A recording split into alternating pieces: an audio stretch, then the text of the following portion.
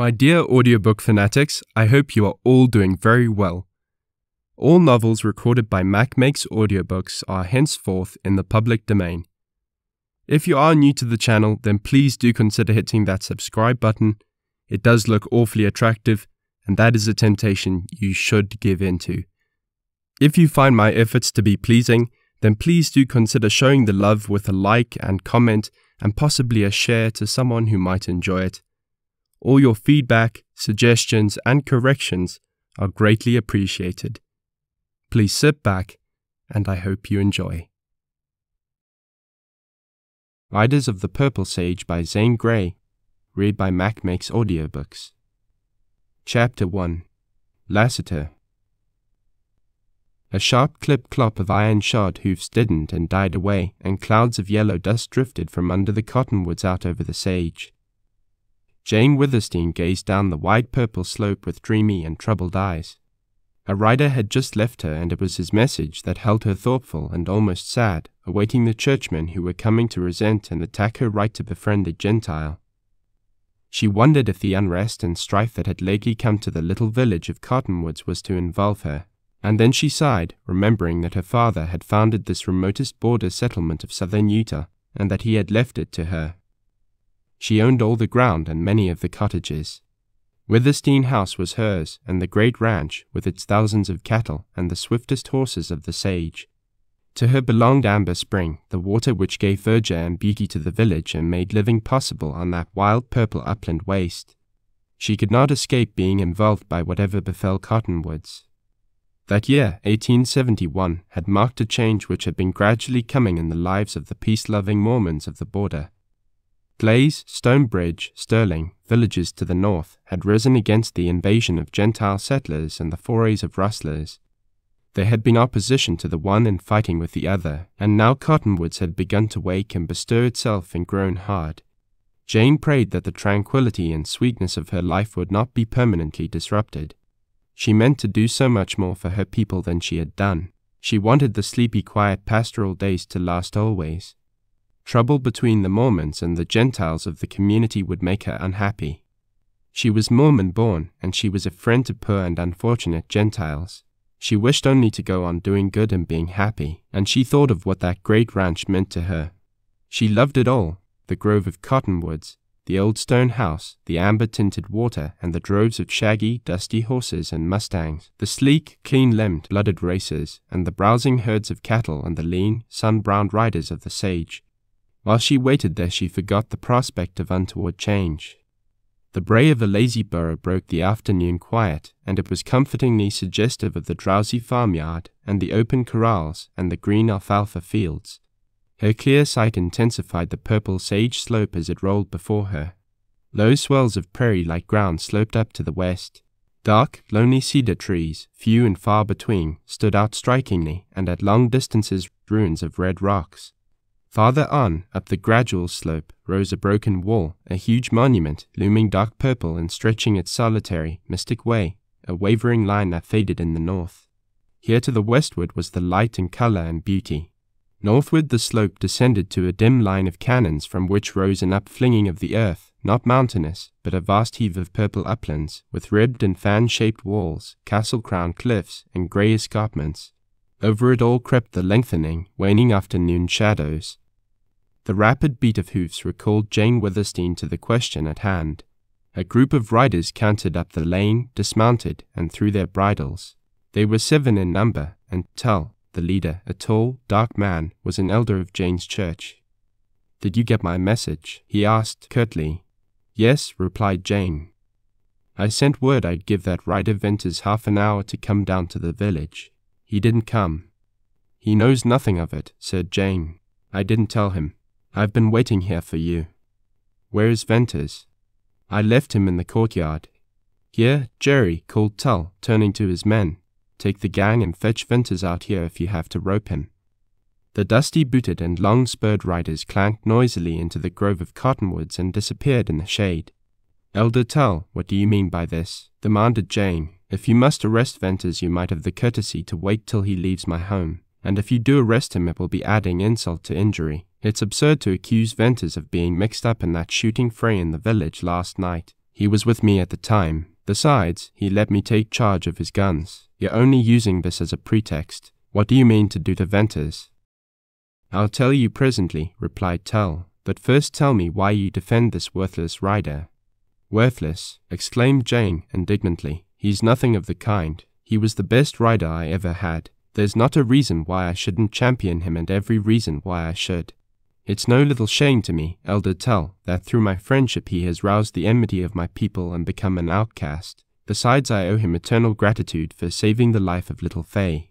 I've heard of your love for Fay Larkin and that you intend to adopt her. But, Jane Withersteen, the child is a Gentile. Yes, but, Elder, I don't love the Mormon children any less because I love a Gentile child. I shall adopt Fay if her mother will give her to me. I'm not so much against that." "You can give the child Mormon teaching," said Tull, "but I'm sick of seeing this fellow Venters hang around you. I'm going to put a stop to it. You've so much love to throw away on these beggars of Gentiles that I've an idea you might love Venters." Tull spoke with the arrogance of a Mormon whose power could not be brooked and with the passion of a man in whom jealousy had kindled a consuming fire. "Maybe I do love him," said Jane. She felt both fear and anger stir her heart. "I'd never thought of that. Poor fellow, he certainly needs someone to love him." "This'll be a bad day for Venters unless you deny that," returned Tull grimly. Tull's men appeared under the cottonwoods and led a young man out into the lane. His ragged clothes were those of an outcast, but he stood tall and straight, his wide shoulders flung back, with the muscles of his bound arms rippling and a blue flame of defiance in the gaze he bent on Tull. For the first time Jane Withersteen felt Venters's real spirit. She wondered if she would love this splendid youth. Then her emotion cooled to the sobering sense of the issue at stake. "Venters, will you leave Cottonwoods at once and forever?" asked Tull tensely. "Why?" rejoined the rider. "Because I order it." Venters laughed in cool disdain. The red leaped to Tull's dark cheek. "If you don't go it means your ruin," he said sharply. "Ruin!" exclaimed Venters passionately. "Haven't you already ruined me?" "What do you call ruin? A year ago I was a rider. I had horses and cattle of my own. I had a good name in Cottonwoods. And now when I come into the village to see this woman you set your men on me. You hound me. You trail me as if I were a rustler. I have no more to lose, except my life." "Will you leave Utah?" "Oh, I know," went on Venters tauntingly. "It galls you, the idea of beautiful Jane Withersteen being friendly to a poor Gentile. You want her all yourself. You're a wiving Mormon. You have use for her, and Withersteen House and Amber Spring and 7,000 head of cattle." Tull's hard jaw protruded, and rioting blood corded the veins of his neck. "Once more, will you go?" "No." "Then I'll have you whipped within an inch of your life," replied Tull harshly. "I'll turn you out in the sage, and if you ever come back you'll get worse." Venters's agitated face grew coldly set and the bronze changed to grey. Jane impulsively stepped forward. "Oh, Elder Tull," she cried, "you won't do that." Tull lifted a shaking finger toward her. "That'll do from you. Understand, you'll not be allowed to hold this boy to a friendship that's offensive to your bishop. Jane Withersteen, your father left you wealth and power. It has turned your head. You haven't yet come to see the place of Mormon women. We've reasoned with you, borne with you. We've patiently waited. We've let you have your fling, which is more than I ever saw granted to a Mormon woman. But you haven't come to your senses. Now, once for all, you can't have any further friendship with Venters. He's going to be whipped, and he's got to leave Utah." "Oh, don't whip him. It would be dastardly," implored Jane with slow certainty of her failing courage. Tull always blunted her spirit, and she grew conscious that she had feigned a boldness which she did not possess. He loomed up now in different guise, not as a jealous suitor, but embodying the mysterious despotism she had known from childhood, the power of her creed. "Venters, will you take your whipping here, or would you rather go out in the sage?" asked Tull. He smiled a flinty smile that was more than inhuman, yet seemed to give out of its dark aloofness a gleam of righteousness. "I'll take it here, if I must," said Venters. "But Tull, you'd better kill me outright.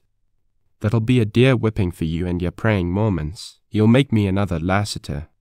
The strange glow, the austere light which radiated from Tull's face, might have been a holy joy at the spiritual conception of exalted duty, but there was something more in him, barely hidden, as something personal and sinister, a deep of himself, an engulfing abyss. As his religious mood was fanatical and inexorable, so would his physical hate be merciless.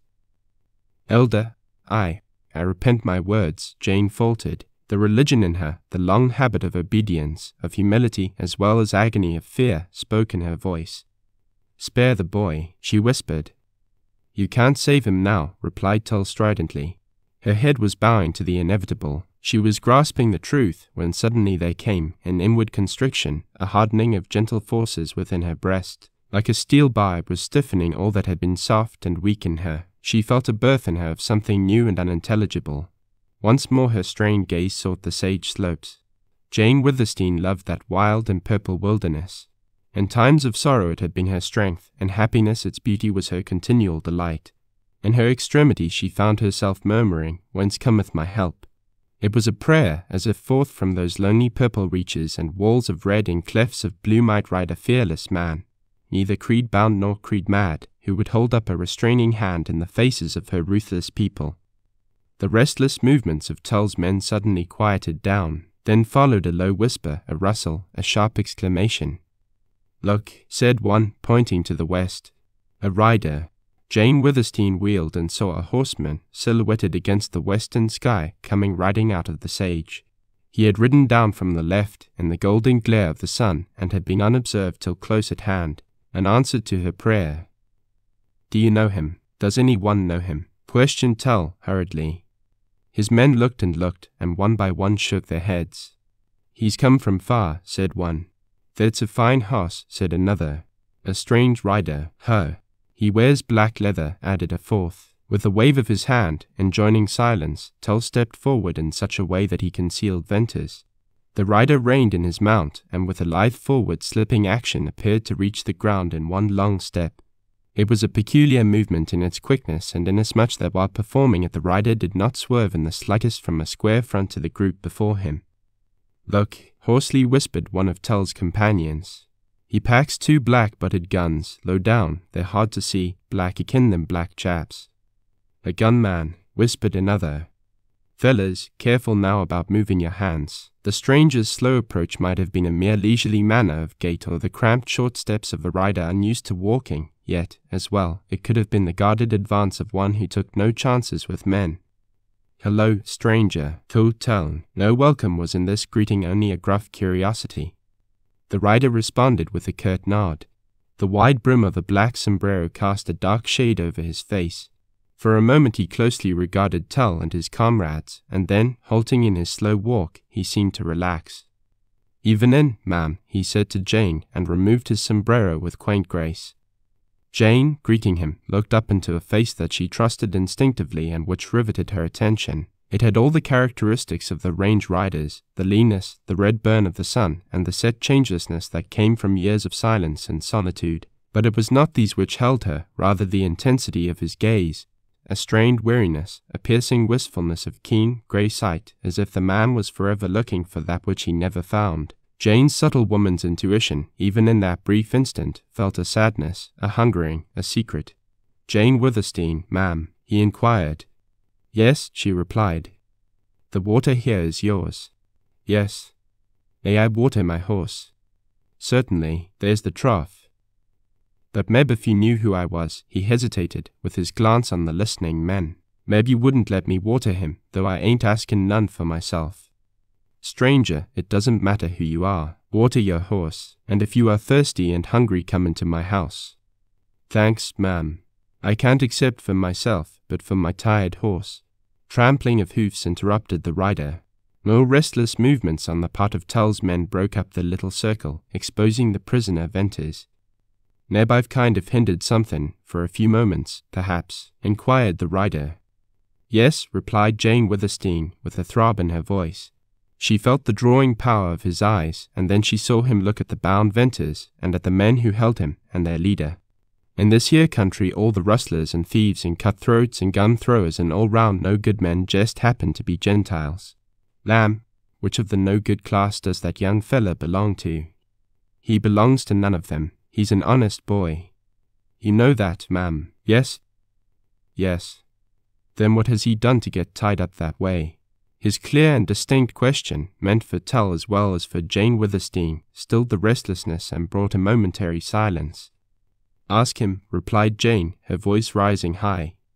The rider stepped away from her, moving out with the same slow, measured stride in which he had approached, and the fact that his action placed her wholly to one side, and him no nearer to Tull and his men, had a penetrating significance. "Young fella, speak up," he said to Venters. "Here, stranger, this is none of your mix," began Tull.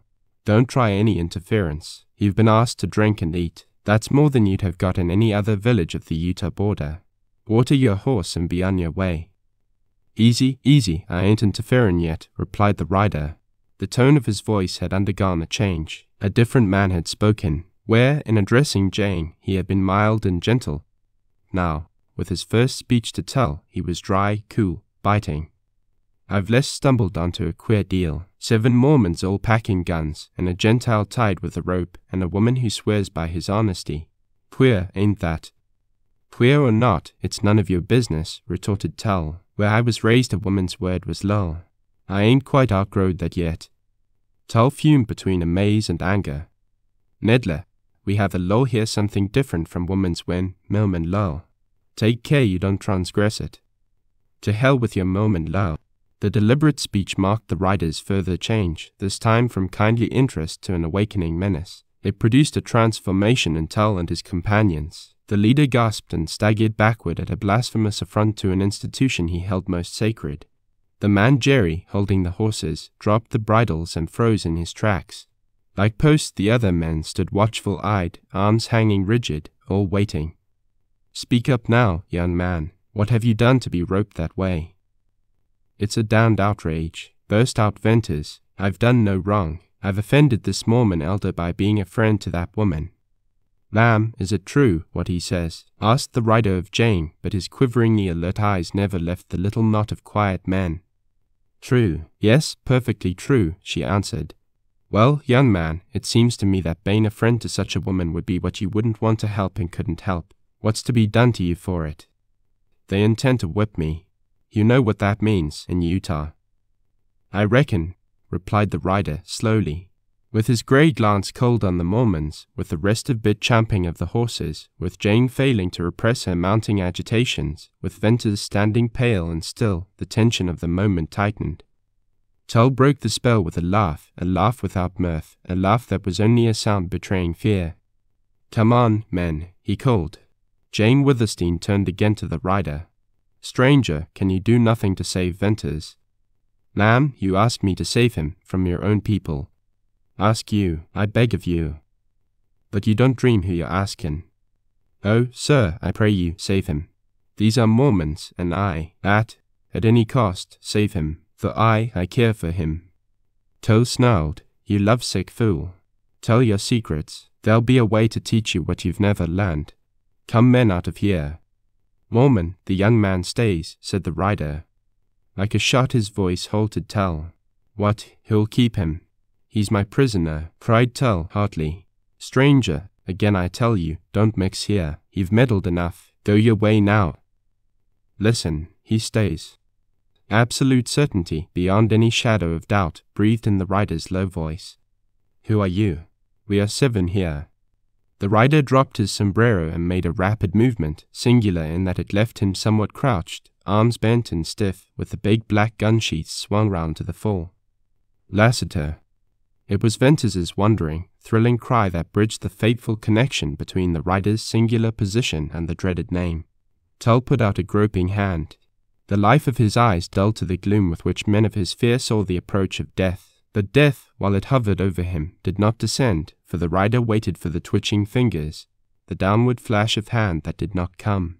Tull, gathering himself together, turned to the horses, attended by his pale comrades. Chapter 2. Cottonwoods.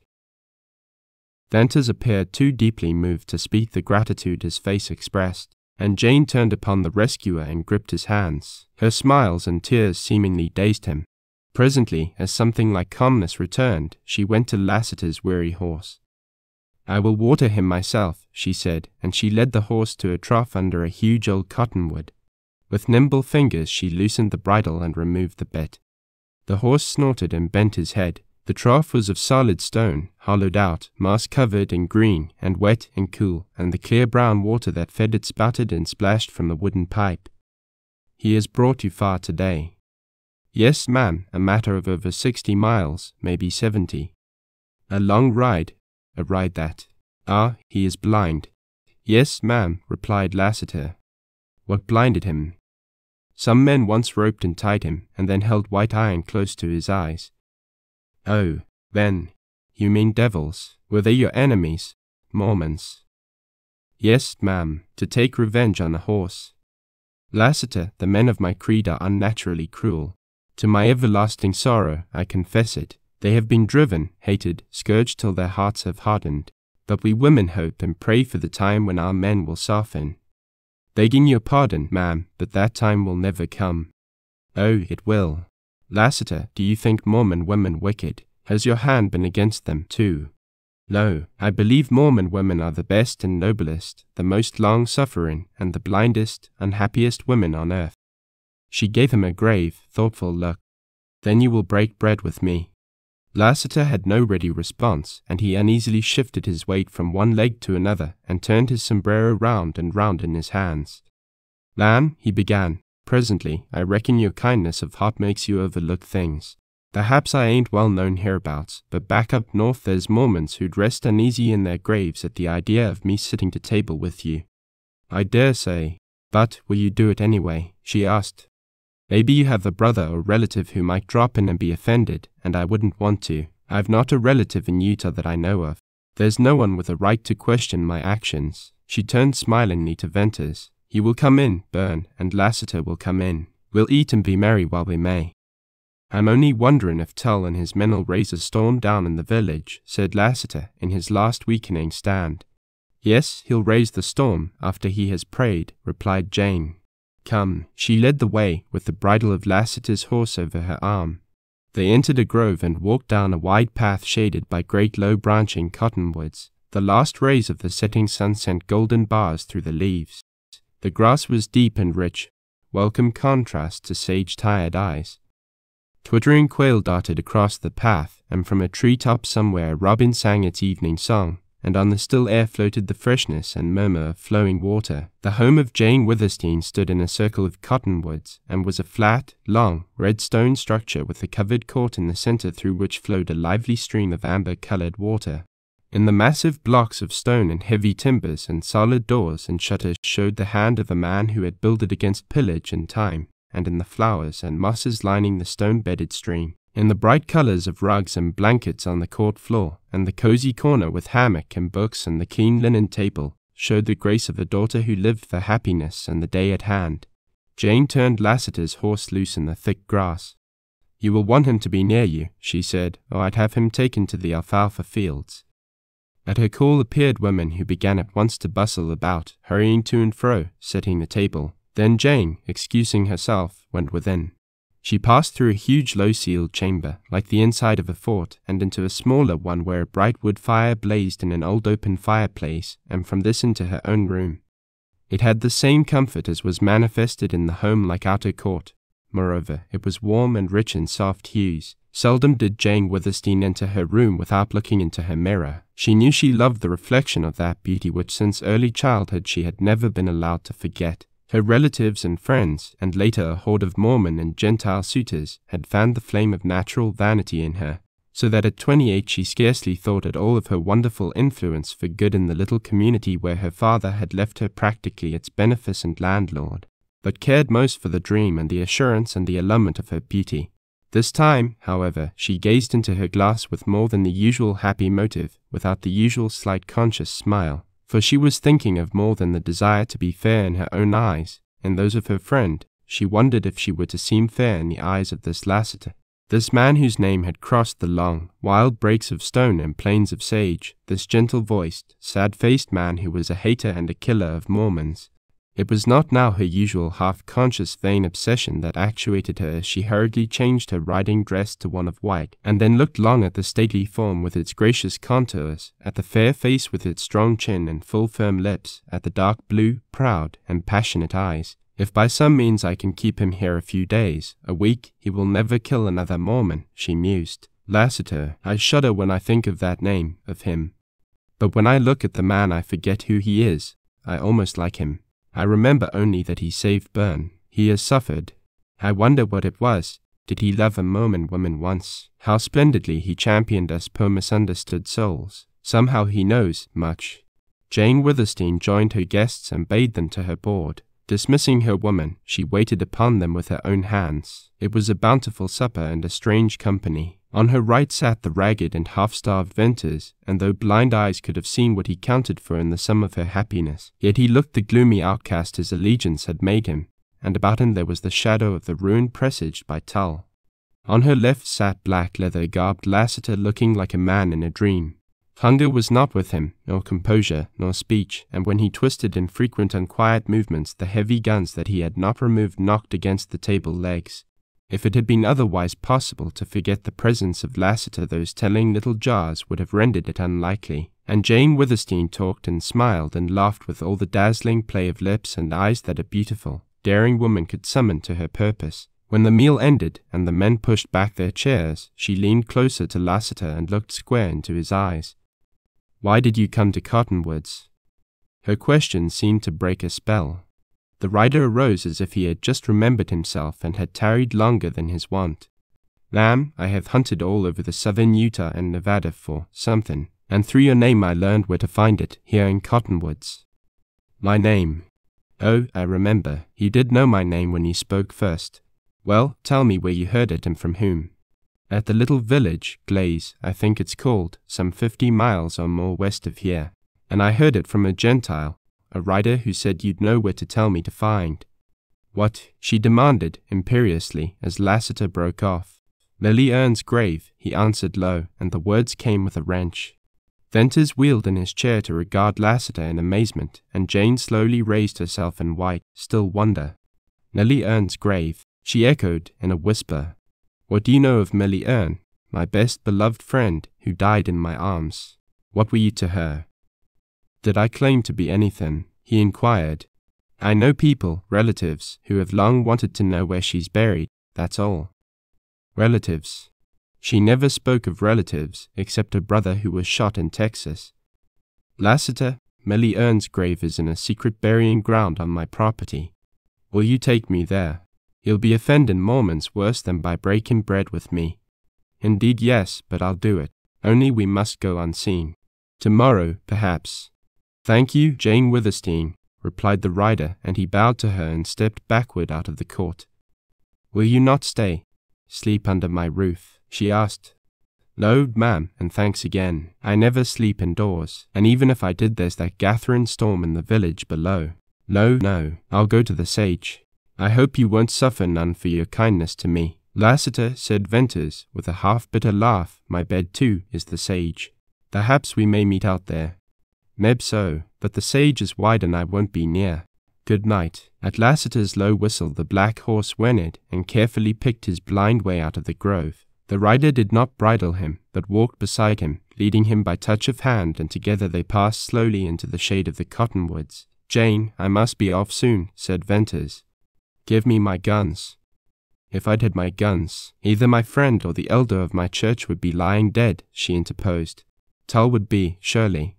"Oh, you fierce-blooded, savage youth. Can't I teach you forbearance, mercy? Bern, it's divine to forgive your enemies. Let not the sun go down upon thy wrath." "Hush, talk to me no more of mercy or religion after today. Today this strange coming of Lassiter left me still a man, and now I'll die a man. Give me my guns." Silently she went into the house, to return with a heavy cartridge belt and gun-filled sheath and a long rifle. These she handed to him, and as he buckled on the belt she stood before him in silent eloquence. "Jane," he said, in gentler voice, "don't look so. I'm not going out to murder your churchman. I'll try to avoid him and all his men, but can't you see I've reached the end of my rope? Jane, you're a wonderful woman. Never was there a woman so unselfish and good. Only you're blind in one way. Listen."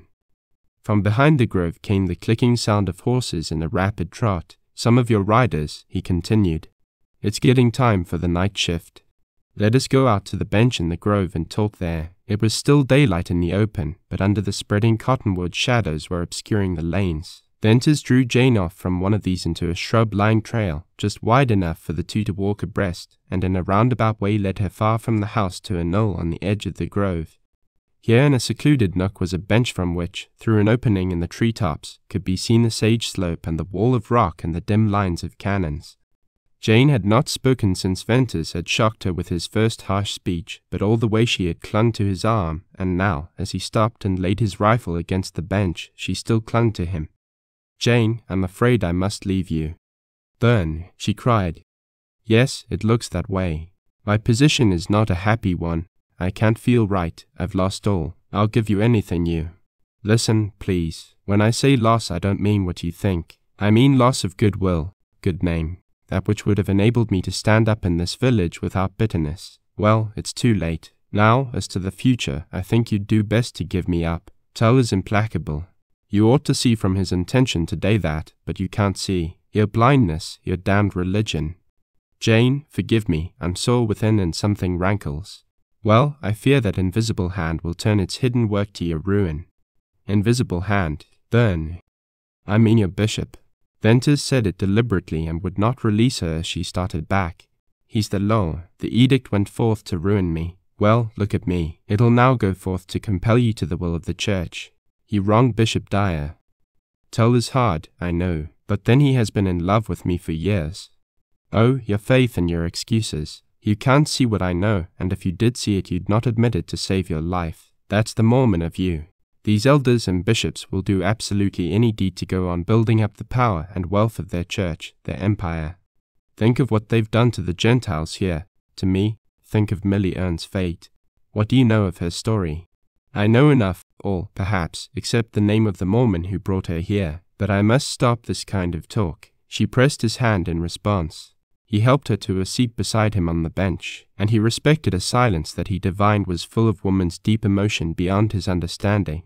It was the moment when the last ruddy rays of the sunset brightened momentarily before yielding to twilight, and for Venters the outlook before him was in some sense similar to a feeling of his future, and with searching eyes he studied the beautiful purple, barren waste of sage. Here was the unknown and the perilous. The whole scene impressed Venters as a wild, austere, and mighty manifestation of nature, and as it somehow reminded him of his prospect in life, so it suddenly resembled the woman near him. Only in her there were greater beauty and peril, a mystery more unsolvable, and something nameless that numbed his heart and dimmed his eye.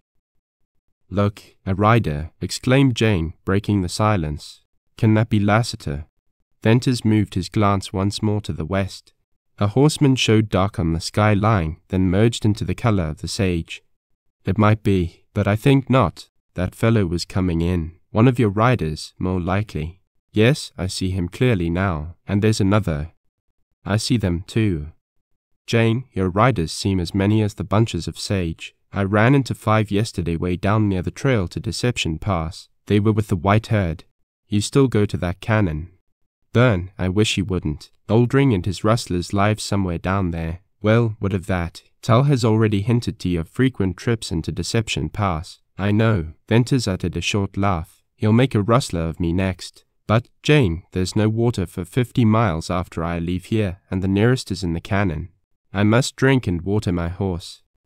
"There, I see more riders. They are going out. The red herd is on the slope, toward the pass."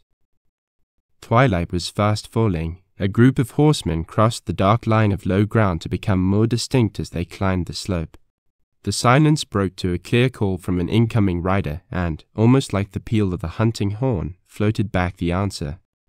The outgoing riders moved swiftly, came sharply into sight as they topped a ridge to show wild and black above the horizon, and then passed down, dimming into the purple of the sage.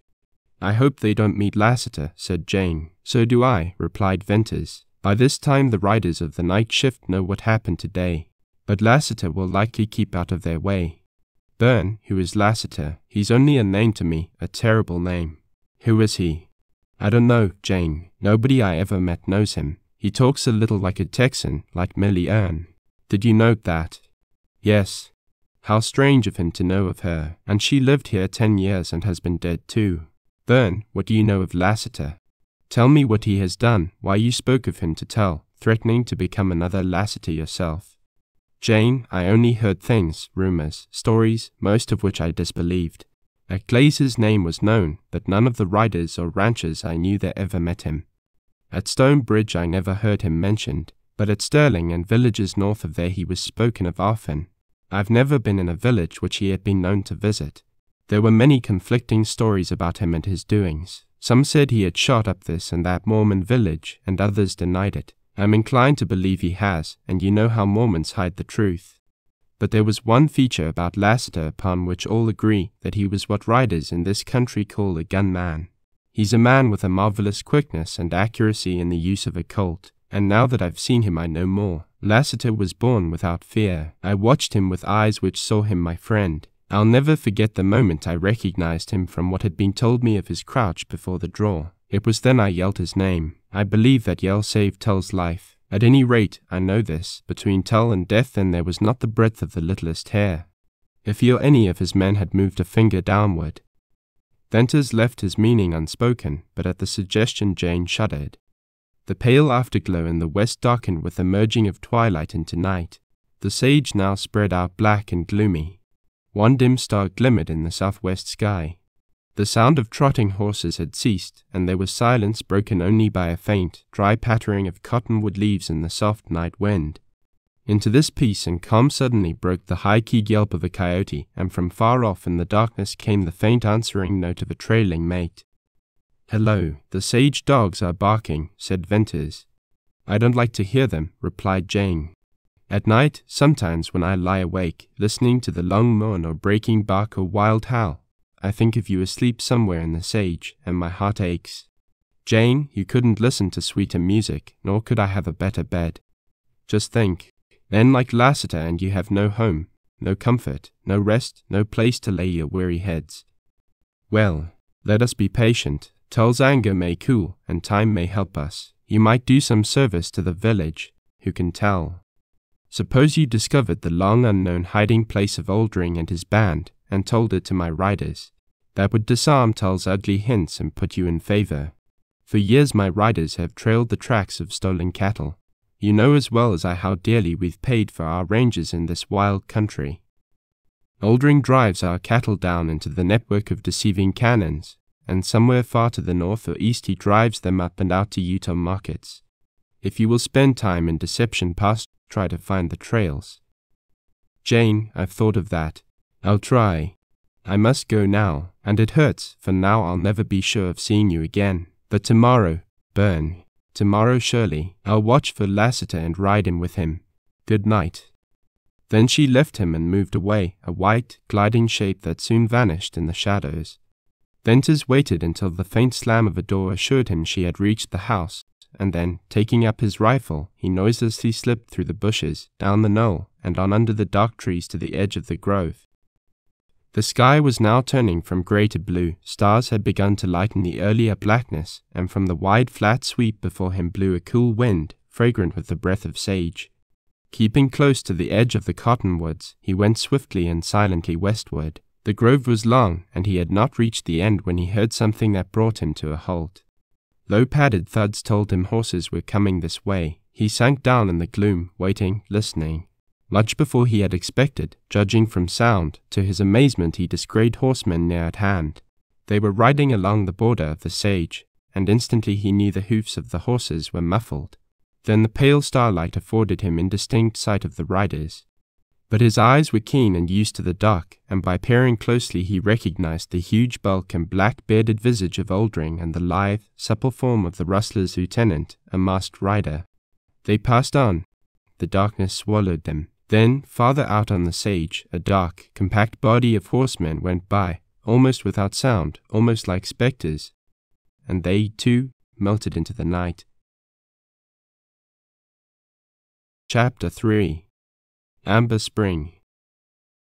No unusual circumstance was it for Oldring and some of his men to visit cottonwoods in the broad light of day, but for him to prowl about in the dark with the hoofs of his horses muffled meant that mischief was brewing. Moreover, to Venters, the presence of the masked rider with Oldring seemed especially ominous.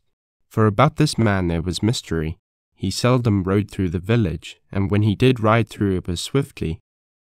Riders seldom met by day on the sage, but wherever he rode there always followed deeds as dark and mysterious as the mask he wore. Oldring's band did not confine themselves to the rustling of cattle. Venters lay low in the shade of the cottonwoods, pondering this chance meeting, and not for many moments did he consider it safe to move on. Then, with sudden impulse, he turned the other way and went back along the grove.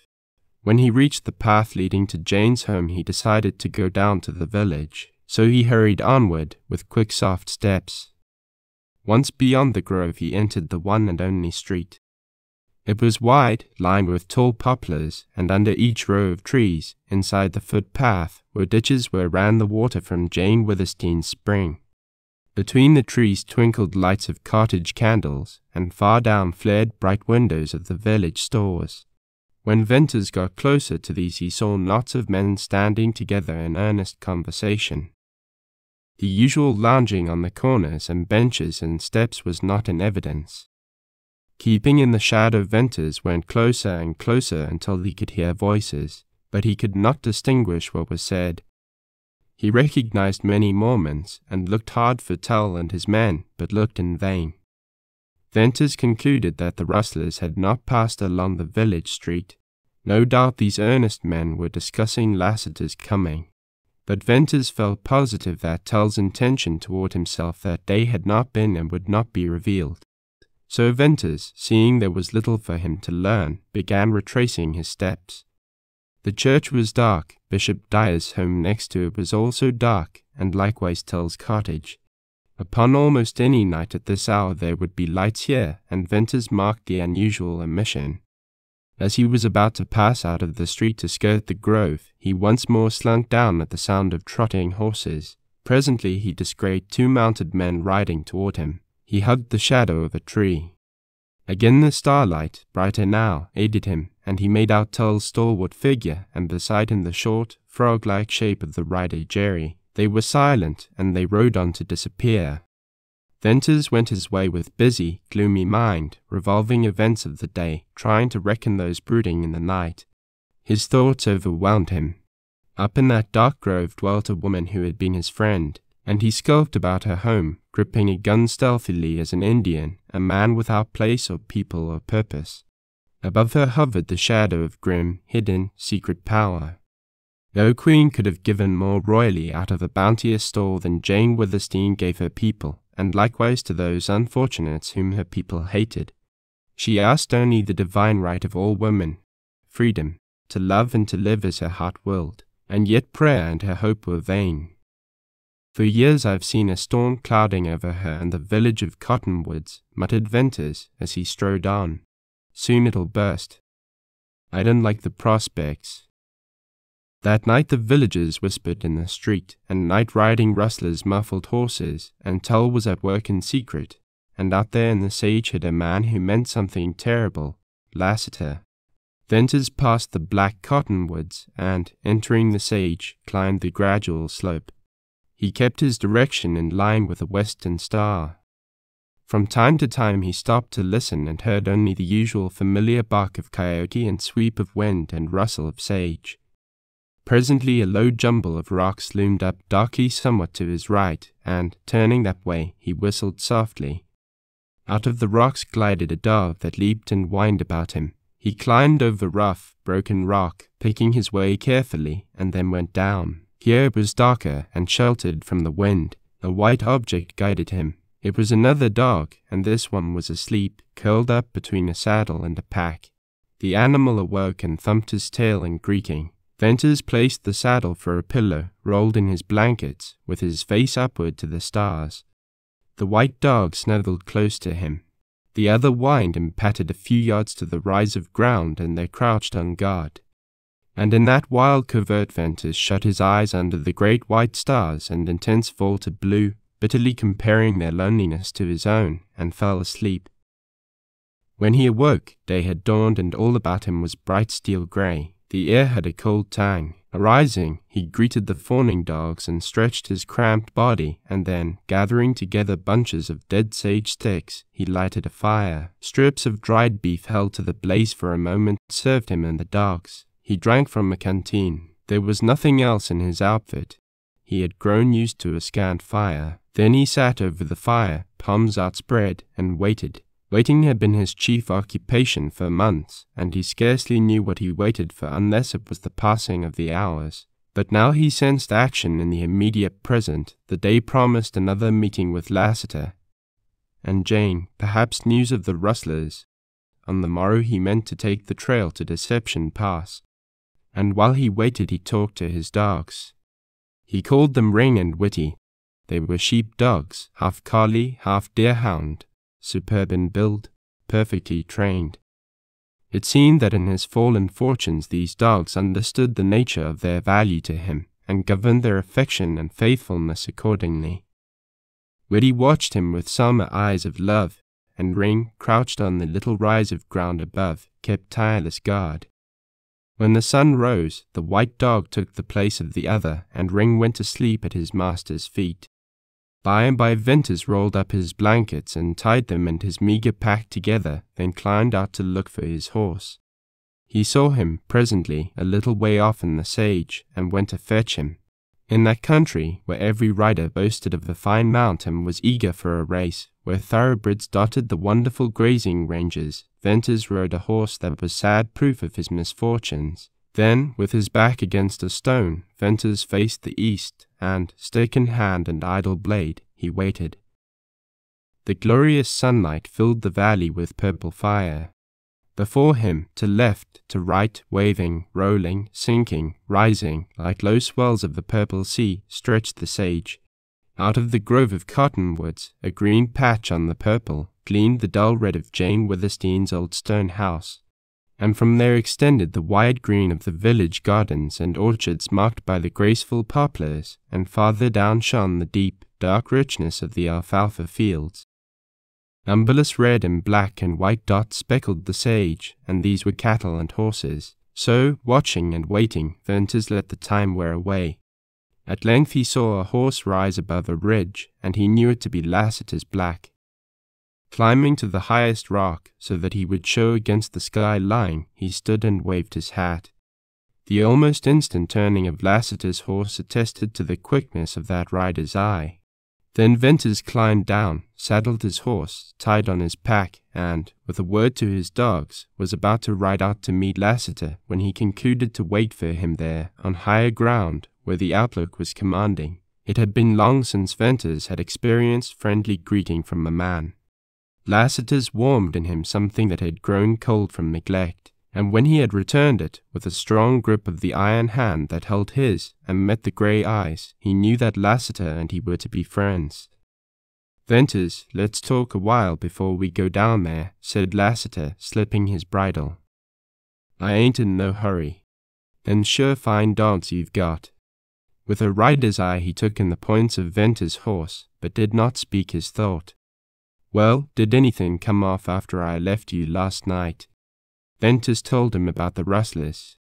"I was snug hid in the sage," replied Lassiter, "and didn't see or hear no one. Aldrin's got a high hand here, I reckon. It's no news up in Utah how he holes in cannons and leaves no track." Lassiter was silent a moment. Me and Aldrin wasn't exactly strangers some years back when he drove cattle into Bostill's Ford at the head of the Rio Virgin, but he got harassed there and now he drives someplace else. "Lassiter, you knew him. Tell me, is he Mormon or Gentile?" "I can't say. I've knowed Mormons who pretended to be Gentiles." "No Mormon ever pretended that unless he was a rustler," declared Venters. "Meb so. It's a hard country for any one, but hardest for Gentiles. Did you ever know or hear of a Gentile prospering in a Mormon community? I never did. Well, I want to get out of Utah. I've a mother living in Illinois. I want to go home. It's 8 years now." The older man's sympathy moved Venters to tell his story. He had left Quincy, run off to seek his fortune in the gold fields, had never gotten any farther than Salt Lake City, wandered here and there as helper, teamster, shepherd, and drifted southward over the divide and across the barrens and up the rugged plateau through the passes to the last border settlements. Here he became a rider of the sage, had stock of his own, and for a time prospered, until chance threw him in the employ of Jane Withersteen. "Lassiter, I needn't tell you the rest. Well, it had been no news to me. I know Mormons. I've seen their women's strange love and patience and sacrifice and silence and what I call madness for their idea of God. And over against that I've seen the tricks of men. They work hand in hand, all together and in the dark. No man can hold out against them unless he takes to packing guns. The Mormons are slow to kill. That's the only good I ever seen in their religion. Venters, take this from me, these Mormons ain't just right in their minds. Else could a Mormon marry one woman when he already has a wife and call it duty? Lassiter, you think as I think, returned Venters. How'd it come then that you never throwed a gun on Tull or some of them? Inquired the rider curiously. Jane pleaded with me, begged me to be patient, to overlook. She even took my guns from me. I lost all before I knew it, replied Venters, with a red color in his face. But, Lassiter, listen. Out of the wreck I saved a Winchester, 2 Colts, and plenty of shells. I packed these down into Deception Pass. There, almost every day for 6 months, I have practiced with my rifle till the barrel burned my hands. Practiced the draw, the firing of a Colt, hour after hour. Now that's interesting to me, said Lassiter, with a quick uplift of his head and a concentration of his grey gaze on Venters. Could you throw a gun before you began that practicing? Yes, and now. Venters made a lightning-swift movement. Lassiter smiled, and then his bronzed eyelids narrowed till his eyes seemed mere grey slits. He'll kill Tull. He did not question, he affirmed.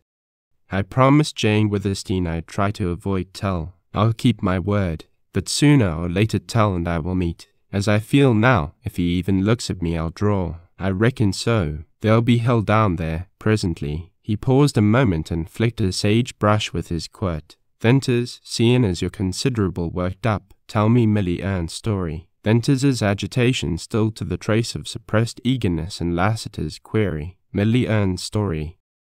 Well, Lassiter, I'll tell you what I know. Millie Ern had been in Cottonwoods years when I first arrived there, and most of what I tell you happened before my arrival. I got to know her pretty well. She was a slip of a woman and crazy on religion. I conceived an idea that I never mentioned. I thought she was at heart more Gentile than Mormon. But she passed as a Mormon, and certainly she had the Mormon woman's locked lids. You know, in every Mormon village there are women who seem mysterious to us, but about Millie there was more than the ordinary mystery. When she came to Cottonwoods she had a beautiful little girl whom she loved passionately. Millie was not known openly in Cottonwoods as a Mormon wife. That she really was a Mormon wife I have no doubt. Perhaps the Mormons of the wife or wives would not acknowledge Millie. Such things happen in these villages. Mormon wives wear yokes, but they get jealous. Well, whatever had brought Millie to this country, love or madness of religion, she repented of it. She gave up teaching the village school. She quit the church, and she began to fight Mormon upbringing for her baby girl. Then the Mormons put on the screws, slowly, as is their way. At last the child disappeared. Last was the report. The child was stolen, I know that. So do you. That wrecked Millie Ern. But she lived on in hope. She became a slave. She worked her heart and soul and life out to get back her child. She never heard of it again. Then she sank. I can see her now, a frail thing, so transparent you could almost look through her, white like ashes, and her eyes. Her eyes have always haunted me. She had one real friend, Jane Withersteen. But Jane couldn't mend a broken heart, and Millie died. For moments Lassiter did not speak or turn his head. The man, he exclaimed, presently, in husky accents. I haven't the slightest idea who the Mormon was, replied Venters, nor has any Gentile in Cottonwoods. Does Jane Withersteen know? Yes, but a red-hot running iron couldn't burn that name out of her. Without further speech Lassiter started off, walking his horse, and Venters followed with his dogs. Half a mile down the slope they entered a luxuriant growth of willows, and soon came into an open space carpeted with grass like deep green velvet. The rushing of water and singing of birds filled their ears. Venters led his comrade to a shady bower and showed him Amber Spring. It was a magnificent outburst of clear, amber water pouring from a dark, stone-lined hole. Lassiter knelt and drank, lingered there to drink again. He made no comment, but Venters did not need words. Next to his horse a rider of the sage loved a spring, and this spring was the most beautiful and remarkable known to the upland riders of southern Utah. It was the spring that made old Withersteen a feudal lord and now enabled his daughter to return the toll which her father had exacted from the toilers of the sage. The spring gushed forth in a swirling torrent and leaped down joyously to make its swift way along the willow-skirted channel. Moss and ferns and lilies overhung its green banks. Except for the rough-hewn stones that held and directed the water, this willow thicket and glade had been left as nature had made it. Below were artificial lakes, 3 in number, one above the other, and banks of raised earth, and round about them rose the lofty green-foliaged shafts of poplar trees. Ducks dotted the glassy surface of the lakes. A blue heron stood motionless on a water gate. Kingfishers darted with shrieking flight along the shady banks. A white hawk sailed above, and from the trees and shrubs came the song of robins and catbirds. It was all in strange contrast to the endless slopes of lonely sage and the wild rock environs beyond. Venters thought of the woman who loved the birds and the green of the leaves and the murmur of the water. Next on the slope, just below the third and largest lake, were corrals and a wide stone barn and open sheds and coops and pens. Here were clouds of dust and cracking sounds of hoofs and romping colts and hee-hawing burros. Neighing horses trampled to the corral fences, and on the little windows of the barn projected bobbing heads of bays and blacks and sorrels. When the 2 men entered the immense barnyard, from all around the din increased. This welcome, however, was not seconded by the several men and boys who vanished on sight. Venters and Lassiter were turning toward the house when Jane appeared in the lane leading a horse. In riding skirt and blouse she seemed to have lost some of her statuesque proportions, and looked more like a girl rider than the mistress of Withersteen. She was brightly smiling, and her greeting was warmly cordial. "Good news," she announced. "I've been to the village. All is quiet. I expected, I don't know what, but there's no excitement. And Tull has ridden out on his way to Glaze." "Tull gone?" inquired Venters with surprise. He was wondering what could have taken Tull away. Was it to avoid another meeting with Lassiter that he went? Could it have any connection with the probable nearness of Oldring and his gang? "Gone?" "Yes, thank goodness," replied Jane. "Now I'll have peace for a while. Lassiter, I want you to see my horses. You are a rider, and you must be a judge of horse flesh. Some of mine have Arabian blood. My father got his best strain in Nevada from Indians who claimed their horses were bred down from the original stock left by the Spaniards." "Well, ma'am, the one you've been ridden takes my eye," said Lassiter as he walked round the racy, keen-limbed, and fine-pointed roan. "Where are the boys?" she asked, looking about. "Judd, Paul, where are you?" "Here, bring out the horses." The sound of dropping bars inside the barn was the signal for the horses to jerk their heads in the windows, to snort and stamp. Then they came pounding out of the door, a file of thoroughbreds, to plunge about the barnyard, heads and tails up, manes flying. They halted afar off, squared away to look, came slowly forward with whinnies for their mistress, and doubtful snorts for the strangers and their horses. "Come, come, come," called Jane, holding out her hands. "Why, bells, wrangle, where are your manners? Come, Black Star, come, Night. Ah, you beauties, my racers of the sage." Only 2 came up to her, though she called Night and Black Star. Venters never looked at them without delight. The first was soft, dead black, the other glittering black, and they were perfectly matched in size, both being high and long-bodied, wide through the shoulders, with lithe, powerful legs. That they were a woman's pet showed in the gloss of skin, the fineness of mane. It showed, too, in the light of big eyes and the gentle reach of eagerness.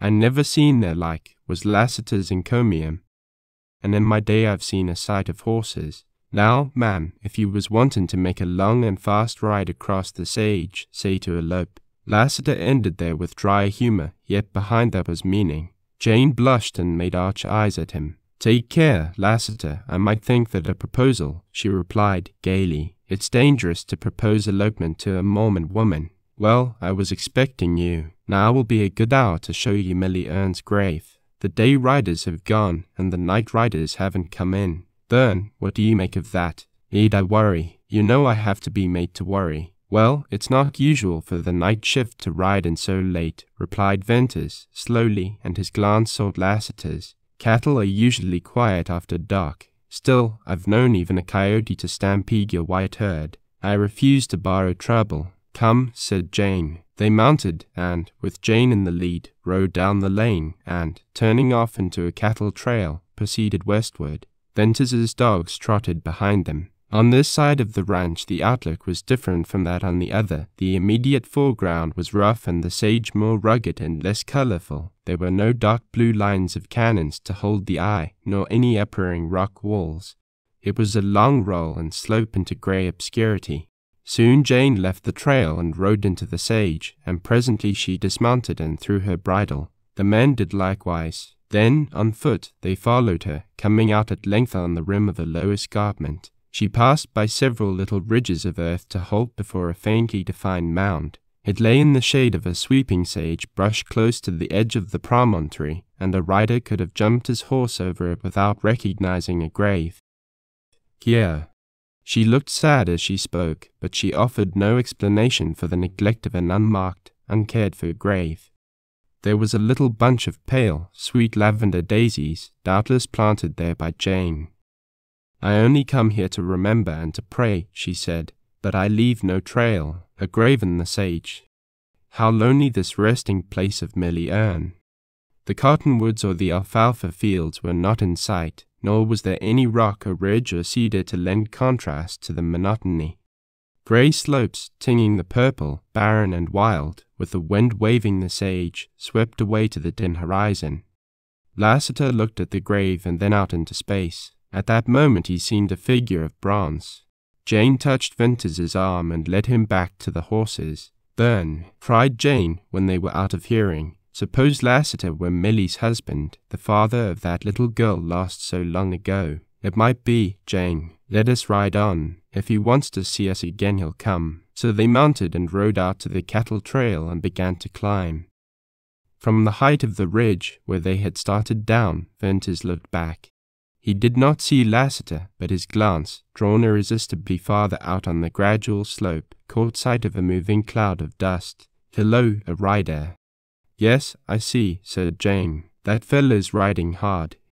"Jane, there's something wrong." "Oh yes, there must be. How he rides." The horse disappeared in the sage, and then puffs of dust marked his course. "He's short-cut on us. He's making straight for the corrals." Venters and Jane galloped their steeds and reined in at the turning of the lane. This lane led down to the right of the grove. Suddenly into its lower entrance flashed a bay horse. Then Venters caught the fast rhythmic beat of pounding hoofs. Soon his keen eye recognized the swing of the rider in his saddle. "It's Judkins, your Gentile rider," he cried. "Jane, when Judkins rides like that, it means hell." Chapter 4. Deception Pass. The rider thundered up and almost threw his foam-flecked horse in the sudden stop. He was a giant form and with fearless eyes. "Judkins, you're all bloody," cried Jane in a fright. "Oh, you've been shot." "Nothing much, Miss Withersteen. I got a nick in the shoulder. I'm some wet and the hoss has been throwing lather, so all this ain't blood." "What's up?" queried Venters sharply. Rustlers sloped off with the red herd. "Where are my riders?" demanded Jane. "Miss Withersteen, I was alone all night with the herd. At daylight this morning the rustlers rode down. They began to shoot at me on sight. They chased me hard and far, burning powder all the time, but I got away." "Judd, they meant to kill you," declared Venters. "Now I wonder," returned Judkins. "They wanted me bad, and it ain't regular for rustlers to waste time chassing one rider." "Thank heaven you got away," said Jane. "But my riders, where are they?" "I don't know. The night riders weren't there last night when I rode down, and this morning I met no day riders." "Judkins, Bern, they've been set upon, killed by Oldring's men." "I don't think so," replied Venters decidedly. "Jane, your riders haven't gone out in the sage." "Bern, what do you mean?" Jane Withersteen turned deathly pale. "You remember what I said about the unseen hand?" "Oh, impossible." "I hope so. But I fear," Venters finished, with a shake of his head. "Bern, you're bitter, but that's only natural. We'll wait to see what's happened to my riders. Judkins, come to the house with me." Your wound must be attended to. Jane, I'll find out where Aldring drives the herd, vowed Venters. No, Bern, don't risk it now when the rustlers are in such shooting mood. I'm going. Judd, how many cattle in that red herd? 2,500 head. What on earth can Aldring do with so many cattle? Why, 100 head is a big steal. I've got to find out. Don't go, implored Jane. Bern, you want a horse that can run. Miss Withersteen, if it's not too bold of me to advise, make him take a fast horse or don't let him go. Yes, Judkins, he must ride a horse that can't be caught. Which one? Black Star. Knight. Jane, I won't take either, said Venters emphatically. I wouldn't risk losing one of your favorites. Wrangle, then. That's the horse, replied Judkins. Wrangle can outrun Black Star and Knight. You'd never believe it, Miss Withersteen, but I know. Wrangle's the biggest and fastest horse on the sage. Oh no, Wrangle can't beat Black Star. But, Bern, take Wrangle if you will go. Ask Judd for anything you need. Oh, be watchful, careful. Godspeed you. She clasped his hand, turned quickly away, and went down a lane with the rider. Venters rode to the barn, and, leaping off, shouted for Judd. The boy came running. Venters sent him for meat, bread, and dried fruits to be packed in saddlebags. His own horse he turned loose into the nearest corral. Then he went for Wrangle. The giant sorrel had earned his name for a trait the opposite of amiability. He came readily out of the barn, but once in the yard he broke from Venters and plunged about with ears laid back. Venters had to rope him, and then he kicked down a section of fence, stood on his hind legs, crashed down, and fought the rope. Judd returned to lend a hand. Wrangle don't get enough work, said Judd as the big saddle went on. He's unruly when he's corralled and wants to run. Wait till he smells the sage. Judd, this horse is an iron-jawed devil. I never straddled him but once. Run, say, he's swift as wind. When Venters's boot touched the stirrup, the sorrel bolted, giving him the rider's flying mount. The swing of this fiery horse recalled to Venters days that were not really long past, when he rode into the sage as the leader of Jane Withersteen's riders. Wrangle pulled hard on the tight rein. He galloped out of the lane, down the shady border of the grove, and hauled up at the watering trough, where he pranced and champed his bit. Venters got off and filled his canteen while the horse drank. The dogs, Ring and Whitty, came trotting up for their drink. Then Venters remounted and turned Wrangle toward the sage. A wide, white trail wound away down the slope. One keen, sweeping glance told Venters that there was neither man nor horse nor steer within the limit of his vision, unless they were lying down in the sage. Ring loped in the lead and Whitty loped in the rear. Wrangle settled gradually into an easy swinging canter, and Venters's thoughts, now that the rush and flurry of the start were past, and the long miles stretched before him, reverted to a calm reckoning of late singular coincidences. There was the night ride of Tull's, which, viewed in the light of subsequent events, had a look of his covert machinations. Aldring and his masked rider and his rustlers riding muffled horses, the report that Tull had ridden out that morning with his man Jerry on the trail to glaze, the strange disappearance of Jane Withersteen's riders, the unusually determined attempt to kill the one Gentile still in her employ, an intention frustrated, no doubt, only by Judkins' magnificent riding of her racer, and lastly the driving of the red herd. These events, to Venters's colour of mind, had a dark relationship. Remembering Jane's accusation of bitterness, he tried hard to put aside his rancour in judging Tull, but it was bitter knowledge that made him see the truth. He had felt the shadow of an unseen hand, he had watched till he saw its dim outline, and then he had traced it to a man's hate, to the rivalry of a Mormon elder, to the power of the bishop, to the long, far-reaching arm of a terrible creed. That unseen hand had made its first move against Jane Withersteen.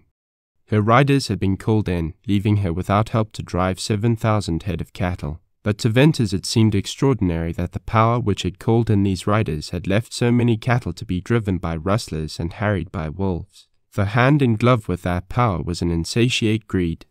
They were one and the same. What can Aldring do with 2,500 head of cattle? Muttered Venters. Is he a Mormon? Did he meet Tull last night? It looks like a black plot to me. But Tull and his churchmen wouldn't ruin Jane Withersteen unless the church was to profit by that ruin. Where does Aldring come in? I'm going to find out about these things. Wrangel did the 25 miles in 3 hours and walked little of the way.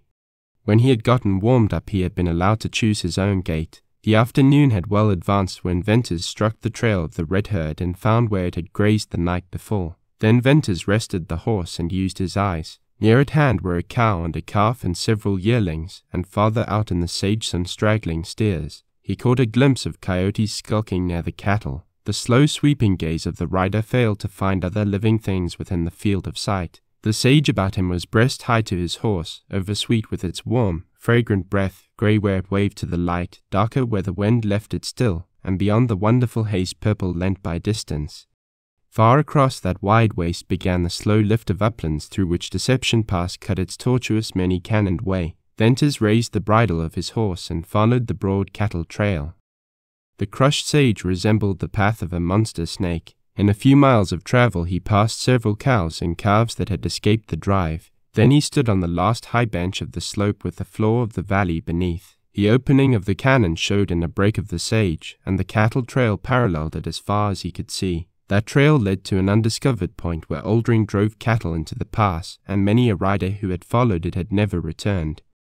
Venters satisfied himself that the rustlers had not deviated from their usual course, and then he turned at right angles off the cattle trail and made for the head of the pass. The sun lost its heat and wore down to the western horizon, where it changed from white to gold and rested like a huge ball about to roll on its golden shadows down the slope. Venters watched the lengthening of the rays and bars and marveled at his own league-long shadow. The sun sank. There was instant shading of brightness about him, and he saw a kind of cold purple bloom creep ahead of him to cross the cannon, to mount the opposite slope and chase and darken and bury the last golden flare of sunlight.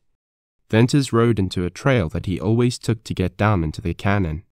He dismounted and found no tracks but his own made days previous. Nevertheless he sent the dog Ring ahead and waited. In a little while Ring returned, whereupon Venters led his horse on to the break in the ground. The opening into Deception Pass was one of the remarkable natural phenomena in a country remarkable for vast slopes of sage, uplands insulated by gigantic red walls, and deep cannons of mysterious source and outlet. Here the valley floor was level, and here opened a narrow chasm, a ragged vent in yellow walls of stone. The trail down the 500 feet of sheer depth always tested Venters' nerve. It was bad going for even a burro. But Wrangel, as Venters led him, snorted defiance or disgust rather than fear, and, like a hobbled horse on the jump, lifted his ponderous iron-shod forehoofs and crashed down over the first rough step. Venters warmed to greater admiration of the sorrel, and, giving him a loose bridle, he stepped down foot by foot. Oftentimes the stones and shale started by Wrangel buried Venters to his knees. Again he was hard put to it to dodge a rolling boulder.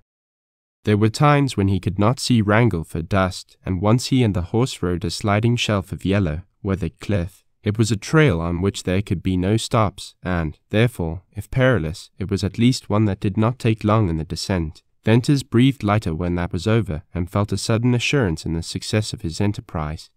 For at first it had been a reckless determination to achieve something at any cost, and now it resolved itself into an adventure worthy of all his reason and cunning and keenness of eye and ear.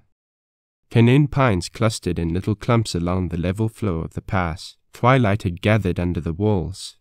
Venters rode into the trail and up the cannon. Gradually the trees and caves and objects low down turned black, and this blackness moved up the walls till night enfolded the pass, while they still lingered above. The sky darkened, and stars began to show, at first pale and then bright. Sharp notches of the rim wall, biting like teeth into the blue, were landmarks by which Venters knew where his camping site lay.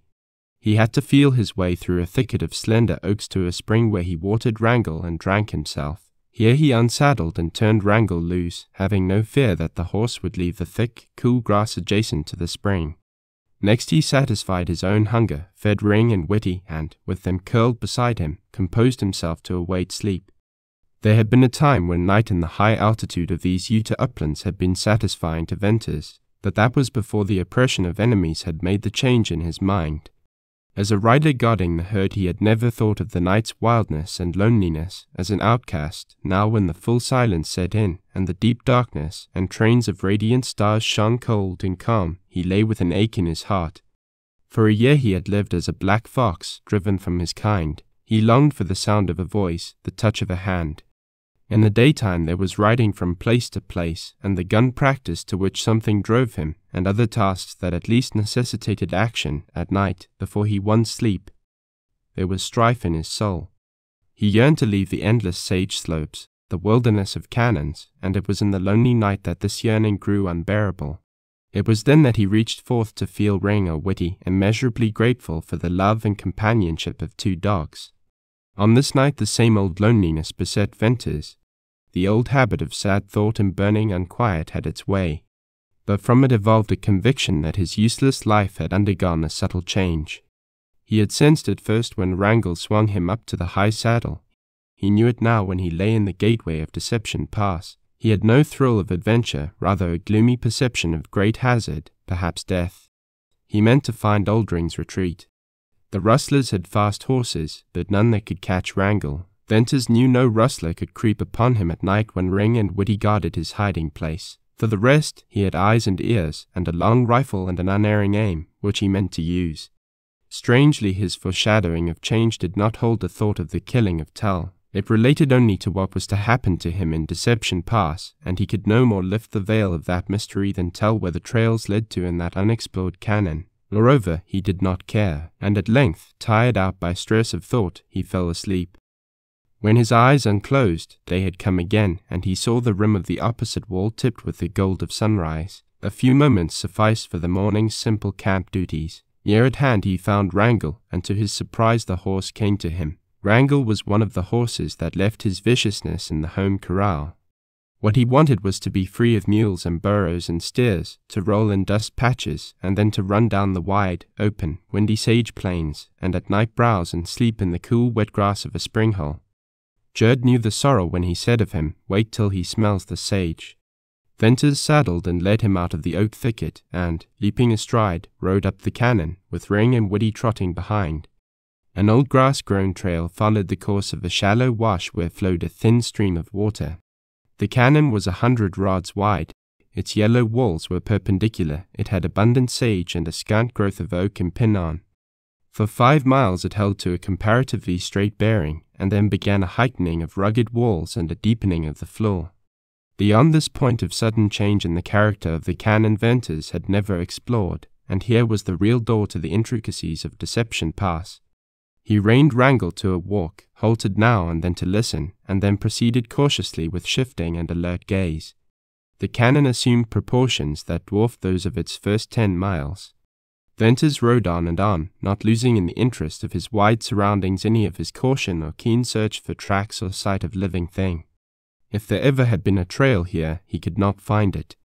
He rode through sage and clumps of pinon trees and grassy plots where long petaled purple lilies bloomed. He rode through a dark constriction of the pass no wider than the lane in the grove at Cottonwoods, and he came out into a great amphitheatre into which jutted huge towering corners of a confluence of intersecting canons. Venters sat his horse and, with a rider's eye, studied this wild cross-cut of huge stone gullies. Then he went on, guided by the course of running water. If it had not been for the main stream of water flowing north, he would never have been able to tell which of those many openings was a continuation of the pass. And crossing this amphitheatre, he went by the mouths of 5 canons, fording little streams that flowed into the larger one. Gaining the outlet which he took to be the pass, he rode on again under overhanging walls. One side was dark in shade, the other light in sun. This narrow passageway turned and twisted and opened into a valley that amazed Venters. Here again was a sweep of purple sage, richer than upon the higher levels. The valley was miles long, several wide, and enclosed by unscalable walls, but it was the background of this valley that so forcibly struck him.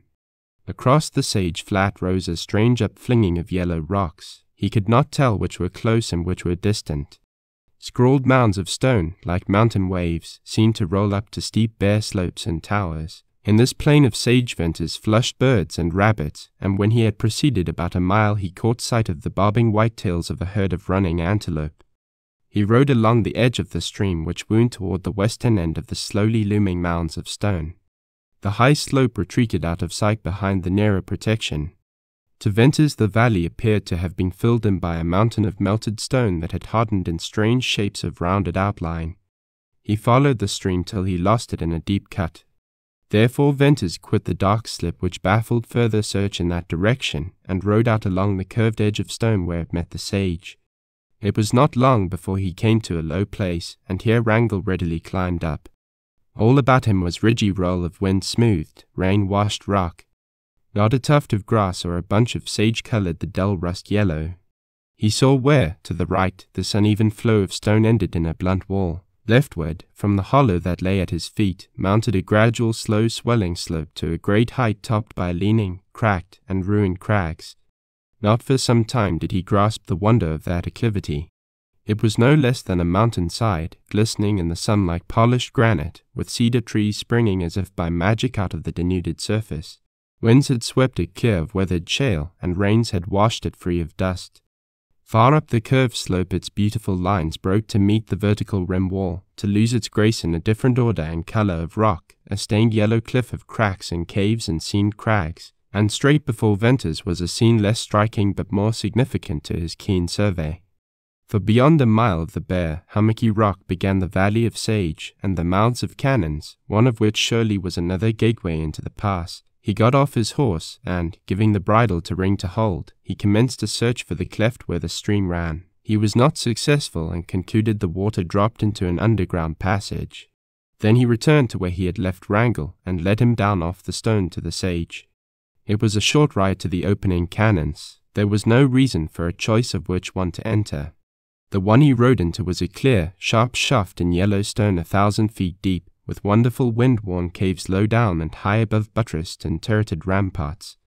Farther on Venters came into a region where deep indentations marked the line of cannon walls. These were huge, cove-like blind pockets extending back to a sharp corner with a dense growth of underbrush and trees. Venters penetrated into one of these offshoots, and, as he had hoped, he found abundant grass. He had to bend the oak saplings to get his horse through. Deciding to make this a hiding place if he could find water, he worked back to the limit of the shelving walls. In a little cluster of silver spruces he found a spring. This enclosed nook seemed an ideal place to leave his horse and to camp at night, and from which to make stealthy trips on foot. The thick grass hid his trail. The dense growth of oaks in the opening would serve as a barrier to keep Wrangle in, if, indeed, the luxuriant browse would not suffice for that. So Venters, leaving Woody with the horse, called Ring to his side, and, rifle in hand, worked his way out to the open. A careful photographing in mind of the formation of the bold outlines of rimrock assured him he would be able to return to his retreat even in the dark.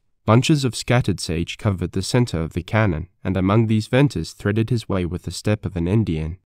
At intervals he put his hand on the dog and stopped to listen. There was a drowsy hum of insects, but no other sound disturbed the warm midday stillness. Venters saw ahead a turn, more abrupt than any yet. Warily he rounded this corner, once again to halt bewildered. The cannon opened fan shaped into a great oval of green and grey growths. It was the hub of an oblong wheel, and from it, at regular distances, like spokes, ran the outgoing cannons. Here a dull red colour predominated over the fading yellow. The corners of wall blunkly rose, scarred and scrawled, to taper into towers and serrated peaks and pinnacled domes. Venters pushed on more heedfully than ever. Toward the center of this circle the sagebrush grew smaller and farther apart. He was about to sheer off to the right, where thickets and jumbles of fallen rock would afford him cover, when he ran right upon a broad cattle trail. Like a road it was, more than a trail, and the cattle tracks were fresh. What surprised him more, they were wet. He pondered over this feature. It had not rained. The only solution to this puzzle was that the cattle had been driven through water, and water deep enough to wet their legs. Suddenly Ring growled low. Venters rose cautiously and looked over the sage. A band of straggling horsemen were riding across the oval. He sank down, startled and trembling. "Rustlers," he muttered. Hurriedly he glanced about for a place to hide. Near at hand there was nothing but sagebrush. He dared not risk crossing the open patches to reach the rocks. Again he peeped over the sage. The rustlers, 4, 5, 7, 8 in all, were approaching, but not directly in line with him. That was relief for a cold deadness which seemed to be creeping inward along his veins. He crouched down with bated breath and held the bristling dog. He heard the click of iron-shod hoofs on stone, the coarse laughter of men, and then voices gradually dying away. Long moments passed. Then he rose. The rustlers were riding into a canon. Their horses were tired, and they had several pack animals. Evidently they had travelled far. Venters doubted that they were the rustlers who had driven the red herd. Olding's band had split. Venters watched these horsemen disappear under a bold cannon wall. The rustlers had come from the northwest side of the oval. Venters kept a steady gaze in that direction, hoping, if there were more, to see from what cannon they rode. A quarter of an hour went by. Reward for his vigilance came when he descried 3 more mounted men far over to the north, but out of what cannon they had ridden it was too late to tell. He watched the 3 ride across the oval and round the jutting red corner where the others had gone. "Up that cannon," exclaimed Venters. "Oldring's den, I've found it." A noddy point for Venters was the fact that the cattle tracks all pointed west. The broad trail came from the direction of the cannon into which the rustlers had ridden, and undoubtedly the cattle had been driven out of it across the oval. There were no tracks pointing the other way.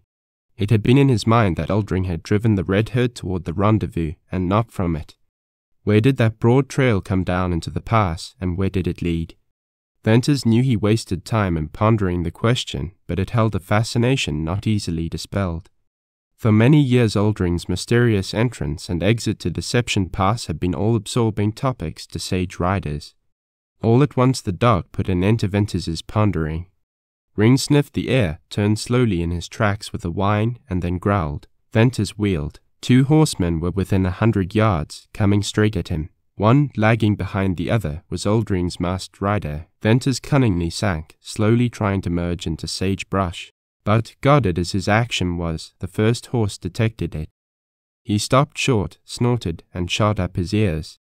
The rustler bent forward, as if keenly peering ahead. Then, with a swift sweep, he jerked a gun from its sheath and fired.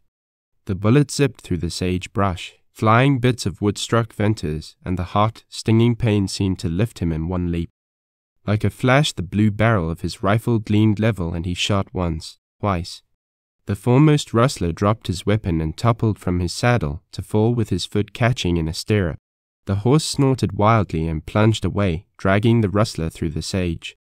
The masked rider huddled over his pommel, slowly swaying to one side, and then, with a faint, strange cry, slipped out of the saddle. Chapter 5. The Masked Rider. Venters looked quickly from the fawn and rustlers to the cannon where the others had disappeared. He calculated on the time needed for running horses to return to the open if their riders heard shots. He waited breathlessly, but the estimated time dragged by and no riders appeared. Venters began presently to believe that the rifle reports had not penetrated into the recesses of the cannon and felt safe for the immediate present. He hurried to the spot where the first rustler had been dragged by his horse. The man lay in deep grass, dead, jaw fallen, eyes protruding, a sight that sickened Venters. The first man at whom he had ever aimed a weapon he had shot through the heart. With the clammy sweat oozing from every pore, Venters dragged the rustler in among some boulders and covered him with slabs of rock. Then he smoothed out the crushed trail in grass and sage. The rustler's horse had stopped a quarter of a mile off and was grazing. When Venters rapidly strode toward the masked rider, not even the cold nausea that gripped him could wholly banish curiosity, for he had shot Oldring's infamous lieutenant, whose face had never been seen. Venters experienced a grim pride in the feat. What would Tell say to this achievement of the outcast who rode too often to Deception Pass? Venters's curious eagerness and expectation had not prepared him for the shock he received when he stood over a slight, dark figure. The rustler wore the black mask that had given him his name, but he had no weapons. Venters glanced at the drooping horse. There were no gun sheaths on the saddle. "A rustler who didn't pack guns," muttered Venters. "He wears no belt. He couldn't pack guns in that rig."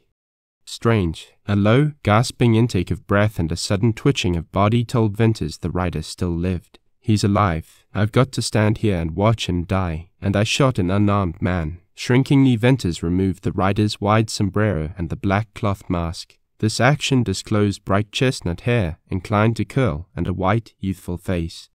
Along the lower line of cheek and jaw was a clear demarcation, where the brown of tanned skin met the white that had been hidden from the sun. Oh, he's only a boy. Can he be Oldring's masked rider? The boy showed signs of returning consciousness. He stirred, his lips moved, a small brown hand clenched in his blouse. Venters knelt with a gathering horror of his deed. His bullet had entered the rider's right breast, high up to the shoulder. With hands that shook, Venters untied a black scarf and ripped open the blood-wet blouse. First he saw a gaping hole, dark red against a whiteness of skin, from which welled a slender red stream. Then the graceful, beautiful swell of a woman's breast. "A woman," he cried. "A girl. I've killed a girl." She suddenly opened eyes that transfixed Venters. They were fathomless blue. Consciousness of death was there, a blended terror and pain, but no consciousness of sight. She did not see Venters. She stared into the unknown. Then came a spasm of vitality. She writhed in a torture of reviving strength, and in her convulsions she almost tore from Venters' grasp. Slowly she relaxed and sank partly back. The ungloved hand sought the wound, and pressed so hard that her wrist half buried itself in her bosom. Blood trickled between her spread fingers, and she looked at Venters with eyes that saw him. He cursed himself and the unerring aim of which he had been so proud. He had seen that look in the eyes of a crippled antelope which he was about to finish with his knife, but in her it had infinitely more, a revelation of mortal spirit. The instinctive bringing to life was there, and the divining helplessness and the terrible accusation of the stricken. "Forgive me, I didn't know," burst out Venters. "You shot me. You've killed me," she whispered in panting gasps. Upon her lips appeared a fluttering, bloody froth. By that Venters knew the air in her lungs was mixing with blood. Oh, I knew it would come some day. Oh, the burn. Hold me. I'm sinking. It's all dark. Oh, mercy. Her rigidity loosened in one long quiver and she lay back limp, still, white as snow, with closed eyes. Venters thought then that she died, but the faint pulsation of her breast assured him that life yet lingered. Death seemed only a matter of moments, for the bullet had gone clear through her. Nevertheless, he tore sage leaves from a bush and, pressing them tightly over her wounds, he bound the black scarf round her shoulder, tying it securely under her arm. Then he closed the blouse, hiding from his sight that blood-stained, accusing breast. "What now?" he questioned, with flying mind. "I must get out of here. She's dying, but I can't leave her." He rapidly surveyed the sage to the north and made out no animate object. Then he picked up the girl's sombrero and the mask. This time the mask gave him as great a shock as when he first removed it from her face, for in the woman he had forgotten the rustler, and this black strip of felt cloth established the identity of Oldring's masked rider. Venters had solved the mystery. He slipped his rifle under her, and, lifting her carefully upon it, he began to retrace his steps. The dog trailed in his shadow, and the horse, that had stood drooping by, followed without a call. Venters chose the deepest tufts of grass and clumps of sage on his return. From time to time he glanced over his shoulder. He did not rest. His concern was to avoid jarring the girl and to hide his trail. Gaining the narrow canon, he turned and held close to the wall till he reached his hiding place. When he entered the dense thicket of oaks he was hard put to it to force a way through. But he held his burden almost upright, and by slipping sidewise and bending the saplings he got in. Through sage and grass he hurried to the grove of silver spruces. He laid the girl down, almost fearing to look at her. Though marble pale and cold, she was living.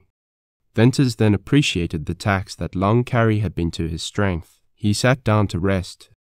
Woody sniffed at the pale girl and whined and crept to Venters's feet. Ring lapped the water in the runway of the spring. Presently Venters went out to the opening, caught the horse, and, leading him through the thicket, unsaddled him and tied him with a long halter. Wrangle left his browsing long enough to whinny and toss his head. Venters felt that he could not rest easily till he had secured the other rustler's horse, so, taking his rifle and calling for Ring, he set out. Swiftly yet watchfully he made his way through the canon to the oval and out to the cattle trail. What few tracks might have betrayed him he obliterated, so only an expert tracker could have trailed him. Then, with many a wary backward glance across the sage, he started to round up the rustler's horse. This was unexpectedly easy. He led the horse to lower ground, out of sight from the opposite side of the oval along the shadowy western wall, and so on into his canon and secluded camp. The girl's eyes were open. A feverish spot burned in her cheek. She moaned something unintelligible to Venters, but he took the movement of her lips to mean that she wanted water. Lifting her head, he tipped the canteen to her lips. After that she again lapsed into unconsciousness or a weakness which was its counterpart. Venters noted, however, that the burning flush had faded into the former pallor. The sun set behind the high cannon rim, and a cool shade darkened the walls. Venters fed the dogs and put a halter on the dead rustler's horse. He allowed Wrangle to browse free. This done, he cut spruce boughs and made a lean-to for the girl. Then, gently lifting her upon the blanket, he folded the sides over her.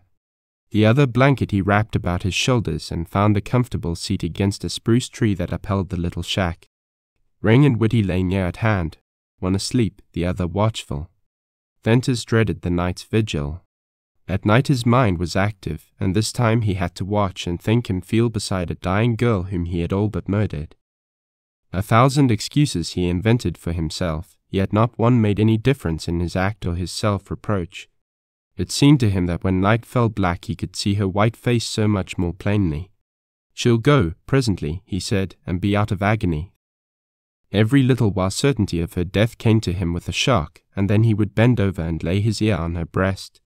Her heart still beat. The early night blackness cleared to the cold starlight. The horses were not moving, and no sound disturbed the deathly silence of the cannon.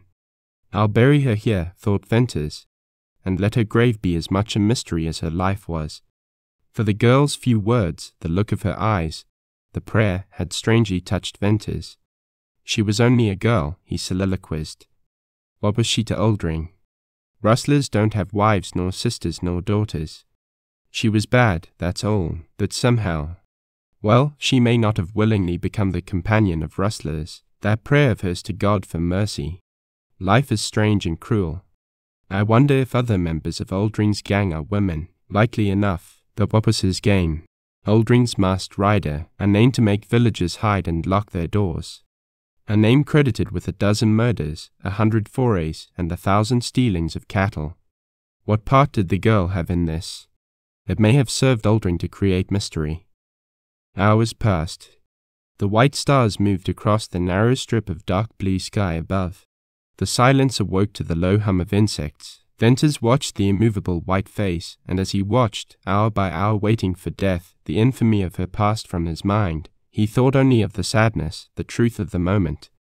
Whoever she was, whatever she had done, she was young and she was dying. The after part of the night wore on interminably. The starlight failed and the gloom blackened to the darkest hour. "She'll die at the grey of dawn," muttered Venters, remembering some old woman's fancy.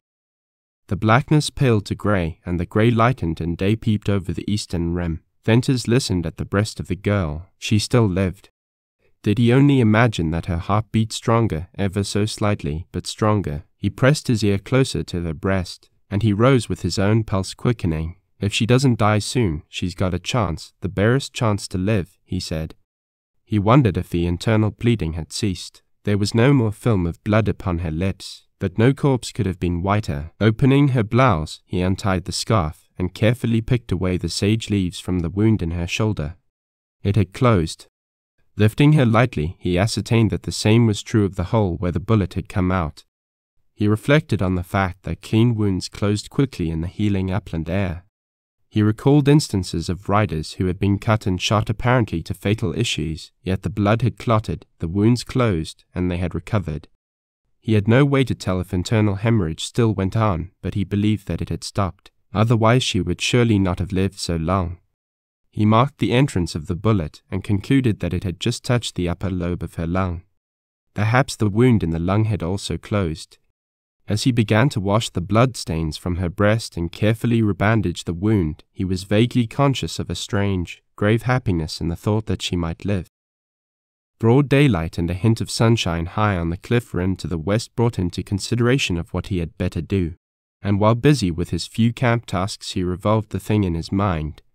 It would not be wise for him to remain long in his present hiding place, and if he intended to follow the cattle trail and try to find the rustlers he had better make a move at once, for he knew that rustlers, being riders, would not make much of a day's or night's absence from camp for 1 or 2 of their number, but when the missing ones failed to show up in reasonable time there would be a search, and Venters was afraid of that. "A good tracker could trail me," he muttered, "and I'd be cornered here. Let's see. Rustlers are a lazy set when they're not on the ride. I'll risk it, then I'll change my hiding place." He carefully cleaned and reloaded his guns. When he rose to go, he bent a long glance down upon the unconscious girl. Then, ordering Whitty and Ring to keep guard, he left the camp. The safest cover lay close under the wall of the cannon, and here through the dense thickets Venters made his slow, listening advance toward the oval.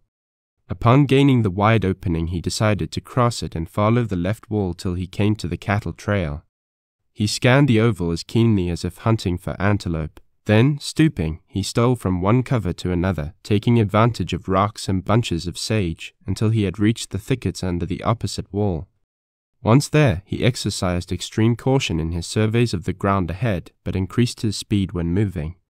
Dodging from bush to bush, he passed the mouths of 2 cannons, and in the entrance of a 3rd cannon he crossed a wash of swift clear water to come abruptly upon the cattle trail. It followed the low bank of the wash, and, keeping it in sight, Venters hugged the line of sage and thicket. Like the curves of a serpent, the cannon wound for a mile or more and then opened into a valley. Patches of red showed clear against the purple of sage, and farther out on the level dotted strings of red led away to the wall of rock. "Huh, the red herd," exclaimed Venters. Then dots of white and black told him there were cattle of other colors in this enclosed valley. Oldring, the rustler, was also a rancher. Venters's calculating eye took count of stock that outnumbered the red herd. "What a range," went on Venters. "Water and grass enough for 50,000 head, and no riders needed." After his first burst of surprise and rapid calculation, Venters lost no time there, but slunk again into the sage on his back trail. With the discovery of Oldring's hidden cattle range had come enlightenment on several problems. Here the rustler kept his stock, here was Jane Withersteen's red herd. Here were the few cattle that had disappeared from the cottonwood slopes during the last 2 years. Until Oldring had driven the red herd, his thefts of cattle for that time had not been more than enough to supply meat for his men. Of late no drives had been reported from Sterling or the villages north, and Venters knew that the riders had wondered at Oldring's inactivity in that particular field. He and his band had been active enough in their visits to glades and cottonwoods. They always had gold. But of late the amount gambled away and drunk and thrown away in the villages had given rise to much conjecture. Oldring's more frequent visits had resulted in new saloons, and where there had formerly been one raid or shooting fray in the little hamlets, there were now many. Perhaps Oldring had another range farther on up the pass, and from there drove the cattle to distant Utah towns where he was little known. But Venters came finally to doubt this, and, from what he had learned in the last few days, a belief began to form in Venters's mind that Oldring's intimidations of the villagers and the mystery of the masked rider with his alleged evil deeds, and the fierce resistance offered any trailing riders, and the rustling of cattle, these things were only the craft of the rustler chief to conceal his real life and purpose and work in Deception Pass. And like a scouting Indian, Venters crawled through the sage of the oval valley, crossed trail after trail on the north side, and at last entered the canyon out of which headed the cattle trail, and into which he had watched the rustlers disappear. If he had used caution before, now he strained every nerve to force himself to creeping stealth and to sensitiveness of ear. He crawled along so hidden that he could not use his eyes except to aid himself in the toilsome progress through the breaks and ruins of cliff wall. Yet from time to time, as he rested, he saw the massive red walls growing higher and wilder, more looming and broken. He made note of the fact that he was turning and climbing. The sage and thickets of oak and breaks of alder gave place to pinon pine growing out of rocky soil. Suddenly a low, dull murmur assailed his ears. At first he thought it was thunder, then the slipping of a weathered slope of rock, but it was incessant, and as he progressed it filled out deeper and from a murmur changed into a soft roar. "Falling water," he said. "There's volume to that. I wonder if it's the stream I lost." The roar bothered him, for he could hear nothing else. Likewise, however, no rustlers could hear him. Emboldened by this and sure that nothing but a bird could see him, he arose from his hands and knees to hurry on. An opening in the pinons warned him that he was nearing the height of slope. He gained it and dropped low with a burst of astonishment. Before him stretched a short canon with rounded stone floor bare of grass or sage or tree, and with curved, shelving walls. A broad rippling stream flowed toward him, and at the back of the cannon waterfall burst from a wide rent in the cliff and, bounding down in 2 green steps, spread into a long white sheet. If Venters had not been indubitably certain that he had entered the right cannon, his astonishment would not have been so great. There had been no breaks in the walls, no side cannons entering this one where the rustlers' tracks and the cattle trail had guided him, and, therefore, he could not be wrong. But here the cannon ended, and presumably the trails also. That cattle trail headed out of here, Venters kept saying to himself. It headed out. Now what I want to know is how on earth did cattle ever get in here? If he could be sure of anything, it was of the careful scrutiny he had given that cattle track, every hoofmark of which headed straight west. He was now looking east at an immense round box corner of cannon down which tumbled a thin, white veil of water scarcely 20 yards wide. Somehow, somewhere, his calculations had gone wrong. For the first time in years he found himself doubting his rider's skill in finding tracks and his memory of what he had actually seen. In his anxiety to keep under cover, he must have lost himself in this offshoot of Deception Pass, and thereby in some unaccountable manner missed the cannon with the trails.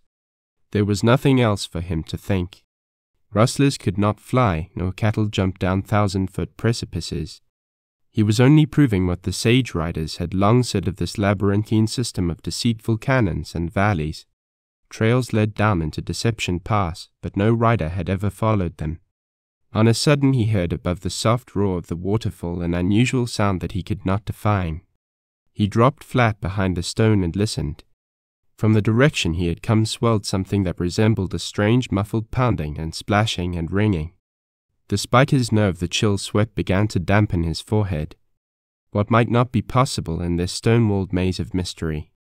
The unnatural sound passed beyond him as he lay gripping his rifle and fighting for coolness. Then from the open came the sound, now distinct and different. Venters recognized the hobbled bell of a horse, and the cracking of iron on submerged stones, and the hollow splash of hoofs in water. Relief surged over him. His mind caught again at realities, and curiosity prompted him to peep from behind the rock. In the middle of the stream waded a long string of packed burros driven by 3 superbly mounted men. Had Venters met these dark-clothed, dark-visaged, heavily armed men anywhere in Utah, let alone in this robber's retreat, he would have recognized them as rustlers. The discerning eye of a rider saw the signs of a long, arduous trip. These men were packing in supplies from one of the northern villages. They were tired, and their horses were almost played out, and the burros plodded on, after the manner of their kind when exhausted, faithful and patient, but as if every weary, splashing, slipping step would be their last. All this Venters noted in one glance. After that he watched with a thrilling eagerness. Straight at the waterfall the rustlers drove the burros, and straight through the middle, where the water spread into a fleecy, thin film like dissolving smoke. Following closely, the rustlers rode into this white mist, showing in bold black relief for an instant, and then they vanished. Venters drew a full breath that rushed out in brief and sudden utterance. Good heaven, of all the holes for a rustler!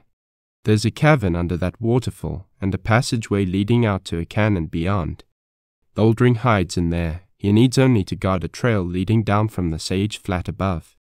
Little danger of this outlet to the pass being discovered. I stumbled on it by luck after I had given up, and now I know the truth of what puzzled me most, why that cattle trail was wet.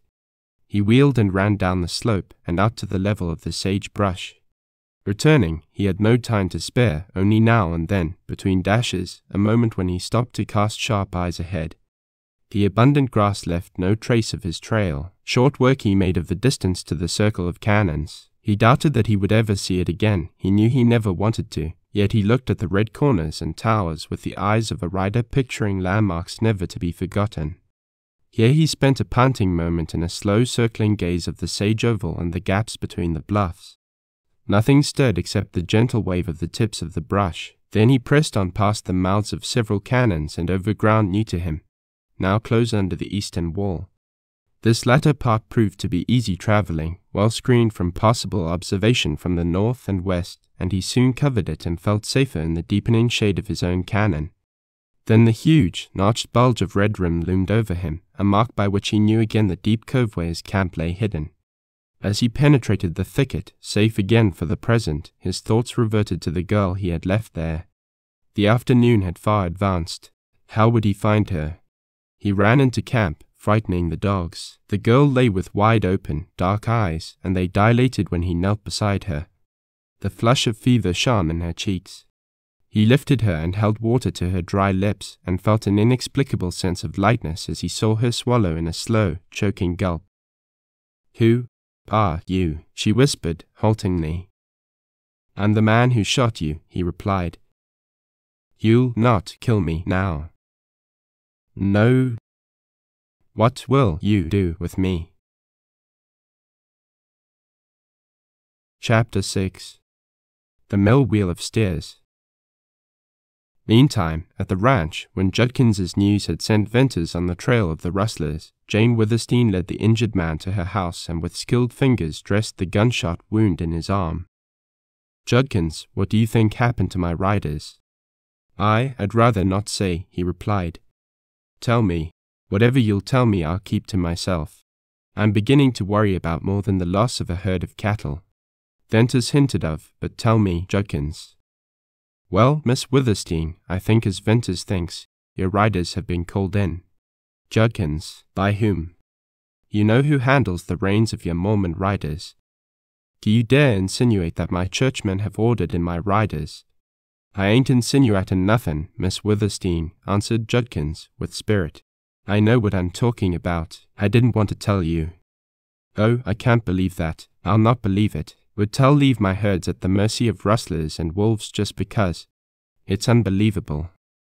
Yes, they're particular things unheard of around Cottonwoods. But, begging pardon, Miss Withersteen, there never was any other rich Mormon woman here on the border, let alone one that's taken the bit between her teeth.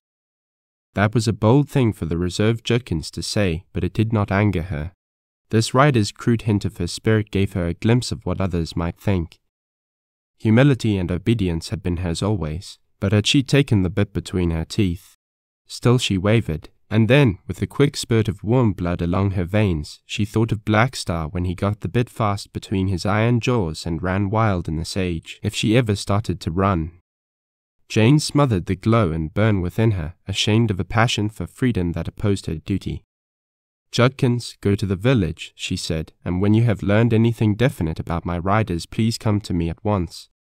When he had gone, Jane resolutely applied her mind to a number of tasks that of late had been neglected.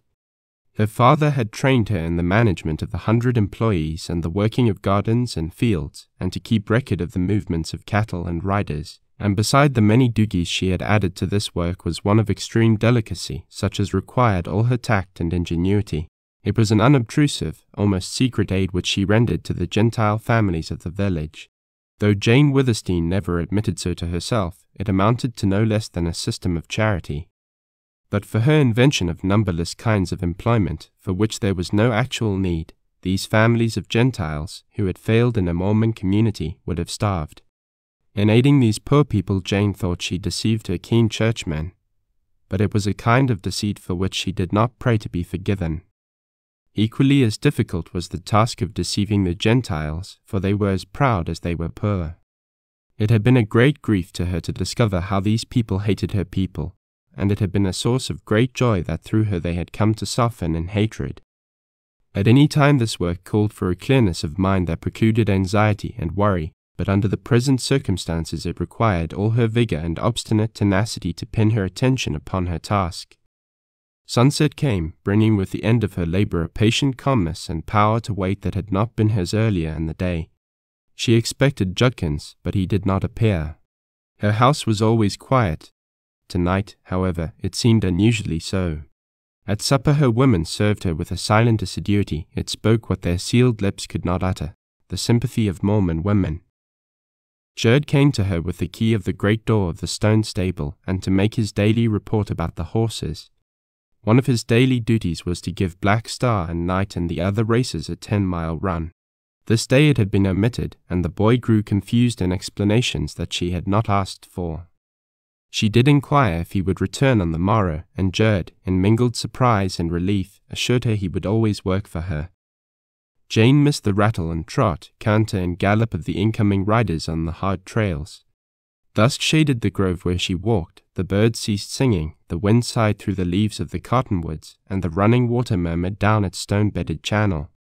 The glimmering of the first star was like the peace and beauty of the night. Her faith welled up in her heart and said that all would soon be right in her little world. She pictured Venters about his lonely campfire sitting between his faithful dogs. She prayed for his safety, for the success of his undertaking. Early the next morning, one of Jane's women brought him word that Judkins wished to speak to her. She hurried out, and in her surprise to see him armed with rifle and revolver, she forgot her intention to inquire about his wound. "Judkins, those guns. You never carried guns." "It's high time, Miss Withersteen," he replied. "Will you come into the grove? It ain't just exactly safe for me to be seen here." She walked with him into the shade of the cottonwoods. "What do you mean?" "Miss Withersteen, I went to my mother's house last night. While there, someone knocked, and a man asked for me. I went to the door. He wore a mask. He said I'd better not ride any more for Jane Withersteen.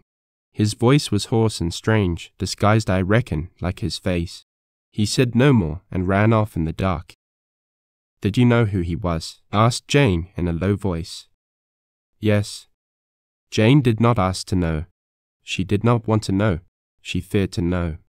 All her calmness fled at a single thought. "That's why I'm packing guns," went on Judkins. "For I'll never quit ridding for you, Miss Withersteen, till you let me go." "Judkins, do you want to leave me?" "Do I look that way? Give me a horse, a fast horse, and send me out on the sage." "Oh, thank you, Judkins. You're more faithful than my own people. I ought not accept your loyalty. You might suffer more through it. But what in the world can I do?" My head whirls. The wrong to Venters, the stolen herd, these masks, threats, this coil in the dark. I can't understand, but I feel something dark and terrible closing in around me. "Miss Withersteen, it's all simple enough," said Judkins earnestly. "Now please listen, and begging your pardon, just turn that deaf Mormon ear aside, and let me talk clear and plain in the other. I went around to the saloons and the stores and the loafing places yesterday. All your riders are in. There's talk of a vigilance band organized to hunt down rustlers. They call themselves the Riders. That's the report. That's the reason given for your riders leaving you. Strange that only a few riders of other ranches joined the band. And tells man, Jerry Card, he's the leader. I seen him in his house. He ain't been to Glaze. And not easy to fool on the looks of a house that's traveled the sage. Tull and Jerry didn't ride to Glaze. Well, I met Blake and Dawn, both good friends of mine, usually, as far as their Mormon lights will let them go. But these fellas couldn't fool me, and they didn't try very hard. I asked them, straight out like a man, why they left you like that. I didn't forget to mention how you nursed Blake's poor old mother when she was sick, and how good you was to Dawn's kids. They looked ashamed, Miss Withersteen, and they just froze up, that dark-set look that makes them strange and different to me. But I could tell the difference between that first natural twinge of conscience and the later look of some secret thing, and the difference I caught was that they couldn't help themselves. They hadn't no say in the matter. They looked as if their bane unfaithful to you was bane faithful to a higher duty. And there's the secret, why it's as plain as sight of my gun here, plain.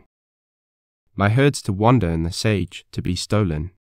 Jane Withersteen a poor woman, her head to be brought low and her spirit broken. Why, Judkins, it's plain enough. Miss Withersteen, let me get what boys I can gather and hold the white herd. It's on the slope now, not 10 miles out, 3,000 head, and all steers. They're wild and likely to stampede at the pop of a jackrabbit's ears. We'll camp right with them and try to hold them. Judkins, I'll reward you some day for your service, unless all is taken from me. Get the boys and tell Judd to give you pick of my horses, except Black Star and Night. But do not shed blood from my cattle nor heedlessly risk your lives." Jane Withersteen rushed to the silence and seclusion of her room, and they could not longer hold back the bursting of her wrath. She went stone blind in the fury of a passion that had never before showed its power. Lying upon her bed, sightless, voiceless, she was a writhing, living flame, and she tossed there while her fury burned, and finally burned itself out. Then, weak and spent, she lay thinking, not of the oppression that would break her, but of this new revelation of self. Until the last few days there had been little in her life to rouse passions. Her forefathers had been Vikings, savage chieftains who bore no cross and brooked no hindrance to their will. Her father had inherited that temper, and at times, like antelope fleeing before fire on the slope, his people fled from his red rages. Jane Withersteen realized that the spirit of wrath and war had lain dormant in her. She shrank from black depths hitherto unsuspected. The one thing in man or woman that she scorned above all scorn, and which she could not forgive, was hate. Hate headed a flaming pathway straight to hell. All in a flash, beyond her control, there had been in her a birth of fiery hate, and the man who had dragged her peaceful and loving spirit to this degradation was a minister of God's word, an elder of her church, the counselor of her beloved bishop. The loss of herds and ranges, even of Amber Spring and the old stone house, no longer concerned Jane Withersteen. She faced the foremost thought of her life, what she now considered the mightiest problem, the salvation of her soul. She knelt by her bedside and prayed. She prayed as she had never prayed in all her life, prayed to be forgiven for her sin, to be immune from that dark, hot hate, to love Tull as her minister, though she could not love him as a man, to do her duty by her church and people and those dependent upon her bounty, to hold reverence of God and womanhood inviolate.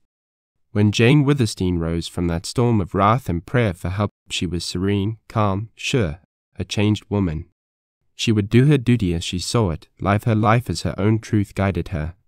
She might never be able to marry a man of her choice, but she certainly never would become the wife of Tull. Her churchmen might take her cattle and horses, ranges and fields, her corrals and stables, the house of Withersteen and the water that nourished the village of Cottonwoods, but they could not force her to marry Tull. They could not change her decision or break her spirit. Once resigned to further loss, and sure of herself, Jane Withersteen attained a peace of mind that had not been hers for a year. She forgave Tull and felt a melancholy regret over what she knew he considered duty, irrespective of his personal feeling for her. First of all, Tull, as he was a man, wanted her for himself, and secondly, he hoped to save her and her riches for his church. She did not believe that Tull had been actuated solely by his minister's zeal to save her soul. She doubted her interpretation of one of his dark sayings, that if she were lost to him she might as well be lost to heaven. Jane Withersteen's common sense took arms against the binding limits of her religion, and she doubted that her bishop, whom she had been taught had direct communication with God, would damn her soul for refusing to marry a Mormon. As for Tull and his churchmen, when they had harassed her, perhaps made her poor, they would find her unchangeable, and then she would get back most of what she had lost. So she reasoned, true at last to her faith in all men, and in their ultimate goodness. The clank of iron hoofs upon the stone courtyard drew her hurriedly from her retirement. There, beside his horse, stood Lassiter, his dark apparel and the great black gun sheaths contrasting singularly with his gentle smile. Jane's active mind took up her interest in him and her half-determined desire to use what charms she had to foil his evident design in visiting Cottonwoods. If she could mitigate his hatred of Mormons, or at least keep him from killing more of them, not only would she be saving her people, but also be leading back this bloodspiller to some semblance of the human. "Mornin', ma'am," he said, black sombrero in hand.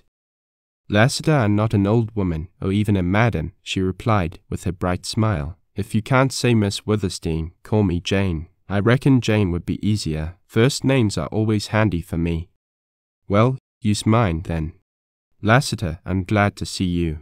I'm in trouble." Then she told him of Judkins's return, of the driving of the red herd, of Venters's departure on Wrangell, and the calling in of her riders. "'Pears to me you're some smellin' and pretty for a woman with so much trouble," he remarked. "Lassiter, are you paying me compliments? But, seriously, I've made up my mind not to be miserable. I've lost much, and I'll lose more. Nevertheless, I won't be sour, and I hope I'll never be unhappy again." Lassiter twisted his hat round and round, as was his way, and took his time in replying. "Women are strange to me. I got to back trailin' myself from them long ago, but I'd like a game woman. Might I ask, seein' as how you take this trouble? If you're going to fight, fight.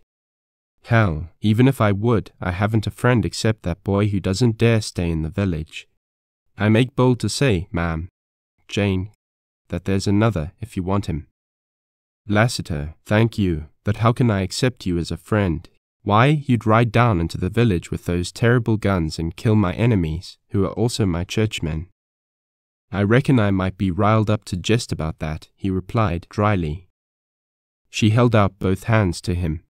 "Lassiter, I'll accept your friendship, be proud of it, return it, if I may keep you from killing another Mormon. I'll tell you one thing," he said, bluntly, as the grey lightning formed in his eyes. "You're too good a woman to be sacrificed as you're going to be. No, I reckon you and me can't be friends on such terms." In her earnestness she stepped closer to him, repelled yet fascinated by the sudden transition of his moods. That he would fight for her was at once horrible and wonderful. "You came here to kill a man, the man whom Millie Erne, the man who dragged Millie Erne to hell, put it that way. Jane Withersteen, yes, that's why I came here. I tell so much to no other living soul. There are things such a woman as you'd never dream of, so don't mention her again. Not till you tell me the name of the man." "Tell you? I never." "I reckon you will, and I'll never ask you. I'm a man of strange beliefs and ways of thinking, and I seem to see into the future and feel things hard to explain. The trail I've been following for so many years was twisted and tangled, but it's straightening out now. And, Jane Withersteen, you crossed it long ago to ease poor Millie's agony. That, whether you want or not, makes Lassiter your friend. But you cross it now strangely to mean something to me, unless by your noble blindness to incite me to greater hatred of Mormon men." Jane felt swayed by a strength that far exceeded her own. In a clash of wills with this man she would go to the wall.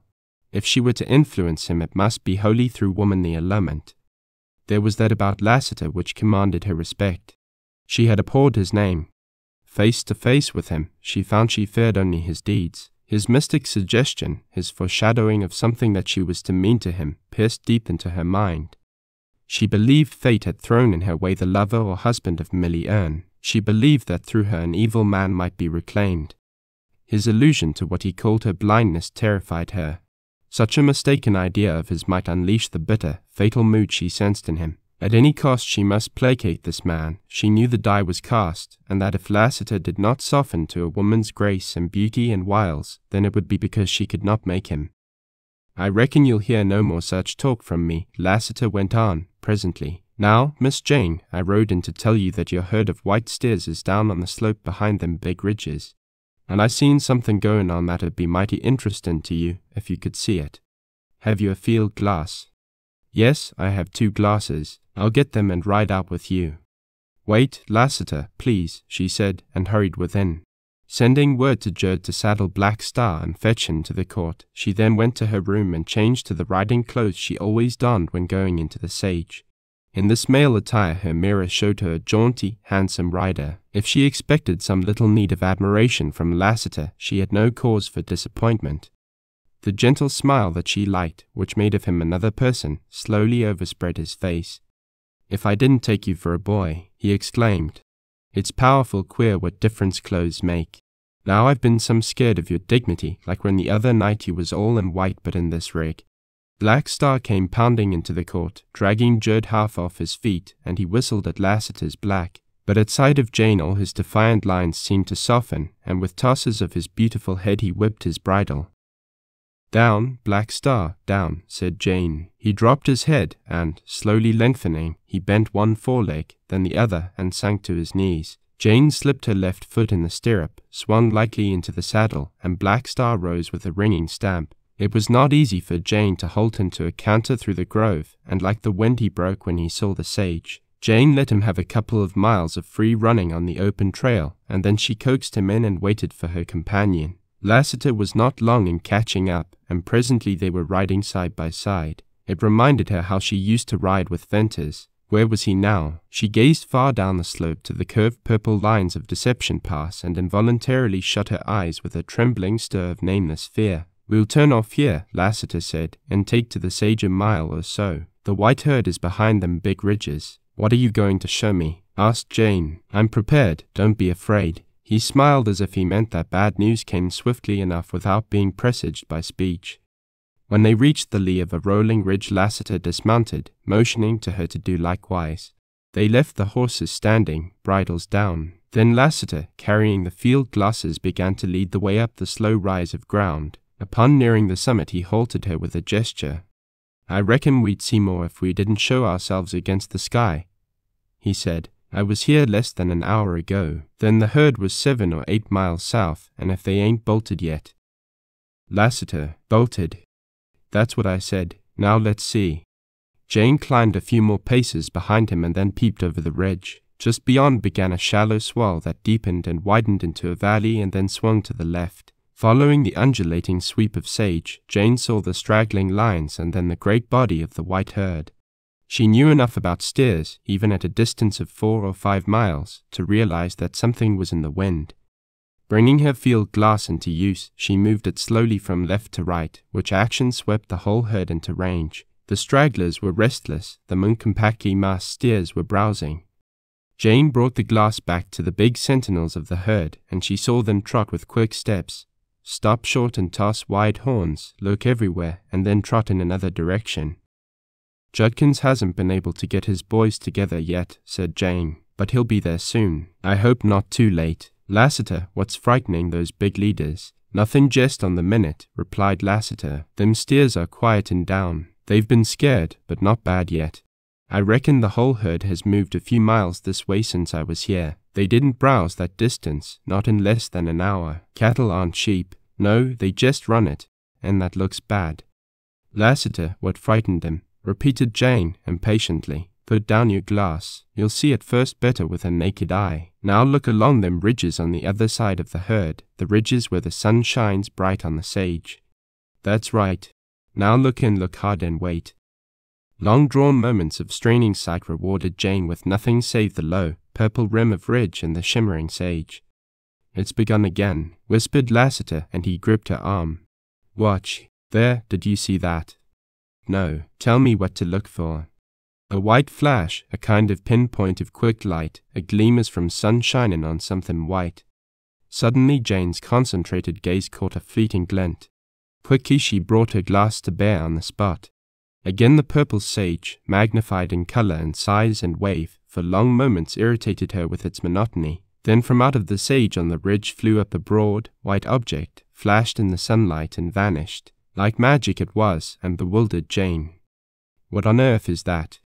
"I reckon there's someone behind that ridge throwing up a sheet or a white blanket to reflect the sunshine." "Why?" queried Jane, more bewildered than ever. "To stampede the herd," replied Lassiter, and his teeth clicked. She made a fierce, passionate movement, clutched the glass tightly, shook as with the passing of a spasm, and then dropped her head. Presently she raised it to greet Lassiter with something like a smile. "My righteous brethren are at work again," she said, in scorn. She had stifled the leap of her wrath, but for perhaps the first time in her life a bitter derision curled her lips. Lassiter's cool grey eyes seemed to pierce her. "I said I was prepared for anything, but that was hardly true." "But why would they? Anybody stampede my cattle?" "That's a Mormon's godly way of bringing a woman to her knees." "Lassiter, I'll die before I ever bend my knees. I might be led, I won't be driven. Do you expect the herd to bolt?" "I don't like the looks of them big steers, but you can never tell. Cattle sometimes stampede as easily as buffalo. Any little flash or move will start them. A rider getting down and walking toward them sometimes will make them jump and fly. Then again nothing seems to scare them, but I reckon that white flare will do the biz. It's a new one on me, and I've seen some ridden and rustling. It just takes one of them God-fearing Mormons to think of devilish tricks." "Lassiter, might not this trick be done by Oldring's men?" asked Jane, ever grasping at straws. "It might be, but it ain't," replied Lassiter. "Oldring's an honest thief. He don't skulk behind ridges to scatter your cattle to the four winds. He rides down on you, and if you don't like it you can throw a gun." Jane bit her tongue to refrain from championing men who at the very moment were proving to her that they were little and mean compared even with rustlers. "Look, Jane, them leading steers have bolted. They're drowing the stragglers, and that'll pull the whole herd." Jane was not quick enough to catch the details called out by Lassiter, but she saw the line of cattle lengthening. Then, like a stream of white bees pouring from a huge swarm, the steers stretched out from the main body. In a few moments, with astonishing rapidity, the whole herd got into motion. A faint roar of trampling hoofs came to Jane's ears, and gradually swelled. Lo, rolling clouds of dust began to rise above the sage. "It's a stampede and a hummer," said Lassiter. "Oh, Lassiter, the herd's running with the valley. It leads into the cannon. There's a straight jump off. I reckon they'll run into it, too, but that's a good many miles yet. And, Jane, this valley swings round almost north before it goes east. That stampede will pass within a mile of us." The long, white, bobbing line of steers streaked swiftly through the sage, and a funnel-shaped dust cloud arose at a low angle. A dull rumbling filled Jane's ears. "I'm thinking of milling that herd," said Lassiter. His grey glance swept up the slope to the west. "There's some specks and dust way off toward the village. Meb, that's Judkins and his boys. It ain't likely he'll get here in time to help. He'd better hold Black Star here on this high ridge. He ran to his horse and, throwing off saddle bags and tightening the cinches, he leaped astride and galloped straight down across the valley. Jane went for Black Star, and, leading him to the summit of the ridge, she mounted and faced the valley with excitement and expectancy. She had heard of milling stampeded cattle and knew it was a feat accomplished by only the most daring riders. The white herd was now strung out in a line 2 miles long. The dull rumble of thousands of hoofs deepened into continuous low thunder, and as the steers swept swiftly closer, the thunder became a heavy roll. Lassiter crossed in a few moments the level of the valley to the eastern rise of ground, and they waited the coming of the herd. Presently, as the head of the white line reached a point opposite to where Jane stood, Lassiter spurred his black into a run. Jane saw him take a position on the off side of the leaders of the stampede, and there he rode. It was like a race. They swept on down the valley, and when the end of the white line neared Lassiter's first stand, the head had begun to swing round to the west. It swung slowly and stubbornly, yet surely, and gradually assumed a long, beautiful curve of moving white. To Jane's amaze, she saw the leaders swinging, turning till they headed back toward her and up the valley. Out to the right of these wild, plunging steers ran Lassiter's black, and Jane's keen eye appreciated the fleet stride and sure-footedness of the blind horse.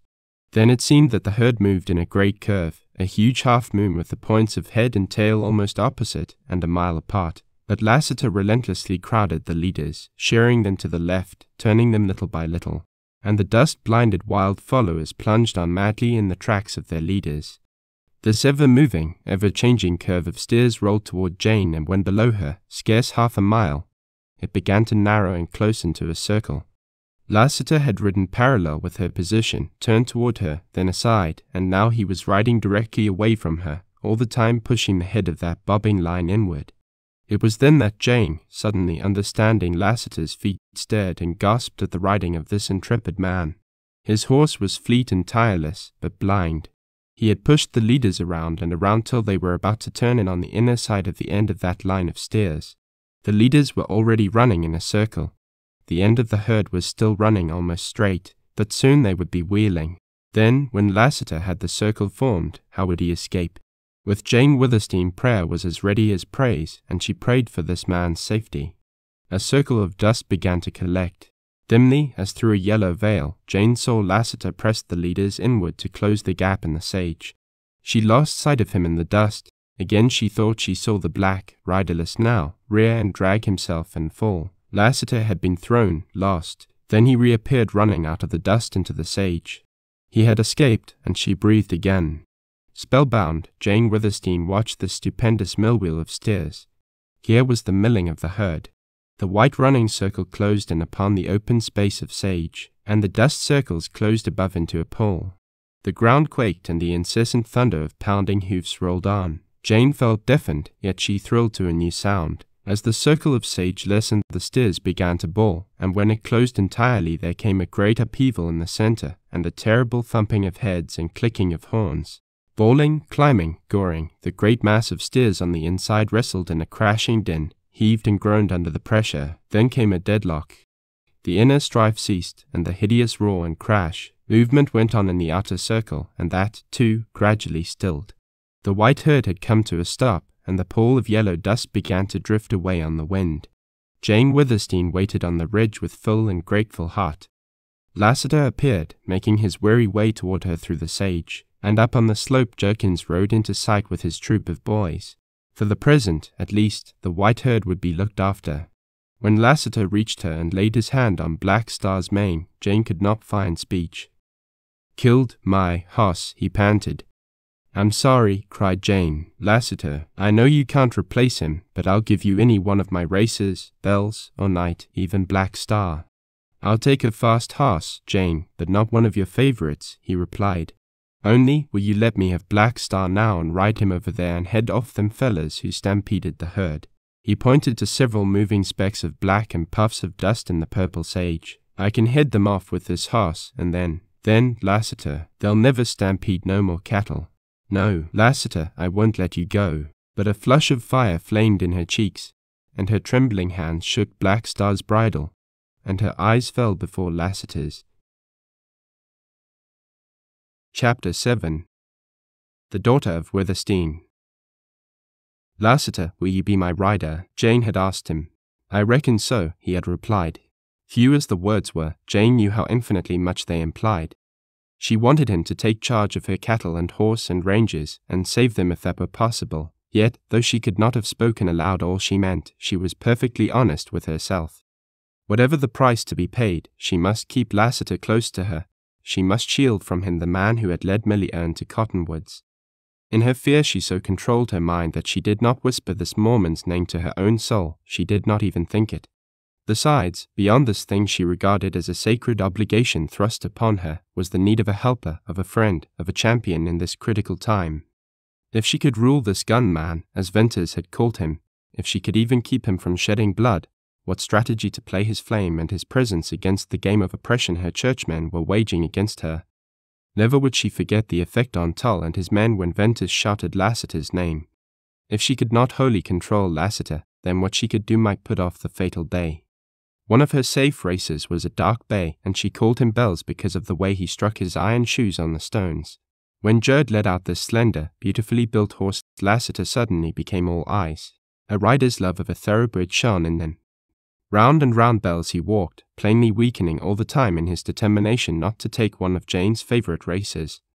"Lassiter, you're half horse, and Bells sees it already," said Jane, laughing. "Look at his eyes. He likes you. He'll love you, too. How can you resist him?" "Oh, Lassiter, but Bells can run. It's nip and tuck between him and Wrangle, and only Black Star can beat him. He's too spirited a horse for a woman.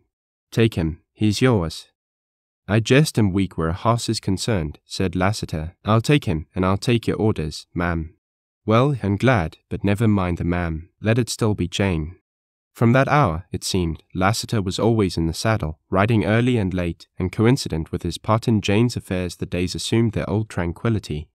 Her intelligence told her this was only the lull before the storm, but her faith would not have it so. She resumed her visits to the village, and upon one of these she encountered Tull. He greeted her as he had before any trouble came between them, and she, responsive to peace if not quick to forget, met him halfway with manner almost cheerful. He regretted the loss of her cattle. He assured her that the vigilantes which had been organized would soon rout the rustlers. When that had been accomplished, her riders would likely return to her. "You've done a headstrong thing to hire this man Lassiter," Tull went on, severely. "He came to Cottonwoods with evil intent. I had to have somebody, and perhaps making him my rider may turn out best in the end for the Mormons of Cottonwoods. You mean to stay his hand?" "I do, if I can. A woman like you can do anything with a man. That would be well, and would atone in some measure for the errors you have made." He bowed and passed on. Jane resumed her walk with conflicting thoughts. She resented Elder Tull's cold, impassive manner that looked down upon her as one who had incurred his just displeasure. Otherwise he would have been the same calm, dark-browed, impenetrable man she had known for 10 years. In fact, except when he had revealed his passion in the matter of the seizing of Venters, she had never dreamed he could be other than the grave, reproving preacher. He stood out now a strange, secretive man. She would have thought better of him if he had picked up the threads of their quarrel where they had parted. Was Tull what he appeared to be? The question flung itself involuntarily over Jane Withersteen's inhibitive habit of faith without question, and she refused to answer it. Tull could not fight in the open. Venters had said, Lassiter had said, that her elder shirked fight and worked in the dark. Just now in this meeting Tull had ignored the fact that he had sued, exhorted, demanded that she marry him. He made no mention of Venters. His manner was that of the minister who had been outraged, but who overlooked the frailties of a woman. Beyond question he seemed unutterably aloof from all knowledge of pressure being brought to bear upon her, absolutely guiltless of any connection with secret power over riders, with night journeys, with rustlers and stampedes of cattle, and that convinced her again of unjust suspicions. But it was convincement through an obstinate faith. She shuddered as she accepted it, and that shudder was the nucleus of a terrible revolt. Jane turned into one of the wide lanes leading from the main street and entered a huge, shady yard. Here was sweet-smelling clover, alfalfa, flowers, and vegetables, all growing in happy confusion. And like these fresh green things were the dozens of babies, tots, toddlers, noisy urchins, laughing girls, a whole multitude of children of one family. Though Carlia Brandt, the father of all this numerous progeny, was a Mormon with full wives. The big house where they lived was old, solid, picturesque, the lower part built of logs, the upper of rough clapboards, with vines growing up the outside stone chimneys. There were many wooden shuttered windows, and one pretentious window of glass proudly curtained in white. As this house had 4 mistresses, it likewise had 4 separate sections, not one of which communicated with another, and all had to be entered from the outside. In the shade of a wide, low, vine-roofed porch Jane found Brant's wives entertaining Bishop Dyer. They were motherly women of comparatively similar ages, and plain-featured, and just at this moment anything but grave. The bishop was rather tall, of stout build, with iron-grey hair and beard, and eyes of light blue. They were merry now, but Jane had seen them when they were not, and then she feared him as she had feared her father. The women flocked around her in welcome. "Daughter of Withersteen," said the bishop, gaily, as he took her hand, "you have not been prodigal of your gracious self of late. A Sabbath without you at service. I shall reprove Elder Tull." "Bishop, the guilt is mine. I'll come to you and confess," Jane replied, lightly, but she felt the undercurrent of her words. "Mormon love-making," exclaimed the bishop, rubbing his hands. "Tull keeps you all to himself." "No, he is not courting me." "What, the laggard? If he does not make haste, I'll go a-courting myself up to Withersteen House." There was laughter and further bantering by the bishop, and then mild talk of village affairs, after which he took his leave, and Jane was left with her friend, Mary Brant. "Jane, you're not yourself. Are you sad about the rustling of the cattle?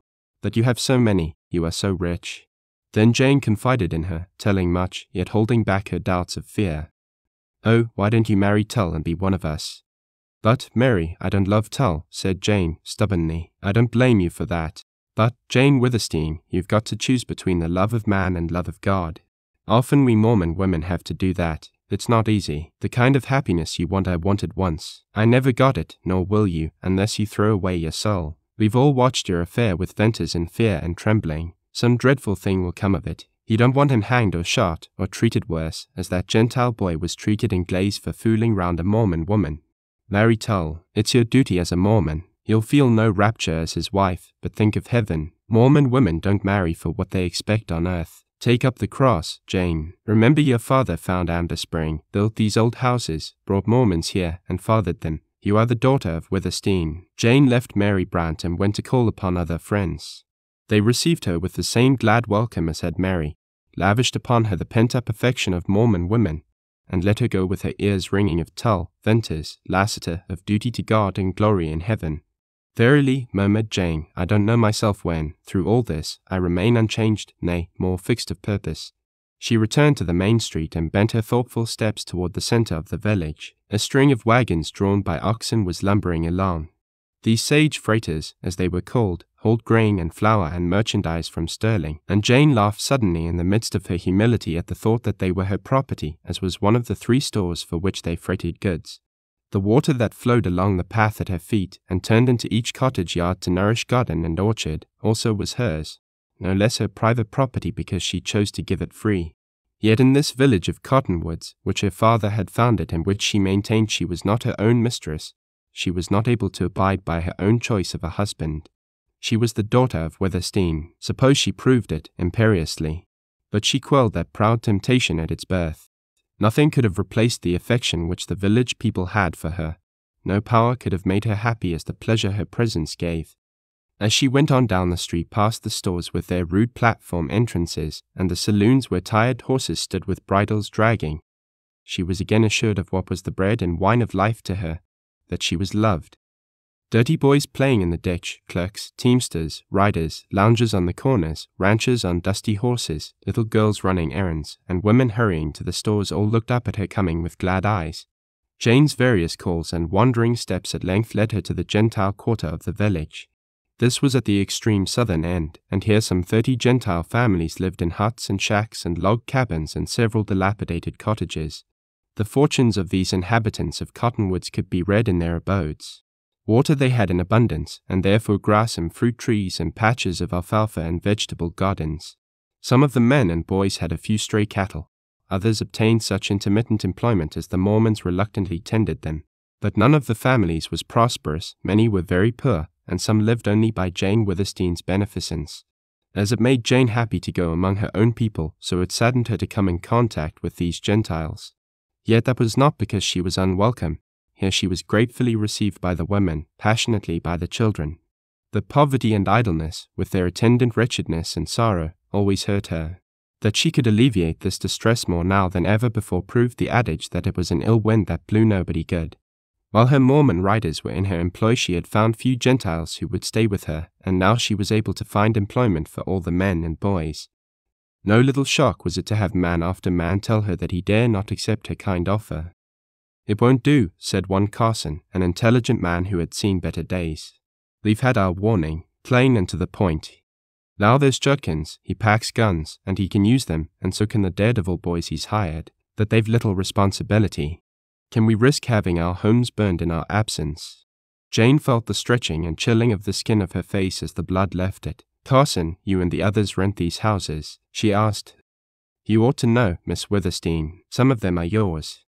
"I know, Carson. I never in my life took a day's labor for rent or a yearling calf or a bunch of grass, let alone gold. Bivens, your storekeeper, sees to that. Look here, Carson," went on Jane hurriedly, and now her cheeks were burning. "You and Black and Willett pack your goods and move your families up to my cabins in the grove.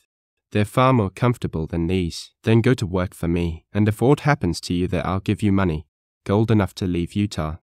The man choked and stammered, and then, as tears welled into his eyes, he found the use of his tongue and cursed. No gentle speech could ever have equaled that curse and eloquent expression of what he felt for Jane Withersteen. How strangely his look and tone reminded her of Lassiter. "No, it won't do," he said, when he had somewhat recovered himself.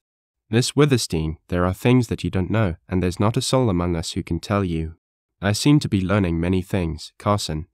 "Well, then, will you let me aid you, say till better times?" "Yes, I will," he replied, with his face lighting up. "I see what it means to you, and you know what it means to me. Thank you, and if better times ever come, I'll be only too happy to work for you. Better times will come. I trust God and have faith in man. Good day, Carson." The lane opened out upon the sage-enclosed alfalfa fields, and the last habitation, at the end of that lane of hovels, was the meanest. Formerly it had been a shed, now it was a home. The broad leaves of a wide-spreading cottonwood sheltered the sunken roof of weathered boards. Like an Indian hut, it had one floor. Round about it were a few scanty rows of vegetables, such as the hand of a weak woman had time and strength to cultivate. This little dwelling place was just outside the village limits, and the widow who lived there had to carry her water from the nearest irrigation ditch. As Jane Withersteen entered the unfenced yard, a child saw her, shrieked with joy, and came tearing toward her with curls flying. This child was a little girl of Fu called Fay. Her name suited her, for she was an elf, a sprite, a creature so fairy-like and beautiful that she seemed unearthly. "Mother sended for," cried Fay, as Jane kissed her. "I didn't know, Fay, but I've come now." Fay was a child of outdoors, of the garden and ditch and field, and she was dirty and ragged. But rags and dirt did not hide her beauty. The one thin little bedraggled garment she wore half covered her fine, slim body. Red as cherries were her cheeks and lips. Her eyes were violet blue, and the crown of her childish loveliness was the curling golden hair. All the children of Cottonwoods were Jane Withersteen's friends. She loved them all. But Fay was dearest to her. Fay had few playmates, for among the Gentile children there were none near her age, and the Mormon children were forbidden to play with her. So she was a shy, wild, lonely child. "Mother's sick," said Fay, leading Jane toward the door of the hut. Jane went in. There was only one room, rather dark and bare, but it was clean and neat. A woman lay upon a bed. "Mrs. Larkin, how are you?" asked Jane, anxiously. "I've been pretty bad for a week, but I'm better now. You haven't been here all alone, with no one to wait on you." "Oh no, my women neighbors are kind. They take turns coming in." "Did you send for me?" "Yes, several times, but I had no word. No messages ever got to me. I sent the boys, and they left word with your women that I was ill and would you please come." A sudden deadly sickness seized Jane. She fought the weakness, as she fought to be above suspicious thoughts, and it passed, leaving her conscious of her utter impotence. That, too, passed as her spirit rebounded. But she had again caught a glimpse of dark underhand domination, running its secret lines this time into her own household. Like a spider in the blackness of night, an unseen hand had begun to run these dark lines, to turn and twist them about her life, to plait and weave a web. Jane Withersteen knew it now, and in the realization further coolness and sureness came to her, and the fighting courage of her ancestors. "Mrs. Larkin, you're better, and I'm so glad," said Jane. "But may I not do something for you, a turn at nursing, or send you things, or take care of Fay?" "You're so good. Since my husband's been gone, what would have become of Fay and me but for you? It was about Fay that I wanted to speak to you. This time I thought surely I'd die, and I was worried about Fay. Well, I'll be around all right shortly, but my strength's gone and I won't live long. so I may as well speak now. You remember you've been asking me to let you take Faye and bring her up as your daughter. Indeed, yes, I remember. I'll be happy to have her, but I hope the day— Never mind that. The day'll come, sooner or later. I refused your offer, and now I'll tell you why. I know why, interposed Jane. It's because you don't want her brought up as a Mormon. No, it wasn't altogether that. Mrs. Larkin raised her thin hand and laid it appealingly on Jane's. I don't like to tell you, but it's this. I told all my friends what you wanted. They know you, care for you, and they said for me to trust Faye to you. Women will talk, you know. It got to the ears of Mormons, gossip of your love for Faye and your wanting her, and it came straight back to me, in jealousy, perhaps, that you wouldn't take Faye as much for love of her as because of your religious duty to bring up another girl for some Mormon to marry. That's a damnable lie, cried Jane Withersteen. It was what made me hesitate, went on Mrs. Larkin, but I never believed it at heart, and now I guess I'll let you. Wait, Mrs. Larkin, I may have told little white lies in my life, but never a lie that mattered, that hurt anyone. Now believe me, I love little Faye. If I had her near me, I'd grow to worship her. When I asked for her, I thought only of that love. Let me prove this. You and Faye come to live with me. I've such a big house, and I'm so lonely. I'll help nurse you, take care of you. When you're better, you can work for me. I'll keep little Faye and bring her up, without Mormon teaching. When she's grown, if she should want to leave me, I'll send her, and not empty-handed, back to Illinois where you came from. I promise you. I knew it was a lie, replied the mother, and she sank back upon her pillow with something of peace in her white, worn face. Jane Withersteen, may heaven bless you. I've been deeply grateful to you. But because you're a Mormon, I never felt close to you till now. I don't know much about religion as religion, but your God and my God are the same. Chapter 8. Surprise Valley. Back in that strange canon, which Venters had found indeed a valley of surprises, the wounded girl's whispered appeal, almost a prayer, not to take her back to the rustlers, crowned the events of the last few days with a confounding climax. That she should not want to return to them staggered Venters. Presently, as logical thought returned, her appeal confirmed his first impression that she was more unfortunate than bad, and he experienced a sensation of gladness. If he had known before that Aldring's masked rider was a woman, his opinion would have been formed and he would have considered her abandoned.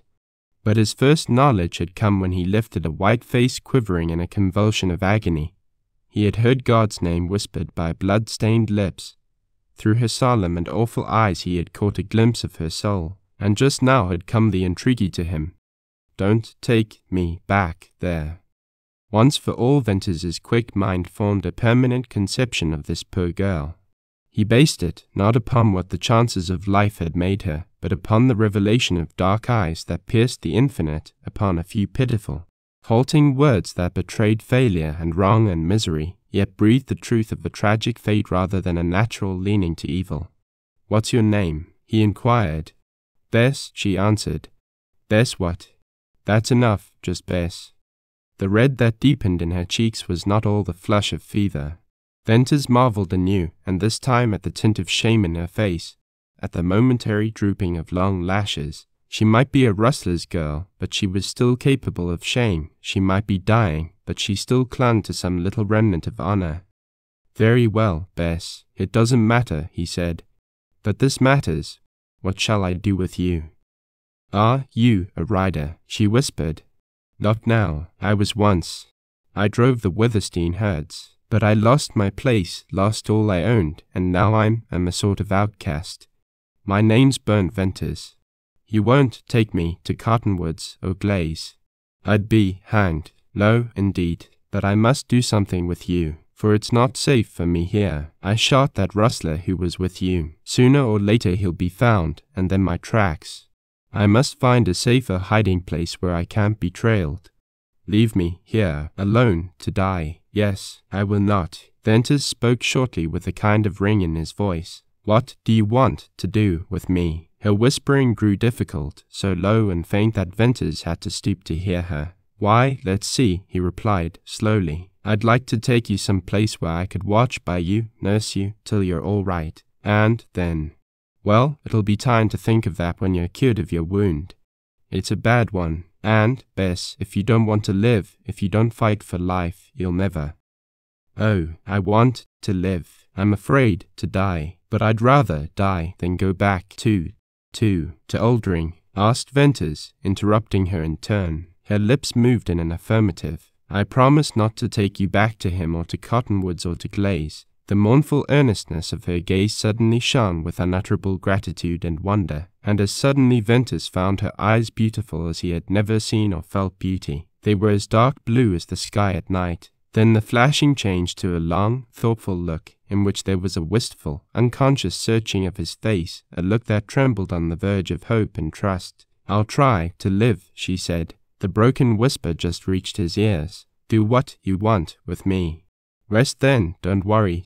Sleep," he replied. Abruptly he arose, as if words had been decision for him, and with a sharp command to the dogs he strode from the camp. Venters was conscious of an indefinite conflict of change within him. It seemed to be a vague passing of old moods, a dim coalescing of new forces, a moment of inexplicable transition. He was both cast down and uplifted. He wanted to think and think of the meaning, but he resolutely dispelled emotion. His imperative need at present was to find a safe retreat, and this called for action. So he set out. It still wanted several hours before dark. This trip he turned to the left and wended his skulking way southward a mile or more to the opening of the valley, where lay the strange scrawled rocks. He did not, however, venture boldly out into the open sage, but clung to the right-hand wall and went along that till its perpendicular line broke into the long incline of bare stone. Before proceeding farther he halted, studying the strange character of this slope and realizing that a moving black object could be seen far against such background. Before him ascended a gradual swell of smooth stone. It was hard, polished, and full of pockets worn by centuries of eddying rain water. 100 yards up began a line of grotesque cedar trees, and they extended along the slope clear to its most southerly end. Beyond that end Venters wanted to get, and he concluded the cedars, few as they were, would afford some cover. Therefore he climbed swiftly. The trees were farther up than he had estimated, though he had from long habit made allowance for the deceiving nature of distances in that country. When he gained the cover of cedars he paused to rest and look, and it was then he saw how the trees sprang from holes in the bare rock. Ages of rain had run down the slope, circling, eddying in depressions, wearing deep round holes. There had been dry seasons, accumulations of dust, wind-blown seeds, and cedars rose wonderfully out of solid rock. But these were not beautiful cedars. They were gnarled, twisted into weird contortions, as if growth were torture, dead at the tops, shrunken, grey, and old. Theirs had been a bitter fight, and Venters felt a strange sympathy for them. This country was hard on trees and men. He slipped from cedar to cedar, keeping them between him and the open valley. As he progressed, the belt of trees widened and he kept to its upper margin. He passed shady pockets half full of water, and, as he marked the location for possible future need, he reflected that there had been no rain since the winter snows. From one of these shady holes a rabbit hopped out and squatted down, laying its ears flat. Venters wanted fresh meat now more than when he had only himself to think of. But it would not do to fire his rifle there, so he broke off a cedar branch and threw it. He crippled the rabbit, which started to flounder up the slope. Venters did not wish to lose the meat, and he never allowed crippled game to escape, to die lingeringly in some covert. So after a careful glance below and back toward the cannon, he began to chase the rabbit. The fact that rabbits generally ran uphill was not new to him, but it presently seemed singular why this rabbit, that might have escaped downward, chose to ascend the slope. Venters knew then that it had a burrow higher up. More than once he jerked over to seize it, only in vain, for the rabbit by renewed effort eluded his grasp. Thus the chase continued on up the bare slope. The farther Venters climbed, the more determined he grew to catch his quarry. At last, panting and sweating, he captured the rabbit at the foot of a steeper grade. Laying his rifle on the bulge of rising stone, he killed the animal and slung it from his belt. Before starting down he waited to catch his breath. He had climbed far up that wonderful smooth slope, and had almost reached the base of yellow cliff that rose skyward, a huge scarred and cracked bulk. It frowned down upon him as if to forbid further ascent.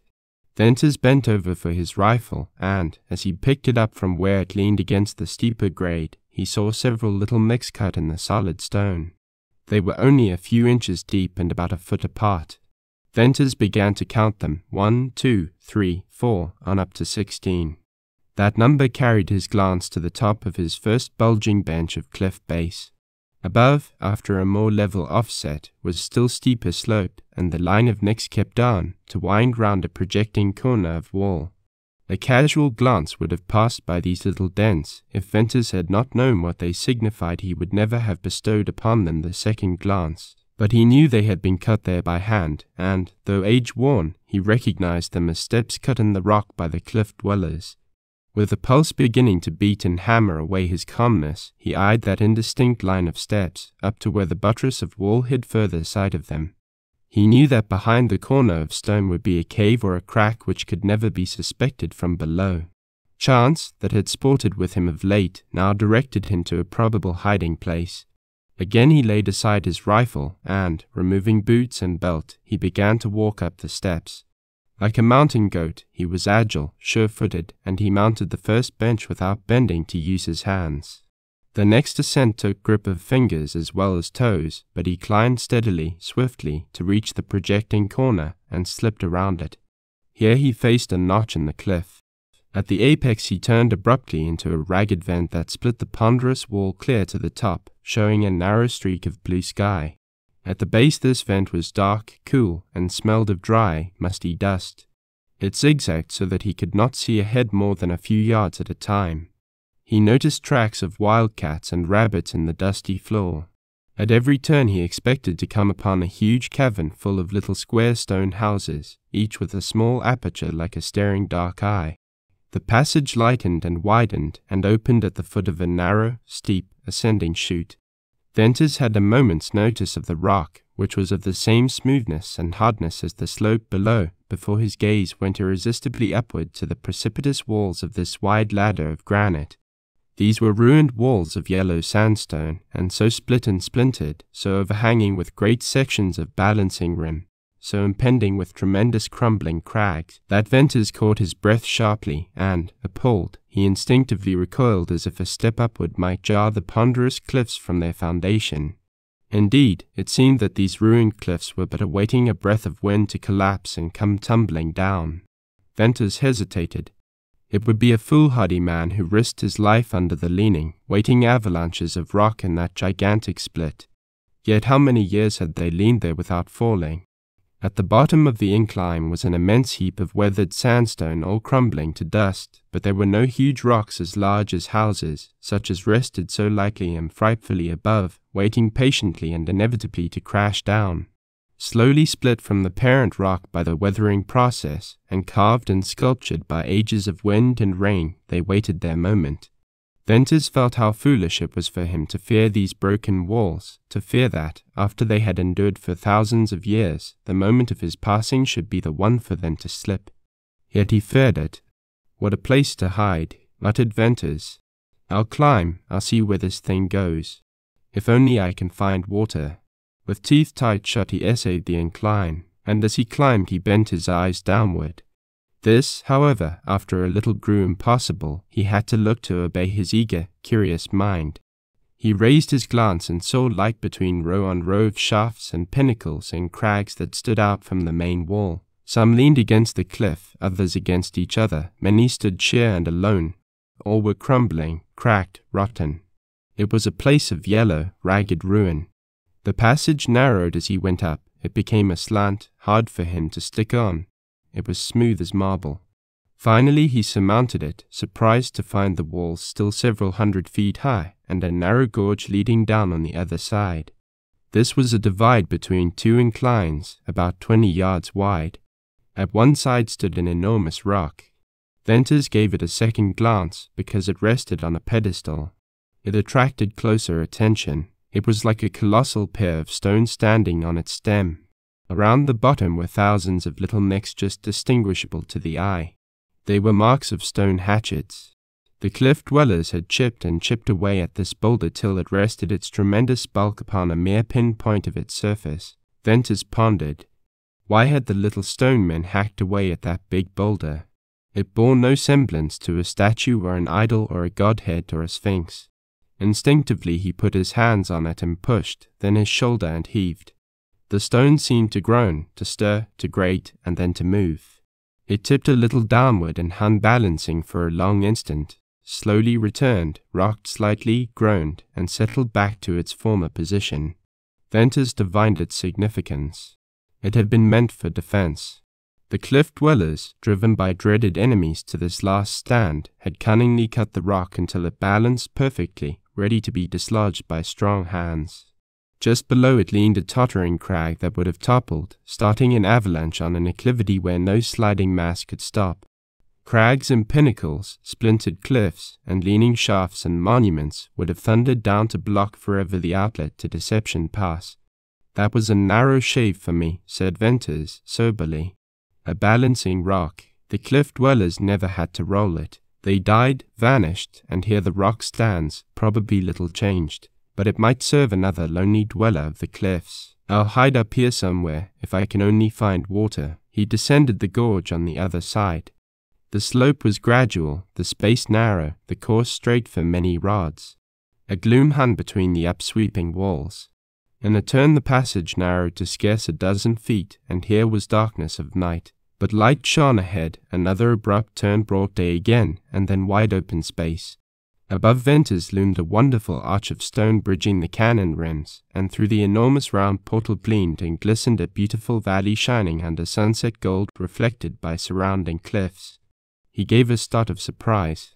The valley was a cove a mile long, half that wide, and its enclosing walls were smooth and stained, and curved inward, forming great caves. He decided that its floor was far higher than the level of Deception Pass and the intersecting canyons. No purple sage colored this valley floor. Instead there were the white of aspens, streaks of branch and slender trunk glistening from the green of leaves and the darker green of oaks. And through the middle of this forest, from wall to wall, ran a winding line of brilliant green which marked the course of cottonwoods and willows. "There's water here, and this is the place for me," said Venters. "Only birds can peep over those walls. I've gone ordering one better." Venters waited no longer and turned swiftly to retrace his steps. He named the cannon Surprise Valley and the huge boulder that guarded the outlet Balancing Rock.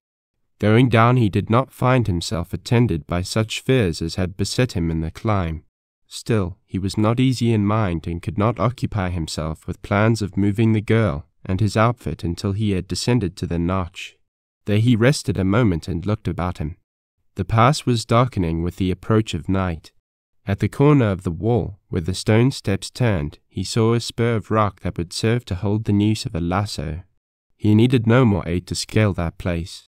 As he intended to make the move under cover of darkness, he wanted most to be able to tell where to climb up. So, taking several small stones with him, he stepped and slid down to the edge of the slope where he had left his rifle and boots. He placed the stones some yards apart. He left the rabbit lying upon the bench where the steps began. Then he addressed a keen-sighted, remembering gaze to the rim wall above. It was serrated, and between two spears of rock, directly in line with his position, showed a zigzag crack that at night would let through the gleam of sky. This settled, he put on his belt and boots and prepared to descend. Some consideration was necessary to decide whether or not to leave his rifle there. On the return, carrying the girl and a pack, it would be added encumbrance, and after debating the matter he left the rifle leaning against the bench. As he went straight down the slope he halted every few rods to look up at his mark on the rim. It changed, but he fixed each change in his memory. When he reached the first cedar tree, he tied his scarf upon a dead branch and then hurried toward camp, having no more concern about finding his trail upon the return trip. Darkness soon emboldened and lent him greater speed. It occurred to him, as he glided into the grassy glade near camp and heard the whinny of a horse, that he had forgotten wrangle. The big sorrel could not be gotten into Surprise Valley. He would have to be left here. Venters determined at once to lead the other horses out through the thicket and turn them loose. The farther they wandered from this cannon the better it would suit him. He easily descried wrangle through the gloom, but the others were not in sight. Venters whistled low for the dogs, and when they came trotting to him he sent them out to search for the horses, and followed. It soon developed that they were not in the glade nor the thicket. Venters grew cold and rigid at the thought of rustlers having entered his retreat, but the thought passed, for the demeanor of Ring and Whitty reassured him. The horses had wandered away. Under the clump of silver spruces a denser mantle of darkness, yet not so thick that Venters' night-practiced eyes could not catch the white oval of a still face. He bent over it with a slight suspension of breath that was both caution lest he frighten her and chill uncertainty of feeling lest he find her dead.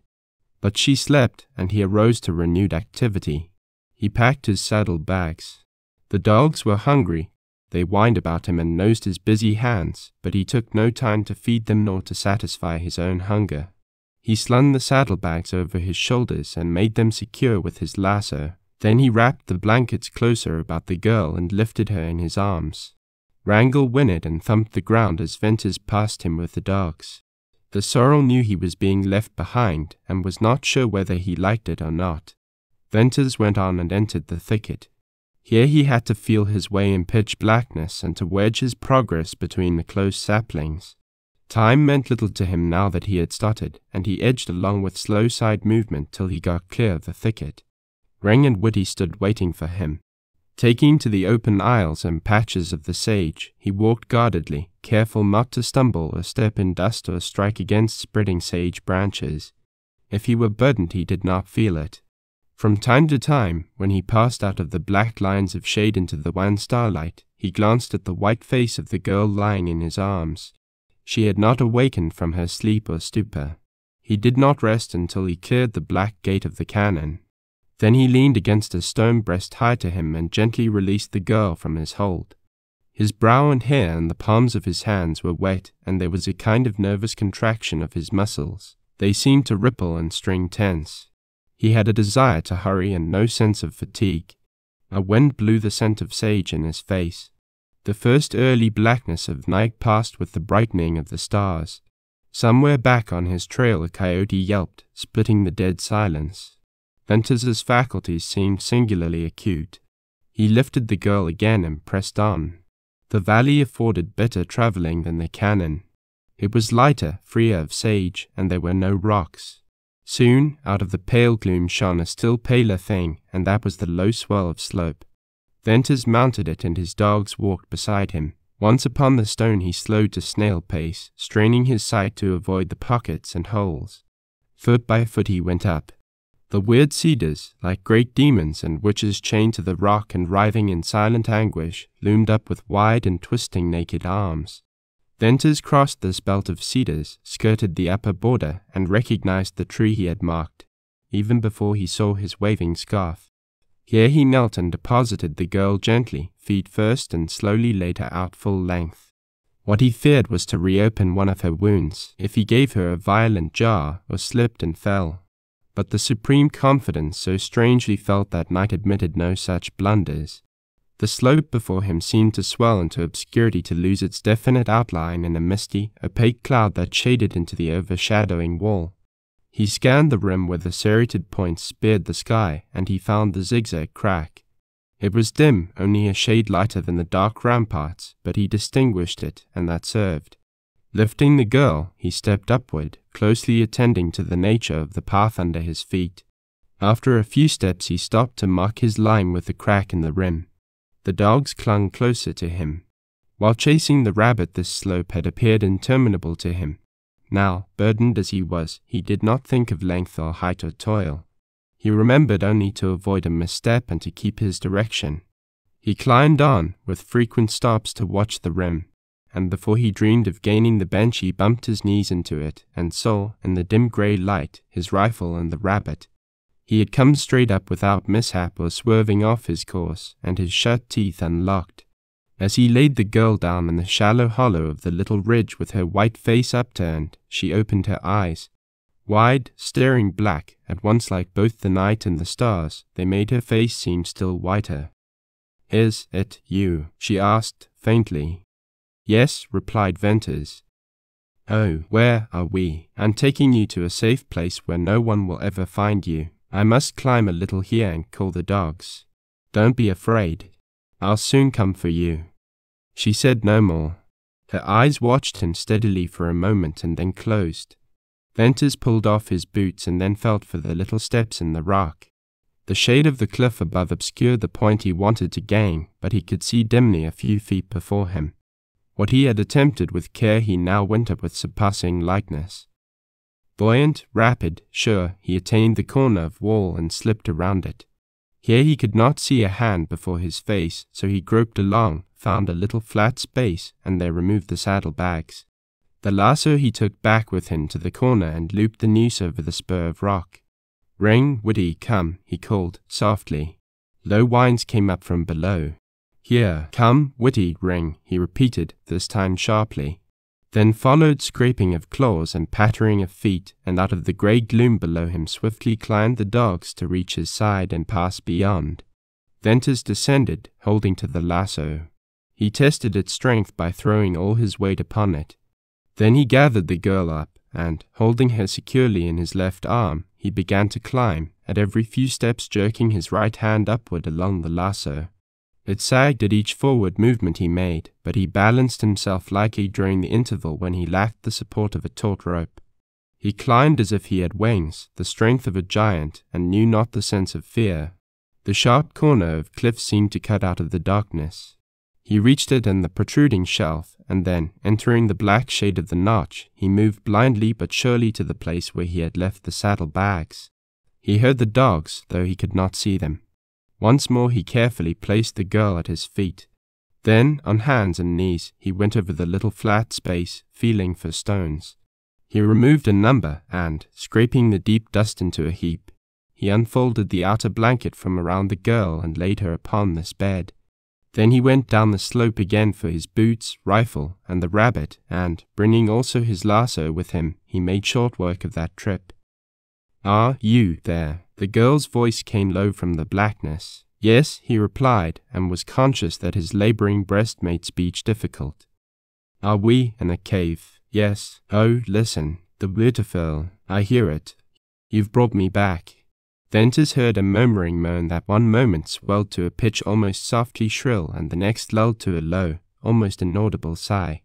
"That's wind blowing in the cliffs," he panted. "Here far from Aldring's cannon." The effort it cost him to speak made him conscious of extreme lassitude following upon great exertion. It seemed that when he lay down and drew his blanket over him the action was the last before utter prostration. He stretched inert, wet, hot, his body one great strife of throbbing, stinging nerves and bursting veins.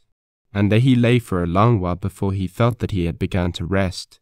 Rest came to him that night, but no sleep. Sleep he did not want. The hours of strained effort were now as if they had never been, and he wanted to think. Earlier in the day he had dismissed an inexplicable feeling of change, but now, when there was no longer demand on his cunning and strength and he had time to think, he could not catch the elusive thing that had sadly perplexed as well as elevated his spirit. Above him, through a V-shaped cleft in the dark rim of the cliff, shone the lustrous stars that had been his lonely accusers for a long, long year. Tonight they were different. He studied them. Larger, whiter, more radiant they seemed, but that was not the difference he meant. Gradually it came to him that the distinction was not one he saw, but one he felt. In this he divined as much of the baffling change as he thought would be revealed to him then. And as he lay there, with the singing of the cliff winds in his ears, the white stars above the dark, bold vent, the difference which he felt was that he was no longer alone. Chapter 9. Silver Spruce and Aspens. The rest of that night seemed to Venters only a few moments of starlight, a dark overcasting of sky, an hour or so of grey gloom, and then the lighting of dawn. When he had bestirred himself, feeding the hungry dogs and breaking his long fast, and had repacked his saddle-bags, it was clear daylight, though the sun had not tipped the yellow wall in the east. He concluded to make the climb and descent into Surprise Valley in one trip. To that end he tied his blanket upon Ring and gave Whitty the extra lasso and the rabbit to carry. Then, with the rifle and saddle-bags slung upon his back, he took up the girl.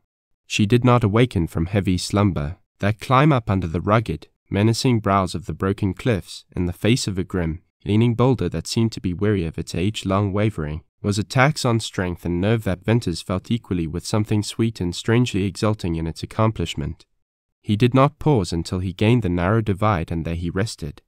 Balancing rock loomed huge, cold in the grey light of dawn, a thing without life, yet it spoke silently to Venters. "I am waiting to plunge down, to shatter and crash, roar and boom, to bury your trail, and close forever the outlet to Deception Pass. He did not pause until he gained the narrow divide. On the descent of the other side, Venters had easy going, but was somewhat concerned because Woody appeared to have succumbed to temptation, and while carrying the rabbit was also chewing on it. And Ring evidently regarded this as an injury to himself, especially as he had carried the heavier load. Presently he snapped at one end of the rabbit and refused to let go, but his action prevented Woody from further misdoing, and then the two dogs pattered down, carrying the rabbit between them.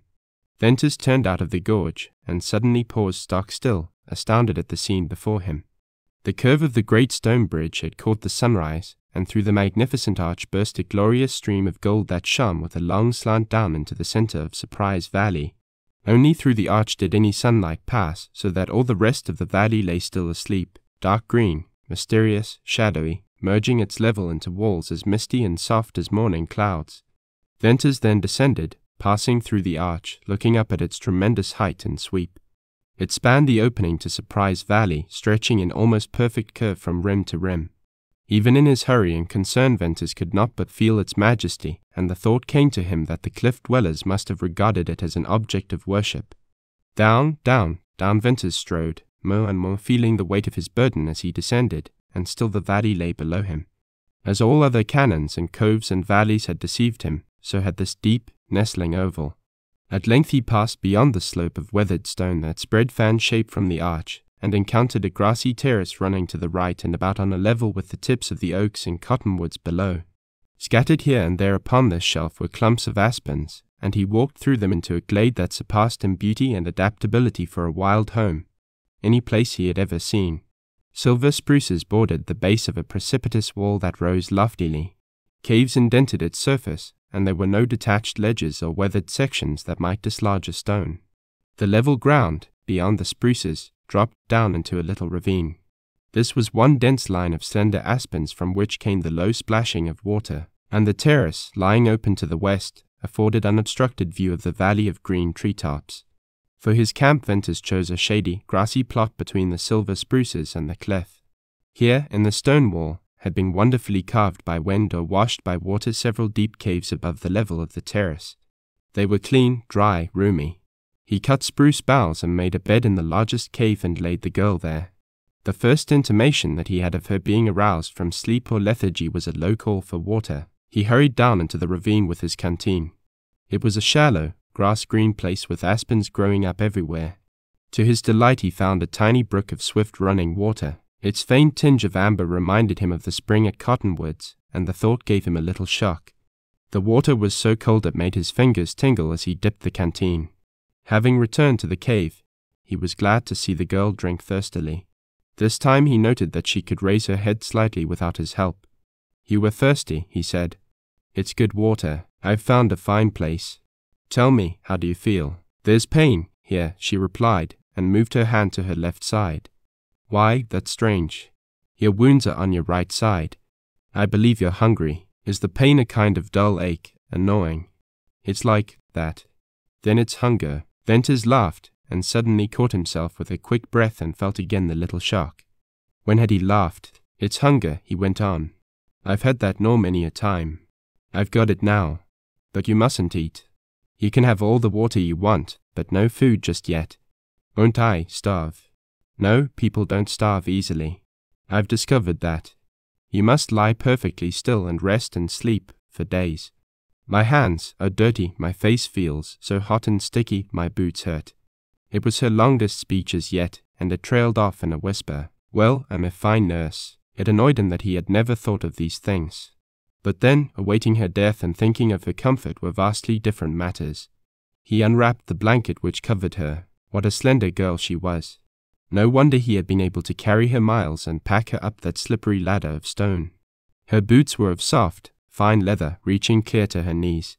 He recognized the make as one of a bootmaker in Sterling. Her spurs, that he had stupidly neglected to remove, consisted of silver frames and gold chains, and the rowels, large as silver dollars, were fancifully engraved. The boots slipped off rather hard.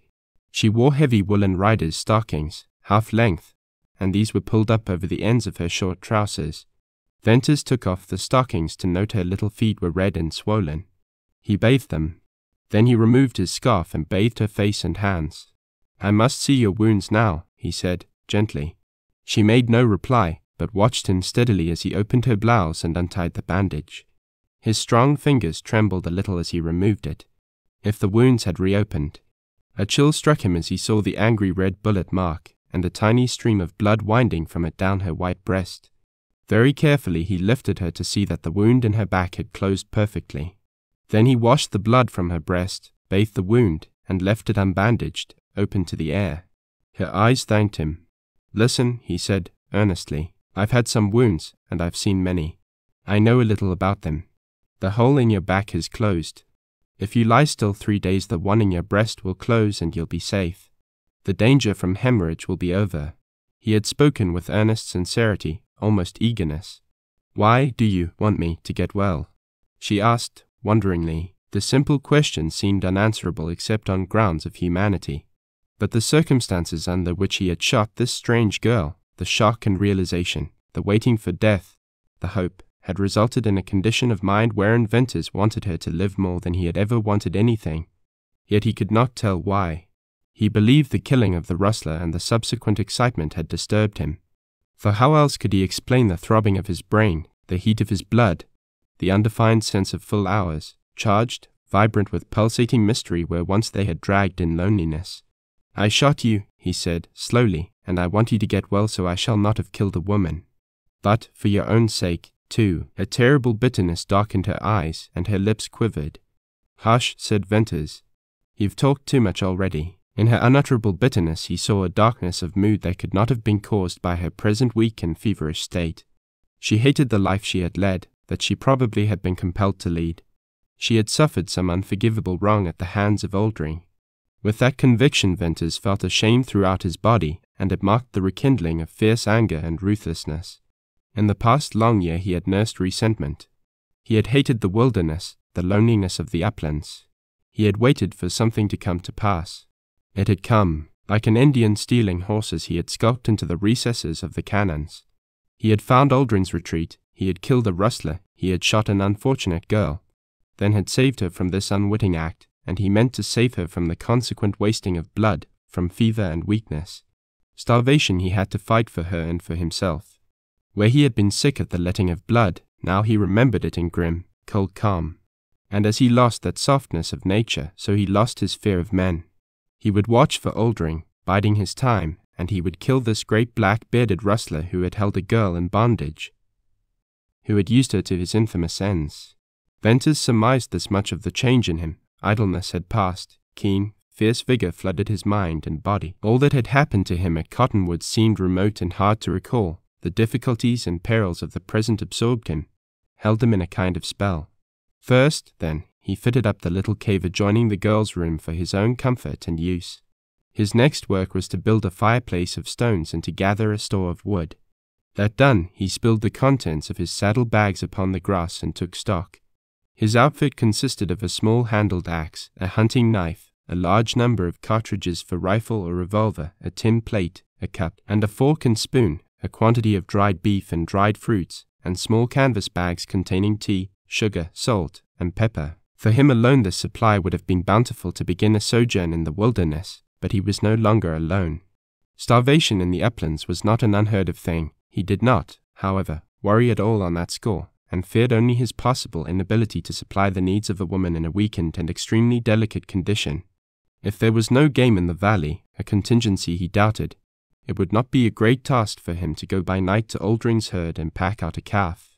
The exigency of the moment was to ascertain if there were game in Surprise Valley.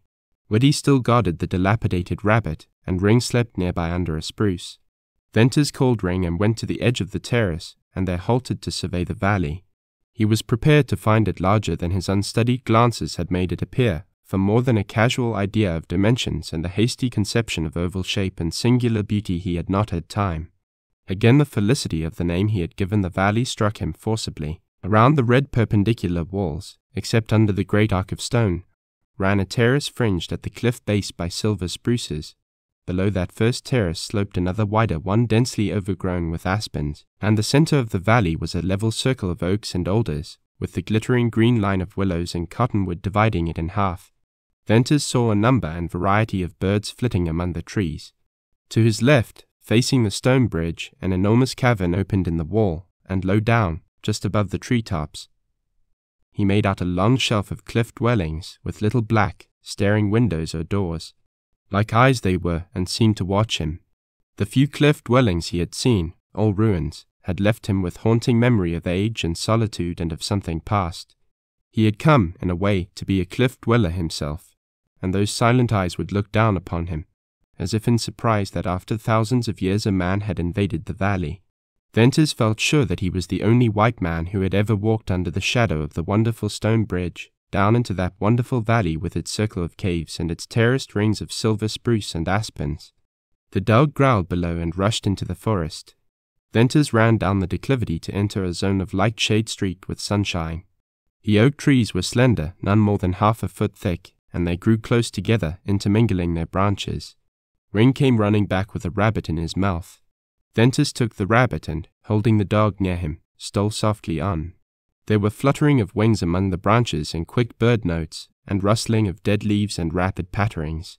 Venters crossed well-worn trails marked with fresh tracks, and when he had stolen on a little farther he saw many birds and running quail, and more rabbits than he could count. He had not penetrated the forest of oaks for 100 yards, had not approached anywhere near the line of willows and cottonwoods which he knew grew along a stream. But he had seen enough to know that Surprise Valley was the home of many wild creatures. Venters returned to camp. He skinned the rabbits and gave the dogs the one they had quarreled over, and the skin of this he dressed and hung up to dry, feeling that he would like to keep it. It was a particularly rich, furry pelt with a beautiful white tail. Venters remembered that but for the bobbing of that white tail catching his eye he would not have espied the rabbit, and he would never have discovered Surprise Valley. Little incidents of chance like this had turned him here and there in Deception Pass, and now they had assumed to him the significance and direction of destiny. His good fortune in the matter of game at hand brought to his mind the necessity of keeping it in the valley. Therefore he took the axe and cut bundles of aspens and willows, and packed them up under the bridge to the narrow outlet of the gorge. Here he began fashioning a fence, by driving aspens into the ground and lacing them fast with willows. Trip after trip he made down for more building material, and the afternoon had passed when he finished the work to his satisfaction. Wildcats might scale the fence, but no coyote could come in to search for prey, and no rabbits or other small game could escape from the valley. Upon returning to camp he set about getting his supper at ease, around a fine fire, without hurry or fear of discovery. After hard work that had definite purpose, this freedom and comfort gave him peculiar satisfaction. He caught himself often, as he kept busy round the campfire, stopping to glance at the quiet form in the cave, and at the dog stretched cozily near him, and then out across the beautiful valley. The present was not yet real to him. While he ate, the sun set beyond a dip in the rim of the curved wall. As the morning sun burst wondrously through a grand arch into this valley in a golden, slanting shaft, so the evening sun, at the moment of setting, shone through a gap of cliffs, sending down a broad red burst to brighten the oval with a blaze of fire. To Venters both sunrise and sunset were unreal. A cool wind blew across the oval, waving the tips of oaks, and while the light lasted, fluttering the aspen leaves into millions of facets of red, and sweeping the graceful spruces. Then with the wind soon came a shade and a darkening, and suddenly the valley was grey. Light came there quickly after the sinking of the sun. Venters went softly to look at the girl. She slept, and her breathing was quiet and slow. He lifted Ring into the cave, with stern whisper for him to stay there on guard. Then he drew the blanket carefully over her and returned to the campfire. Though exceedingly tired, he was yet loath to yield to lassitude, but this night it was not from listening. Watchful vigilance, it was from a desire to realize his position. The details of his wild environment seemed the only substance of a strange dream. He saw the darkening rims, the grey oval turning black, the undulating surface of forest, like a rippling lake, and the spear-pointed spruces. He heard the flutter of aspen leaves and the soft, continuous splash of falling water. The melancholy note of a cannon bird broke clear and lonely from the high cliffs. Venters had no name for this night singer, and he had never seen one, but the few notes, always pealing out just at darkness, were as familiar to him as the cannon silence. Then they ceased, and the rustle of leaves and the murmur of water hushed in a growing sound that Venters fancied was not of earth. Neither had he a name for this, only it was inexpressibly wild and sweet. The thought came that it might be a moan of the girl in her last outcry of life, and he felt a tremor shake him. But no, this sound was not human, though it was like despair. He began to doubt his sensitive perceptions, to believe that he half dreamed what he thought he heard. Then the sound swelled with the strengthening of the breeze, and he realized it was the singing of the wind in the cliffs. By and by a drowsiness overcame him, and Venters began to nod, half asleep, with his back against a spruce. Rousing himself and calling Whitty, he went to the cave. The girl lay barely visible in the dimness. Ring crouched beside her, and the patting of his tail on the stone assured Venters that the dog was awake and faithful to his duty. Venters sought his own bed of fragrant boughs, and as he lay back, somehow grateful for the comfort and safety, the night seemed to steal away from him and he sank softly into intangible space and rest and slumber. Venters awakened to the sound of melody that he imagined was only the haunting echo of dream music. He opened his eyes to another surprise of this valley of beautiful surprises. Out of his cave he saw the exquisitely fine foliage of the silver spruces crossing a round space of blue morning sky, and in this lacy leafage fluttered a number of grey birds with black and white stripes and long tails. They were mockingbirds, and they were singing as if they wanted to burst their throats. Venters listened. One long, silver-tipped branch dropped almost to his cave, and upon it, within a few yards of him, sat one of the graceful birds. Venters saw the swelling and quivering of its throat in song. He arose, and when he slid down out of his cave the birds fluttered and flew farther away. Venters stepped before the opening of the other cave and looked in. The girl was awake, with wide eyes and listening look, and she had a hand on Ring's neck. "Mockingbirds," she said.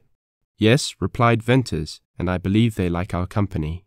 "Where are we?" "Never mind now. After a little I'll tell you. The birds woke me.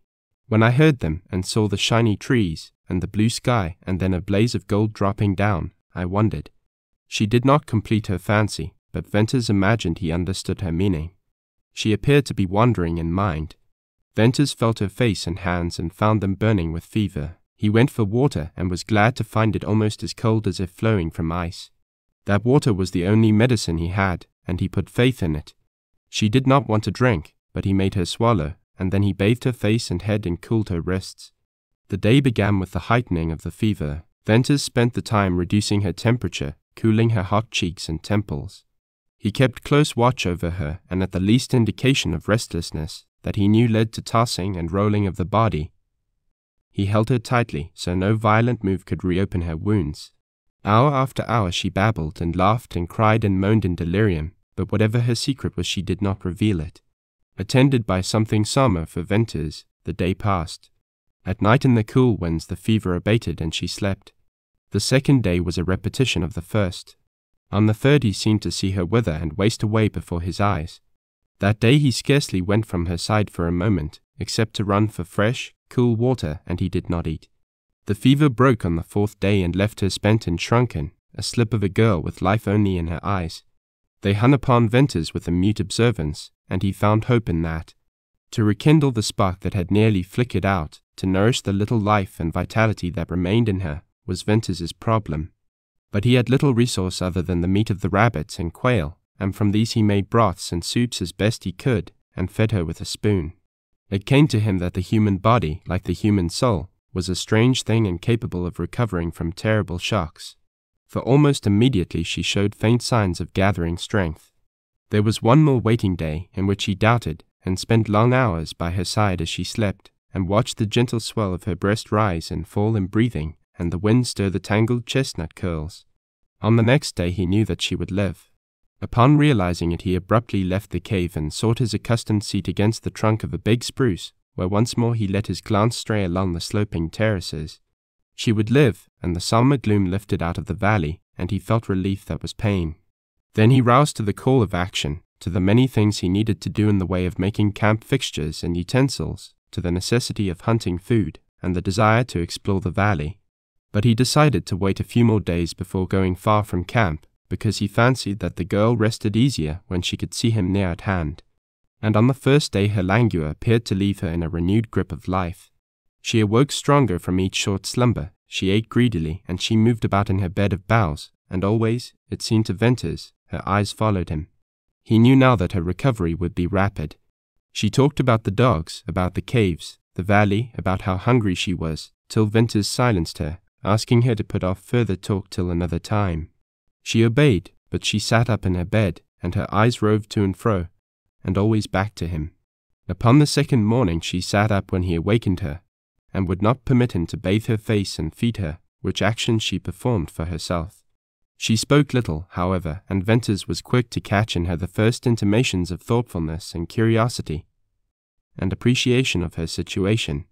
He left camp and took Woody out to hunt for rabbits. Upon his return he was amazed and somewhat anxiously concerned to see his invalid sitting with her back to a corner of the cave and her bare feet swinging out. Hurriedly he approached, intending to advise her to lie down again, to tell her that perhaps she might overtax her strength. The sun shone upon her, glinting on the little head with its tangle of bright hair, and the small, oval face with its pallor and dark blue eyes underlined by dark blue circles. She looked at him and he looked at her. In that exchange of glances he imagined each saw the other in some different guise. It seemed impossible to Venters that this frail girl could be Oldring's masked rider. It flashed over him that he had made a mistake which presently she would explain. "Help me down," she said. "But are you well enough?" He protested. "Wait a little longer. I'm weak, dizzy. But I want to get down." He lifted her, what a light burden now, and stood her upright beside him, and supported her as she essayed to walk with halting steps. She was like a stripling of a boy. The bright, small head scarcely reached his shoulder. But now, as she clung to his arm, the rider's costume she wore did not contradict, as it had done at first, his feeling of her femininity. She might be the famous masked rider of the uplands. She might resemble a boy, but her outline, her little hands and feet, her hair, her big eyes and tremulous lips, and especially as something that Venters felt as a subtle essence rather than what he saw, proclaimed her sex. She soon tired. He arranged a comfortable seat for her under the spruce that overspread the campfire. "Now tell me everything," she said. He recounted all that had happened from the time of his discovery of the rustlers in the cannon up to the present moment. "You shot me, and now you've saved my life. Yes, after almost killing you I've pulled you through. Are you glad?" "I should say so." Her eyes were unusually expressive, and they regarded him steadily. She was unconscious of that mirroring of her emotions, and they shone with gratefulness and interest and wonder and sadness. "Tell me about yourself," she asked. He made this a briefer story, telling of his coming to Utah, his various occupations till he became a rider, and then how the Mormons had practically driven him out of Cottonwoods, an outcast. Then, no longer able to withstand his own burning curiosity, he questioned her in turn. "Are you Oldring's masked rider?" "Yes," she replied, and dropped her eyes. "I knew it. I recognized your figure and mask, for I saw you once. Yet I can't believe it. But you never were really that rustler as we riders knew him. A thief, a marauder, a kidnapper of women, a murderer of sleeping riders. No, I never stole or harmed anyone in all my life. I only rode and rode. But why, he burst out. Why the name? I understand Oldring made you ride, but the black mask, the mystery, the things laid to your hands, the threats in your infamous name, the night riding credited to you, the evil deeds deliberately blamed on you and acknowledged by rustlers, even Oldring himself.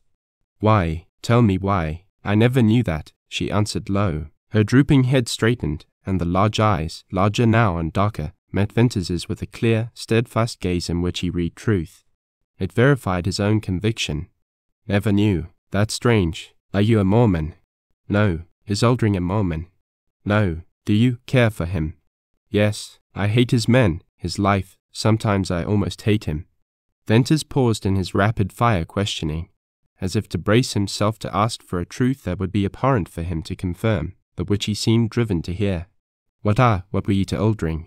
Like some delicate thing suddenly exposed to blasting heat, the girl wilted, her head dropped, and into her white, wasted cheeks crept the red of shame. Venters would have given anything to recall that question. It seemed so different, his thought when spoken. Yet her shame established in his mind something akin to the respect he had strangely been hungering to feel for her. And that question. Forget it. He cried, in a passion of pain for her and anger at himself. But once and for all, tell me, I know it, yet I want to hear you say so. You couldn't help yourself.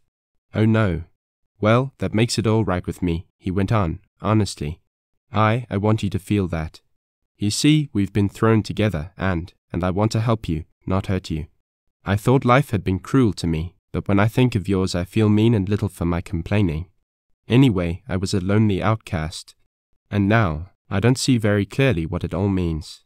Only we are here, together. We've got to stay here, for long, surely till you are well. That you'll never go back to Aldring. And I'm sure helping you will help me, for I was sick in mind. There's something now for me to do, and if I can win back your strength, then get you away, out of this wild country, help you somehow to a happier life. Just think how good that'll be for me. Chapter 10. Love. During all these waiting days, Venters, with the exception of the afternoon when he had built the gate in the gorge, had scarcely gone out of sight of camp and never out of hearing. His desire to explore Surprise Valley was keen, and on the morning after his long talk with the girl he took his rifle and, calling Ring, made a move to start. The girl lay back in a rude chair of boughs he had put together for her. She had been watching him, and when he picked up the gun and called the dog, Venters thought she gave a nervous start. "I'm only going to look over the valley," he said. "Will you be gone long?" "No," he replied, and started off. The incident set him thinking of his former impression that, after her recovery from fever, she did not seem at ease unless he was close at hand. It was fear of being alone, due, he concluded, most likely to her weakened condition. He must not leave her much alone. As he strode down the sloping terrace, rabbits scampered before him, and the beautiful valley quail, as purple in color as the sage on the uplands, ran featly along the ground into the forest. It was pleasant under the trees, in the gold-flecked shade, with the whistle of quail and twittering of birds everywhere. Soon he had passed the limit of his former excursions and entered new territory. Here the woods began to show open glades and brooks running down from the slope, and presently he emerged from shade into the sunshine of a meadow. The shaking of the high grass told him of the running of animals, what species he could not tell, but from Ring's manifest desire to have a chase they were evidently some kind wilder than rabbits. Venters approached the willow and cottonwood belt that he had observed from the height of slope. He penetrated it to find a considerable stream of water and great half-submerged mounds of brush and sticks, and all about him were old and new-gnawed circles at the base of the cottonwoods. "Beaver," he exclaimed. "By all that's lucky, the meadow's full of beaver. How did they ever get here?" Beaver had not found a way into the valley by the trail of the cliff dwellers, of that he was certain, and he began to have more than curiosity as to the outlet or inlet of the stream. When he passed some dead water, which he noted was held by a beaver dam, there was a current in the stream, and it flowed west. Following its course, he soon entered the oak forest again, and passed through to find himself before massed and jumbled ruins of cliff wall. There were tangled thickets of wild plum trees and other thorny growths that made passage extremely laborsome. He found innumerable tracks of wildcats and foxes. Rustlings in the thick undergrowth told him of stealthy movements of these animals. At length his further advance appeared futile, for the reason that the stream disappeared in a split at the base of immense rocks over which he could not climb. To his relief he concluded that though beaver might work their way up the narrow chasm where the water rushed, it would be impossible for men to enter the valley there. This western curve was the only part of the valley where the walls had been split asunder, and it was a wildly rough and inaccessible corner. Going back a little way, he leaped the stream and headed toward the southern wall. Once out of the oaks he found again the low terrace of aspens, and above that the wide, open terrace fringed by silver spruces. This side of the valley contained the wind or water-worn caves. As he pressed on, keeping to the upper terrace, cave after cave opened out of the cliff, now a large one, now a small one. Then yawned, quite suddenly and wonderfully above him, the great cavern of the cliff dwellers. It was still a goodly distance, and he tried to imagine, if it appeared so huge from where he stood, what it would be when he got there. He climbed the terrace and then faced a long, gradual ascent of weathered rock and dust, which made climbing too difficult for attention to anything else. At length he entered a zone of shade and looked up. He stood just within the hollow of a cavern so immense that he had no conception of its real dimensions. The curved roof, stained by ages of leakage, with buff and black and rust-colored streaks, swept up and loomed higher and seemed to soar to the rim of the cliff. Here again was a magnificent arch, such as formed the grand gateway to the valley, only in this instance it formed the dome of a cave instead of the span of a bridge. Venters passed onward and upward. The stones he dislodged rolled down with strange, hollow crack and roar. He had climbed 100 rods inward, and yet he had not reached the base of the shelf where the cliff dwellings rested, a long half-circle of connected stone house, with little dark holes that he had fancied were eyes. At length he gained the base of the shelf, and here found steps cut in the rock. These facilitated climbing, and as he went up he thought how easily this vanished race of men might once have held that stronghold against an army. There was only one possible place to ascend, and this was narrow and steep. Venters had visited cliff dwellings before, and they had been in ruins, and of no great character or size, but this place was of proportions that stunned him, and it had not been desecrated by the hand of man, nor had it been crumbled by the hand of time. It was a stupendous tomb. It had been a city. It was just as it had been left by its builders. The little houses were there, the smoke-blackened stains of fires, the pieces of pottery scattered about cold hearths, the stone hatchet, and stone pestles and mealing stones lay beside round holes polished by years of grinding maize. Lay there as if they had been carelessly dropped yesterday. But the cliff dwellers were gone. Dust. They were dust on the floor or at the foot of the shelf, and their habitations and utensils endured. Venters felt the sublimity of that marvelous vaulted arch, and it seemed to gleam with the glory of something that was gone. How many years had passed since the cliff dwellers gazed out across the beautiful valley as he was gazing now? How long had it been since women ground grain in those polished holes? What time had rolled by since men of an unknown race lived, loved, fought, and died there? Had an enemy destroyed them? Had disease destroyed them, or only that greatest destroyer, time? Venters saw a long line of blood-red hands painted low down upon the yellow roof of stone. Here was strange portent, if not an answer to his queries. The place oppressed him. It was light, but full of a transparent gloom. It smelled of dust and musty stone, of age and disuse. It was sad. It was solemn. It had the look of a place where silence had become master and was now irrevocable and terrible and could not be broken. Yet, at the moment, from high up in the carved crevices of the arch, floated down the low, strange wail of wind, a knell indeed for all that had gone. Venters, sighing, gathered up an armful of pottery, such pieces as he thought strong enough and suitable for his own use, and bent his steps toward camp. He mounted the terrace at an opposite point to which he had left. He saw the girl looking in the direction he had gone. His footsteps made no sound in the deep grass, and he approached close without her being aware of his presence. Woody lay on the ground near where she sat, and he manifested the usual actions of welcome, but the girl did not notice them. She seemed to be oblivious to everything near at hand. She made a pathetic figure drooping there, with her sunny hair contrasting so markedly with her white, wasted cheeks and her hands listlessly clasped and her little bare feet propped in the framework of the rude seat. Venters could have sworn and laughed in one breath at the idea of the connection between this girl and Aldring's masked rider. She was the victim of more than accident of fate, a victim to some deep plot the mystery of which burned him. As he stepped forward with a half-formed thought that she was absorbed in watching for his return, she turned her head and saw him. A swift start, a change rather than rush of blood under her white cheeks, a flashing of big eyes that fixed their glance upon him, transformed her face in that single instant of turning, and he knew she had been watching for him, that his return was the one thing in her mind. She did not smile, she did not flush, she did not look glad. All these would have meant little compared to her indefinite expression. Venters grasped the peculiar, vivid, vital something that leaped from her face. It was as if she had been in a dead, hopeless clamp of inaction and feeling, and had been suddenly shot through and through with quivering animation. Almost it was as if she had returned to life. And Venters thought with lightning swiftness, I've saved her. I've unlinked her from that old life. She was watching as if I were all she had left on earth. She belongs to me. The thought was startlingly new. Like a blow it was in an unprepared moment. The cheery salutation he had ready for her died unborn, and he tumbled the pieces of pottery awkwardly on the grass while some unfamiliar, deep-seated emotion, mixed with pity and glad assurance of his power to succor her, held him dumb. What a load you had, she said. Why, they're pots and crocks. Where did you get them?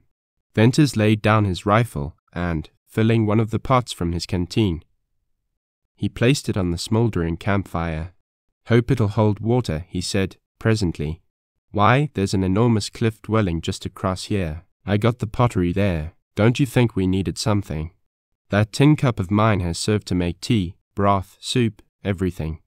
I noticed we hadn't a great deal to cook in. She laughed. It was the first time. He liked that laugh, and though he was tempted to look at her, he did not want to show his surprise or his pleasure. "Will you take me over there and all around in the valley pretty soon, when I'm well?" She added, "Indeed I shall. It's a wonderful place. Rabbits so thick you can't step without kicking one out. And quail, beaver, foxes, wildcats. We're in a regular den. But haven't you ever seen a cliff dwelling?" "No, I've heard about them, though. The men say the pass is full of old houses and ruins." "Why, I should think you'd have run across one in all your riding around," said Venters. He spoke slowly, choosing his words carefully, and he essayed a perfectly casual manner and pretended to be busy assorting pieces of pottery. She must have no cause again to suffer shame for curiosity of his. Yet never in all his days had he been so eager to hear the details of anyone's life. "When I rode like the wind," she replied, and never had time to stop for anything. "I remember that day I met you in the pass, how dusty you were, how tired your horse looked. Were you always riding?" "Oh, no, sometimes not for months, when I was shut up in the cabin." Venters tried to subdue a heart tingling. "You were shut up, then?" he asked, carelessly. "When Aldring went away on his long trips, he was gone for months sometimes. He shut me up in the cabin." "What for?" "Perhaps to keep me from running away. I always threatened that. Mostly, though, because the men got drunk at the villages. But they were always good to me. I wasn't afraid." "A prisoner. That must have been hard on you." "I like that. As long as I can remember, I've been locked up there at times, and those times were the only happy ones I ever had. It's a big cabin, high up on a cliff, and I could look out. Then I had dogs and pets I had tamed, and books. There was a spring inside, and food stored, and the men brought me fresh meat. Once I was there one whole winter. It now required deliberation on Venters's part to persist in his unconcern and to keep at work. He wanted to look at her, to volley questions at her. "As long as you can remember, you've lived in Deception Pass," he went on. "I've a dim memory of some other place, and women and children, but I can't make anything of it. Sometimes I think till I'm weary." "Then you can read, you have books." "Oh yes, I can read, and write, too, pretty well. Aldring is educated. He taught me, and years ago an old rustler lived with us, and he had been something different once. He was always teaching me." "So Aldring takes long trips," mused Venters. "Do you know where he goes?" "No. Every year he drives cattle north of Sterling, then does not return for months. I heard him accused once of living 2 lives, and he killed the man. That was at Stone Bridge." Venters dropped his apparent task and looked up with an eagerness he no longer strove to hide. "Bess," he said, using her name for the first time, "I suspected Aldring was something besides a rustler. Tell me, what's his purpose here in the pass? I believe much that he has done was to hide his real work here." "You're right. He's more than a rustler. In fact, as the men say, his rustling cattle is now only a bluff. There's gold in the cannons." Yes, there's gold, not in great quantities, but gold enough for him and his men. They wash for gold week in and week out. Then they drive a few cattle and go into the villages to drink and shoot and kill, to bluff the riders. Drive a few cattle. But, Bess, the Withersteen herd, the red herd, 2,500 head. That's not a few, and I tracked them into a valley near here. Aldring never stole the red herd. He made a deal with Mormons. The riders were to be called in, and Aldring was to drive the herd and keep it till a certain time. I won't know when, then drive it back to the range. What his share was I didn't hear. Did you hear why that deal was made?" queried Venters. "No, but it was a trick of Mormons. They're full of tricks. I've heard Aldring's men tell about Mormons. Maybe the Withersteen woman wasn't minding her halter. I saw the man who made the deal. He was a little, queer-shaped man, all humped up. He sat his horse well. I heard one of our men say afterward there was no better rider on the sage than this fellow. What was the name?" "I forget." "Jerry Card," suggested Venters. "That's it. I remember, it's a name easy to remember, and Jerry Card appeared to be on fair terms with Aldring's men." "I shouldn't wonder," replied Venters, thoughtfully. Verification of his suspicions in regard to Tull's underhand work. For the deal with Aldring made by Jerry Card assuredly had its inception in the Mormon elder's brain, and had been accomplished through his orders, revived in Venters a memory of hatred that had been smothered by press of other emotions. Only a few days had elapsed since the hour of his encounter with Tull, yet they had been forgotten and now seemed far off, and the interval one that now appeared large and profound with incalculable change in his feelings. Hatred of Tull still existed in his heart, but it had lost its white heat. His affection for Jane Withersteen had not changed in the least. Nevertheless, he seemed to view it from another angle and see it as another thing, what he could not exactly define. The recalling of these two feelings was to Venters like getting glimpses into a self that was gone, and the wonder of them. Perhaps the change which was too elusive for him was the fact that a strange irritation accompanied the memory and a desire to dismiss it from mind. And straightway he did dismiss it, to return to thoughts of his significant present. "Bess, tell me one more thing," he said. "Haven't you known any women, any young people?" "Sometimes there were women with the men, but Aldring never let me know them. And all the young people I ever saw in my life was when I rode fast through the villages." Perhaps that was the most puzzling and thought-provoking thing she had yet said to Venters. He pondered, more curious the more he learned, but he curbed his inquisitive desires, for he saw her shrinking on the verge of that shame, the causing of which had occasioned him such self-reproach. He would ask no more. Still he had to think, and he found it difficult to think clearly. This sad-eyed girl was so utterly different from what it would have been reason to believe such a remarkable life would have made her. On this day he had found her simple and frank, as natural as any girl he had ever known. About her there was something sweet. Her voice was low and well modulated. He could not look into her face, meet her steady, unabashed, yet wistful eyes, and think of her as the woman she had confessed herself. Aldring's masked rider sat before him, a girl dressed as a man. She had been made to ride at the head of infamous forays and drives. She had been imprisoned for many months of her life in an obscure cabin. At times the most vicious of men had been her companions, and the vilest of women, if they had not been permitted to approach her, had, at least, cast their shadows over her. But in spite of all this, there thundered at Venters some truth that lifted its voice higher than the clamoring facts of dishonor, some truth that was the very life of her beautiful eyes, and it was innocence. In the days that followed, Venters balanced perpetually in mind this haunting conception of innocence over against the cold and sickening fact of an unintentional yet actual gift. How could it be possible for the two things to be true? He believed the latter to be true, and he would not relinquish his conviction of the former, and these conflicting thoughts augmented the mystery that appeared to be a part of Bess. In those ensuing days, however, it became clear as clearest light that Bess was rapidly regaining strength, that, unless reminded of her long association with Aldring, she seemed to have forgotten it, that, like an Indian who lives solely from moment to moment, she was utterly absorbed in the present. Day by day Venters watched the white of her face slowly change to brown, and the wasted cheeks fill up by imperceptible degrees. There came a time when he could just trace the line of demarcation between the part of her face once hidden by a mask and that left exposed to wind and sun. When that line disappeared in clear bronze tan, it was as if she had been washed clean of the stigma of Aldring's masked rider. The suggestion of the mask always made Venters remember. Now that it was gone, he seldom thought of her past. Occasionally he tried to piece together the several stages of strange experience and to make a whole. He had shot a masked outlaw, the very sight of whom had been ill omen to riders. He had carried off a wounded woman whose bloody lips quivered in prayer. He had nursed what seemed a frail, shrunken boy, and now he watched a girl whose face had become strangely sweet, whose dark blue eyes were ever upon him without boldness, without shyness, but with a steady, grave, and growing light. Many times Venters found the clear gaze embarrassing to him. Yet, like wine, it had an exhilarating effect. What did she think when she looked at him so? Almost he believed she had no thought at all.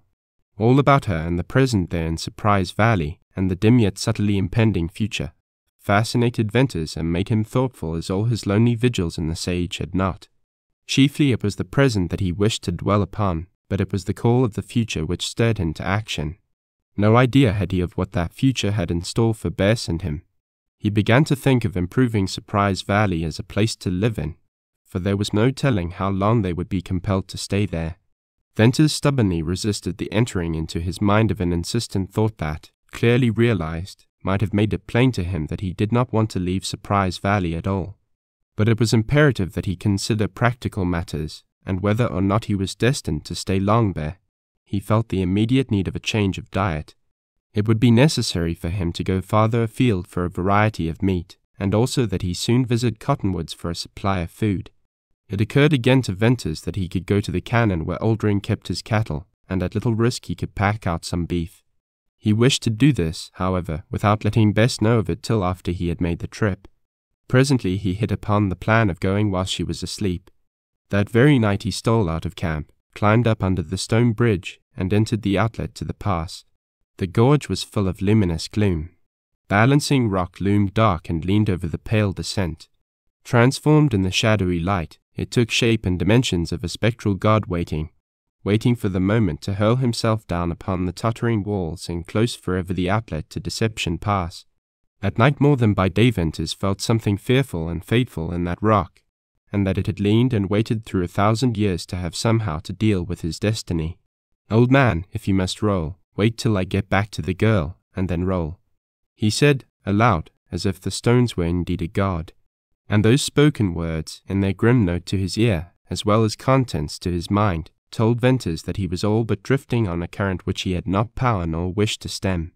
Venters exercised his usual care in the matter of hiding tracks from the outlet, yet it took him scarcely an hour to reach Oldring's cattle. Here sight of many calves changed his original intention, and instead of packing out meat he decided to take a calf out alive. He roped one, securely tied its feet, and swung it over his shoulder. Here was an exceedingly heavy burden, but Venters was powerful. He could take up a sack of grain and with ease pitch it over a pack saddle, and he made long distance without resting. The hardest work came in the climb up to the outlet and on through to the valley. When he had accomplished it, he became fired with another idea that again changed his intention. He would not kill the calf, but keep it alive. He would go back to Oldring's herd and pack out more calves. Thereupon he secured the calf in the best available spot for the moment and turned to make a second trip. When Venters got back to the valley with another calf, it was close upon daybreak. He crawled into his cave and slept late. Bess had no inkling that he had been absent from camp nearly all night, and only remarked solicitously that he appeared to be more tired than usual, and more in the need of sleep. In the afternoon Venters built a gate across a small ravine near camp, and here corralled the calves, and he succeeded in completing his task without Bess being any the wiser. That night he made 2 more trips to Oldring's range, and again on the following night, and yet another on the next. "I've rustled Oldring's cattle," he said, and laughed. He noted then that all the calves were red. "Red," he exclaimed, "from the red herd. I've stolen Jane Withersteen's cattle. That's about the strangest thing yet." One more trip he undertook to Oldring's valley, and this time he roped a yearling steer and killed it and cut out a small quarter of beef. The howling of coyotes told him he need have no apprehension that the work of his knife would be discovered. He packed the beef back to camp and hung it upon a spruce tree. Then he sought his bed. On the morrow he was up bright and early, glad that he had a surprise for Bess. He could hardly wait for her to come out. Presently she appeared and walked under the spruce. Then she approached the camp fire. There was a tinge of healthy red in the bronze of her cheeks, and her slender form had begun to round out in graceful lines. "Bess, didn't you say you were tired of rabbit?" inquired Venters. "And quail and beaver." "Indeed I did." "What would you like?" "I'm tired of meat, but if we have to live on it I'd like some beef."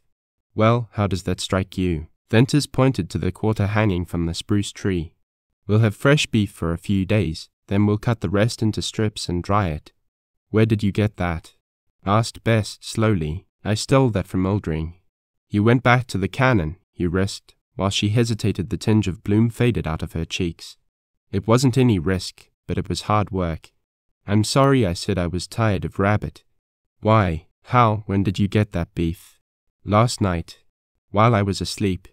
"Yes, I woke last night sometime, but I didn't know."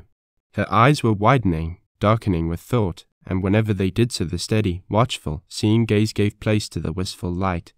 In the former she saw as the primitive woman without thought, in the latter she looked inward, and her gaze was the reflection of a troubled mind. For long Venters had not seen that dark change, that deepening of blue, which he thought was beautiful and sad. That now he wanted to make her think. "I've done more than pack in that beef," he said. "For 5 nights I've been working while you slept. I've got 8 calves corralled near a ravine. 8 calves, all alive and doing fine." He went 5 nights. All that Venters could make of the dilation of her eyes, her slow pallor, and her exclamation was fear for herself or for him. Yes, I didn't tell you, because I knew you were afraid to be left alone. Alone. She echoed his word, but the meaning of it was nothing to her. She had not even thought of being left alone. It was not, then, fear for herself, but for him. This girl, always slow of speech and action, now seemed almost stupid. She put forth a hand that might have indicated the groping of her mind. Suddenly she stepped swiftly to him, with a look and touch that drove from him any doubt of her quick intelligence or feeling. Aldring's men watch the herds, they would kill you. You must never go again. When she had spoken, the strength and the blaze of her died, and she swayed toward Venters. Bess, I'll not go again. She leaned against him, and her body was limp and vibrated to a long, wavering tremble.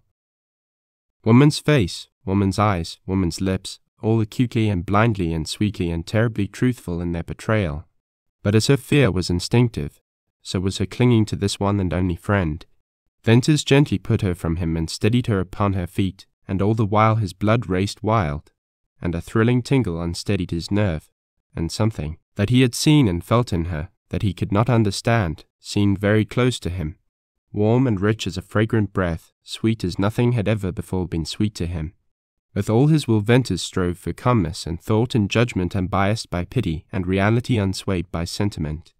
Bess's eyes were still fixed upon him with all her soul bright in that wistful light. Swiftly, resolutely he put out of mind all of her life except what had been spent with him. He scorned himself for the intelligence that made him still doubt. He meant to judge her as she had judged him. He was face to face with the inevitableness of life itself. He saw destiny in the dark, straight path of her wonderful eyes. Here was the simplicity, the sweetness of a girl contending with new and strange and enthralling emotions, here the living truth of innocence. Here the blind terror of a woman confronted with the thought of death to her savior and protector. All this Venters saw, but, besides, there was in Bess's eyes a slow dawning consciousness that seemed about to break out in glorious radiance. Venters trembled, and then swiftly turned his gaze from her face, from her eyes. Chapter 11. Faith and Unfaith. At Jane Withersteen's home the promise made to Mrs. Larkin to care for little Fay had begun to be fulfilled. Like a gleam of sunlight through the cottonwoods was the coming of the child to the gloomy house of Withersteen. The big, silent halls echoed with childish laughter. In the shady court, where Jane spent many of the hot July days, Fay's tiny feet pattered over the stone flags and splashed in the amber stream. She prattled incessantly. What difference, Jane thought, a child made in her home. It had never been a real home, she discovered. Even the tidiness and neatness she had so observed, and upon which she had insisted to her women, became, in the light of Fay's smile, habits that now lost their importance. Fay littered the court with Jane's books and papers, and other toys her fancy improvised, and many a strange craft went floating down the little brook. And it was owing to Fay's presence that Jane Withersteen came to see more of Lassiter. The rider had for the most part kept to the sage. He rode for her, but he did not seek her except on business, and Jane had to acknowledge and pique that her overtures had been made in vain. Fay, however, captured Lassiter the moment he first laid eyes on her. Jane was present at the meeting, and there was something about it which dimmed her sight and softened her toward this foe of her people. The rider had clanked into the court, a tired yet wary man, always looking for the attack upon him that was inevitable and might come from any quarter, and he had walked right upon little Fay. The child had been beautiful even in her rags and amid the surroundings of the hovel and the sage, but now, in a pretty white dress, with her shining curls brushed and her face clean and rosy, she was lovely. She left her play and looked up at Lassiter. If there was not an instinct for all three of them in that meeting, an unreasoning tendency toward a closer intimacy, then Jane Withersteen believed she had been subject to a queer fancy. She imagined any child would have feared Lassiter, and Fay Larkin had been a lonely, a solitary elf of the sage, not at all an ordinary child, and exquisitely shy with strangers. She watched Lassiter with great, round, grave eyes, but showed no fear. The rider gave Jane a favorable report of cattle and horses, and as he took the seat to which she invited him, little Fay edged as much as half an inch nearer.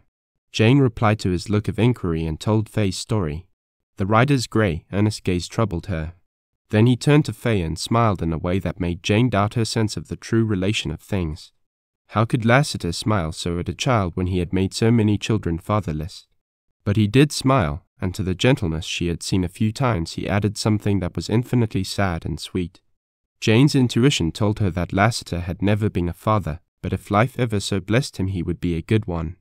They, also, must have found that smile singularly winning, for she edged closer and closer and then, by way of feminine capitulation, went to Jane, from whose side she bent a beautiful glance upon the rider. Lassiter only smiled at her. Jane watched them and realized that now was the moment she should seize, if she was ever to win this man from his hatred. But the step was not easy to take. The more she saw of Lassiter, the more she respected him, and the greater her respect, the harder it became to lend herself to mere coquetry. Yet as she thought of her great motive, of Tull, and of that other whose name she had schooled herself never to think of in connection with Millie Ern's avenger, she suddenly found she had no choice, and her creed gave her boldness far beyond the limit to which vanity would have led her.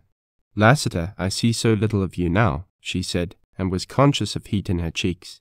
"I've been riding hard," he replied, "but you can't live in the saddle. You come in sometimes. Won't you come here to see me oftener? Is that in order? Nonsense.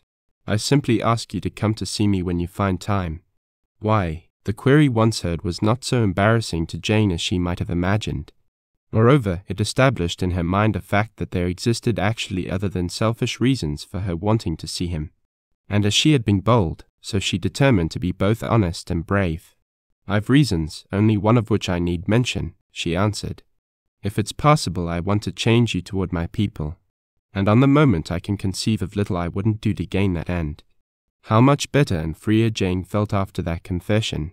She meant to show him that there was one Mormon who could play a game or wage a fight in the open. "I reckon," said Lassiter, and he laughed. It was the best in her, if the most irritating, that Lassiter always aroused. "Will you come?"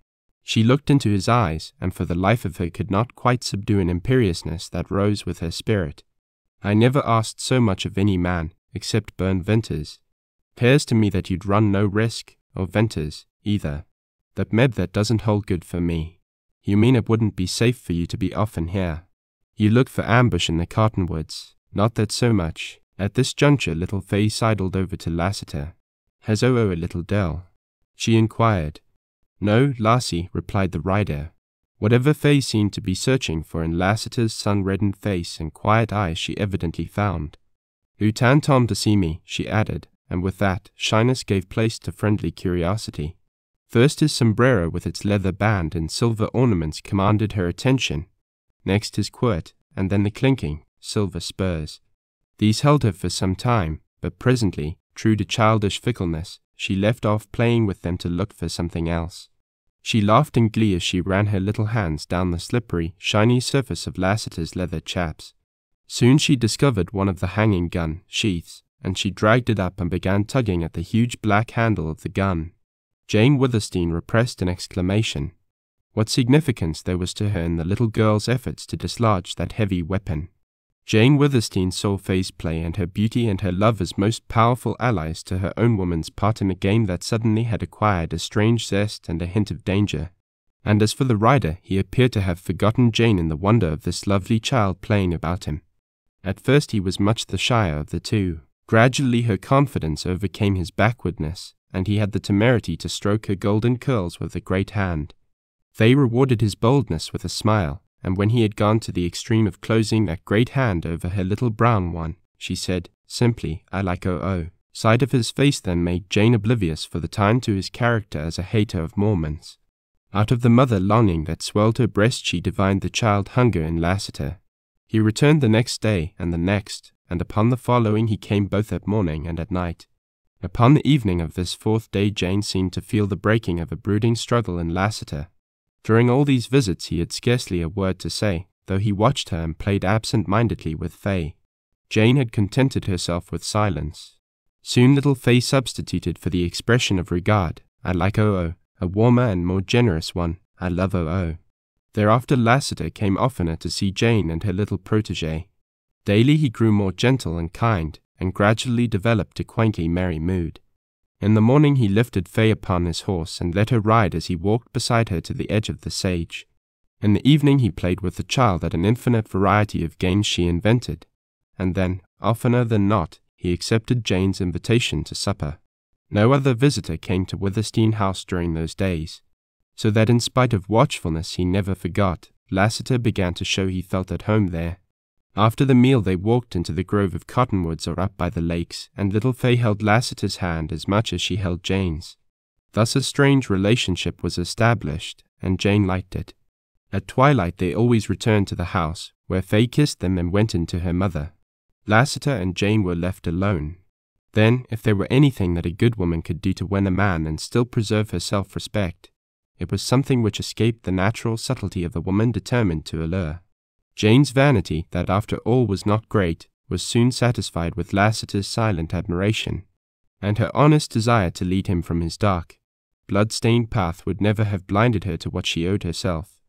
But the driving passion of her religion and its call to save Mormons' lives, one life in particular, bore Jane Withersteen close to an infringement of her womanhood. In the beginning she had reasoned that her appeal to Lassiter must be through the senses. With whatever means she possessed in the way of adornment she enhanced her beauty, and she stooped to artifices that she knew were unworthy of her, but which she deliberately chose to employ. She made of herself a girl in every variable mood wherein a girl might be desirable. In those moods she was not above the methods of an inexperienced though natural flirt. She kept close to him whenever opportunity afforded, and she was forever playfully, yet passionately underneath the surface, fighting him for possession of the great black guns. These he would never yield to her, and so in that manner their hands were often and long in contact. The more of simplicity that she sensed in him, the greater the advantage she took. She had a trick of changing, and it was not altogether voluntary, from this gay, thoughtless, girlish coquettishness to the silence and the brooding, burning mystery of a woman's mood. The strength and passion and fire of her were in her eyes, and she so used them that Lassiter had to see this depth in her, this haunting promise more fitted to her years than to the flaunting guise of a wilful girl. The July days flew by. Jane reasoned that if it were possible for her to be happy during such a time, then she was happy. Little Fay completely filled the long aching void in her heart. In fettering the hands of this Lassiter she was accomplishing the greatest good of her life, and to do good even in a small way rendered happiness to Jane Withersteen. She had attended the regular Sunday services of her church, otherwise she had not gone to the village for weeks. It was unusual that none of her churchmen or friends had called upon her of late, but it was neglect for which she was glad. Judkins and his boy riders had experienced no difficulty in driving the white herd. So these warm July days were free of worry, and soon Jane hoped she had passed the crisis, and for her to hope was presently to trust, and then to believe. She thought often of Venters, but in a dreamy, abstract way. She spent hours teaching and playing with little Fay, and the activity of her mind centered around Lassiter. The direction she had given her will seem to blunt any branching off of thought from that straight line. The mood came to obsess her. In the end, when her awakening came, she learned that she had builded better than she knew. Lassiter, though kinder and gentler than ever, had parted with his quaint humor and his coldness and his tranquillity to become a restless and unhappy man. Whatever the power of his deadly intent toward Mormons, that passion now had a rival, the one equally burning and consuming. Jane Withersteen had one moment of exultation before the dawn of a strange uneasiness. What if she had made of herself a lure, at tremendous cost to him and to her, and all in vain? That night in the moonlit grove she summoned all her courage, and, turning suddenly in the path, she faced Lassiter and leaned close to him, so that she touched him and her eyes looked up to his.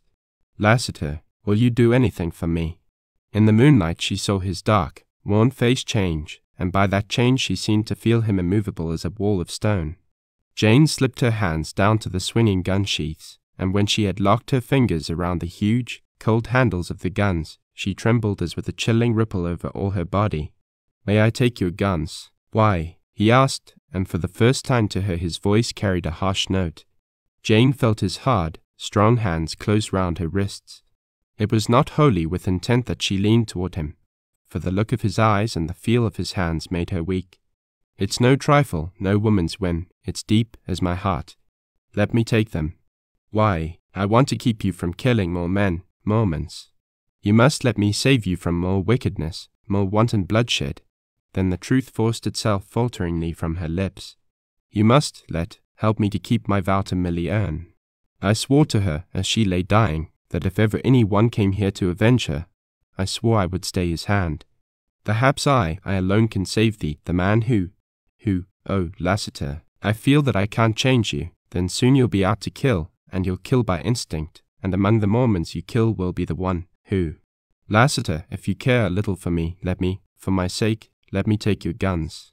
As if her hands had been those of a child, he unclasped their clinging grip from the handles of his guns, and, pushing her away, he turned his grey face to her in one look of terrible realization and then strode off into the shadows of the cottonwoods.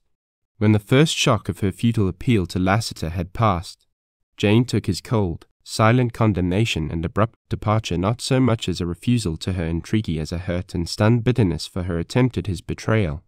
Upon further thought and slow consideration of Lassiter's past actions, she believed he would return and forgive her. The man could not be hard to a woman, and she doubted that he could stay away from her. But at the point where she had hoped to find him vulnerable, she now began to fear he was proof against all persuasion. The iron and stone quality that she had early suspected in him had actually cropped out as an impregnable barrier. Nevertheless, if Lassiter remained in Cottonwood, she would never give up her hope and desire to change him. She would change him if she had to sacrifice everything dear to her except hope of heaven. Passionately devoted as she was to her religion, she had yet refused to marry a Mormon. But a situation had developed wherein self paled in the great white light of religious duty of the highest order. That was the leading motive, the divinely spiritual one, but there were other motives, which, like tentacles, aided in drawing her will to the acceptance of a possible abnegation. And through the watches of that sleepless night, Jane Withersteen, in fear and sorrow and doubt, came finally to believe that if she must throw herself into Lassiter's arms to make him abide by "thou shalt not kill," she would yet do well. In the morning she expected Lassiter at the usual hour, but she was not able to go at once to the court, so she sent little Fay. Mrs. Larkin was ill and required attention. It appeared that the mother, from the time of her arrival at Withersteen House, had relaxed and was slowly losing her hold on life.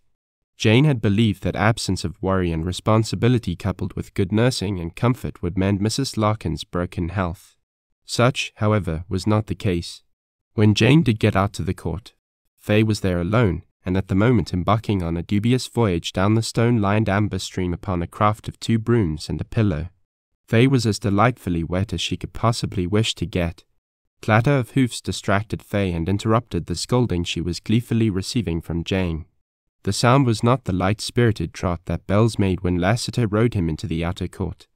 This was slower and heavier, and Jane did not recognize in it any of her other horses. The appearance of Bishop Dyer startled Jane. He dismounted with his rapid, jerky motion, flung the bridle, and, as he turned toward the inner court and stalked up on the stone flags, his boots rang. In his authoritative front, and in the red anger unmistakably flaming in his face, he reminded Jane of her father. "Is that the Larkin pauper?" he asked, brusquely, without any greeting to Jane. "It's Mrs. Larkin's little girl," replied Jane, slowly. "I hear you intend to raise the child." "Yes, of course you mean to give her Mormon bringing up." No, his questions had been swift.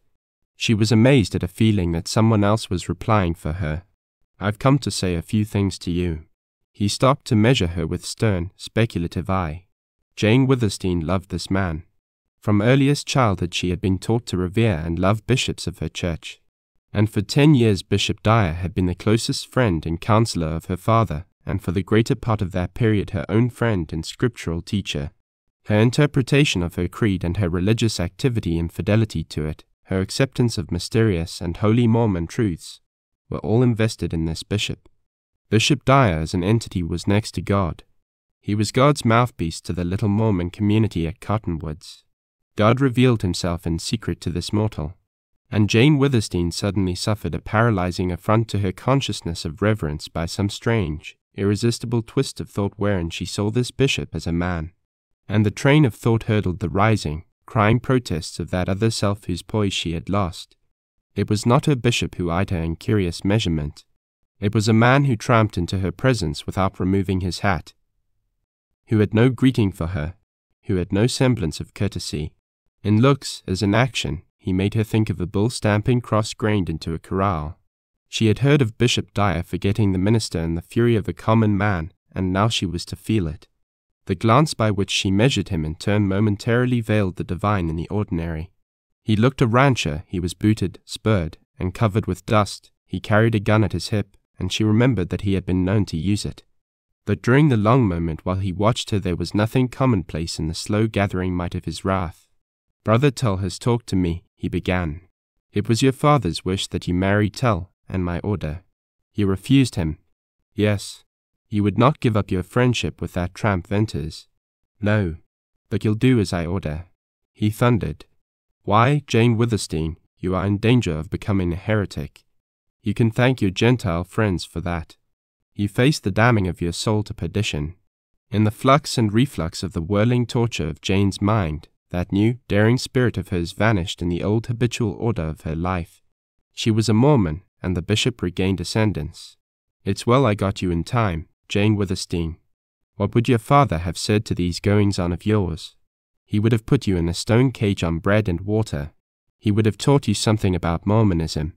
Remember, you're a born Mormon. There have been Mormons who turned heretic. Damn their souls. But no born Mormon ever left us yet. Ah, I see your shame. Your faith is not shaken. You are only a wild girl." The bishop's tone softened. "Well, it's enough that I got to you in time. Now tell me about this Lassiter. I hear strange things."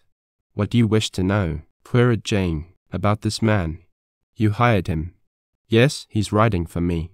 When my writers left me, I had to have any one I could get. Is it true what I hear, that he's a gunman, a Mormon hater steeped in blood?" "True, terribly true, I fear. But what's he doing here in Cottonwoods? This place isn't notorious enough for such a man. Sterling and the villages north, where there's universal gun packing and fights every day, where there are more men like him, it seems to me they would attract him most. We're only a wild, lonely border settlement. It's only recently that the rustlers have made killings here. Nor have there been saloons till lately, nor the drifting in of outcasts. Has not this gunman some special mission here?" Jane maintained silence. "Tell me," ordered Bishop Dyer sharply. "Yes," she replied. "Do you know what it is?" "Yes, tell me that." "Bishop Dyer, I don't want to tell." He waved his hand in an imperative gesture of command. The red once more leaped to his face, and in his steel blue eyes glinted a pinpoint of curiosity. "That first day," whispered Jane, "Lassiter said he came here to find Millie Earn's grave." With downcast eyes, Jane watched the swift flow of the amber water. She saw it and tried to think of it, of the stones, of the ferns, but, like her body, her mind was in a leaden vise.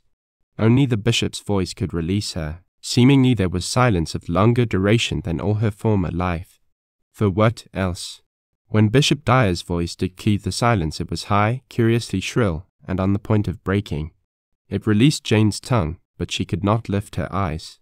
To kill the man who persuaded Millie Earn to abandon her home and her husband, and her God. With wonderful distinctness, Jane Withersteen heard her own clear voice. She heard the water murmur at her feet and flow onto the sea. She heard the rushing of all the waters in the world.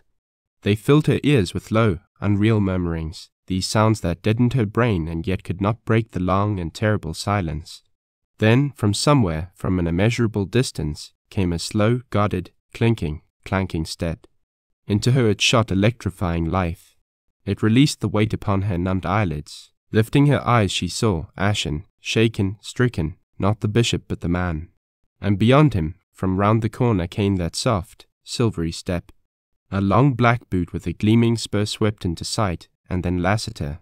Bishop Dyer did not see, did not hear. He stared at Jane in the throes of sudden revelation. "Oh, I understand," he cried, in hoarse accents. "That's why you made love to this Lassiter, to bind his hands." It was Jane's gaze riveted upon the rider that made Bishop Dyer turn. Then clear sight failed her. Dizzily, in a blur, she saw the bishop's hand jerk to his hip. She saw gleam of blue and spout of red. In her ears burst a thundering report.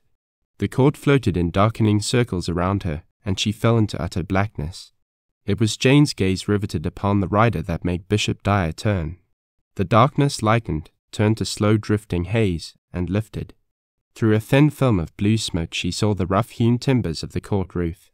A cool, damp touch moved across her brow. She smelled powder, and it was that which galvanized her suspended thought. She moved, to see that she lay prone upon the stone flags with her head on Lassiter's knee, and he was bathing her brow with water from the stream. The same swift glance, shifting low, brought into range of her sight a smoking gun and splashes of blood. R.H. She moaned and was drifting, sinking again into darkness, when Lassiter's voice arrested her. "It's all right, Jane. It's all right. Did you kill him?" she whispered. "Who? That fat potty who was here? No, I didn't kill him."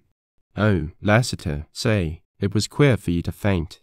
I thought you were such a strong woman, not faintish like that. You're all right now, only some pale. I thought you'd never come to. But I'm awkward round women folks. I couldn't think of anything. Lassiter, the gun there.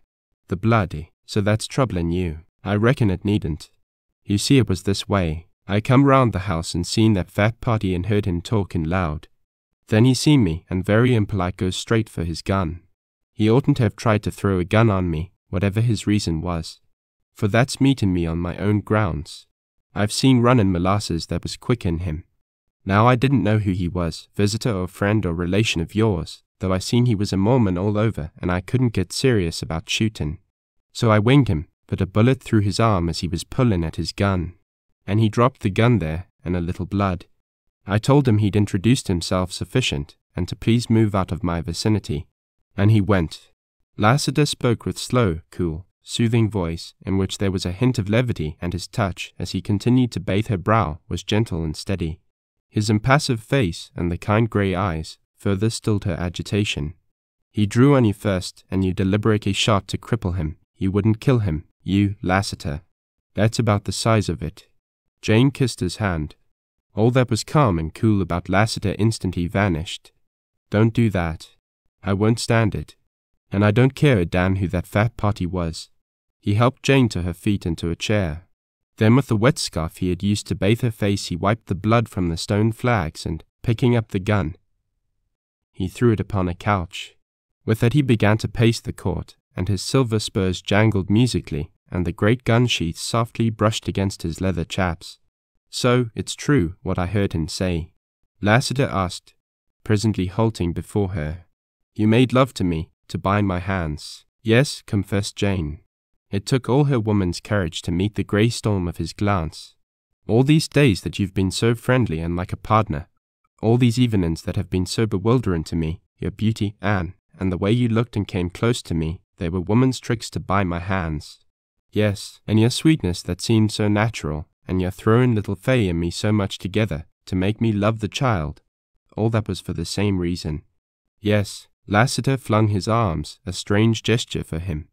"There wasn't much in your Mormon thinking, for you to play that game. But to ring the child in, that was hellish." Jane's passionate, unheeding zeal began to loom darkly. "Lassiter, whatever my intention in the beginning, Fay loves you dearly, and I've grown to like you." "That's powerful kind of you, now," he said. Sarcasm and scorn made his voice that of a stranger. "And you sit there and look me straight in the eyes. You're a wonderful strange woman, Jane Withersteen. I'm not ashamed, Lassiter. I told you I'd try to change you.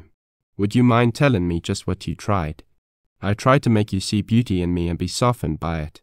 I wanted you to care for me so that I could influence you. It wasn't easy. At first you were stone blind. Then I hoped you'd love little Fay, and through that come to feel the horror of making children fatherless. Jane Withersteen, either you're a fool or noble beyond my understanding. Maybe you're both. I know you're blind. What you meant is one thing, what you did was to make me love you. Lassiter, I reckon I'm a human being, though I never loved any one but my sister, Millie Earn. That was long. Oh, are you Millie's brother?" "Yes, I was, and I loved her. There never was any one but her in my life till now. Didn't I tell you that long ago I back-trailed myself from women? I was a Texas Ranger till Millie left home, and then I became something else, Lassiter. For years I've been a lonely man set on one thing. I came here and met you, and now I'm not the man I was. The change was gradual, and I took no notice of it. I understand now that never satisfied longing to see you, listen to you, watch you, feel you near me. It's plain now why you were never out of my thoughts. I've had no thoughts but of you. I've lived and breathed for you. And now when I know what it means, what you've done, I'm burning up with hell's fire." "Oh, Lassiter, no, you don't love me that way." Jane cased. "If that's what love is, then I do. Forgive me." I didn't mean to make you love me like that. Oh, what a tangle of our lives. You, Melly Ern's brother, and I, heedless, mad to melt your heart toward Mormons. Lassiter, I may be wicked but not wicked enough to hate. If I couldn't hate Tull, could I hate you? After all, Jane, maybe you're only blind, Mormon blind. That only can explain what's close to selfishness. I'm not selfish. I despise the very word. If I were free. But you're not free of Mormonism. And in playing this game with me you've been unfaithful. Unfaithful, faltered Jane. Yes, I said unfaithful. You're faithful to your bishop and unfaithful to yourself. You're false to your womanhood and true to your religion. But for a salve in innocence you'd have made yourself low and vile, betraying yourself, betraying me, all to bind my hands and keep me from snuffing out Mormon life. It's your damned Mormon blindness. Is it vile? Is it blind? Is it only Mormonism to save human life? No, Lassiter, that's God's law, divine, universal for all Christians. The blindness I mean is blindness that keeps you from seeing the truth. I've known many good Mormons, but some are blacker than hell. You won't see that even when you know it. Else, why all this blind passion to save the life of that? Jane shut out the light, and the hands she held over her eyes trembled and quivered against her face. Blind? Yes, and let me make it clear and simple to you, Lassiter went on, his voice losing its tone of anger. Take, for instance, that idea of yours last night when you wanted my guns. It was good and beautiful, and showed your heart, but, why, Jane, it was crazy. Mind, I'm assuming that life to me is as sweet as to any other man, and to preserve that life is each man's first and closest thought. Where would any man be on this border without guns? Where, especially, would Lassiter be? Well, I'd be under the sage with thousands of other men now living and sure better men than me. Gun packing in the West since the Civil War has growed into a kind of moral law. And out here on this border it's the difference between a man and something not a man. Look what you're attacking Venters' guns from him all but made him. Why, your churchmen carry guns. Tull has killed a man and drawed on others. Your bishop has shot a half-dozen men, and it wasn't through prayers of his that they recovered. And today he'd have shot me if he'd been quick enough on the draw. Could I walk or ride down into Cottonwoods without my guns? This is a wild time. Jane Withersteen, this year of our Lord 1871. No time for a woman, exclaimed Jane, brokenly. Oh, Lassiter, I feel helpless, lost, and don't know where to turn. If I am blind, then I need someone, a friend, you, Lassiter, more than ever. Well, I didn't say nothing about going back on you, did I? Chapter 12. The Invisible Hand. Jane received a letter from Bishop Dyer, not in his own handwriting, which stated that the abrupt termination of their interview had left him in some doubt as to her future conduct. A slight injury had incapacitated him from seeking another meeting at present, the letter went on to say, and ended with a request which was virtually a command, that she call upon him at once. The reading of the letter acquainted Jane Withersteen with the fact that something within her had all but changed. She sent no reply to Bishop Dyer, nor did she go to see him. On Sunday she remained absent from the service, for the second time in years, and though she did not actually suffer, there was a deadlock of feelings deep within her, and the waiting for a balance to fall on either side was almost as bad as suffering. She had a gloomy expectancy of untoward circumstances, and with it a keen-edged curiosity to watch developments. She had a half-formed conviction that her future conduct, as related to her churchmen, was beyond her control and would be governed by their attitude toward her. Something was changing in her, forming, waiting for decision to make it a real and fixed thing. She had told Lassiter that she felt helpless and lost in the fateful tangle of their lives, and now she feared that she was approaching the same chaotic condition of mind in regard to her religion. It appalled her to find that she questioned phases of that religion. Absolute faith had been her serenity. Though leaving her faith unshaken, her serenity had been disturbed, and now it was broken by open war between her and her ministers. That something within her, a whisper, which she had tried in vain to hush, had become a ringing voice, and it called to her to wait. She had transgressed no laws of God. Her churchmen, however invested with the power and the glory of a wonderful creed, however they sat in inexorable judgment of her, must now practice toward her the simple, common, Christian virtue they professed to preach, do unto others as you would have others do unto you. Jane Withersteen, waiting in darkness of mind, remained faithful still. But it was darkness that must soon be pierced by light. If her faith were justified, if her churchmen were trying only to intimidate her, the fact would soon be manifest, as would their failure, and then she would redouble her zeal toward them and toward what had been the best work of her life, work for the welfare and happiness of those among whom she lived, Mormon and Gentile alike. If that secret, intangible power closed its coils round her again, if that great invisible hand moved here and there and everywhere, slowly paralyzing her with its mystery and its inconceivable sway over her affairs, then she would know beyond doubt that it was not chance, no jealousy, no intimidation, no ministerial wrath at her revolt, but a cold and calculating policy thought out long before she was born, a dark, immutable will of whose empire she and all that was hers was but an atom. Then might come her ruin. Then might come her fall into black stone. Yet she would rise again and to the light. God would be merciful to a driven woman who had lost her way. A week passed. Little Fay played and prattled and pulled at Lassiter's big black guns. The rider came to Withersteen House oftener than ever. Jane saw a change in him, though it did not relate to his kindness and gentleness. He was quieter and more thoughtful.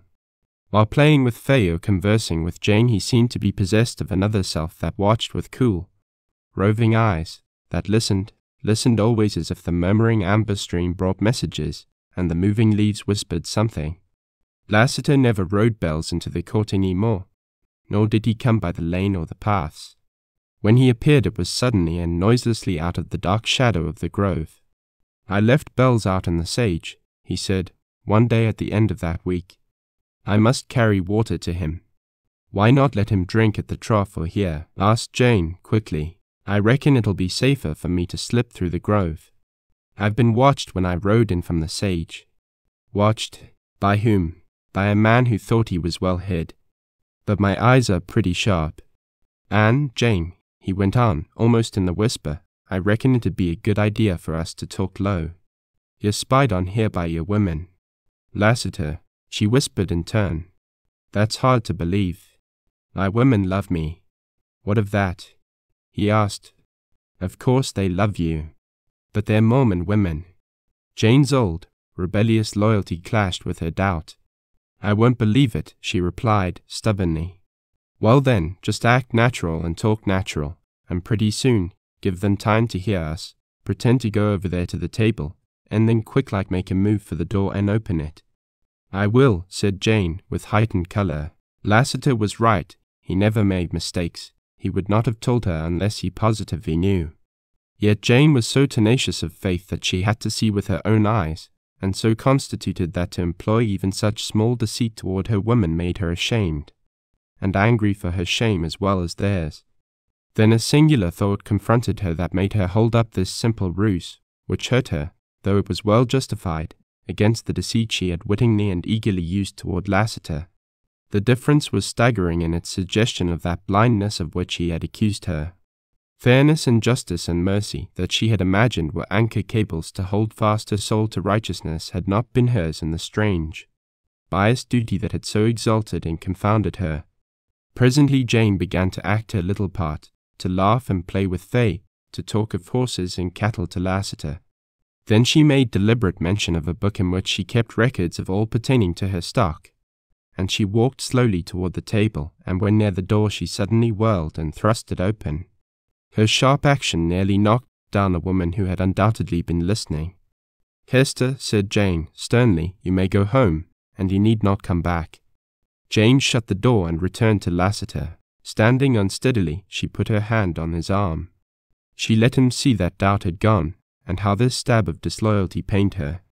"Spies. My own women. Oh, miserable," she cried, with flashing, tearful eyes. "I hate to tell you," he replied, by that she knew he had long spared her. "It's begun again, that work in the dark. Nay, Lassiter, it never stopped." So bitter certainty claimed her at last, and trust fled Withersteen House and fled forever.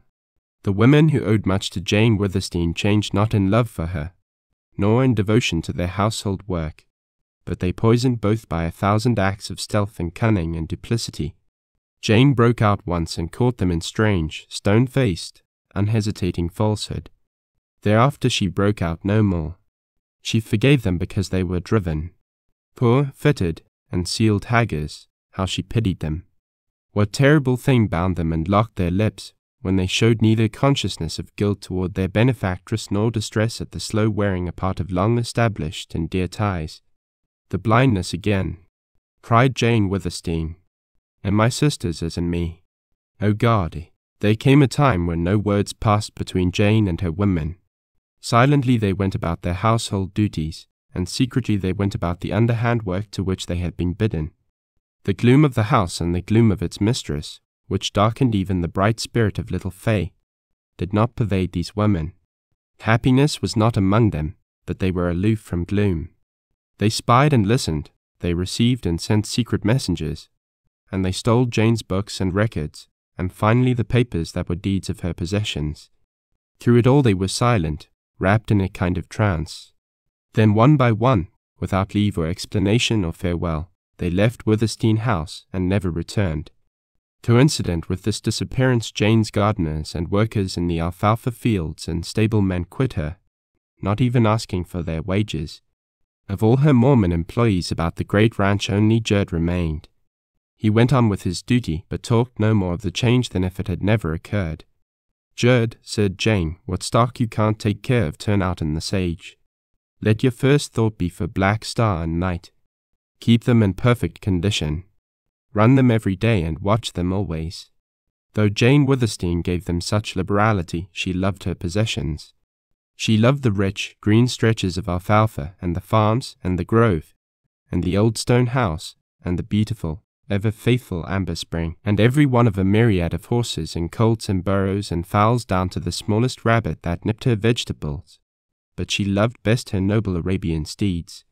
In common with all riders of the upland sage, Jane cherished two material things, the cold, sweet, brown water that made life possible in the wilderness and the horses which were a part of that life. When Lassiter asked her what Lassiter would be without his guns, he was assuming that his horse was part of himself. So Jane loved Black Star and Night because it was her nature to love all beautiful creatures, perhaps all living things. And then she loved them because she herself was of the sage, and in her had been born and bred the rider's instinct to rely on his four-footed brother. And when Jane gave Jerd the order to keep her favorites trained down to the day, it was a half-conscious admission that presaged a time when she would need her fleet horses. Jane had now, however, no leisure to brood over the coils that were closing round her. Mrs. Larkin grew weaker as the August days began. She required constant care. There was little Fay to look after, and such household work as was imperative. Lassiter put Bells in the stable with the other racers, and directed his efforts to a closer attendance upon Jane. She welcomed the change. He was always at hand to help, and it was her fortune to learn that his boast of being awkward around women had its root in humility, and was not true. His great, brown hands were skilled in a multiplicity of ways which a woman might have envied. He shared Jane's work, and was of especial help to her in nursing Mrs. Larkin. The woman suffered most at night, and this often broke Jane's rest. So it came about that Lassiter would stay by Mrs. Larkin during the day, when she needed care, and Jane would make up the sleep she lost in night watches. Mrs. Larkin at once took kindly to the gentle Lassiter, and, without ever asking who or what he was, praised him to Jane. "He's a good man and loves children," she said. How sad to hear this truth spoken of a man whom Jane thought lost beyond all redemption. Yet ever and ever Lassiter towered above her, and behind or through his black, sinister figure shone something luminous that strangely affected Jane. Good and evil began to seem incomprehensibly blended in her judgment. It was her belief that evil could not come forth from good, yet here was a murderer who dwarfed in gentleness, patience, and love any man she had ever known. She had almost lost track of her more outside concerns when early one morning Judkins presented himself before her in the courtyard. Thin, hard, burnt, bearded, with the dust and sage thick on him, with his leather wristbands shining from use, and his boots worn through on the stirrup side, he looked the rider of riders. He wore 2 guns and carried a Winchester. Jane greeted him with surprise and warmth, set meat and bread and drink before him, and called Lassiter out to see him. The men exchanged glances, and the meaning of Lassiter's keen inquiry and Judkins's bold reply, both unspoken, was not lost upon Jane. "Where's your horse?" asked Lassiter aloud. "Left him down the slope," answered Judkins. "I footed it in a ways and slept last night in the sage. I went to the place you told me you most always slept, but didn't strike you. I moved up some, near the spring, and now I go there nights." Judkins, the white herd, queried Jane hurriedly. "Miss Withersteen, I make proud to say I've not lost a steer. For a good while after that stampede Lassiter milled we had no trouble. Why, even the sage dogs left us. But it's begun again, that flashin' of lights over ridge tips, and queer puffin' of smoke, and then at night strange whistles and noises. But the herds acted magnificent. And my boys say, Miss Withersteen, they're only kids, but I asked no better riders. I got the laugh in the village for tacking them out. They're a wild lot, and you know boys have more nerve than grown men, because they don't know what danger is. I'm not denying there's danger, but they glory in it, and maybe I like it myself. Anyway, we'll stick. We're going to drive the herd on the far side of the first break of Deception Pass. There's a great round valley over there, and no ridges or piles of rocks to aid these stampers. The rains are due. We'll have plenty of water for a while, and we can hold that herd from anybody except Aldrin. I come in for supplies. I'll pack a couple of burros and drive out after dark tonight. Judkins, take what you want from the storeroom. Lassiter will help you. I can't thank you enough. But wait." Jane went to the room that had once been her father's, and from a secret chamber in the thick stone wall she took a bag of gold, and, carrying it back to the court, she gave it to the rider. "There, Judkins, and understand that I regard it as little for your loyalty. Give what is fair to your boys, and keep the rest. Hide it. Perhaps that would be wisest." "Oh, Miss Withersteen," ejaculated the rider, "I couldn't earn so much in 10 years. It's not right. I oughtn't take it. Judkins, you know I'm a rich woman. I tell you I've few faithful friends. I've fallen upon evil days. God only knows what will become of me and mine. So take the gold." She smiled in understanding of his speechless gratitude, and left him with Lassiter. Presently she heard him speaking low at first, then in louder accents emphasized by the thumping of his rifle on the stones. As infernal a job as even you, Lassiter, ever heard of. "Why, son," was Lassiter's reply, "this breaking of Miss Withersteen may seem bad to you, but it ain't bad, yet. Some of these wall-eyed fellers who look just as if they was walking in the shadow of Christ himself, right down the sunny road. Now they can think of things and do things that are really hell-bent." Jane covered her ears and ran to her own room, and they like caged lion as she paced to and fro till the coming of little Fay reversed her dark thoughts. The following day, a warm and muddy one threatening rain, while Jane was resting in the court, a horseman clattered through the grove and up to the hitching rack. He leaped off and approached Jane with the manner of a man determined to execute difficult mission, yet fearful of its reception. In the gaunt, wiry figure and the lean, brown face Jane recognized one of her Mormon riders, Blake. It was he of whom Judkins had long since spoken. Of all the riders ever in her employ, Blake owed her the most, and as he stepped before her, removing his hat and making manly efforts to subdue his emotion, he showed that he remembered. "Miss Withersteen, mother's dead," he said. "Oh, Blake," exclaimed Jane, and she could say no more. "She died free from pain in the end, and she's buried, resting at last, thank God. I've come to ride for you again, if you'll have me. Don't think I mentioned mother to get your sympathy. When she was living and your riders quit, I had to also. I was afraid of what might be done, said to her, 'Miss Withersteen, we can't talk of what's going on now. Blake, do you know? I know a great deal. You understand, my lips are shut. But without explanation or excuse I offer my services. I'm a Mormon, I hope a good one. But there are some things. It's no use, Miss Withersteen, I can't say any more what I'd like to. But will you take me back?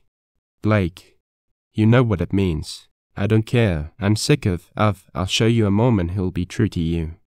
But, Blake, how terribly you might suffer for that. Maybe. Aren't you suffering now? God knows indeed I am. Miss Withersteen, it's a liberty on my part to speak so, but I know you pretty well. Know you'll never give in. I wouldn't if I were you. And I must. Something makes me tell you the worst is yet to come. That's all. I absolutely can't say more. Will you take me back? Let me ride for you. Show everybody what I mean. Blake, it makes me happy to hear you. How my riders hurt me when they quit. Jane felt the hot tears well to her eyes and splash down upon her hands.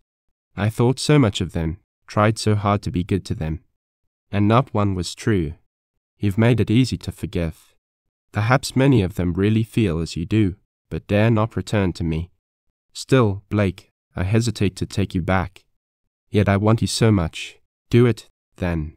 If you're going to make your life a lesson to Mormon women, let me make mine a lesson to the man. Right is right. I believe in you, and here's my life to prove it. You hint it may mean your life, said Jane, breathless and low. We won't speak of that. I want to come back. I want to do what every rider aches in his secret heart to do for you.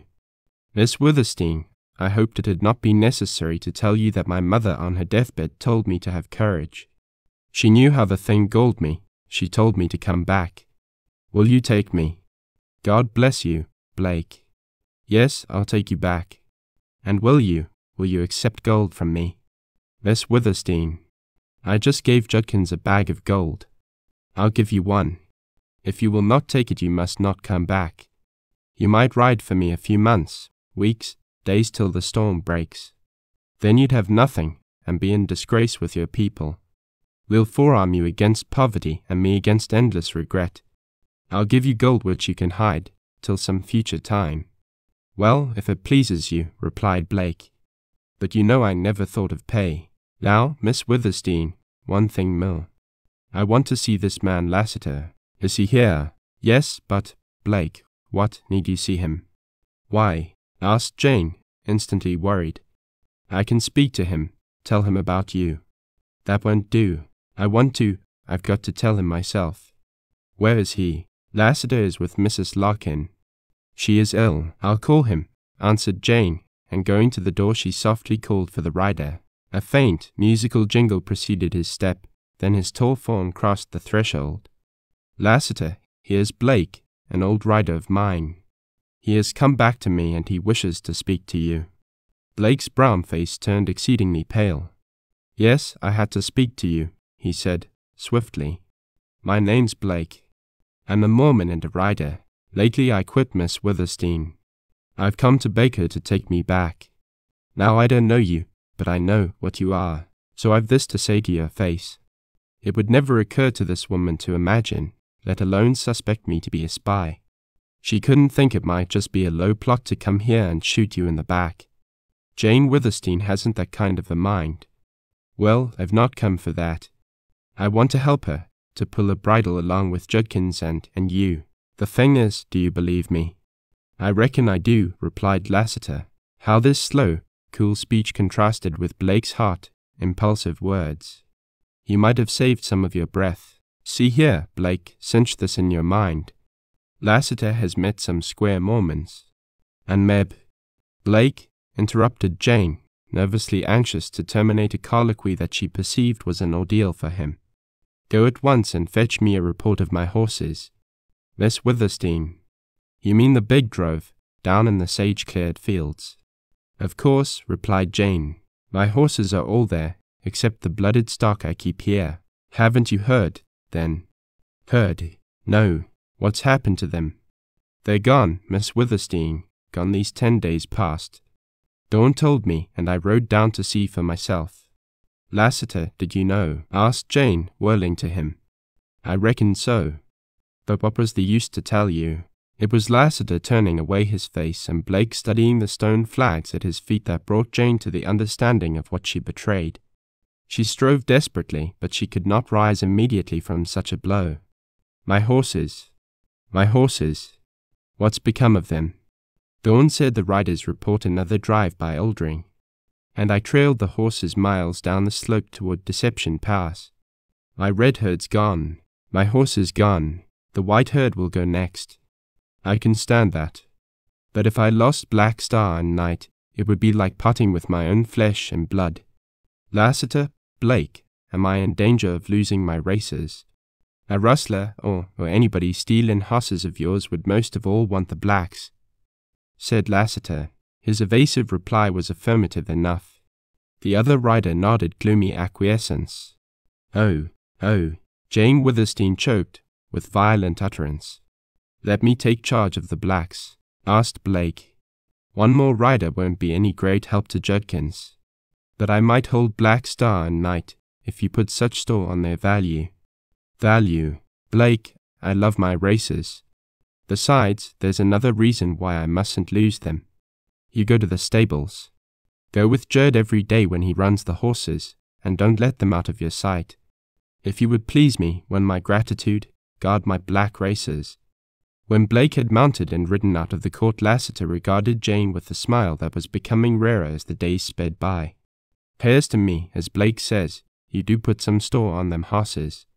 Now I ain't gainsaying that the Arabians are the handsomest horses I ever seen. But Bells can beat Night, and run neck and neck with Black Star. Lassiter, don't tease me now. I'm miserable, sick. Bells is fast, but he can't stay with the blacks, and you know it. Only Wrangle can do that. I'll bet that big raw-boned brute can more'n show his heels to your black racers. Jane, out there in the sage, on a long chase, Wrangle could kill your favorites. No, replied Jane impatiently. Lassiter, why do you say that so often? I know you've teased me at times, and I believe it's only kindness. You're always trying to keep my mind off worry. But you mean more by this repeated mention of my races. I reckon so. Lassiter paused, and for the 1000th time in her presence moved his black sombrero round and round, as if counting the silver pieces on the band. Well, Jane, I've sort of read a little that's passing in your mind. You think I might fly from my home, from Cottonwoods, from the Utah border. I reckon, and if you ever do and get away with the blacks, I wouldn't like to see Wrangle left here on the sage. Wrangle could catch you. I know Venters had him. But you can never tell. Maybe he hasn't got him now. Besides, things are happening, and something of the same queer nature might have happened to Venters. God knows you're right. Poor Bern, how long he's gone. In my trouble I've been forgetting him. But, Lassiter, I've little fear for him. I've heard my riders say he's as keen as a wolf. As to your reading my thoughts, well, your suggestion makes an actual thought of what was only one of my dreams. I believe I dreamed of flying from this wild borderland. Lassiter, I've strange dreams. I'm not always practical in thinking of my many duties, as you said once. For instance, if I dared, I'd ask you to saddle the blacks and ride away with me. And hide me. Jane. The rider's sunburnt face turned white. A few times Jane had seen Lassiter's cool calm broken, when he had met little Fay, when he had learned how and why he had come to love both child and mistress, when he had stood beside Millie Ern's grave. But one and all they could not be considered in the light of his present agitation. Not only did Lassiter turn white, not only did he grow tense, not only did he lose his coolness, but also he suddenly, violently, hungrily took her into his arms and crushed her to his breast. Lassiter, cried Jane, trembling. It was an action for which he took sole blame. Instantly, as if dazed, weakened, he released her. Forgive me, went on Jane. I'm always forgetting your feelings. I thought of you as my faithful friend. I'm always making you out more than human. Only, let me say, I meant that, about riding away. I'm wretched, sick of this, something bitter and black grows on my heart. Jane, the hell of it, he replied, with deep intake of breath, is you can't ride away. Leb realizing it accounts for my grabbing you, that way, as much as the crazy boy's rapture your words gave me. I don't understand myself. But the hell of this game is, you can't ride away. Lassiter, what on earth do you mean? I'm an absolutely free woman. You ain't absolutely anything of the kind. I reckon I've got to tell you. Tell me all. It's uncertainty that makes me a coward. It's faith and hope, blind love, if you will, that makes me miserable. Every day I awake believing, still believing. The day grows, and with it doubts, fears, and that black bat hate that bites hotter and hotter into my heart. Then comes night, I pray for all, and for myself. I sleep, and I awake free once more, trustful, faithful, to believe, to hope. Then, oh my God, I grow and live 1,000 years till night again. But if you want to see me a woman, tell me why I can't ride away.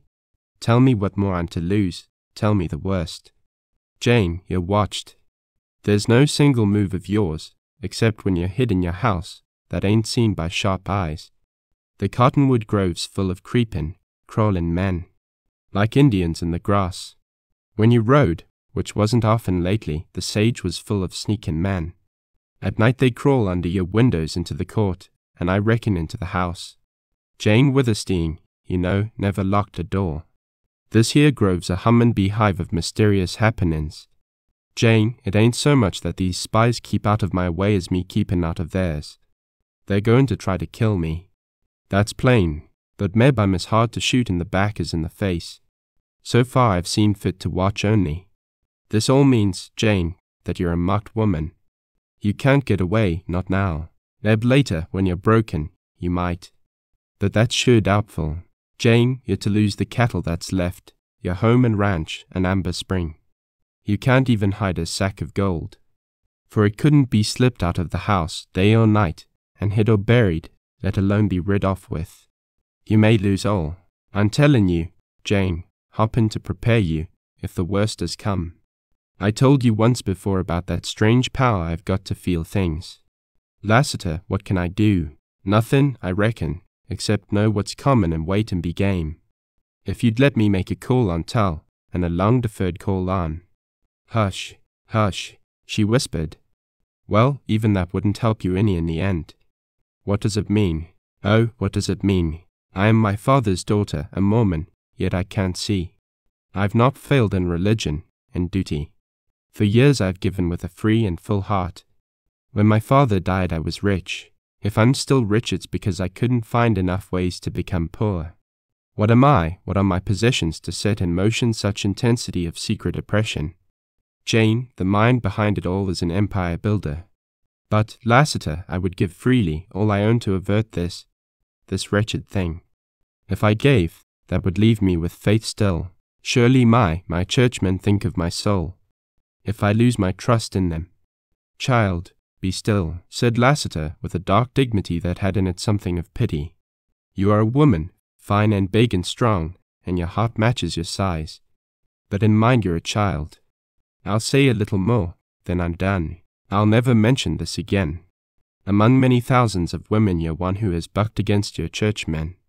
They tried you out, and failed of persuasion, and finally of threats. You meet now the cold steel of a will as far from Christ-like as the universe is wide. Here to be broken. Your bodies to be held, given to some man, made, if possible, to bring children into the world. But your soul, what do they care for your soul? Chapter 13. Solitude and Storm. In his hidden valley Venters awakened from sleep, and his ears rang with innumerable melodies from full-throated mockingbirds, and his eyes opened wide upon the glorious golden shaft of sunlight shining through the great stone bridge. The circle of cliffs surrounding Surprise Valley lay shrouded in morning mist, a dim blue low down along the terraces, a creamy, moving cloud along the ramparts. The oak forest in the center was a plumed and tufted oval of gold. He saw Bess under the spruces. Upon her complete recovery of strength she always rose with the dawn. At the moment she was feeding the quail she had tamed, and she had begun to tame the mocking birds. They fluttered among the branches overhead, and some left off their songs to flit down and shyly hop near the twittering quail. Little grey and white rabbits crouched in the grass, now nibbling, now laying long ears flat and watching the dogs. Venters's swift glance took in the brightening valley, and Bess and her pets, and Ring and Whitty. It swept over all to return again and rest upon the girl. She had changed. To the dark trousers and blouse she had added moccasins of her own make, but she no longer resembled a boy. No eye could have failed to mark the rounded contours of a woman. The change had been to grace and beauty. A glint of warm gold gleamed from her hair, and the tint of red shone in the clear dark brown of cheeks. The haunting sweetness of her lips and eyes, that earlier had been elusive, a promise, had become a living fact. She fitted harmoniously into that wonderful setting. She was like Surprise Valley, wild and beautiful. Venters leaped out of his cave to begin the day. He had postponed his journey to Cottonwoods until after the passing of the summer rains. The rains were due soon, but until their arrival and the necessity for his trip to the village, he sequestered in a far corner of mind all thought of peril, of his past life, and almost that of the present. It was enough to live. He did not want to know what lay hidden in the dim and distant future. Surprise Valley had enchanted him. In this home of the cliff dwellers there were peace and quiet and solitude, and another thing, wondrous as the golden morning shaft of sunlight, that he dared not ponder over long enough to understand. The solitude he had hated when alone he had now come to love. He was assimilating something from this valley of gleams and shadows. From this strange girl he was assimilating more. The day at hand resembled many days gone before. As Venters had no tools with which to build, or to till the terraces, he remained idle. Beyond the cooking of the simple fare there were no tasks. And as there were no tasks, there was no system. He and Bess began one thing, to leave it, to begin another, to leave that, and then do nothing but lie under the spruces and watch the great cloud sails majestically move along the ramparts, and dream and dream. The valley was a golden, sunlit world. It was silent. The sighing wind and the twittering quail and the singing birds, even the rare and seldom occurring hollow crack of a sliding weathered stone, only thickened and deepened that insulated silence. Venters and Bess had vagrant minds. "Bess, did I tell you about my horse Wrangle?" inquired Venters. 100 times, she replied. "Oh, have I? I'd forgotten. I want you to see him. He'll carry us both. I'd like to ride him." "Can he run?" "Run. He's a demon, swiftest horse on the sage. I hope he'll stay in that cannon." "He'll stay." They left camp to wander along the terraces, into the aspen ravines, under the gleaming walls. Ring and Woody wandered in the fore, often turning, often trotting back, open-mouthed and solemn-eyed and happy. Venters lifted his gaze to the grand archway over the entrance to the valley, and Bess lifted hers to follow his, and both were silent. Sometimes the bridge held their attention for a long time. Today a soaring eagle attracted them. "How he sails!" exclaimed Bess. "I wonder where his mate is. She's at the nest. It's on the bridge in a crack near the top. I see her often. She's almost white." They wandered on down the terrace into the shady, sun-flecked forest. A brown bird fluttered crying from a bush. Bess peeped into the leaves. "Look, a nest and 4 little birds. They're not afraid of us. See how they open their mouths. They're hungry." Rabbits rustled the dead brush and pattered away. The forest was full of a drowsy hum of insects. Little darts of purple that were running quail crossed the glades, and a plaintive, sweet peeping came from the coverts. Bess's soft step disturbed a sleeping lizard that scampered away over the leaves. She gave chase and caught it, a slim creature of nameless color but of exquisite beauty. "Jewel eyes," she said. "It's like a rabbit, afraid. They won't eat you. There, go." Murmuring water drew their steps down into a shallow shaded ravine where a brown brook brawled softly over mossy stones. Multitudes of strange, grey frogs with white spots and black eyes lined the rocky bank and leaped only at close approach. Then Venters's eye descried a very thin, very long green snake coiled round a sapling. They drew closer and closer till they could have touched it. The snake had no fear and watched them with scintillating eyes. "It's pretty," said Bess. "How tame. I thought snakes always ran." "No, even the rabbits didn't run here till the dogs chased them." On and on they wandered to the wild jumble of mast and broken fragments of cliff at the west end of the valley. The roar of the disappearing stream dinned in their ears. Into this maze of rocks they threaded a tortuous way, climbing, descending, halting to gather wild plums and great lavender lilies, and going on at the will of fancy. Idle and keen perceptions guided them equally. "Oh, let us climb there," cried Bess, pointing upward to a small space of terrace left green and shady between huge abutments of broken cliff. And they climbed to the nook and rested and looked out across the valley to the curling column of blue smoke from their campfire. But the cool shade and the rich grass and the fine view were not what they had climbed for. They could not have told, although whatever had drawn them was well satisfying.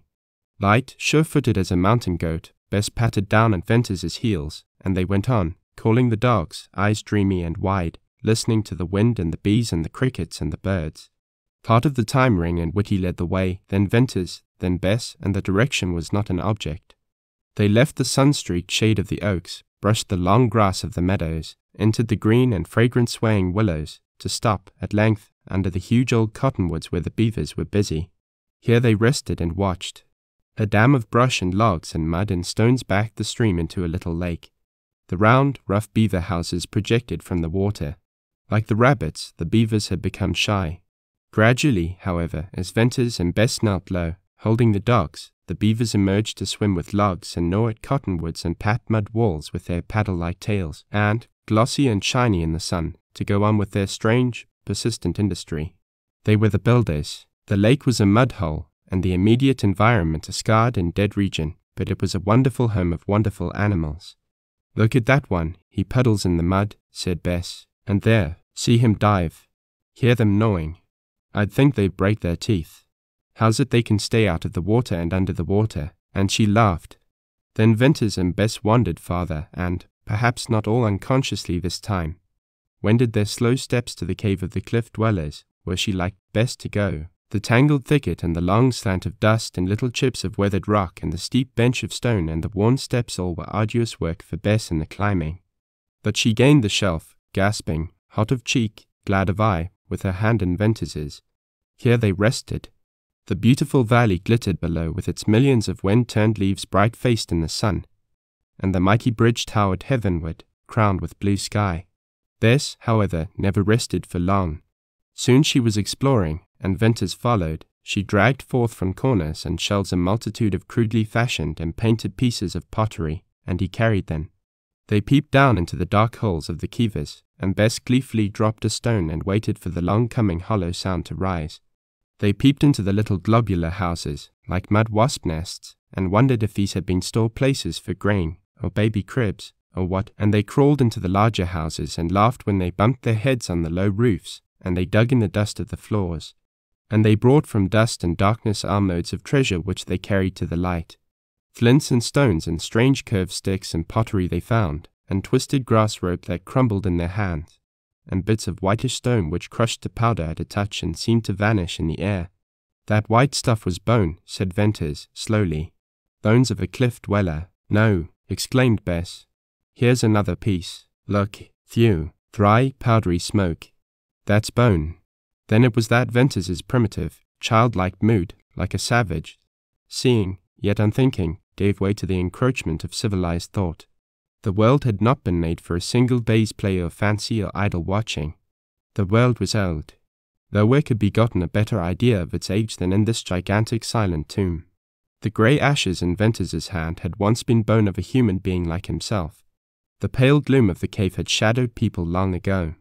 He saw that Bess had received the same shock, could not in moments such as this escape her feeling living, thinking destiny. "Bern, people have lived here," she said, with wide, thoughtful eyes. "Yes," he replied. "How long ago? 1,000 years and more." What were they? Cliff dwellers. Men who had enemies and made their homes high out of reach. They had to fight. Yes, they fought for what? For life. For their homes, food, children, parents, for their women. Has the world changed any in 1,000 years? I don't know, perhaps a little.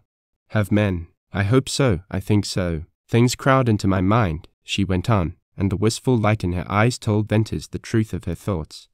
I've ridden the border of Utah. I've seen people, know how they live, but they must be few of all who are living. I had my books and I studied them, but all that doesn't help me any more. I want to go out into the big world and see it. Yet I want to stay here more. What's to become of us? Are we cliff dwellers? We're alone here. I'm happy when I don't think. These bones that fly into dust, they make me sick and a little afraid. Did the people who lived here once have the same feelings as we have?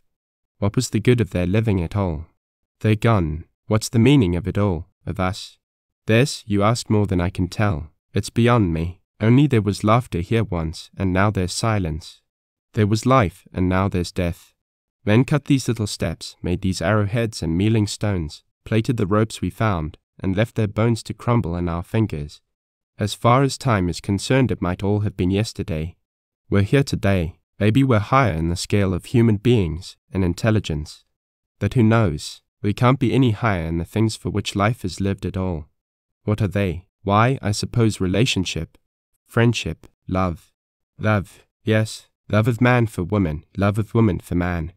That's the nature, the meaning, the best of life itself. She said no more. Wistfulness of glance deepened into sadness. Come, let us go, said Venters. Action brightened her. Beside him, holding his hand, she slipped down the shelf, ran down the long, steep slant of sliding stones, out of the cloud of dust, and likewise out of the pale gloom. We beat the slide, she cried. The miniature avalanche cracked and roared, and rattled itself into an inert mass at the base of the incline. Yellow dust like the gloom of the cave, but not so changeless, drifted away on the wind. The roar clapped in echo from the cliff, returned, went back, and came again to die in the hollowness. Down on the sunny terrace there was a different atmosphere. Ring and Whitty leaped around Bess. Once more she was smiling, gay and thoughtless, with the dream mood in the shadow of her eyes. Bess, I haven't seen it since last summer. Look, said Venters, pointing to the scalloped edge of rolling purple clouds that peeped over the western wall. We're in for a storm. Oh, I hope not. I'm afraid of storms. Are you? Why, have you ever been down in one of these walled-up pockets in a bad storm? No, now I think of it, I haven't. Well, it's terrible. Every summer I get scared to death and hide somewhere in the dark. Storms up on the Sage are bad, but nothing to what they are down here in the canyons. And in this little valley, why, echoes can rap back and forth so quick they'll split our ears. We're perfectly safe here, Bess. I know, but that hasn't anything to do with it. The truth is I'm afraid of lightning and thunder claps hurt my head. If we have a bad storm, will you stay close to me? Yes. When they got back to camp the afternoon was closing, and it was exceedingly sultry. Not a breath of air stirred the aspen leaves, and when these did not quiver the air was indeed still. The dark purple clouds moved almost imperceptibly out of the west. What have we for supper? Asked Bess. Rabbit. Bern, can't you think of another new way to cook rabbit? Went on Bess with earnestness. What do you think I am, a magician? Retorted Venters. I wouldn't dare tell you. But, Bern, do you want me to turn into a rabbit? There was a dark blue, merry flashing of eyes and a parting of lips, then she laughed. In that moment she was naive and wholesome. Rabbit seems to agree with you, replied Venters. You are well and strong, and growing very pretty. Anything in the nature of compliment he had never before said to her, and just now he responded to a sudden curiosity to see its effect. Bess stared as if she had not heard aright, slowly blushed, and completely lost her poise in happy confusion. I'd better go right away, he continued, and fetch supplies from Cottonwoods. A startlingly swift change in the nature of her agitation made him reproach himself for his abruptness. No, don't go, she said. I didn't mean that about the rabbit. I was only trying to be funny. Don't leave me all alone. Bess, I must go sometime. Wait then, wait till after the storms. The purple cloud bank darkened the lower edge of the setting sun, crept up and up, obscuring its fiery red heart, and finally passed over the last ruddy crescent of its upper rim. The intense dead silence awakened to a long, low, rumbling roll of thunder. Oh, cried Bess nervously. We've had big black clouds before this without rain, said Venters. But there's no doubt about that thunder. The storms are coming. I'm glad. Every rider on the Sage will hear that thunder with glad ears. Venters and Bess finished their simple meal and the few tasks around the camp, then faced the open terrace, the valley, and the west to watch and await the approaching storm. It required keen vision to see any movement whatever in the purple clouds. By infinitesimal degrees the dark cloud line merged upward into the golden-red haze of the afterglow of sunset. A shadow lengthened from under the western wall across the valley. As straight and rigid as steel rose the delicate spear-pointed silver spruces. The aspen leaves, by nature pendant and quivering, hung limp and heavy, no slender blade of grass moved. A gentle splashing of water came from the ravine. Then again from out of the west sounded the low, dull, and rumbling roll of thunder. A wave, a ripple of light, a trembling and turning of the aspen leaves, like the approach of a breeze on the water, crossed the valley from the west, and the lull and the deadly stillness and the sultry air passed away on a cool wind. The night bird of the cannon, with clear and melancholy notes announced the twilight. And from all along the cliffs rose the faint murmur and moan and mourn of the wind singing in the caves. The bank of clouds now swept hugely out of the western sky. Its front was purple and black, with grey between, a bulging, mushrooming, vast thing instinct with storm. It had a dark, angry, threatening aspect. As if all the power of the winds were pushing and piling behind, it rolled ponderously across the sky. A red flare burned out instantaneously, flashed from the west to east, and died. Then from the deepest black of the purple cloud burst a boom. It was like the bowling of a huge boulder along the crags and ramparts, and seemed to roll on and fall into the valley to bound and bang and boom from cliff to cliff. "Oh," cried Bess, with her hands over her ears. "What did I tell you?" "Why, Bess, be reasonable," said Venters. "I'm a coward." "Not quite that, I hope. It's strange you're afraid. I love a storm. I tell you, a storm down in these canyons is an awful thing. I know Oldring hated storms. His men were afraid of them. There was one who went deaf in a bad storm and never could hear again. Maybe I've lots to learn, Bess. I'll lose my guess if this storm isn't bad enough. We're going to have heavy wind first, then lightning and thunder, then the rain. Let's stay out as long as we can." The tips of the cottonwoods and the oaks waved to the east, and the wrens of aspens along the terraces twinkled their myriad of bright faces in fleet and glancing gleam. A low roar rose from the leaves of the forest, and the spruces swished in the rising wind. It came in gusts, with light breezes between. As it increased in strength, the lulls shortened in length till there was a strong and steady blow all the time, and violent puffs at intervals, and sudden whirling currents.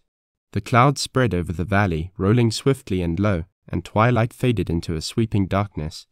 Then the singing of the wind in the caves drowned the swift roar of rustling leaves. Then the sun swelled to a moaning wail. Then with the gathering power of the wind the wail changed to a shriek.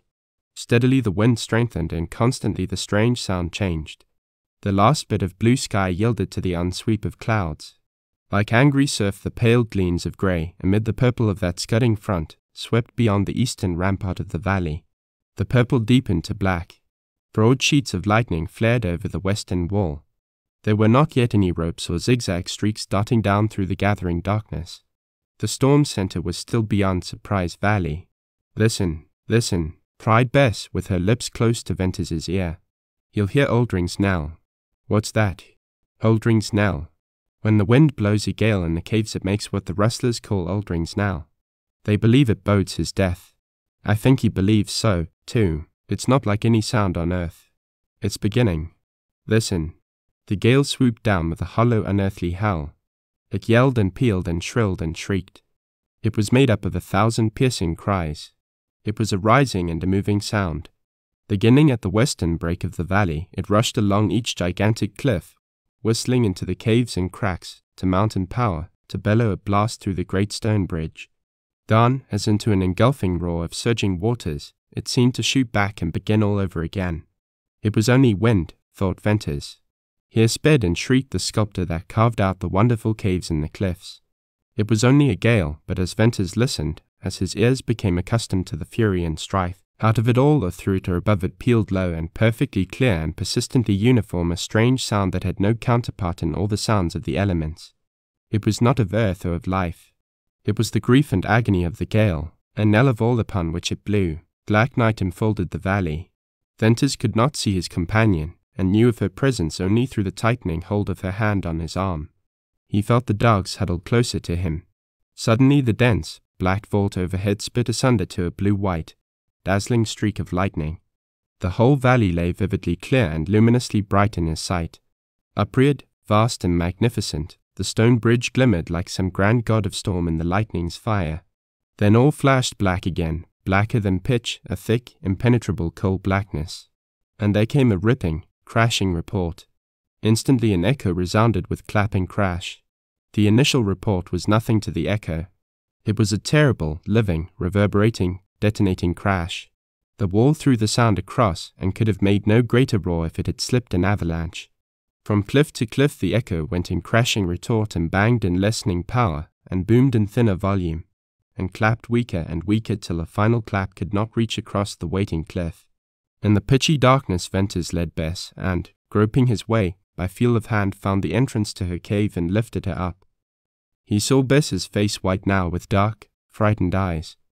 The golden glare vanished, all was black, then came the splitting crack and the infernal din of echoes.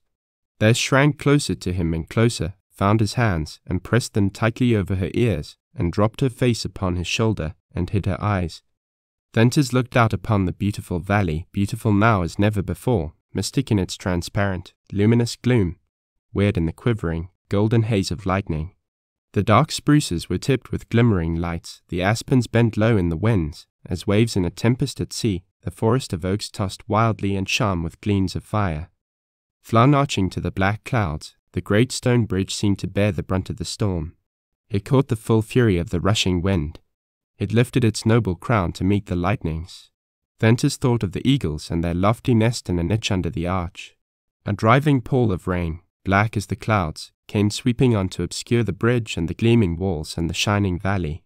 The lightning played incessantly, streaking down through opaque darkness of rain. The roar of the wind, with its strange knell and the recrashing echoes, mingled with the roar of the flooding rain, and all seemingly were deadened and drowned in a world of sound. In the dimming pale light Venters looked down upon the girl. She had sunk into his arms, upon his breast, burying her face. She clung to him. He felt the softness of her, and the warmth, and the quick heave of her breast. He saw the dark, slender, graceful outline of her form. The woman lay in his arms, and he held her closer. He who had been alone in the sad, silent watches of the night was not now and never must be again alone. He who had yearned for the touch of a hand felt the long tremble and the heartbeat of a woman. By what strange chance had she come to love him? By what change, by what marvel had she grown into a treasure? No more did he listen to the rush and roar of the thunderstorm. For with the touch of clinging hands and the throbbing bosom he grew conscious of an inward storm, the tingling of new chords of thought, strange music of unheard, joyous bells, sad dreams dawning to wakeful delight, dissolving doubt, resurging hope, force, fire, and freedom, unutterable sweetness of desire, a storm in his breast, a storm of real love. Chapter 14. West Wind. When the storm abated, Venters sought his own cave, and late in the night, as his blood cooled and the stir and throb and thrill subsided, he fell asleep. With the breaking of dawn his eyes unclosed. The valley lay drenched and bathed, a burnished oval of glittering green. The rain-washed walls glistened in the morning light. Waterfalls of many forms poured over the rens. One, a broad, lacy sheet, thin as smoke, slid over the western notch and struck a ledge in its downward fall, to bound into broader leap, to burst far below into white and gold and rosy mist. Venters prepared for the day, knowing himself a different man. "It's a glorious morning," said Bess in greeting. "Yes, after the storm the west wind," he replied. "Last night was I very much of a baby?" she asked, watching him. "Pretty much. Oh, I couldn't help it." "I'm glad you were afraid." "Why?" she asked, in slow surprise. "I'll tell you some day," he answered, soberly. Then around the campfire and through the morning meal he was silent. Afterward he strolled thoughtfully off alone along the terrace. He climbed a great yellow rock, raising its crest among the spruces, and there he sat down to face the valley and the west. "I love her." The loud he spoke, unburdened his heart, confessed his secret. For an instant the golden valley swam before his eyes, and the walls waved, and all about him whirled with tumult within. "I love her. I understand now." Reviving memory of Jane Withersteen and thought of the complications of the present amazed him with proof of how far he had drifted from his old life. He discovered that he hated to take up the broken threads, to delve into dark problems and difficulties. In this beautiful valley he had been living a beautiful dream. Tranquility had come to him, and the joy of solitude, and interest in all the wild creatures and crannies of this incomparable valley, and love. Under the shadow of the great stone bridge God had revealed himself to Venters. "The world seems very far away," he muttered, "but it's there, and I'm not yet done with it. Perhaps I never shall be. Only, how glorious it would be to live here always and never think again." Whereupon the resurging reality of the present, as if an irony of his wish, steeped him instantly in contending thought. Out of it all he presently evolved these things. He must go to Cottonwoods. He must bring supplies back to Surprise Valley. He must cultivate the soil and raise corn and stock, and, most imperative of all, he must decide the future of the girl who loved him and whom he loved. The first of these things required tremendous effort. The last one, concerning Bess, seemed simply and naturally easy of accomplishment. He would marry her. Suddenly, as from roots of poisonous fire, flamed up the forgotten truth concerning her. It seemed to wither and shrivel up all his joy on its hot, tearing way to his heart. She had been Aldring's masked rider. To Venters's question, "What were you to Aldring?" she had answered with scarlet shame and drooping head, "What do I care who she is or what she was?" He cried passionately, and he knew it was not his old self speaking. It was this softer, gentler man who had awakened to new thoughts in the quiet valley. Tenderness, masterful in him now, matched the absence of joy and blunted the knife edge of entering jealousy. Strong and passionate effort of will, surprising to him, held back the poison from piercing his soul. "Wait, wait," he cried as if calling. His hand pressed his breast, and he might have called to the pang there. "Wait. It's all so strange, so wonderful. Anything can happen. Who am I to judge her? I'll glory in my love for her. But I can't tell it, can't give up to it." Certainly he could not then decide her future. Marrying her was impossible in Surprise Valley and in any village south of Sterling. Even without the mask she had once worn, she would easily have been recognized as Aldring's rider. No man who had ever seen her would forget her, regardless of his ignorance as to her sex. Then more poignant than all other argument was the fact that he did not want to take her away from Surprise Valley. He resisted all thought of that. He had brought her to the most beautiful and wildest place of the uplands. He had saved her, nursed her back to strength, watched her bloom as one of the valley lilies. He knew her life there to be pure and sweet. She belonged to him, and he loved her. Still, these were not all the reasons why he did not want to take her away. Where could they go? He feared the rustlers, he feared the riders, he feared the Mormons. And if he should ever succeed in getting Bess safely away from these immediate perils, he feared the sharp eyes of women and their tongues, the big outside world with its problems of existence. He must wait to decide her future, which, after all, was deciding his own. But between her future and his something hung impending, like balancing rock, which waited darkly over the steep gorge, ready to close forever the outlet to Deception Pass. That nameless thing, as certain yet intangible as fate, must fall and close forever all doubts and fears of the future. "I've dreamed," muttered Venters as he rose. "Well, why not? To dream is happiness. But let me just once see this clearly wholly, then I can go on dreaming till the thing falls. I've got to tell Jane Withersteen. I've dangerous trips to take. I've work here to make comfort for this girl. She's mine. I'll fight to keep her safe from that old life. I've already seen her forget it. I love her, and if a beast ever rises in me, I'll burn my hand off before I lay it on her with shameful intent. And, by God, sooner or later I'll kill the man who hid her and kept her in Deception Pass." As he spoke, the west wind softly blew in his face. It seemed to soothe his passion. That west wind was fresh, cool, fragrant, and it carried a sweet, strange burden of far-off things, tidings of life in other climes, of sunshine asleep on other walls, of other places where reigned peace.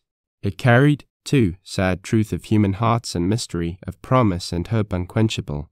Surprise Valley was only a little niche in the wide world whence blew that burdened wind. Bess was only one of millions at the mercy of unknown motive in nature and life. Content had come to Venters in the valley. Happiness had breathed in the slow, warm air. Love as bright as light had hovered over the walls and descended to him, and now on the west wind came a whisper of the eternal triumph of faith over doubt. "How much better I am for what has come to me," he exclaimed. "I'll let the future take care of itself. Whatever falls, I'll be ready." Venters retraced his steps along the terrace back to camp and found Bess in the old familiar seat, waiting and watching for his return. "I went off by myself to think a little," he explained. "You never looked that way before." What is it? Won't you tell me?" "Well, Bess, the fact is I've been dreaming a lot. This valley makes a fellow dream. So I forced myself to think. We can't live this way much longer. Soon I'll simply have to go to Cottonwoods. We need a whole pack train of supplies. Can you go safely?" She interrupted. "Why, I'm sure of it. I'll ride through the pass at night. I haven't any fear that Wrangell isn't where I left him. And once on him, Bess, just wait till you see that horse." "Oh, I want to see him, to ride him." But, Bern, this is what troubles me," she said. Will you come back? Give me 4 days. If I'm not back in 4 days, you'll know I'm dead, for that only shall keep me." "Oh, Bess, I'll come back. There's danger, I wouldn't lie to you, but I can take care of myself." "Bern, I'm sure of it. All my life I've watched hunted men. I can tell what's in them. and I believe you can ride and shoot and see with any rider of the sage. It's not that I fear. Well, what is it, then? Why should you come back at all? I couldn't leave you here alone. You might change your mind when you get to the village, among old friends. I won't change my mind. As for old friends, he uttered a short, expressive laugh. Then there must be a woman. Dark red mantled the clear tan of temple and cheek and neck. Their eyes were eyes of shame, upheld a long moment by intense, straining search for the verification of her fear. Suddenly they drooped. Her head fell to her knees, her hands flew to her hot cheeks. "Bess, look here," said Venters, with a sharpness due to the violence with which he checked his quick, surging emotion. As if compelled against her will, answering to an irresistible voice, Bess raised her head, looked at him with sad, dark eyes, and tried to whisper with tremulous lips. "There's no woman," went on Venters, deliberately holding her glance with his. "Nothing on earth, barring the chances of life, can keep me away." Her face flashed and flushed with the glow of a leaping joy, but like the vanishing of a gleam it disappeared to leave her as he had never beheld her. "I am nothing, I am lost, I am nameless. Do you want me to come back?" he asked, with sudden stern coldness. "Maybe you want to go back to Aldring." That brought her erect, trembling and ashy pale, with dark, proud eyes and mute lips refuting his insinuation. "Bess, I beg your pardon. I shouldn't have said that. But you angered me. I intend to work, to make a home for you here, to be a brother to you as long as ever you need me. And you must forget what you were, and be happy. When you remember that old life you are bitter and it hurts me. I was happy, I shall be very happy. Oh, you're so good that it kills me. If I think, I can't believe it. I grow sick with wondering why. I'm only let me say it, only a lost, nameless girl of the rustlers. Aldring's girl, they called me. That you should save me, be so good and kind, want to make me happy, why, it's beyond belief. No wonder I'm wretched at the thought of your leaving me. But I'll be wretched and bitter no more. I promise you, if only I could repay you even a little. You've repaid me 100-fold. Will you believe me? Believe you, I couldn't do else. Then listen. Saving you, I saved myself. Living here in this valley with you, I've found myself. I've learned to think while I was dreaming. I never troubled myself about God. That God, or some wonderful spirit, has whispered to me here. I absolutely deny the truth of what you say about yourself. I can't explain it. There are things too deep to tell. Whatever the terrible wrongs you've suffered, God holds you blameless.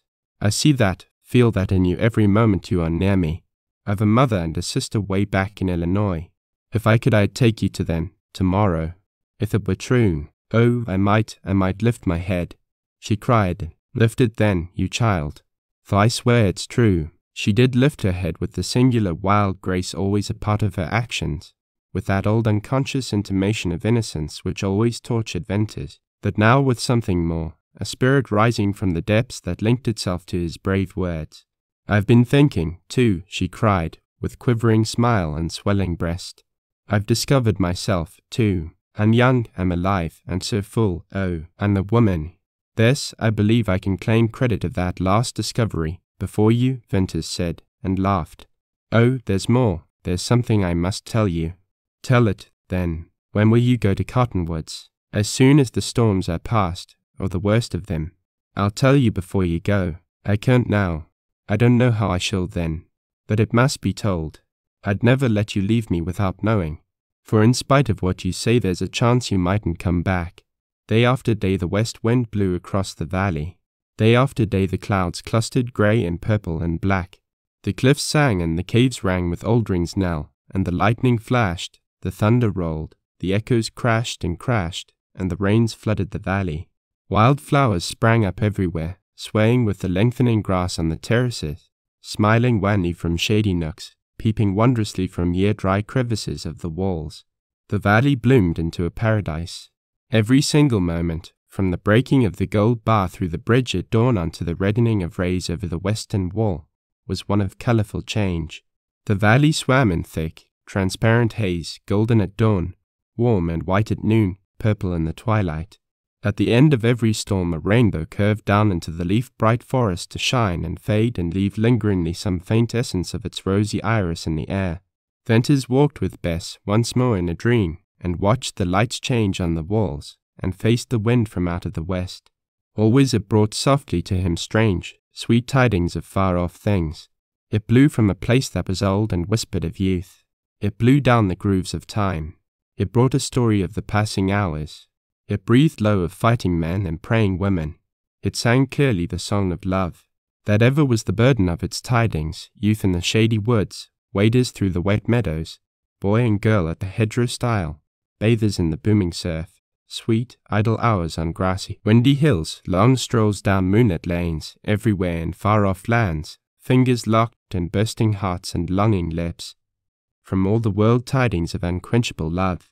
Often in these hours of dreams he watched the girl, and asked himself of what was she dreaming. For the changing light of the valley reflected its gleam and its color and its meaning in the changing light of her eyes.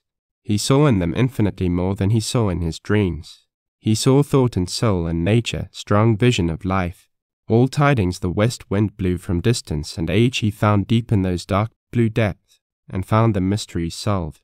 Under their wistful shadow he softened, and in the softening felt himself grow a sadder, a wiser, and a better man. While the west wind blew its tidings, filling his heart full, teaching him a man's part, the days passed, the purple clouds changed to white, and the storms were over for that summer. I must go now, he said. When? She asked. At once, tonight. I'm glad the time has come. It dragged at me. Go, for you'll come back the sooner. Late in the afternoon, as the ruddy sun split its last flame in the ragged notch of the western wall, Bess walked with Venters along the eastern terrace, up the long, weathered slope, under the great stone bridge. They entered the narrow gorge to climb around the fence long before built there by Venters. Farther than this she had never been. Twilight had already fallen in the gorge. It brightened to waning shadow in the wider ascent. He showed her balancing rock, of which he had often told her, and explained its sinister leaning over the outlet. Shuddering, she looked down the long, pale incline with its closed-in, toppling walls. What an awful trail! Did you carry me up here? I did, surely, replied he. It frightens me, somehow. Yet I never was afraid of trails. I'd ride anywhere a horse could go and climb where he couldn't. But there's something fearful here. I feel as if the place was watching me. Look at this rock. It's balanced here, balanced perfectly. You know I told you the cliff dwellers cut the rock, and why. That they're gone and the rock waits. Can't you see, feel how it waits here? I moved it once, and I'll never dare again. A strong heave would start it. Then it would fall and bang, and smash that crag, and jar the walls, and close forever the outlet to Deception Pass. And when you come back I'll steal up here and push with all my might to roll the rock and close forever the outlet to the pass. She said it lightly, but in the undercurrent of her voice was a heavier note, a ring deeper than any ever given mere play of words. Bess, you can't dare me. Wait till I come back with supplies, then roll the stone. I was in fun. Her voice now throbbed low. Always you must be free to go when you will. Go now. This place presses on me, stifles me. I'm going, but you had something to tell me. Yes, will you come back? I'll come if I live. But you mightn't come. That's possible, of course. It'll take a good deal to kill me. A man couldn't have a faster horse or keener dog. And, Bess, I've guns, and I'll use them if I'm pushed.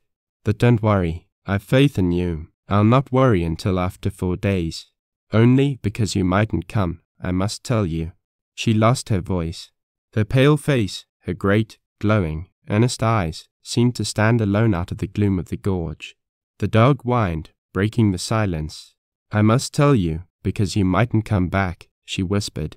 You must know what I think of your goodness, of you. Always I've been tongue-tied. I seem not to be grateful. It was deep in my heart. Even now, if I were other than I am, I couldn't tell you. That I'm nothing, only a rustler's girl, nameless, infamous. You've saved me, and I'm yours to do with as you like. With all my heart and soul, I love you. Chapter 15. Shadows on the Sage Slope. In the cloudy, threatening, waning summer day shadows lengthened down the sage slope, and Jane Withersteen likened them to the shadows gathering and closing in around her life. Mrs. Larkin died, and little Fay was left an orphan with no known relative. Jane's love redoubled. It was the saving brightness of a darkening hour. They turned now to Jane in childish worship, and Jane at last found full expression for the mother longing in her heart. Upon Lassiter, too, Mrs. Larkin's death had some subtle reaction. Before, he had often, without explanation, advised Jane to send Faye back to any Gentile family that would take her in. Passionately and reproachfully and wonderingly, Jane had refused even to entertain such an idea. And now Lassiter never advised it again, grew sadder and quieter in his contemplation of the child, and infinitely more gentle and loving. Sometimes Jane had a cold, inexplicable sensation of dread when she saw Lassiter watching Faye. What did the writer see in the future? Why did he, day by day, grow more silent, calmer, cooler, yet sadder in prophetic assurance of something to be? No doubt, Jane thought, the writer, in his almost superhuman power of foresight, saw behind the horizon the dark, lengthening shadows that were soon to crowd and gloom over him and her and little Faye. Jane Withersteen awaited the long-deferred breaking of the storm with a courage and embittered calm that had come to her in her extremity. Hope had not died. Doubt and fear, subservient to her will, no longer gave her sleepless nights and tortured days. Love remained. All that she had loved, she now loved them all. She seemed to feel that she was defiantly flinging the wealth of her love in the face of misfortune and of hate. No day passed but she prayed for all, and most fervently for her enemies. It troubled her that she had lost, or had never gained, the whole control of her mind. In some measure reason and wisdom and decision were locked in a chamber of her brain, awaiting a key. Power to think of some things was taken from her. Meanwhile, abiding a day of judgment, she fought ceaselessly to deny the bitter drops in her cup, to tear back the slow, the intangibly slow growth of a hot, corrosive lichen eating into her heart.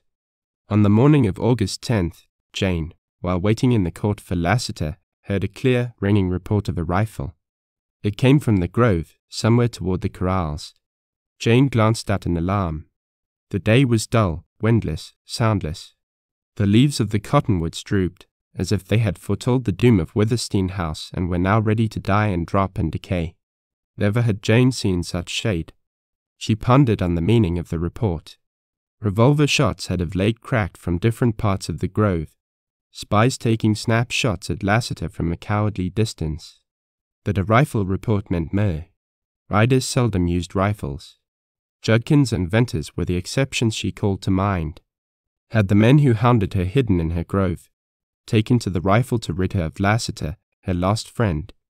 It was probable, it was likely, and she did not share his cool assumption that his death would never come at the hands of a Mormon. Long had she expected it. His constancy to her, his singular reluctance to use the fatal skill for which he was famed, both now plain to all Mormons, laid him open to inevitable assassination. Yet what charm against ambush and aim and enemy he seemed to bear about him. Though, Jane reflected, it was not charm, only a wonderful training of eye and ear, and sense of impending peril. Nevertheless, they could not forever avail against secret attack. That moment a rustling of leaves attracted her attention, then the familiar clinking accompaniment of a slow, soft, measured step, and Lassiter walked into the court. "Jane, there's a fellow out there with a long gun," he said, and, removing his sombrero, showed his head bound in a bloody scarf. "I heard the shot. I knew it was meant for you. Let me see, you can't be badly injured." "I reckon not. That meant it wasn't a close call. I'll sit here in this corner where nobody can see me from the grove." He untied the scarf and removed it to show a long, bleeding furrow above his left temple. "It's only a cut," said Jane. "But how it bleeds. Hold your scarf over it just a moment till I come back." She ran into the house and returned with bandages, and while she bathed and dressed the wound, Lassiter talked. "That fellow had a good chance to get me, but he must have flinched when he pulled the trigger. As I dodged down, I saw him run through the trees. He had a rifle. I've been expecting that kind of gun play. I reckon now I'll have to keep a little closer hid myself. These fellas all seem to get chilly or shaky when they draw a bead on me, but one of them might just happen to hit me. Won't you go away, leave Cottonwoods as I've begged you to, before someone does happen to hit you?" She appealed to him. "I reckon I'll stay. But, oh, Lassiter, your blood will be on my hands. See here, lady, look at your hands now, right now. Aren't they fine, firm, white hands? Aren't they bloody now? Lassiter's blood. That's a queer thing to stain your beautiful hands. But if you could only see deeper, you'd find a redder color of blood. Heart color, Jane. Oh, my friend. No, Jane, I'm not one to quit when the game grows hot, no more than you. This game, though, is new to me, and I don't know the moves yet, else I wouldn't have stepped in front of that bullet. Have you no desire to hunt the man who fired at you, to find him, and kill him? Well, I reckon I haven't any great hankering for that. Oh, the wonder of it. I knew, I prayed, I trusted. Lassiter, I almost gave all myself to soften you to Mormons. Thank God, and thank you, my friend. But, selfish woman that I am, this is no great test. What's the life of one of those sneaking cowards to such a man as you? I think of your great hate toward him who, I think of your life's implacable purpose. Can it be? Wait. Listen. He whispered. I hear a house. He rose noiselessly, with his ear to the breeze. Suddenly he pulled his sombrero down over his bandaged head and, swinging his gun sheaths round in front, he stepped into the alcove. It's a house, coming fast, he added. Jane's listening ear soon caught a faint, rapid, rhythmic beat of hoofs. It came from the sage. It gave her a thrill that she was at a loss to understand. The sound rose stronger, louder. Then came a clear, sharp difference when the horse passed from the sage trail to the hard-packed ground of the grove. It became a ringing run, swift in its bell-like clatterings, yet singular and longer pause than usual between the hoofbeats of a horse. It's Wrangle, cried Jane Withersteen. I'd know him from a million horses. Excitement and thrilling expectancy flooded out old Jane Withersteen's calm. A tight band closed round her breast as she saw the giant sorrel flit in reddish-brown flashes across the openings in the green. Then he was pounding down the lane, thundering into the court, crashing his great iron-shod hoofs on the stone flags. Wrangle it was surely, but shaggy and wild-eyed, and sage-streaked, with dust-caked lather staining his flanks. He reared and crashed down and plunged. The rider leaped off, threw the bridle, and held hard on a lasso looped round Wrangle's head and neck. Janet's heart sank as she tried to recognize Venters in the rider. Something familiar struck her in the lofty stature and the sweep of powerful shoulders. But this bearded, long-haired, unkempt man, who wore ragged clothes patched with pieces of skin and boots that showed bare legs and feet. This dusty, dark, and wild rider could not possibly be Venters. Whoa, Wrangle, old boy, come down. Easy now. So. You're home, old boy, and presently you can have a drink of water you'll remember. In the voice Jane knew the rider to be Venters. He tied Wrangle to the hitching rack and turned to the court. Oh, Bern, you wild man, she exclaimed. Jane, it's good to see you. Hello, Lassiter. Yes, it's Venters. Like rough iron his hard hand crushed Jane's. In it she felt the difference she saw in him. Wild, rugged, and shorn, yet how splendid. He had gone away a boy, he had returned a man. He appeared taller, wider of shoulder, deeper chested, more powerfully built. But was that only her fancy? He had always been a young giant. Was the change one of spirit? He might have been absent for years, proven by fire and steel, grown like Lassiter, strong and cool and sure. His eyes, were they keener, more flashing than before? Met hers with clear, frank, warm regard, in which perplexity was not, nor discontent, nor pain. Look at me long as you like, he said, with a laugh. I'm not much to look at. And, Jane, neither you nor Lassiter can brag. You're paler than I ever saw you. Lassiter, here, he wears a bloody bandage under his hat. That reminds me, someone took a flying shot at me down in the sage. It made Wrangle run some. Well, perhaps you've more to tell me than I've got to tell you. Briefly, in few words, Jane outlined the circumstances of her undoing in the weeks of his absence. Under his beard and bronze she saw his face whiten in terrible wrath. Lassiter, what held you back? Though time in the long period of fiery moments and sudden shocks had Jane Withersteen ever beheld Lassiter as calm and serene and cool as then. Jane had gloom enough without my adding to it by shooting up the village, he said. As strange as Lassiter's coolness was Venters's curious, intense scrutiny of them both, and under it Jane felt a flaming tide wave from bosom to temples. Well, you're right, he said, with slow pause. "It surprises me a little, that's all." Jane sensed then a slight alteration in Venters, and what it was, in her own confusion, she could not tell. It had always been her intention to acquaint him with the deceit she had fallen to in her zeal to move Lassiter. She did not mean to spare herself. Yet now, at the moment, before these riders, it was an impossibility to explain. Venters was speaking somewhat haltingly, without his former frankness. "I found Aldring's hiding place in your red herd. I learned, I know, and sure there was a deal between Tull and Aldring." He paused and shifted his position and his gaze. He looked as if he wanted to say something that he found beyond him. Sorrow and pity and shame seemed to contend for mastery over him. Then he raised himself and spoke with effort. "Jane, I've cost you too much. You've almost ruined yourself for me. It was wrong, for I'm not worth it. I never deserved such friendship. Well, maybe it's not too late. You must give me up. Mind, I haven't changed. I am just the same as ever. I'll see Tull while I'm here and tell him to his face." "Bern, it's too late," said Jane.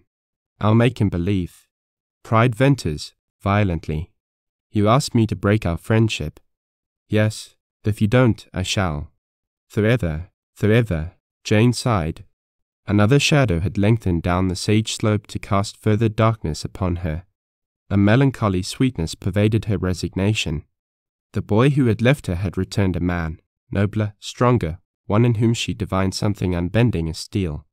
There might come a moment later when she would wonder why she had not fought against his will, but just now she yielded to it. Once before she had held out her hand to him. When she gave it, now she stretched it tremblingly forth in acceptance of the decree circumstance had laid upon them. Venters bowed over it, kissed it, pressed it hard, and half stifled a sound very like a sob. Certain it was that when he raised his head tears glistened in his eyes. "Some women have a hard lot," he said, huskily. Then he shook his powerful form, and his rags lashed about him. "I'll say a few things to Tull when I meet him. Then you'll not draw on Tull. Oh, that must not be.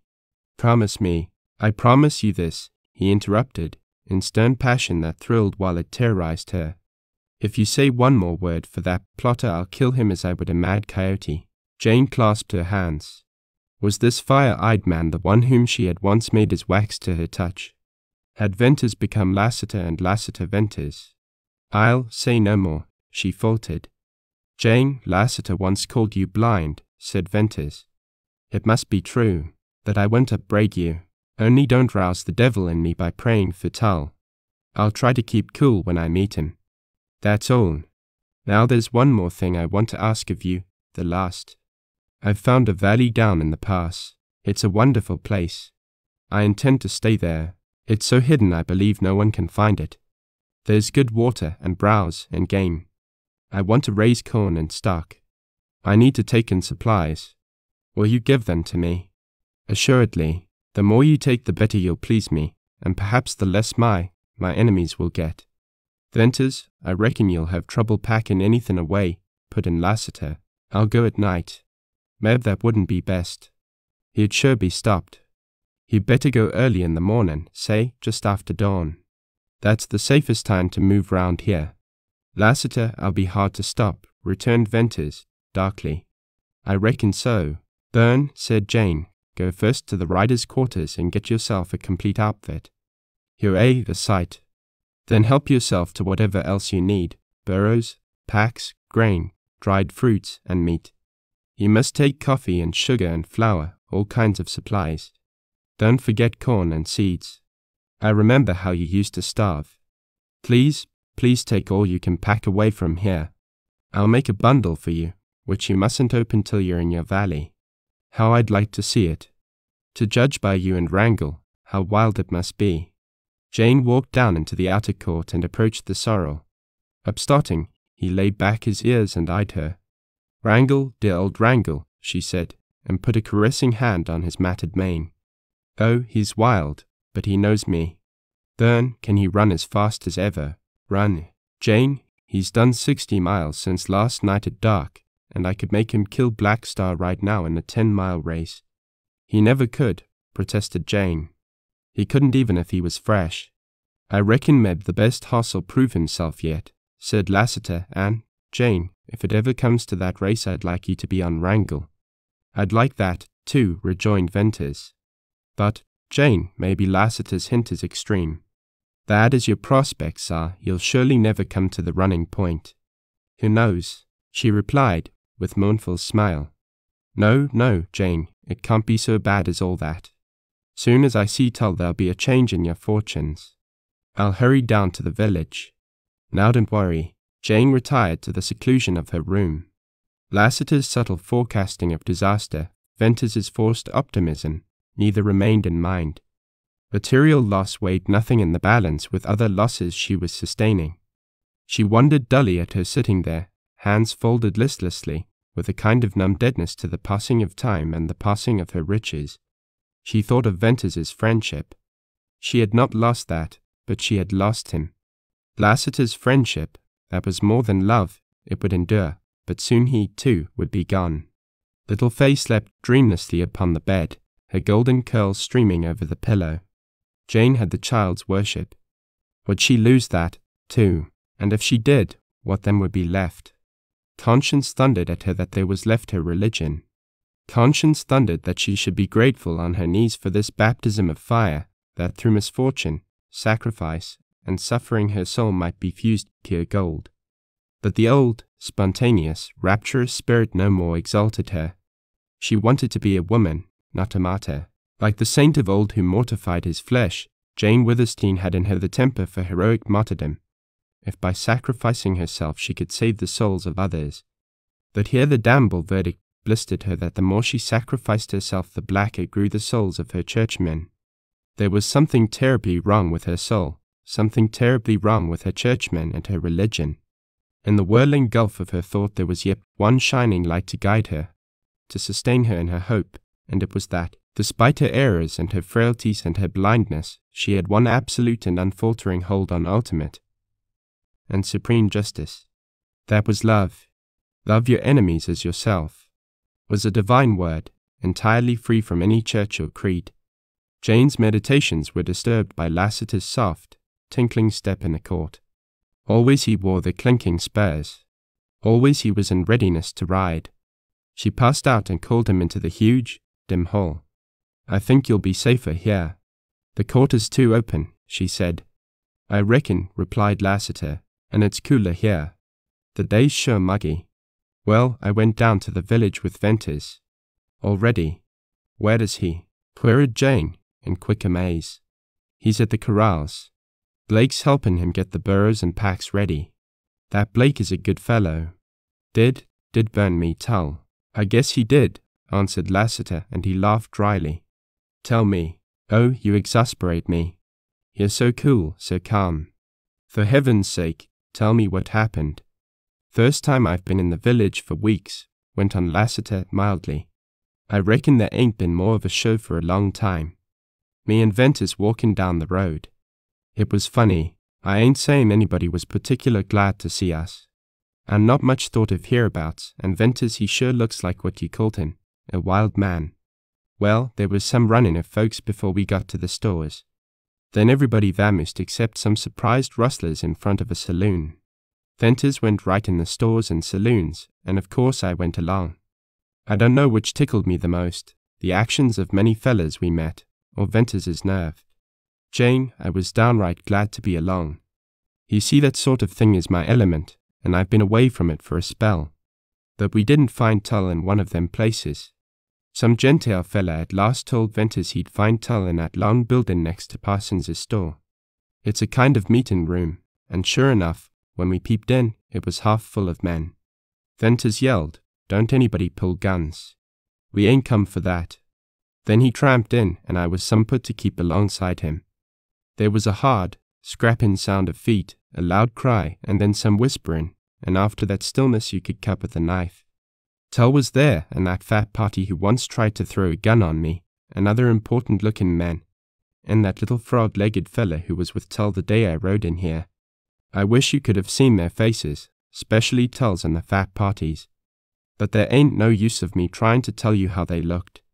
Well, Venters and I stood there in the middle of the room with that batch of men all in front of us, and not a blamed one of them winked an eyelash or moved a finger. It was natural, of course, for me to notice many of them packed guns. That's a way of mine, first noticing them things. Venters spoke up, and his voice sort of chilled and cut, and he told Tull he had a few things to say. Here Lassiter paused while he turned his sombrero round and round, in his familiar habit, and his eyes had the look of a man seeing over again some thrilling spectacle, and under his red bronze there was strange animation. Like a shot, then, Venters told Tull that the friendship between you and him was all over and he was leaving your place. He said you'd both of you broken off in the hope of propitiating your people, but you hadn't changed your mind otherwise, and never would. Next he spoke up for you. I ain't going to tell you what he said. Only no other woman who ever lived ever had such tribute. You had a champion, Jane, and never fear that those thick-skulled men don't know you now. It couldn't be otherwise. He spoke the ringin', lightnin' truth. Then he accused Tull of the underhand, miserable robbery of a helpless woman. He told Tull where the red herd was, of a deal made with Aldrin, that Jerry Card had made the deal. I thought Tull was going to drop, and that little frog-legged cuss, he looked some limp and white. But Venters's voice would have kept anybody's legs from buckling. I was stiff myself. He went on and called Tull, called him every bad name ever known to a rider, and then some. He cursed Tull. I never hear a man get such a cursing. He laughed in scorn at the idea of Tull being a minister. He said Tull and a few more dogs of hell builded their empire out of the hearts of such innocent and God-fearing women as Jane Withersteen. He called Tull a binder of women, a callous beast who hid behind a mock mantle of righteousness, and the last and lowest coward on the face of the earth.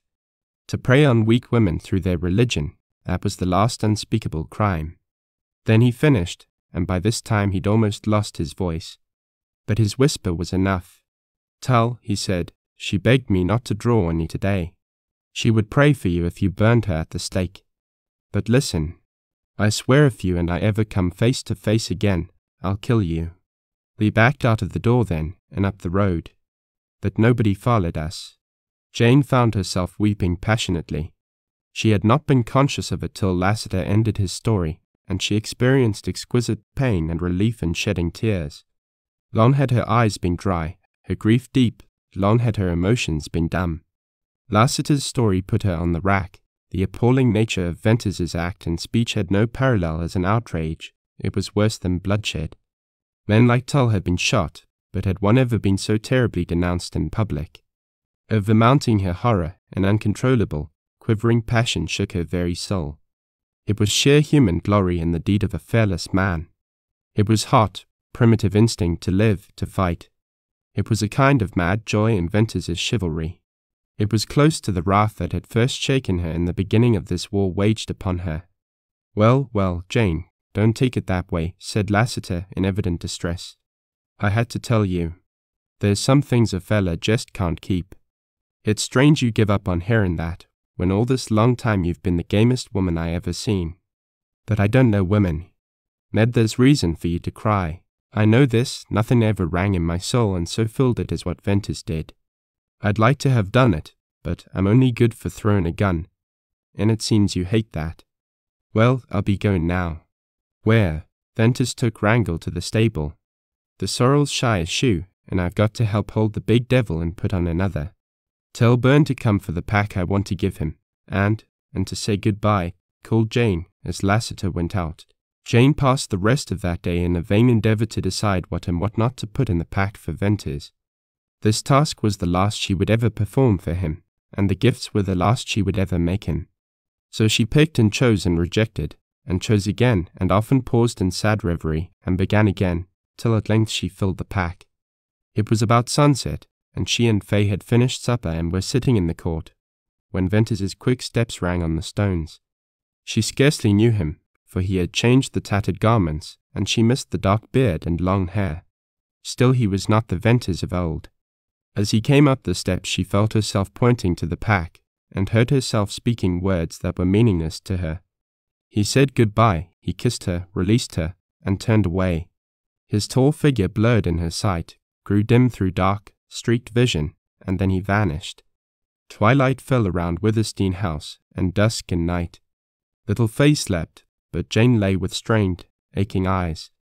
She heard the wind moaning in the cottonwoods and mice squeaking in the walls. The night was interminably long, yet she prayed to hold back the dawn. What would another day bring forth? The blackness of her room seemed blacker for the sad, entering grey of morning light. She heard the chirp of awakening birds, and fancied she caught a faint clatter of hoofs. Then low, dull distant, throbbed a heavy gunshot. She had expected it, was waiting for it.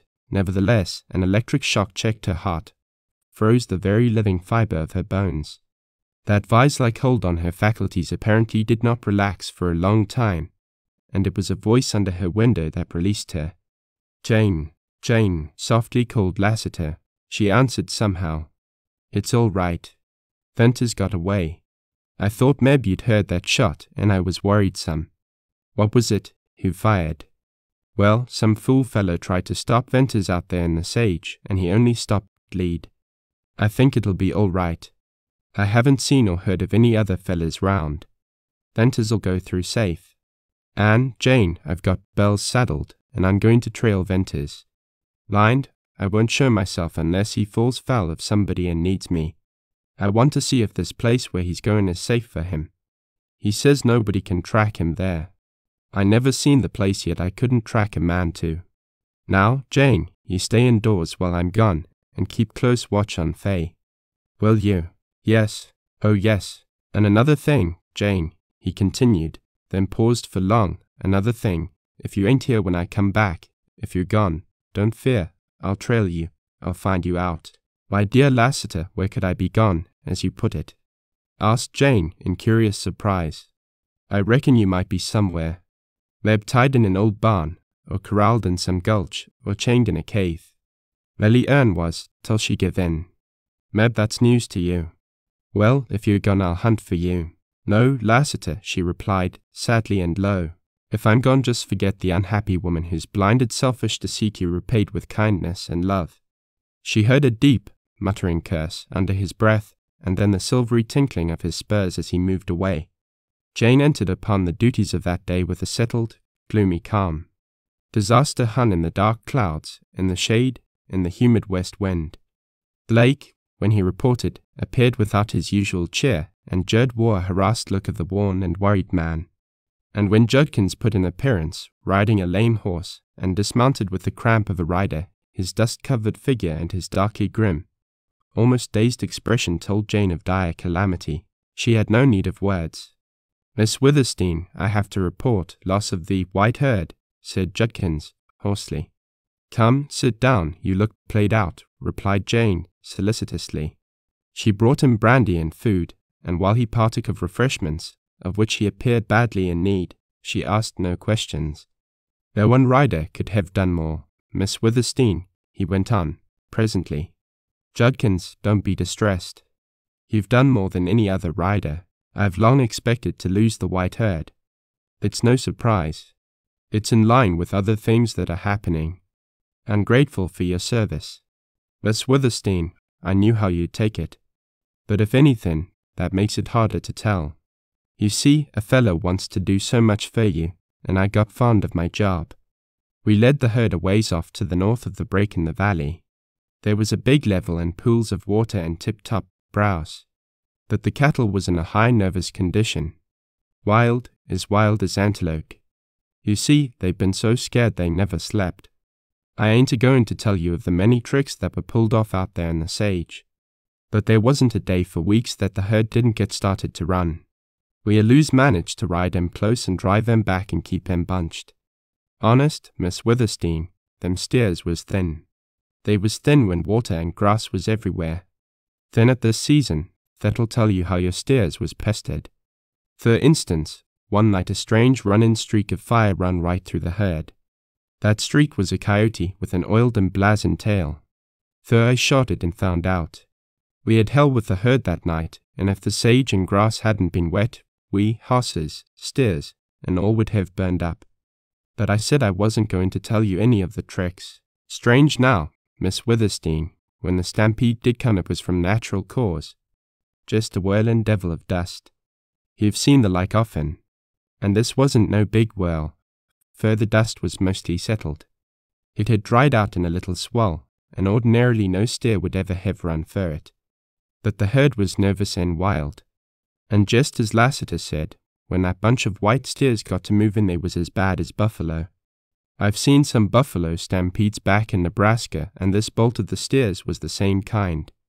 I tried to mill the herd just as Lassiter did, but I wasn't equal to it, Miss Withersteen. I don't believe the rider lives who could have turned that herd. We kept along of the herd for miles, and more'n one of my boys tried to get the steers a milling. It wasn't no use. We got off level ground, going down, and then the steers ran something fierce.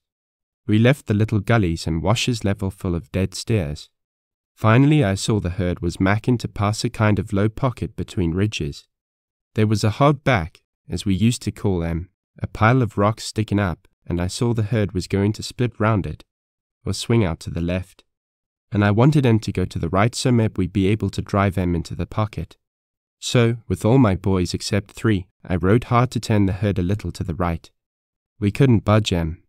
They went on and split round the rocks, and the most of them was turned sharp to the left by a deep wash we hadn't seen. Had no chance to see. The other 3 boys, Jimmy Vale, Joe Willis, and that little Cairns boy, a nervy kid. They, with Cairns leading, tried to buck that herd round to the pocket. It was a wild, fool eddy. I couldn't do nothing.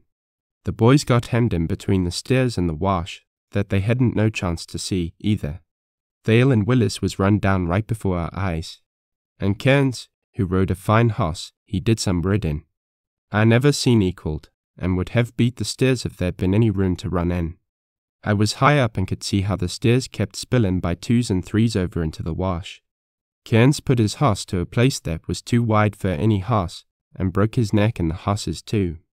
We found that out after, and as for Vale and Willis, 2,000 steers ran over the poor boys.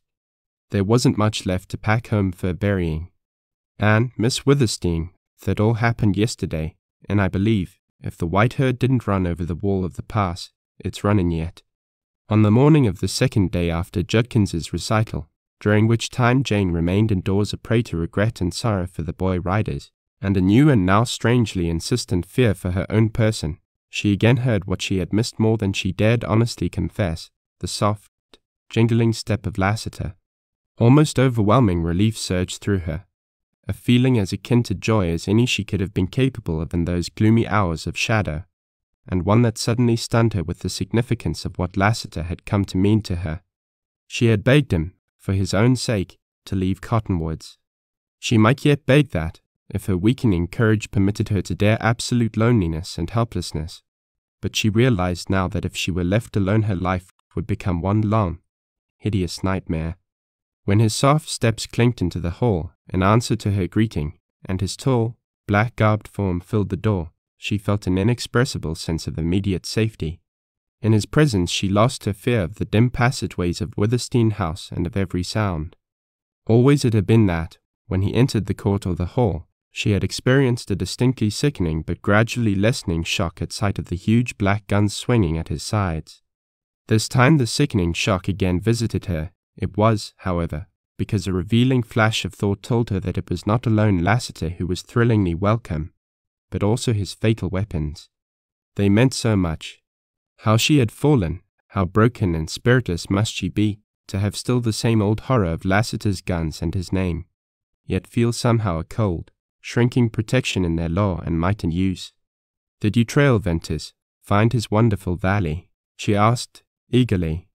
"Yes, and I reckon it's sure a wonderful place. Is he safe there? That's been bothering me some.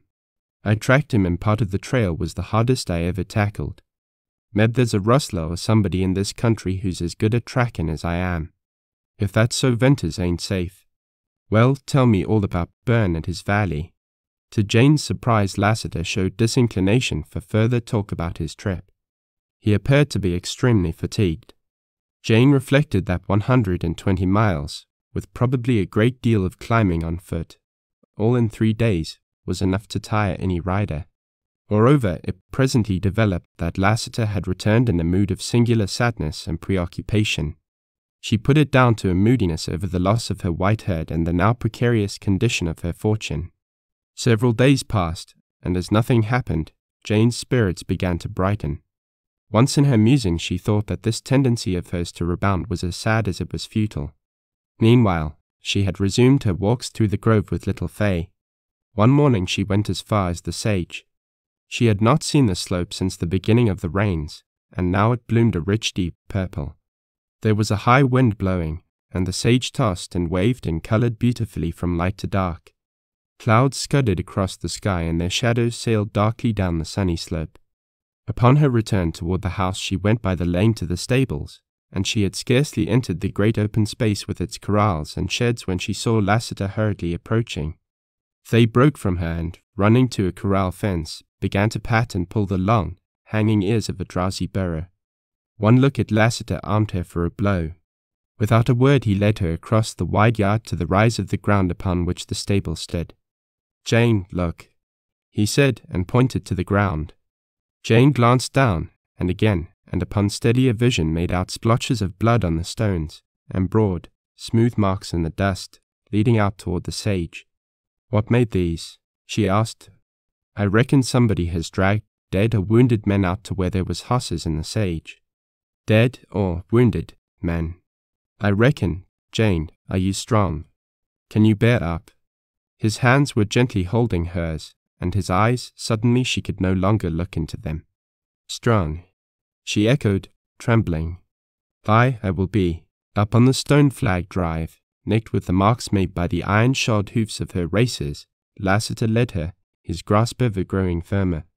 "Where's Blake and Jerb?" she asked, haltingly. "I don't know where Jerb is." "Bolted, most likely," replied Lassiter as he took her through the stone door. "But Blake, poor Blake, he's gone forever." They prepared, Jane. With the cold prickling of her skin, with the queer thrumming in her ears, with fixed and staring eyes, Jane saw a gun lying at her feet with chambers swung and empty, and discharged shells scattered near. Outstretched upon the stable floor lay Blake, ghastly white, dead, one hand clutching a gun and the other twisted in his bloody blouse. Whoever the thieves were, whether your people or rustlers, Blake killed some of them, said Lassiter. "Thieves," whispered Jane. "I reckon. House thieves. Look." Lassiter waved his hand toward the stalls. The first stall, Bell's stall, was empty. All the stalls were empty. No racer whinnied and stamped greeting to her. Light was gone. Black Star was gone. Chapter 16. Gold. As Lassiter had reported to Jane, Venters went through safely, and after a toilsome journey reached the peaceful shelter of Surprise Valley. When finally he lay wearily down under the silver spruces, resting from the strain of dragging packs and burros up the slope and through the entrance to Surprise Valley, he had leisure to think, and a great deal of the time went in regretting that he had not been frank with his loyal friend, Jane Withersteen. But he kept continually recalling, when he had stood once more face to face with her and had been shocked at the change in her and had heard the details of her adversity, he had not had the heart to tell her of the closer interest which had entered his life. He had not lied, yet he had kept silence. Bess was in transports over the stores of supplies and the outfit he had packed from Cottonwoods. He had certainly brought 100 times more than he had gone for, enough, surely, for years, perhaps to make permanent home in the valley. He saw no reason why he need ever leave there again.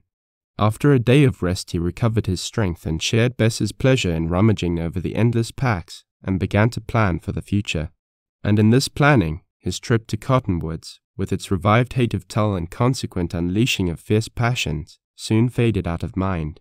By slower degrees his friendship for Jane Withersteen and his contrition drifted from the active preoccupation of his present thought to a place in memory, with more and more infrequent recalls. And as far as the state of his mind was concerned, upon the second day after his return, the valley, with its golden hues and purple shades, the speaking west wind and the cool, silent night, and Bess's watching eyes with their wonderful light, so wrought upon Venters that he might never have left them at all. That very afternoon he set to work. Only one thing hindered him upon beginning, though it in no wise checked his delight, and that in the multiplicity of tasks planned to make a paradise out of the valley he could not choose the one with which to begin. He had to grow into the habit of passing from one dreamy pleasure to another, like a bee going from flower to flower in the valley, and he found this wandering habit likely to extend to his labors. Nevertheless, he made a start. At the outset he discovered Bess to be both a considerable help in some ways and a very great hindrance in others. Her excitement and joy were spurs, inspirations, but she was utterly impracticable in her ideas, and she flitted from one plan to another with bewildering vacillation. Moreover, he fancied that she grew more eager, youthful, and sweet, and he marked that it was far easier to watch her and listen to her than it was to work. Therefore he gave her tasks that necessitated her going often to the cave where he had stored his packs. Upon the last of these trips, when he was some distance down the terrace and out of sight of camp, he heard a scream, and then the sharp barking of the dogs. For an instant he straightened up, amazed. Danger for her had been absolutely out of his mind. She had seen a rattlesnake or a wildcat. Still she would not have been likely to scream at sight of either, and the barking of the dogs was ominous. Dropping his work, he dashed back along the terrace. Upon breaking through a clump of aspens he saw the dark form of a man in the camp. Cold, then hot, Venters burst into frenzied speed to reach his guns. He was cursing himself for a thoughtless fool when the man's tall form became familiar, and he recognized Lassiter. Then the reversal of emotions changed his run to a walk. He tried to call out, but his voice refused to carry. When he reached camp there was Lassiter staring at the white-faced girl. By that time Ring and Whitty had recognized him. "Hello, Venters. I'm making you a visit," said Lassiter slowly, "and I'm some surprised to see you've a young fella for company." One glance had sufficed for the keen rider to read Bess's real sex, and for once his cool calm had deserted him. He stared till the white of Bess's cheeks flared into crimson. That, if it were needed, was the concluding evidence of her femininity, for it went fittingly with her sun-tinted hair and darkened, dilated eyes, the sweetness of her mouth, and the striking symmetry of her slender shape. "Heavens, Lassiter," panted Venters when he caught his breath. "What relief, it's only you. How, in the name of all that's wonderful, did you ever get here? I trailed you. I wanted to know where you was, if you had a safe place. So I trailed you." "Trailed me," cried Venters, bluntly. "I reckon. It was some of a job after I got to them smooth rocks. I was all day tracking you up to them little cut steps in the rock. The rest was easy. Where's your hoss? I hope you hit him." "I tied him in them queer cedars down on the slope. He can't be seen from the valley." "That's good." Well, I'm completely dumbfounded. It was my idea that no man could track me in here." "I reckon. But if there's a tracker in these uplands as good as me he can find you." "That's bad. That'll worry me. But, Lassiter, now you're here I'm glad to see you. And my companion here is not a young fellow. This is a friend of mine. He saved my life once." The embarrassment of the moment did not extend to Lassiter. Almost at once his manner, as he shook hands with Bess, relieved Venters and put the girl at ease. After Venters's words and one quick look at Lassiter, her agitation stilled, and, though she was shy, if she were conscious of anything out of the ordinary in the situation, certainly she did not show it. "I reckon I'll only stay a little while," Lassiter was saying. "And if you don't mind troublin', I'm hungry. I fetched some biscuits along, but they're gone. Venters, this place is sure the wonderfulest ever seen. Them cut steps on the slope, that outlet into the gorge, and it's like climbing up through hell into heaven to climb through that gorge into this valley. There's a queer-looking rock at the top of the passage. I didn't have time to stop. I'm wondering how you ever found this place. It's sure interesting." During the preparation and eating of dinner Lassiter listened mostly, as was his wont, and occasionally he spoke in his quaint and dry way. Venters noted, however, that the rider showed an increasing interest in Bess. He asked her no questions, and only directed his attention to her while she was occupied and had no opportunity to observe his scrutiny. It seemed to Venters that Lassiter grew more and more absorbed in his study of Bess, and that he lost his coolness in some strange, softening sympathy. Then, quite abruptly, he arose and announced the necessity for his early departure. He said goodbye to Bess in a voice gentle and somewhat broken, and turned hurriedly away. Venters accompanied him, and they had traversed the terrace, climbed the weathered slope, and passed under the stone bridge before either spoke again. Then Lassiter put a great hand on Venters's shoulder and wheeled him to meet a smouldering fire of grey eyes. "Lassiter, I couldn't tell Jane. I couldn't," burst out Venters, reading his friend's mind. "I tried, but I couldn't. She wouldn't understand, and she has troubles enough." And I love the girl. Venters, I reckon this beats me. I've seen some queer things in my time, too. This girl, who is she? I don't know. What is she, then? I don't know that, either. Oh, it's the strangest story you ever heard. I must tell you. But you'll never believe. Venters, women were always puzzles to me.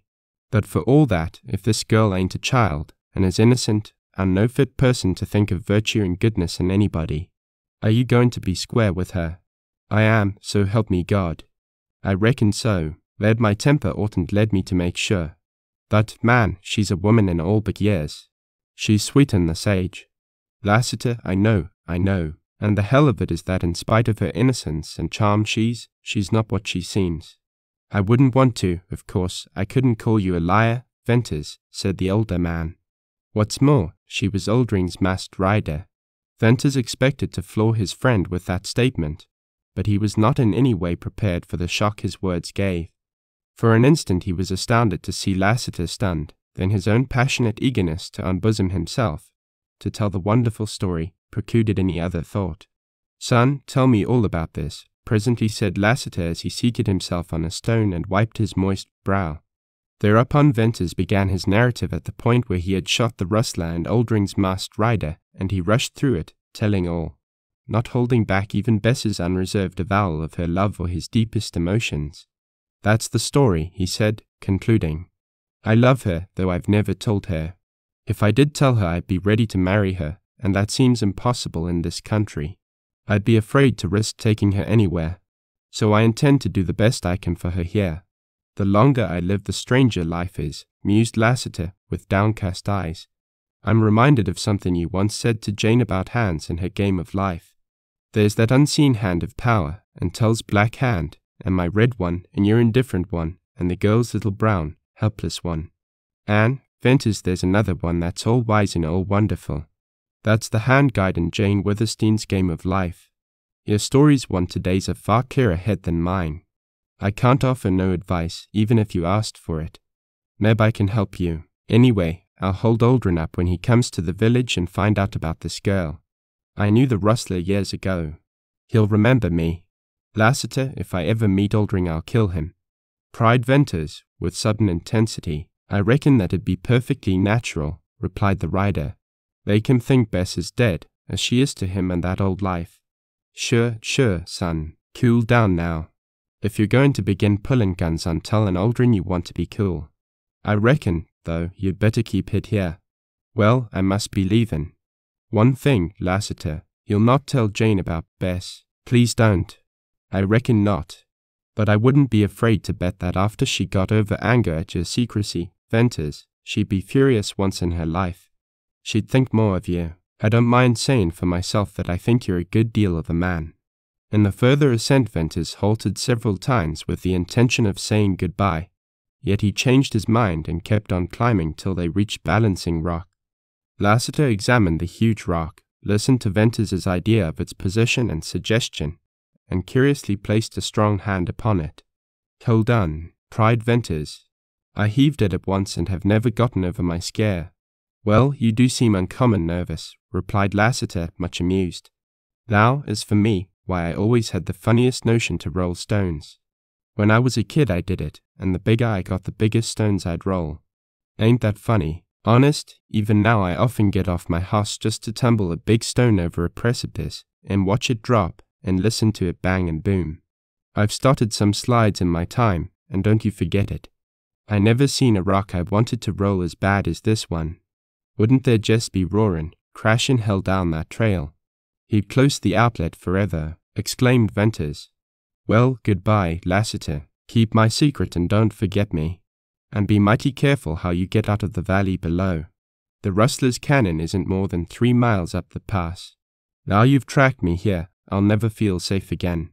In his descent to the valley, Venters's emotion, roused to stirring pitch by the recital of his love story, quieted gradually, and in its place came a sober, thoughtful mood. All at once he saw that he was serious, because he would never more regain his sense of security while in the valley. What Lassiter could do another skillful tracker might duplicate. Among the many riders with whom Venters had ridden, he recalled no one who could have taken his trail at Cottonwoods and have followed it to the edge of the bare slope in the pass, let alone up that glistening smooth stone. Lassiter, however, was not an ordinary rider. Instead of hunting cattle tracks, he had likely spent a goodly portion of his life tracking men. It was not improbable that among Oldring's rustlers there was one who shared Lassiter's gift for trailing, and the more Venters dwelt on this possibility, the more perturbed he grew. Lassiter's visit, moreover, had a disquieting effect upon Bess, and Venters fancied that she entertained the same thought as to future seclusion. The breaking of their solitude, though by a well-meaning friend, had not only dispelled all its dream and much of its charm, but had instilled a canker of fear. Both had seen the footprint in the sand. Venters did no more work that day. Sunset and twilight gave way to night, and the cannon bird whistled its melancholy notes, and the wind sang softly in the cliffs, and the campfire blazed and burned down to red embers. To Venters a subtle difference was apparent in all of these, or else the shadowy change had been in him. He hoped that on the morrow this slight depression would have passed away. In that measure, however, he was doomed to disappointment. Furthermore, Bess reverted to a wistful sadness that he had not observed in her since her recovery. His attempt to cheer her out of it resulted in dismal failure, and consequently in a darkening of his own mood. Hard work relieved him. Still, when the day had passed, his unrest returned. Then he set to deliberate thinking, and there came to him the startling conviction that he must leave Surprise Valley and take Bess with him. As a rider he had taken many chances, and as an adventurer in Deception Pass he had unhesitatingly risked his life, but now he would run no preventable hazard of Bess's safety and happiness, and he was too keen not to see that hazard. It gave him a pang to think of leaving the beautiful valley just when he had the means to establish a permanent and delightful home there. One flashing thought tore in hot temptation through his mind. Why not climb up into the gorge, roll Balancing Rock down the trail, and close forever the outlet to Deception Pass? That was the beast in me, showing his teeth. Muttered Venters, scornfully, I'll just kill him good and quick. I'll be fair to this girl, if it's the last thing I do on earth. Another day went by, in which he worked less and pondered more, and all the time covertly watched Bess. Her wistfulness had deepened into downright unhappiness, and that made his task to tell her all the harder. He kept the secret another day, hoping by some chance she might grow less moody, and to his exceeding anxiety she fell into far deeper gloom. Out of his own secret and the torment of it he divined that she, too, had a secret, and the keeping of it was torturing her. As yet he had no plan thought out in regard to how or when to leave the valley, but he decided to tell her the necessity of it and to persuade her to go. Furthermore, he hoped his speaking out would induce her to unburden her own mind. "Bess, what's wrong with you?" he asked. "Nothing," she answered, with averted face. Venters took hold of her gently, though masterfully, forced her to meet his eyes. "You can't look at me and lie," he said. "Now, what's wrong with you? You're keeping something from me." "Well, I've got a secret, too, and I intend to tell it presently." "Oh, I have a secret. I was crazy to tell you when you came back.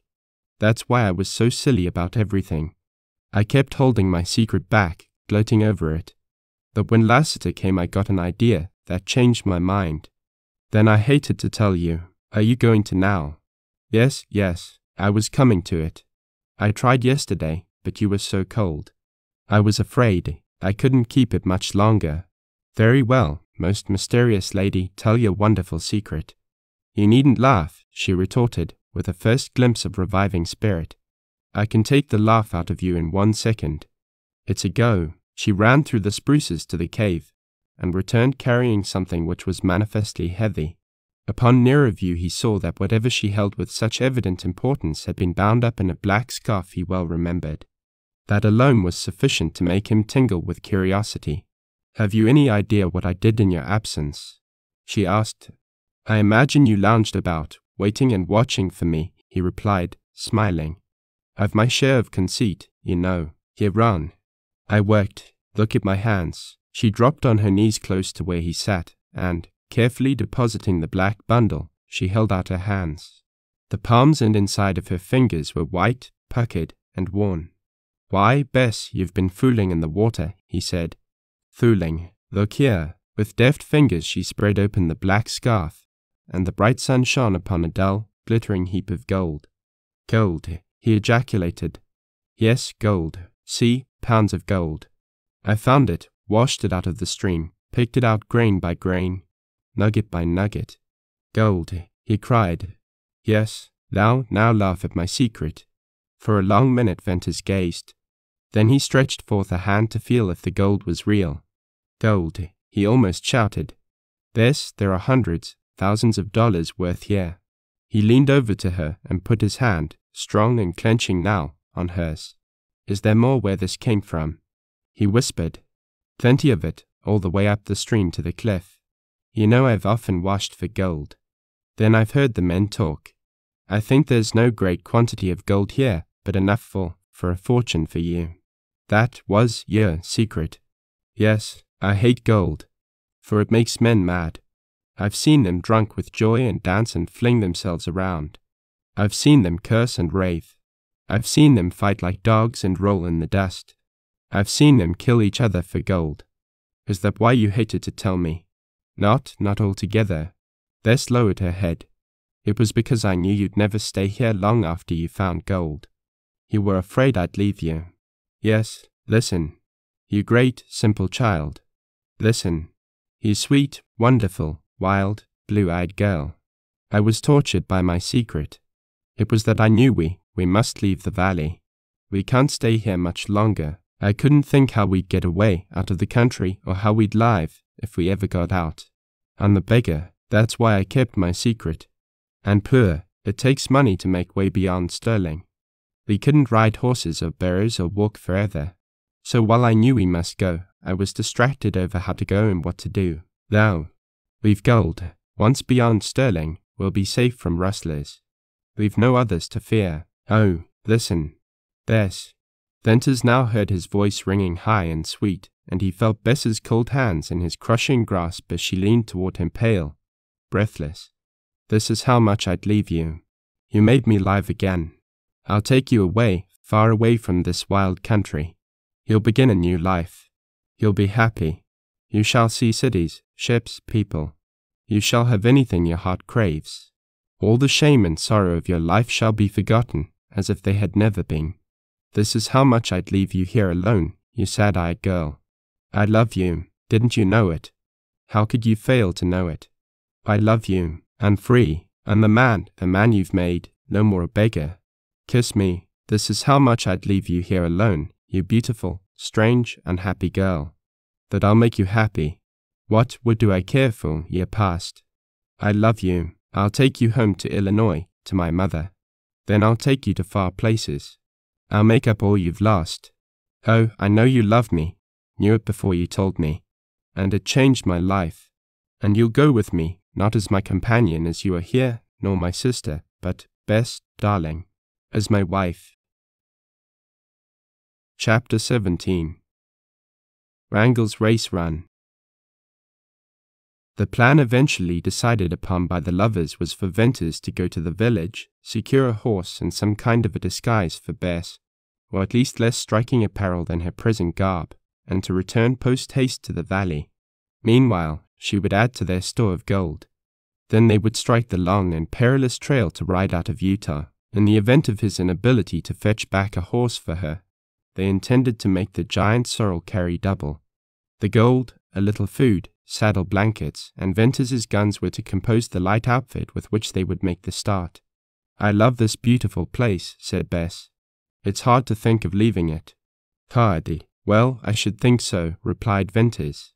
Maybe in years, but he did not complete in words his thought that might be possible to return after many years of absence and change.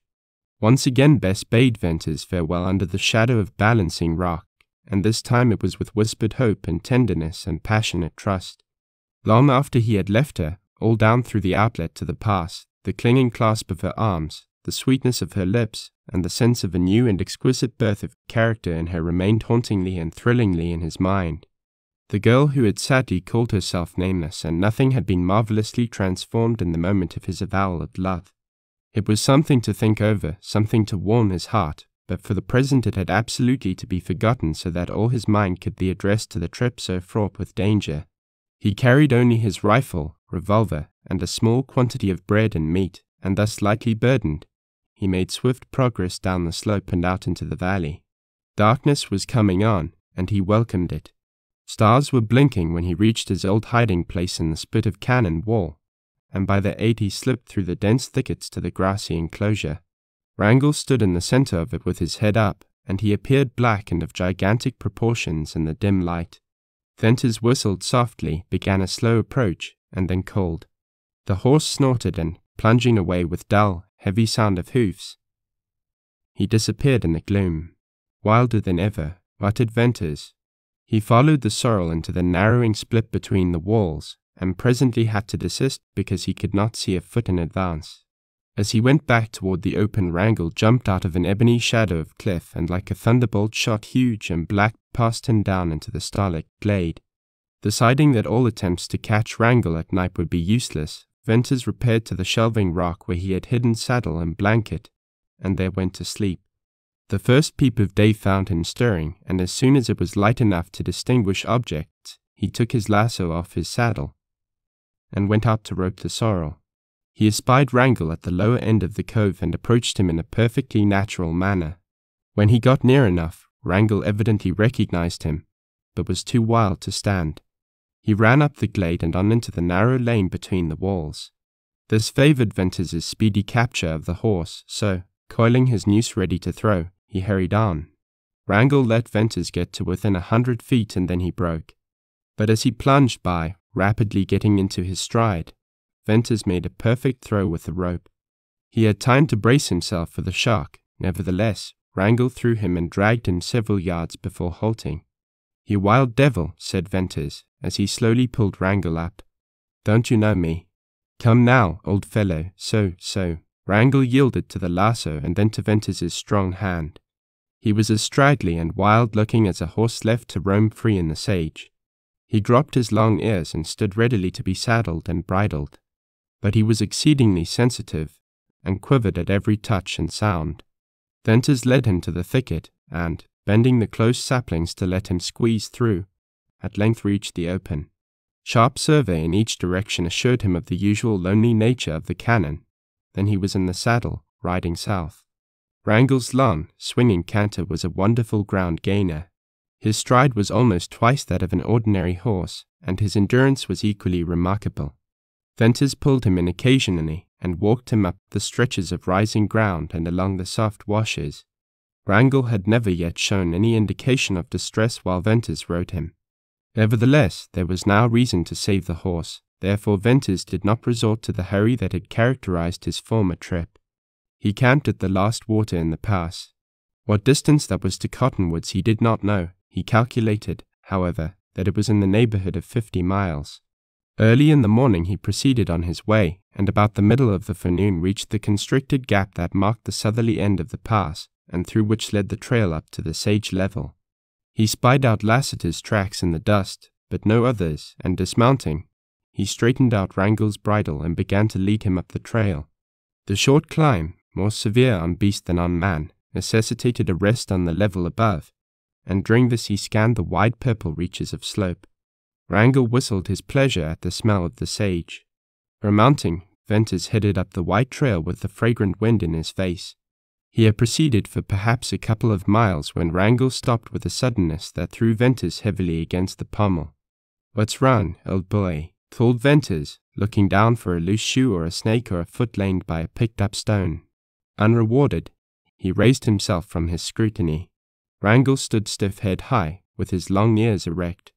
Thus guided, Venters swiftly gazed ahead to make out a dust-clouded, dark group of horsemen riding down the slope. If they had seen him, it apparently made no difference in their speed or direction. "Wonder who they are," exclaimed Venters. He was not disposed to run. His cool mood tightened under grip of excitement as he reflected that, whoever the approaching riders were, they could not be friends. He slipped out of the saddle and led Wrangle behind the tallest sage brush. It might serve to conceal them until the riders were close enough for him to see who they were. After that he would be indifferent to how soon they discovered him. After looking to his rifle and ascertaining that it was in working order, he watched, and as he watched, slowly the force of a bitter fierceness, long dormant, gathered ready to flame into life. If those riders were not rustlers, he had forgotten how rustlers looked and rode. On they came, a small group, so compact and dark that he could not tell their number. How unusual that their horses did not see Wrangel. But such failure, Venters decided, was owing to the speed with which they were traveling. They moved at a swift canter affected more by rustlers than by riders. Venters grew concerned over the possibility that these horsemen would actually ride down on him before he had a chance to tell what to expect. When they were within 300 yards, he deliberately led Wrangel out into the trail. Then he heard shouts and the hard scrape of sliding hoofs, and saw horses rear and plunge back with upflung heads and flying manes.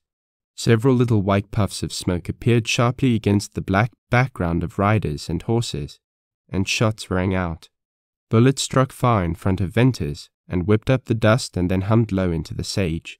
The range was great for revolvers, but whether the shots were meant to kill or merely to check advance, they were enough to fire that waiting ferocity in Venters. Slipping his arm through the bridle so that Wrangel could not get away, Venters lifted his rifle and pulled the trigger twice. He saw the first horseman lean sideways and fall. He saw another lurch in his saddle and heard a cry of pain. Then Wrangel, plunging in fright, lifted Venters and nearly threw him. He jerked the horse down with a powerful hand and leaped into the saddle. Wrangel plunged again, dragging his bridle that Venters had not had time to throw in place. Bending over with a swift movement, he secured it and dropped the loop over the pommel. Then, with grinding teeth, he looked to see what the issue would be.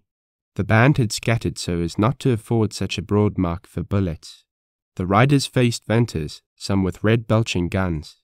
He heard a sharper report, and just as Wrangel plunged again he caught the whiz of a leaden missile that would have hit him but for Wrangel's sudden jump. A swift, hot wave, turning cold, passed over Venters. Deliberately he picked out the one rider with a carbine and killed him. Wrangel snorted shrilly and bolted into the sage. Venters let him run a few rods, then with iron arm checked him. 5 riders, surely rustlers, were left. One leaped out of the saddle to secure his fallen comrade's carbine. A shot from Venters, which missed the man but sent the dust flying over him, made him run back to his horse. Then they separated. The crippled rider went one way, the one frustrated in his attempt to get the carbine rode another. Venters thought he made out a third rider, carrying a strange-appearing bundle and disappearing in the sage.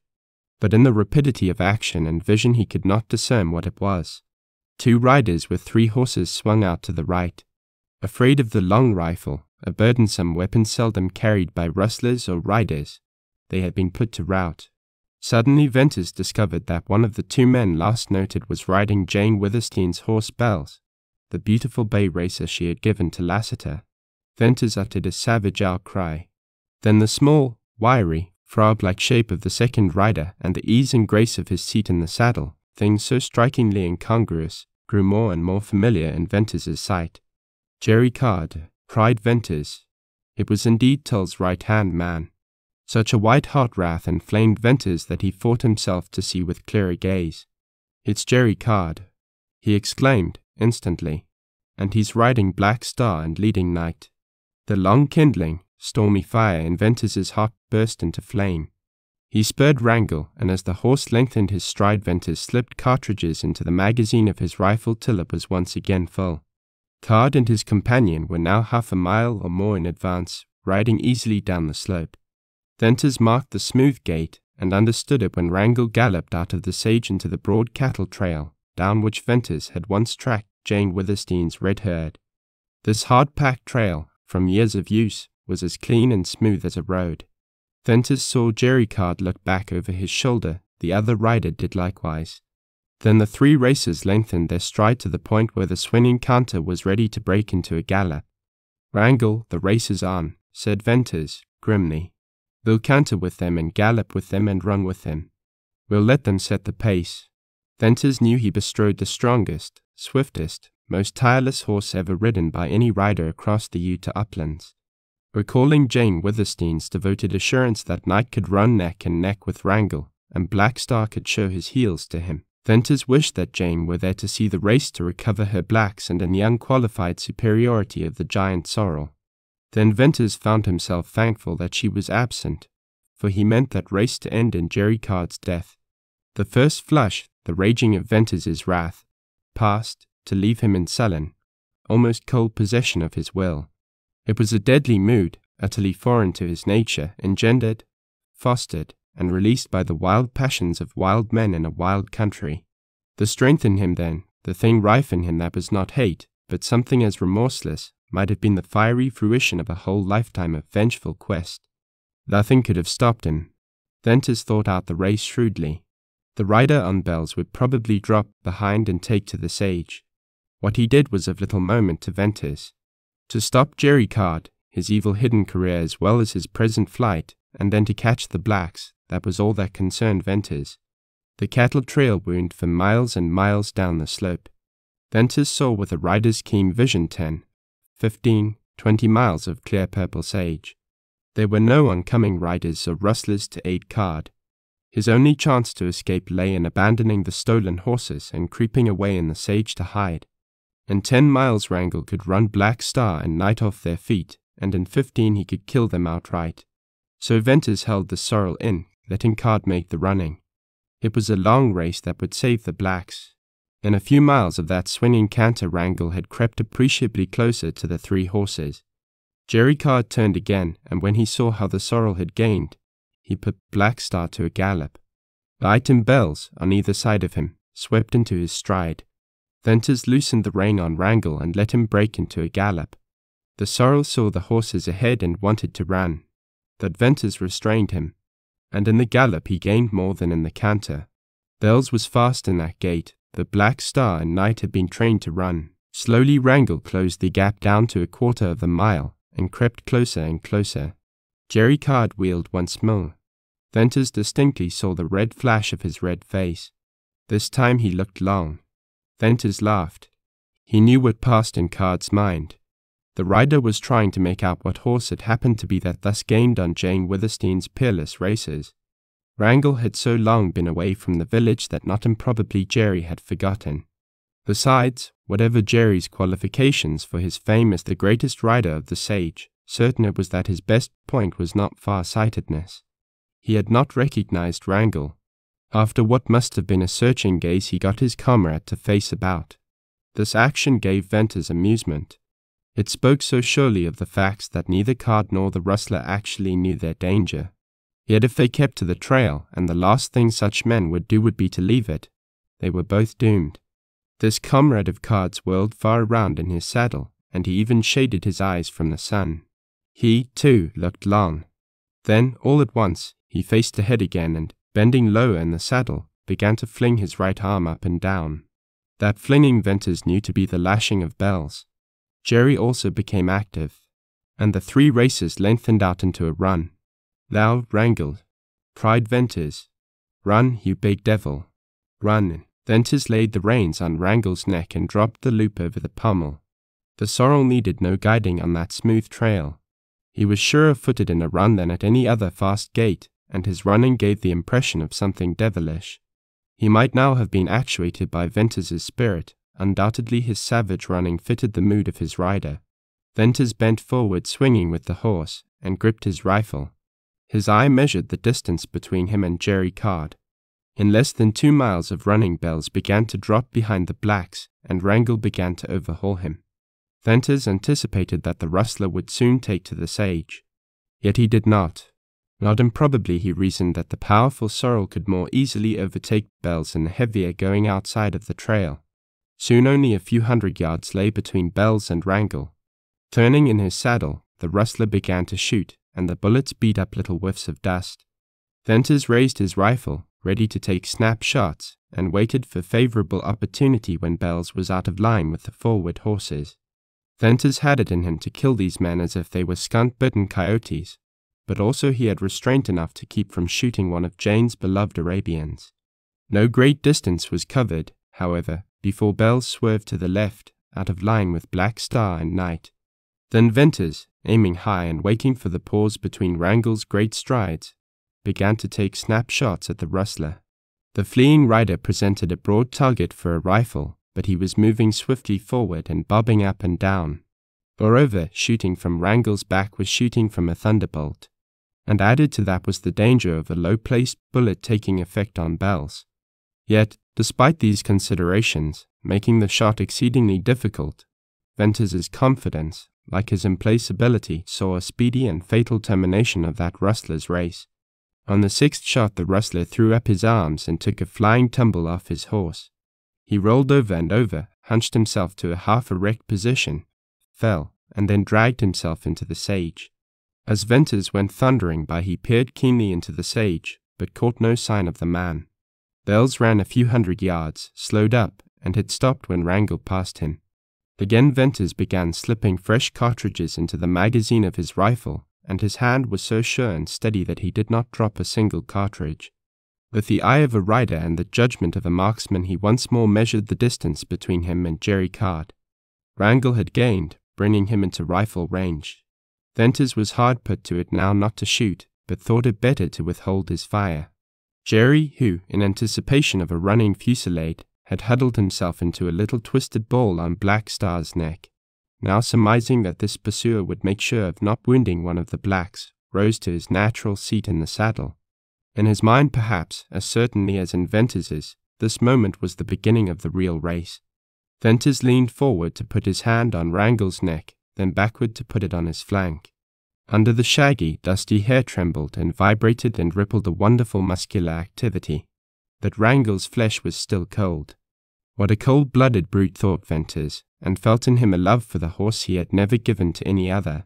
It would not have been humanly possible for any rider, even though clutched by hate or revenge or a passion to save the loved one or fear of his own life, to be astride the sorrel to swing with his swing, to see his magnificent stride and hear the rapid thunder of his hoofs, to ride him in that race and not glory in the ride.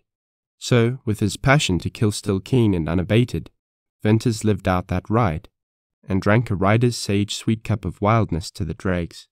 When Wrangel's long mane, lashing in the wind, stunned Venters in the cheek, the sting added a beat to his flying pulse. He bent a downward glance to try to see Wrangel's actual stride, and saw only twinkling, darting streaks and the white rush of the trail. He watched the sorrel's savage head, pointed level, his mouth still closed and dry, but his nostrils distended as if he were snorting unseen fire. Wrangel was the horse for a race with death. Upon each side Venters saw the sage merged into a sailing, colourless wall. In front sloped the lay of ground with its purple breadth split by the white trail. The wind, blowing with heavy, steady blast into his face, sickened him with enduring, sweet odour and filled his ears with a hollow, rushing roar. Then for the 100th time he measured the width of space separating him from Jerry Card. Wrangel had ceased to gain. The blacks were proving their fleetness. Venters watched Jerry Card, admiring the little rider's horsemanship. He had the incomparable seat of the upland rider, born in the saddle. It struck Venters that Card had changed his position, or the position of the horses. Presently Venters remembered positively that Jerry had been leading Knight on the right-hand side of the trail. The racer was now on the side to the left. No, it was Black Star. But, Venters argued in amaze, Jerry had been mounted on Black Star. Another clearer, keener gaze assured Venters that Black Star was really riderless. Light now carried Jerry Card. He's changed from one to the other, ejaculated Venters, realizing the astounding feat with unstinted admiration. Changed at full speed. Jerry Card, that's what you've done unless I'm drunk on the smell of sage. But I've got to see the trick before I believe it. Thenceforth, while Wrangel sped on, Venters glued his eyes to the little rider. Jerry Card rode as only he could ride. Of all the daring horsemen of the uplands, Jerry was the one rider fitted to bring out the greatness of the blacks in that long race. He had them on a dead run, but not yet at the last strained and killing pace. From time to time he glanced backward, as a wise general in retreat calculating his chances and the power and speed of pursuers, and the moment for the last desperate burst. No doubt Card, with his life at stake, gloried in that race, perhaps more wildly than Venters, for he had been born to the sage and the saddle and the wild. He was more than half horse. Not until the last call, the sudden up-flashing instinct of self-preservation, would he lose his skill and judgment and nerve and the spirit of that race. Venters seemed to read Jerry's mind. That little crime-stained rider was actually thinking of his horses, husbanding their speed, handling them with knowledge of years, glorying in their beautiful, swift, racing stride, and wanting them to win the race when his own life hung suspended in quivering balance. Again Jerry whirled in his saddle and the sun flashed red on his face. Turning, he drew Black Star closer and closer toward night, till they ran side by side, as one horse. Then Card raised himself in the saddle, slipped out of the stirrups, and, somehow twisting himself, leaped upon Black Star. He did not even lose the swing of the horse. Like a leech he was there in the other saddle, and as the horses separated, his right foot, that had been apparently doubled under him, shot down to catch the stirrup. The grace and dexterity and daring of that rider's act won something more than admiration from Venters. For the distance of a mile Jerry rode Black Star and then changed back to night. But old Jerry's skill and the running of the blacks could avail little more against the sorrel. Venters peered far ahead, studying the lay of the land. Straightaway for 5 miles the trail stretched, and then it disappeared in hummocky ground. To the right, some few rods, Venters saw a break in the sage, and this was the rim of Deception Pass. Across the dark cleft gleamed the red of the opposite wall. Venters imagined that the trail went down into the pass somewhere north of those ridges, and he realized that he must and would overtake Jerry Card in this straight course of 5 miles. Truly he struck his spurs into Wrangle's flanks. A light touch of spur was sufficient to make Wrangle plunge. And now, with a ringing, wild snort, he seemed to double up in muscular convulsions and to shoot forward with an impetus that almost unseated Venters. The sage blurred by, the trail flashed by, and the wind robbed him of breath and hearing. Jerry Card turned once more, and the way he shifted to Black Star showed he had to make his last desperate running. Venters aimed to the side of the trail and sent a bullet puffing the dust beyond Jerry. Venters hoped to frighten the rider and get him to take to the sage. But Jerry returned the shot, and his ball struck dangerously close in the dust at Wrangle's flying feet. Venters held his fire then, while the rider emptied his revolver. For a mile, with Black Star leaving night behind and doing his utmost, Wrangle did not gain. For another mile he gained little, if at all. In the third he caught up with the now galloping night and began to gain rapidly on the other black. Only 100 yards now stretched between Black Star and Wrangle. The giant sorrel thundered on, and on, and on. In every yard he gained a foot. He was whistling through his nostrils, ringing wet, flying lather, and as hot as fire. Savage as ever, strong as ever, fast as ever, but each tremendous stride jarred Venters out of the saddle. Wrangle's power and spirit and momentum had begun to run him off his legs. Wrangle's great race was nearly won and run. Venters seemed to see the expanse before him as a vast, sheeted, purple plain sliding under him. Black Star moved in it as a blur. The rider, Jerry Card, appeared a mere dot bobbing dimly. Wrangle thundered on, and on. Venters felt the increase in quivering, straining shock after every leap. Flecks of foam flew into Venters's eyes, burning him, making him see all the sage as red. But in that red haze he saw, or seemed to see, Black Star suddenly riderless and with broken gait. Wrangle thundered on to change his pace with a violent break. Then Venters pulled him hard. From run to gallop, gallop to canter, canter to trot, trot to walk, and walk to stop, the great sorrel ended his race. Venters looked back. Black Star stood riderless in the trail. Jerry Card had taken to the sage. Far up the white trail night came trotting faithfully down. Venters leaped off, still half blind, reeling dizzily. In a moment he had recovered sufficiently to have a care for Wrangle. Rapidly he took off the saddle and bridle. The sorrel was reeking, heaving, whistling, shaking. But he had still the strength to stand, and for him Venters had no fears. As Venters ran back to Black Star he saw the horse stagger on shaking legs into the sage and go down in a heap. Upon reaching him Venters removed the saddle and bridle. Black Star had been killed on his legs, Venters thought. He had no hope for the stricken horse. Black Star lay flat, covered with bloody froth, mouth wide, tongue hanging, eyes glaring, and all his beautiful body in convulsions. Unable to stay there to see Jane's favorite racer die, Venters hurried up the trail to meet the other black.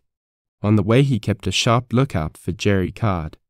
Venters imagined the rider would keep well out of range of the rifle, but, as he would be lost on the sage without a horse, not improbably he would linger in the vicinity on the chance of getting back one of the blacks. Light soon came trotting up, hot and wet and run out.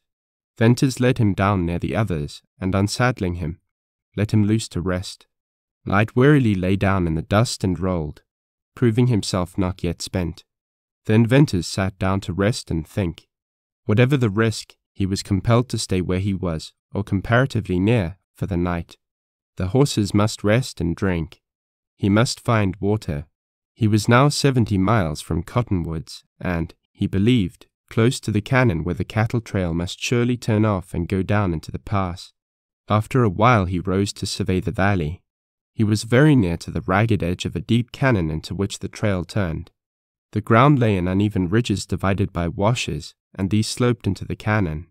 Following the canon line, he saw where its rim was broken by other intersecting canons, and farther down red walls and yellow cliffs leading toward a deep blue cleft that he made sure was Deception Pass. Walking out a few rods to a promontory, he found where the trail went down. The descent was gradual, along a stone-walled trail, and Venters felt sure that this was the place where Oldring drove cattle into the pass. There was, however, no indication at all that he ever had driven cattle out at this point. Oldring had many holes to his burrow. In searching round in the little hollows, Venters, much to his relief, found water. He composed himself to rest and eat some bread and meat, while he waited for a sufficient time to elapse so that he could safely give the horses a drink. He judged the hour to be somewhere around noon. Wrangell lay down to rest and night followed suit. So long as they were down, Venters intended to make no move. The longer they rested the better, and the safer it would be to give them water. By and by he forced himself to go over to where Black Star lay, expecting to find him dead. Instead he found the racer partially if not wholly recovered. There was recognition, even fire, in his big black eyes. Venters was overjoyed. He sat by the black for a long time. Black Star presently labored to his feet with a heave and a groan, shook himself, and snorted for water. Venters repaired to the little pool he had found, filled his sombrero, and gave the racer a drink. Black Star gulped it at one draught, as if it were but a drop, and pushed his nose into the hat and snorted for more. Venters now led Night down to drink, and after a further time Black Star also. Then the blacks began to graze. The sorrel had wandered off down the sage between the trail and the canon. Once or twice he disappeared in little swells. Finally Venters concluded Wrangell had grazed far enough, and, taking his lasso, he went to fetch him back. And crossing from one ridge to another he saw where the horse had made muddy a pool of water. It occurred to Venters then that Wrangell had drunk his fill, and did not seem the worse for it, and might be anything but easy to catch. And, true enough, he could not come within roping reach of the sorrel. He tried for an hour, and gave up in disgust. Wrangell did not seem so wild as simply perverse. In a quandary Venters returned to the other horses, hoping much, yet doubting more, that when Wrangell had grazed to suit himself he might be caught. As the afternoon wore away Venters's concern diminished, yet he kept close watch on the blacks and the trail and the sage. There was no telling of what Jerry Card might be capable. Venters sullenly acquiesced to the idea that the rider had been too quick and too shrewd for him. Strangely and doggedly, however, Venters clung to his foreboding of Card's downfall. The wind died away, the red sun topped the far distant western rise of slope, and the long, creeping purple shadows lengthened. The rims of the cannons gleamed crimson, and the deep clefts appeared to belch forth blue smoke. Silence enfolded the scene. It was broken by a horrid, long-drawn scream of a horse and the thudding of heavy hoofs. Venters sprang erect and wheeled south. Along the cannon rim, near the edge, came Wrangell, once more in thundering flight. Venters gasped in amazement. Had the wild sorrel gone mad?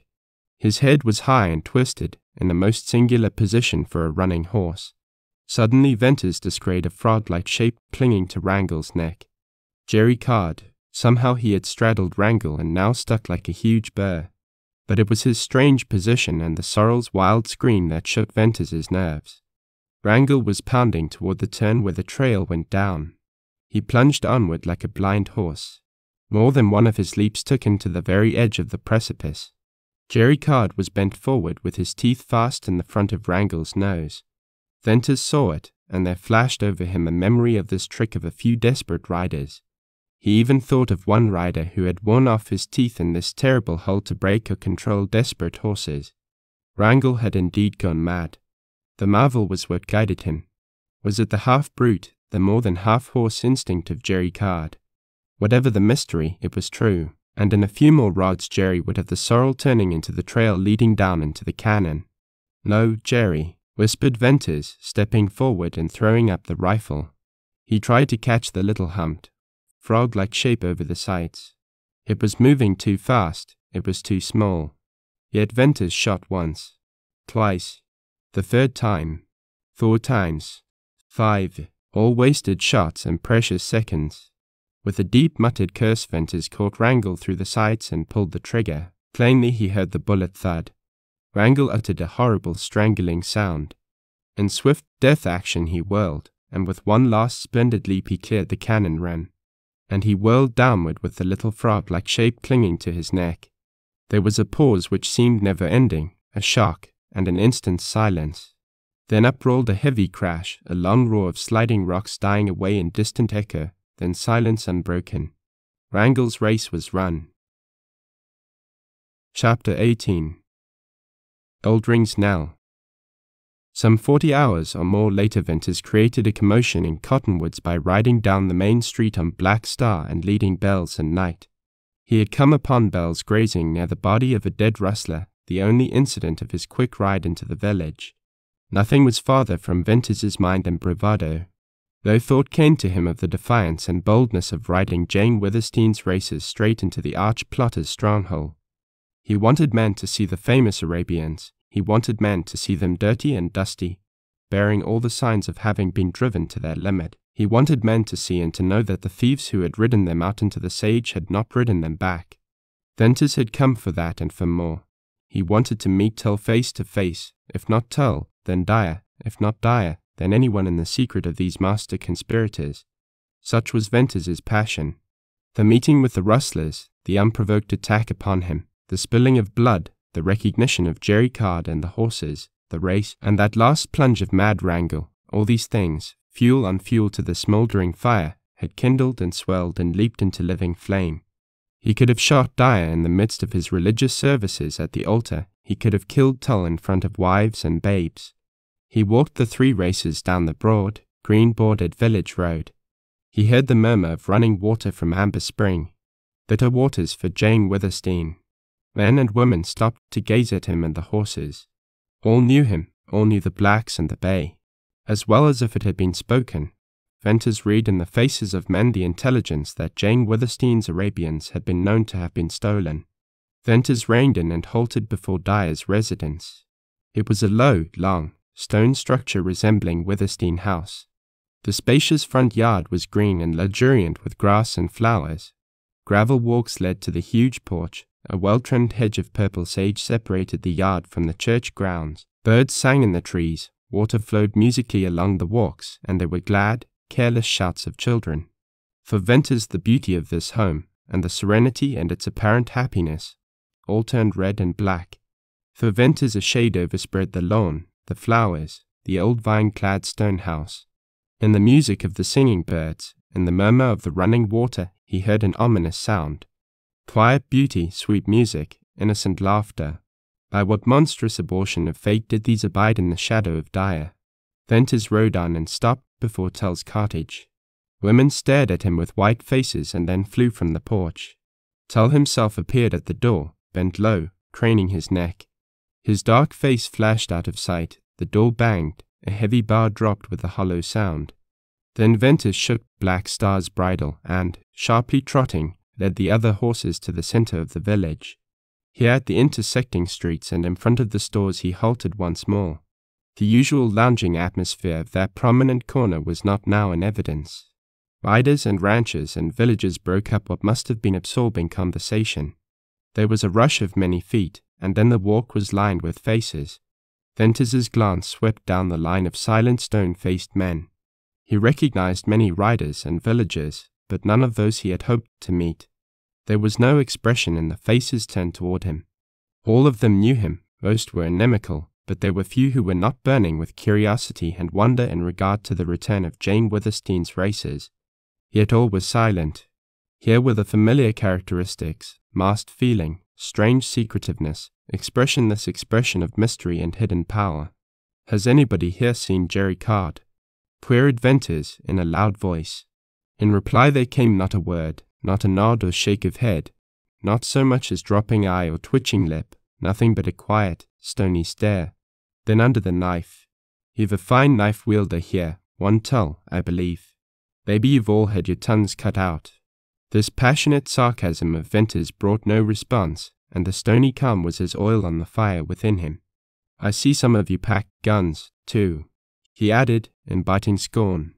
In the long, tense pause, strung keenly as a tight wire, he sat motionless on Black Star. All right, he went on. Then let some of you take this message to Tull. Tell him I've seen Jerry Card. Tell him Jerry Card will never return. Thereupon, in the same dead calm, Venters backed Black Star away from the curb, into the street, and out of range. He was ready now to ride up to Withersteen House and turn the races over to Jane. Hello, Venters. A familiar voice cried, hoarsely, and he saw a man running toward him. It was the rider Judkins who came up and gripped Venters's hand. Venters, I could have dropped when I seen them hosses. But that sight ain't a marker to the looks of you. What's wrong? Have you gone crazy? You must be crazy to ride in here this way, with them hosses, talky that way about Tull and Jerry Card. Judd, I'm not crazy, only mad clean through, replied Venters. Well, now, Bern, I'm glad to hear some of your old self in your voice. Though when you come up you looked like the corpse of a dead rider with fire for eyes. You had that crowd too stiff for throwing guns. Come, we've got to have a talk. Let's go up the lane. We ain't much safe here. Judkins mounted Bells and rode with Venters up to the cottonwood grove. Here they dismounted and went among the trees. Let's hear from you first, said Judkins. You fetched back them hosses. That is the trick. And, of course, you got Jerry the same as you got Horn. Horn, sure. He was found dead yesterday, all chewed by coyotes, and he'd been shot plumb center. Where was he found? At the split down the trail, you know, where Oldring's cattle trail runs off north from the trail to the pass. That's where I met Jerry and the rustlers. What was Horn doing with them? I thought Horn was an honest cattle man. Lord, Bern, don't ask me that. I'm all muddled now trying to figure things. Venters told of the fight and the race with Jerry Card and its tragic conclusion. I knowed it. I knowed all along that Wrangle was the best hoss, exclaimed Judkins, with his lean face working and his eyes lighting. That was a race. Lord, I'd like to have seen Wrangle jump the cliff with Jerry, and that was goodbye to the grandest hoss and rider ever on the sage. But, Bern, after you got the hosses, why'd you want to bolt right in Tull's face? I want him to know, and if I can get to him I'll— You can't get near Tull, interrupted Judkins. That vigilante bunch have taken to being bodyguard for Tull and Dyer, too. Hasn't Lassiter made a break yet? Inquired Venters, curiously. No, replied Judkins, scornfully. Jane turned his head. He's mad in love over her, follows her like a dog. He ain't no more Lassiter. He's lost his nerve. He doesn't look like the same fella. It's village talk. Everybody knows it. He hasn't thrown a gun, and he won't. Judd, I'll bet he does, replied Venters, earnestly. Remember what I say.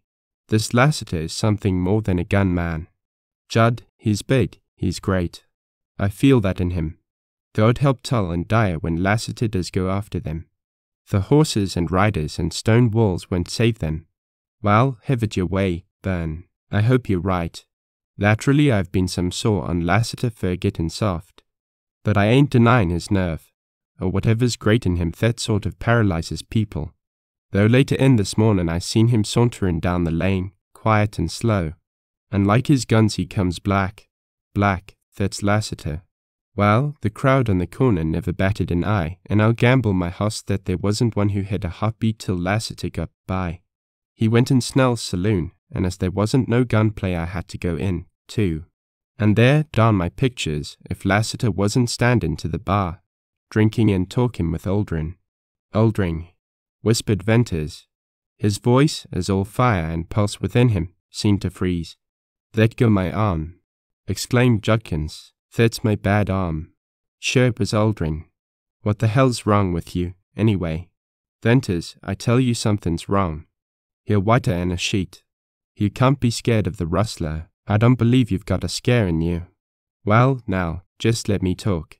You know I like to talk, and if I'm slow I always get there sometime. As I said, Lassiter was talky chummy with Aldrin. There wasn't no hard feelings, and the gang wasn't paying no particular attention. But like a cat watching a mouse, I had my eyes on them two fellas. It was strange to me, that confab. I'm getting to think a lot, for a fella who doesn't know much. There's been some queer deals lately, and this seemed to me the queerest. These men stood to the bar alone, and so close their big gun hilts butted together. I seen Aldrin was some surprised at first, and Lassiter was cool as ice.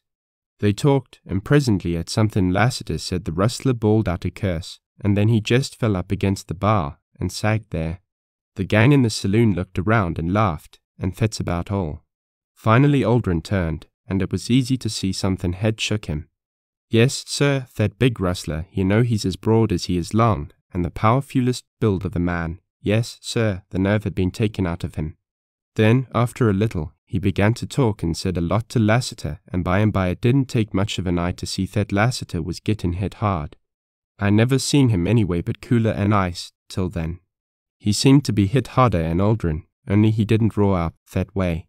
He just kind of sunk in, and looked, and he didn't see a living soul in that saloon.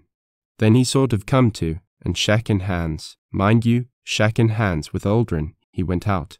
I couldn't help thinking how easy even a boy could have dropped the great gunman then. Well, the rustler stood at the bar for a long time, and he was seeing things far off, too. Then he come to and roared for whiskey, and gulped a drink that was big enough to drown me. Is Aldrin here now? Whispered Venters. He could not speak above a whisper. Judkins's story had been meaningless to him. He's at Snell's yet. Bern, I haven't told you yet that the rustlers have been raising hell. They shot up Stonebridge and Glaze, and for 3 days they've been here drinking and gambling and throwing of gold. These rustlers have a pile of gold. If it was gold dust or nugget gold I'd have reason to think, but it's new coin gold, as if it had just come from the United States Treasury. And the coin's genuine. That's all been proved. The truth is Aldrin's on a rampage. The while back he lost his masked rider, and they say he's wild about that. I'm wondering if Lassiter could have told the rustler anything about that little masked, hard-ridden devil. Righty, he was most as good as Jerry Card. And, Bern, I've been wondering if you know. Judkins, you're a good fellow, interrupted Venters. Some day I'll tell you a story. I've no time now. Take the horses to Jane. Judkins stared, and then, muttering to himself, he mounted Bells, and stared again at Venters, and then, leading the other horses, he rode into the grove and disappeared.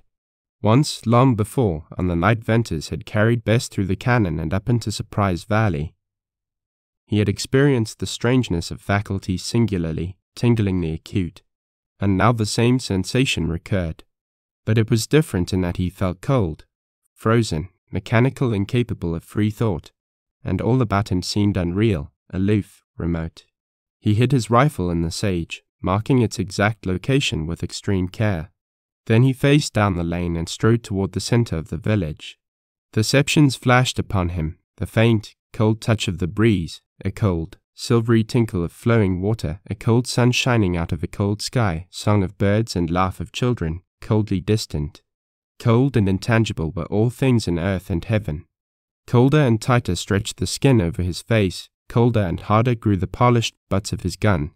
Colder and steadier became his hands as he wiped the clammy sweat from his face or reached low to his gun sheaths. Men meeting him in the walk gave him wide berth. In front of Bevan's store a crowd melted apart for his passage, and their faces and whispers were faces and whispers of a dream. He turned a corner to meet Tull face to face, eye to eye. As once before he had seen this man pale to a ghastly, livid white, so again he saw the change. Tull stopped in his tracks, with right hand raised and shaking. Suddenly it dropped, and he seemed to glide aside, to pass out of Venters's sight. Next he saw many horses with bridles down, all keen-limbed, dark bays or blacks, rustlers' horses. Loud voices and boisterous laughter, rattle of dice and scrape of chair and clink of gold, burst in mingled din from an open doorway. He stepped inside. With the sight of smoke-hazed room and drinking, cursing, gambling, dark-visaged men, reality once more dawned upon Venters. His entrance had been unnoticed, and he bent his gaze upon the drinkers at the bar. Dark-clothed, Dark-faced men they all were, burned by the sun, bow-legged as were most riders of the sage, but neither lean nor gaunt. Then Venters's gaze passed to the tables, and swiftly it swept over the hard-featured gamesters, to alight upon the huge, shaggy, black head of the rustler chief. "Oldring," he cried, and to him his voice seemed to spit a bell in his ears. It stilled the din. That silence suddenly broke to the scrape and crash of Oldring's chair as he rose, and then, while he passed, a great gloomy figure, again the thronged room stilled in silence yet deeper. "Oldring, a word with you," continued Venters. "Ho, what's this?" boomed Oldring, in frowning scrutiny. "Come outside, alone. A word for you, from your masked rider." Oldring kicked a chair out of his way and lunged forward with a stamp of heavy boot that jarred the floor. He waved down his muttering, rising men. Venters backed out of the door and waited, hearing, as no sound had ever before struck into his soul, the rapid, heavy steps of the rustler. Oldring appeared, and Venters had one glimpse of his great breadth and bulk, his gold-buckled belt with hanging guns, his high-topped boots with gold spurs. In that moment Venters had a strange, unintelligible curiosity to see Oldring alive. The rustler's broad brow, his large black eyes, his sweeping beard, as dark as the wing of a raven, his enormous width of shoulder and depth of chest, his whole splendid presence so wonderfully charged with vitality and force and strength, seemed to afford Venters an unutterable fiendish joy, because for that magnificent manhood and life he meant cold and sudden death. "Oldring, Bess is alive, but she's dead to you, dead to the life you made her lead, dead as you will be in 1 second. Swift as lightning Venters's glance dropped from Oldring's rolling eyes to his hands. One of them, the right, swept out, then toward his gun, and Venters shot him through the heart. Slowly Oldring sank to his knees, and the hand, dragging at the gun, fell away. Venters's strangely acute faculties grasped the meaning of that limp arm, of the swaying hulk, of the gasp and heave, of the quivering beard. But was that awful spirit in the black eyes only one of vitality? Van, why didn't you wait? This was, Oldring's whisper died under his beard, and with a heavy lurch he fell forward. Bounding swiftly away, Venters fled around the corner, across the street, and, leaping a hedge, he ran through yard, orchard, and garden to the sage. Here, under cover of the tall brush, he turned west and ran on to the place where he had hidden his rifle. Securing that, he again set out into a run, and, circling through the sage, came up behind Jane Withersteen's stable and corrals. With laboring, dripping chest, and pain as of a knife thrust in his side, he stopped to regain his breath, and while resting his eyes roved around in search of a horse. Doors and windows of the stable were open wide and had a deserted look. One dejected, lonely burro stood in the near corral. Strange indeed was the silence brooding over the once happy, noisy home of Jane Withersteen's pets. He went into the corral, exercising care to leave no tracks, and led the burro to the watering trough. Venters, though not thirsty, drank till he could drink no more. Then, leading the burro over hard ground, he struck into the sage and down the slope. He strode swiftly, turning from time to scan the slope for riders. His head just topped the level of sage brush, and the burro could not have been seen at all. Slowly the green of cottonwoods sank behind the slope, and at last a wavering line of purple sage met the blue of sky. To avoid being seen, to get away, to hide his trail, these were the sole ideas in his mind as he headed for Deception Pass, and he directed all his acuteness of eye and ear, and the keenness of a rider's judgment for distance and ground, to stern accomplishment of the task. He kept to the sage far to the left of the trail leading into the pass. He walked 10 miles and looked back 1,000 times. Always the graceful, purple wave of sage remained wide and lonely, a clear, undotted waste. Coming to a stretch of rocky ground, he took advantage of it to cross the trail and then continued down on the right. At length he persuaded himself that he would be able to see riders mounted on horses before they could see him on the little burro, and he rode bareback. Hour by hour the tireless burro kept to his faithful, steady trot. The sun sank and the long shadows lengthened down the slope. Moving veils of purple twilight crept out of the hollows and, mustering and forming on the levels, soon merged and shaded into night.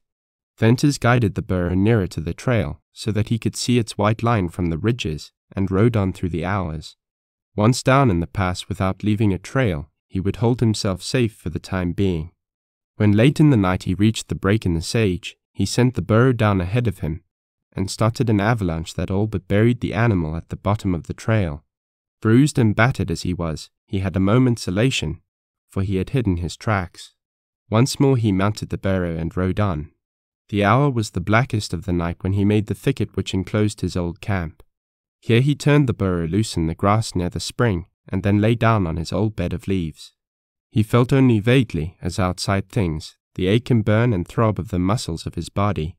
But a dammed-up torrent of emotion at last burst its bounds, and the hour that saw his release from immediate action was one that confounded him in the reaction of his spirit. He suffered without understanding why. He caught glimpses into himself, into unlit darkness of soul. The fire that had blistered him and the cold which had frozen him now united in one torturing possession of his mind and heart, and like a fiery steed with ice-shod feet, ranged his being, ran rioting through his blood, trampling the resurging good, dragging ever at the evil. Out of the subsiding chaos came a clear question. What had happened? He had left the valley to go to Cottonwoods. Why, it seemed that he had gone to kill a man, Oldring. The name riveted his consciousness upon the one man of all men upon earth whom he had wanted to meet. He had met the rustler. Venters recalled the smoky haze of the saloon, the dark-visaged men, the huge Oldring. He saw him step out of the door, a splendid specimen of manhood, a handsome giant with purple-black and sweeping beard. He remembered inquisitive gaze of falcon eyes. He heard himself repeating, "Oldring, Bess is alive." "But she's dead to you," and he felt himself jerk, and his ears throbbed to the thunder of a gun. And he saw the giant sink slowly to his knees. Was that only the vitality of him, that awful light in the eyes, only the hard dying life of a tremendously powerful brute? A broken whisper, strange as death, "Man, why didn't you wait?" Bess was, and Oldring plunged face forward, dead. "I killed him," cried Venters, in remembering shock. But it wasn't that. Ah, the look in his eyes and his whisper. Herein lay the secret that had clamoured to him through all the tumult and stress of his emotions. What a look in the eyes of the man shot through the heart. It had been neither hate nor ferocity nor fear of men nor fear of death. It had been no passionate, glinting spirit of a fearless foe, willing shot for shot, life for life, but lacking physical power. Distinctly recalled now, never to be forgotten, Venters saw in Oldring's magnificent eyes the rolling of great, glad surprise, softness, love. Then came a shadow and the terrible superhuman striving of his spirit to speak. Oldring shot through the heart, had fought and forced back death, not for a moment in which to shoot or curse, but to whisper strange words. What words for a dying man to whisper? Why had not Venters waited? For what? That was no plea for life. It was regret that there was not a moment of life left in which to speak. This was, herein lay renewed torture for Venters. What had best been to Oldring? The old question, like a spectre, stalked from its grave to haunt him. He had overlooked, he had forgiven, he had loved and he had forgotten, and now, out of the mystery of the dying man's whisper rose again that perverse, unsatisfied, jealous uncertainty. Bess had loved that splendid, black-crowned giant. By her own confession she had loved him, and in Venters's soul again flamed up the jealous hell. Then into the clamouring hell burst the shot that had killed Oldring, and it rang in a wild fiendish gladness, a hateful, vengeful joy, that passed to the memory of the love and light in Oldring's eyes and the mystery in his whisper. So the changing, swaying emotions fluctuated in Venters's heart. This was the climax of his year of suffering and a crucial struggle of his life. And when the grey dawn came he rose, a gloomy, almost heartbroken man, but victor over evil passions. He could not change the past, and, even if he had not loved Bess with all his soul, he had grown into a man who would not change the future he had planned for her. Only, and once for all, he must know the truth, know the worst, stifle all these insistent doubts and subtle hopes and jealous fancies, and kill the past by knowing truly what Bess had been to Oldring. For that matter he knew, he had always known, but he must hear it spoken. Then, when they had safely gotten out of that wild country to take up a new and an absorbing life, she would forget, she would be happy, and through that, in the years to come, he could not but find life worth living. All day he rode slowly and cautiously up the pass, taking time to peer around corners, to pick out hard ground and grassy patches, and to make sure there was no one in pursuit. In the night sometime he came to the smooth, scrawled rocks dividing the valley, and here set the burro at liberty. He walked beyond, climbed the slope and the dim, starlit gorge. Then, wearied to the point of exhaustion, he crept into a shallow cave and fell asleep. In the morning, when he descended the trail, he found the sun was pouring a golden stream of light through the arch of the great stone bridge. Surprise Valley, like a valley of dreams, lay mystically soft and beautiful, awakening to the golden flood which was rolling away its slumberous bands of mist, brightening its walled faces. While yet far off he discerned Bess moving under the silver spruces, and soon the barking of the dogs told him that they had seen him. He heard the mockingbirds singing in the trees, and then the twittering of the quail. Ring and Whitty came bounding toward him, and behind them ran Bess, her hands outstretched. "Bern, you're back. You're back," she cried in joy that rang of her loneliness. "Yes, I'm back," he said, as she rushed to meet him. She had reached out for him when suddenly, as she saw him closely, something checked her, and as quickly all her joy fled, and with it her color, leaving her pale and trembling. "Oh, what's happened? A good deal has happened, Bess. I don't need to tell you what. And I'm played out, worn out in mind more than body. Dear, you look strange to me," faltered Bess. "Never mind that. I'm all right. There's nothing for you to be scared about. Things are going to turn out just as we have planned. As soon as I'm rested, we'll make a break to get out of the country. Only now, right now, I must know the truth about you." "Truth about me," echoed Bess shrinkingly. She seemed to be casting back into her mind for a forgotten key. Venters himself, as he saw her, received a pang. "Yes, the truth. Bess, don't misunderstand. I haven't changed that way. I love you still. I'll love you more afterward. Life will be just as sweeter to us. We'll be married as soon as ever we can. We'll be happy, but there's a devil in me. A perverse, jealous devil. Then I'd queer fancies. I forgot for a long time.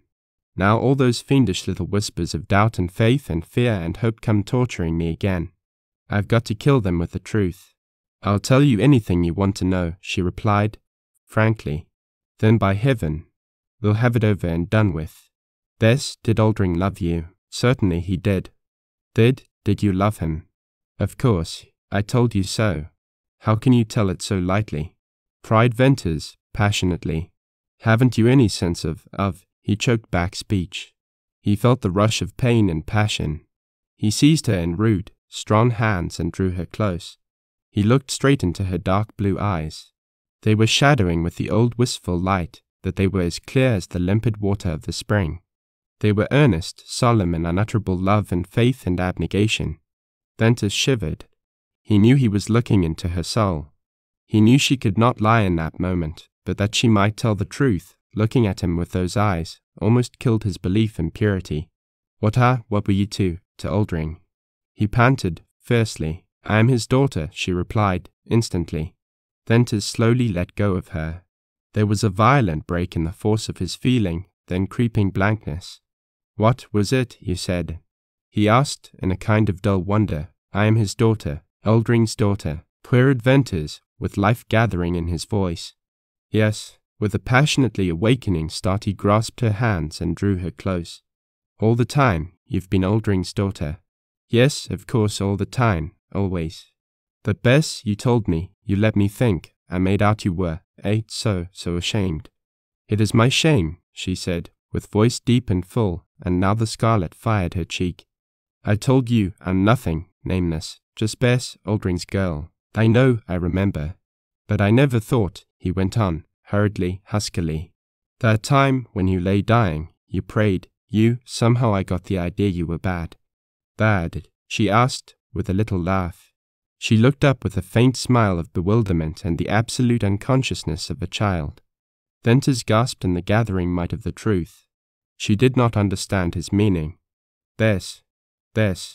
He clasped her in his arms, hiding her eyes against his breast. She must not see his face in that moment, and he held her while he looked out across the valley. In his dim and blinded sight, in the blur of golden light and moving mist, he saw Oldring. She was the rustler's nameless daughter. Oldring had loved her. He had so guarded her, so kept her from women and men and knowledge of life that her mind was as a child's. That was part of the secret, part of the mystery. That was the wonderful truth. Not only was she not bad, but good, pure, innocent above all innocence in the world, the innocence of lonely girlhood.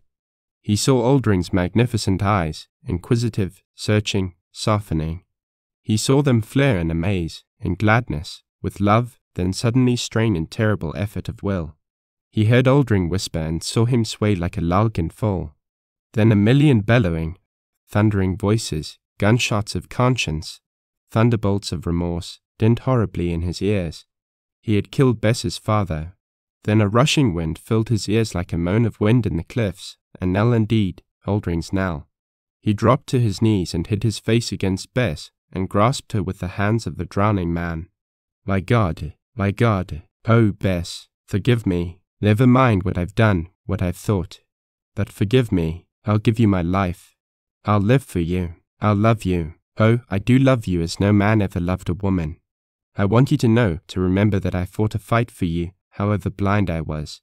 I thought, never mind what I thought, but I loved you, I asked you to marry me.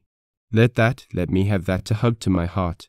Oh, Bess, I was driven, and I might have known. I could not rest nor sleep till I had this mystery solved. God, how things work out. Then, you're weak, trembling, you talk wildly, cried Bess. You've overdone your strength. There's nothing to forgive. There's no mystery except your love for me. You have come back to me. And she clasped his head tenderly in her arms and pressed it closely to her throbbing breast. Chapter 19. Faye. At the home of Jane Withersteen, little Faye was climbing Lassiter's knee. Does O love me? She asked. Lassiter, who was as serious with Faye as he was gentle and loving, assured her in earnest and elaborate speech that he was her devoted subject.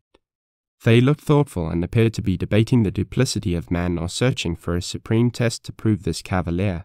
Does O love my new mother? She asked, with bewildering suddenness. Jane Withersteen laughed, and for the first time in many a day she felt a stir of her pulse and warmth in her cheek.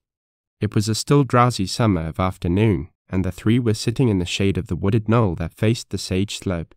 Little Faye's brief spell of unhappy longing for her mother, the childish, mystic gloom, had passed, and now where Faye was there were prattle and laughter and glee. She had emerged from sorrow to be the incarnation of joy and loveliness. She had grown supernaturally sweet and beautiful. For Jane Withersteen the child was an answer to prayer, a blessing, a possession infinitely more precious than all she had lost. For Lassiter, Jane divined that little Faye had become a religion. Does O love my new mother? Repeated Faye. Lassiter's answer to this was a modest and sincere affirmative. Why don't O marry my new mother and be my father? Of the thousands of questions put by little Faye to Lassiter, this was the first he had been unable to answer. Faye, don't ask questions like that, said Jane. Why, because, replied Jane, and she found it strangely embarrassing to meet the child's gaze. It seemed to her that Faye's violet eyes looked through her with piercing wisdom. You love him, don't O? Dear child, run and play, said Jane, but don't go too far. Don't go from this little hill. Faye pranced off wildly, joyous over freedom that had not been granted her for weeks. Jane, why are children more sincere than grown-up persons? Asked Lassiter. Are they? I reckon so. Little Faye there, she sees things as they appear on the face. An Indian does that. So does a dog. And an Indian and a dog are most of the time right in what they see. Their child is always right. Well, what does Faye see? Asked Jane. I reckon you know. I wonder what goes on in Faye's mind when she sees part of the truth with the wise eyes of a child, and wanting to know more, meets with strange falsehoods from you. Wait. You are false in a way, though you're the best woman I ever knew. What I want to say is this. Faye has taken your pretending to care for me for the thing it looks on the face, and her little form in mind asks questions, and the answers she gets are different from the looks of things. So she'll grow up gradually tacking on that falseness, and be like the rest of the women, and men, too. And the truth of this falseness to life is proved by your appearing to love me when you don't. Things aren't what they seem. Lassiter, you're right. A child should be told the absolute truth. But is that possible? I haven't been able to do it, and all my life I've loved the truth, and I've prided myself upon being truthful. Maybe that was only egotism. I'm learning much, my friend. Some of those blinding scales have fallen from my eyes. And as to caring for you, I think I care a great deal. How much, how little, I couldn't say. My heart is almost broken, Lassiter, so now is not a good time to judge of affection. I can still play and be merry with Fay. I can still dream. But when I attempt serious thought, I'm dazed. I don't think. I don't care any more. I don't pray. Think of that, my friend. But in spite of my numb feeling, I believe I'll rise out of all this dark agony a better woman, with greater love of man and God. I'm on the rack now. I'm senseless to all but pain, and growing dead to that. Sooner or later I shall rise out of this stupor. I'm waiting the hour. It'll soon come, Jane, replied Lassiter soberly. Then I'm afraid for you. Years are terrible things, and for years you've been bound. Habit of years is strong as life itself. Somehow, though, I believe as you, that you'll come out of it all a finer woman. I'm waiting, too, and I'm wondering, I reckon, Jane, that marriage between us is out of all human reason. Lassiter, my dear friend, it's impossible for us to marry. Why, as Fay says? Inquired Lassiter with gentle persistence. Why? I never thought why. But it's not possible. I am Jane, daughter of Withersteen. My father would rise out of his grave. I'm of Mormon birth. I'm being broken. But I'm still a Mormon woman. And you are Lassiter, thereby not so much Lassiter as I used to be.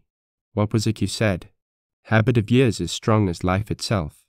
You can't change the one habit, the purpose of your life. For you still pack those black guns. You still nurse your passion for blood. A smile, like a shadow, flickered across his face. No, Lassiter, I lied to you. But I beg of you, don't you lie to me. I have great respect for you. I believe you're softened toward most, perhaps all, my people accept. But when I speak of your purpose, your hate, your guns, I have only him in mind. I don't believe you've changed. For answer he unbuckled the heavy cartridge belt and laid it with the heavy swing gun sheaths in her lap. Lassiter, Jane whispered as she gazed from him to the black, cold guns. Without them he appeared shorn of strength, defenseless, a smaller man. Was she Delilah, swiftly conscious of only one motive, refusal to see this man called craven by his enemies? She rose, and with blundering fingers buckled the belt round his waist where it belonged. Lassiter, I am the coward. Come with me out of Utah, where I can put away my guns and be a man. He said, I reckon I'll prove it to you then. Come, you've got Black Star back, and Night and Bells. Let's take the races and Little Fay, and race out of Utah. The horses and the child are all you have left. Come, no, Lassiter, I'll never leave Utah. What would I do in the world with my broken fortunes and my broken heart? I'll never leave these purple slopes I love so well. I reckon I ought to knowed that. Presently you'll be living down here in a hovel, and presently Jane Withersteen will be a memory. I only wanted to have a chance to show you how a man, any man, can be better than he was. If we left Utah I reckon I could prove this thing you call love. It's strange, and hell and heaven at once, Jane Withersteen. 'Pears to me that you've thrown away your big heart on love of religion and duty and churchmen, and riders and poor families and poor children. Yet you can't see what love is, how it changes a person. Listen, and in telling you Millie Ern's story I'll show you how love changed her. Millie and me was children when our family moved from Missouri to Texas, and we growed up in Texas ways same as if we'd been born there. We had been poor, and there we prospered. In time the little village where we went became a town, and strangers and new families kept moving in. Millie was the belle them days. I can see her now, a little girl no bigger than a bird, and as pretty. She had the finest eyes, dark blue-black when she was excited, and beautiful all the time. You remember Millie's eyes. And she had light brown hair with streaks of gold, and a mouth that every fella wanted to kiss. And about the time Millie was the prettiest and the sweetest, along came a young minister who began to ride some of a race with the other fellas for Millie. And he won. Millie had always been strong on religion, and when she met Frank Ern she went in heart and soul for the salvation of souls. Fact was, Millie, through study of the Bible and attending church and revivals, went a little out of her head. It didn't worry the old folks none, and the only worry to me was Millie's everlasting praying and working to save my soul. She never converted me, but we was the best of comrades, and I reckon no brother and sister ever loved each other better. Well, Frank and me hit up a great friendship. He was a strappin' fella, good to look at, and had the most pleasin' ways. His religion never bothered me, for he could hunt and fish and ride and be a good fella. After Buffalo once, he come pretty near to savin' my life. We got to be thick as brothers, and he was the only man I ever seen who I thought was good enough for Millie. And the day they were married I got drunk for the only time in my life. Soon after that I left home. It seems Millie was the only one who could keep me home, and I went to the bad, as to prosper, and I saw some pretty hard life in the Panhandle, and then I went north. In them days Kansas and Nebraska was as bad, come to think of it, as these days right here on the border of Utah. I got to be pretty handy with guns, and there wasn't many riders as could beat me ridden. And I can say all modest like that I never seen the white man who could track a hoss or a steer or a man with me. Before I knowed it 2 years slipped by, and all at once I got homesick and pulled the bridle south. Things at home had changed. I never got over that homecoming. Mother was dead and in her grave. Father was a silent, broken man, killed already on his feet. Frank Hearn was a ghost of his old self, through with workin', through with preachin', almost through with livin', and Millie was gone. It was a long time before I got the story. Father had no mind left, and Frank Hearn was afraid to talk. So I had to pick up what happened from different people. It pairs that soon after I left home another preacher come to the little town, and he and Frank become rivals. This fella was different from Frank. He preached some other kind of religion, and he was quick and passionate, where Frank was slow and mild. He went after people, women specially. In looks he couldn't compare to Frank Hearn, but he had power over women. He had a voice, and he talked and talked and preached and preached. Millie fell under his influence. She became mightily interested in his religion. Frank had patience with her, as was his way, and let her be as interested as she liked. All religions were devoted to one God, he said, and it wouldn't hurt Millie none to study a different point of view. So the new preacher often called on Millie, and sometimes in Frank's absence. Frank was a cattleman between Sundays. Along about this time an incident come off that I couldn't get much light on. A stranger come to town and was seen with the preacher. This stranger was a big man with an eye like blue ice and a beard of gold. He had money, and he paired a man of mystery, and the town went to buzzin' when he disappeared about the same time as a young woman known to be mightily interested in the new preacher's religion.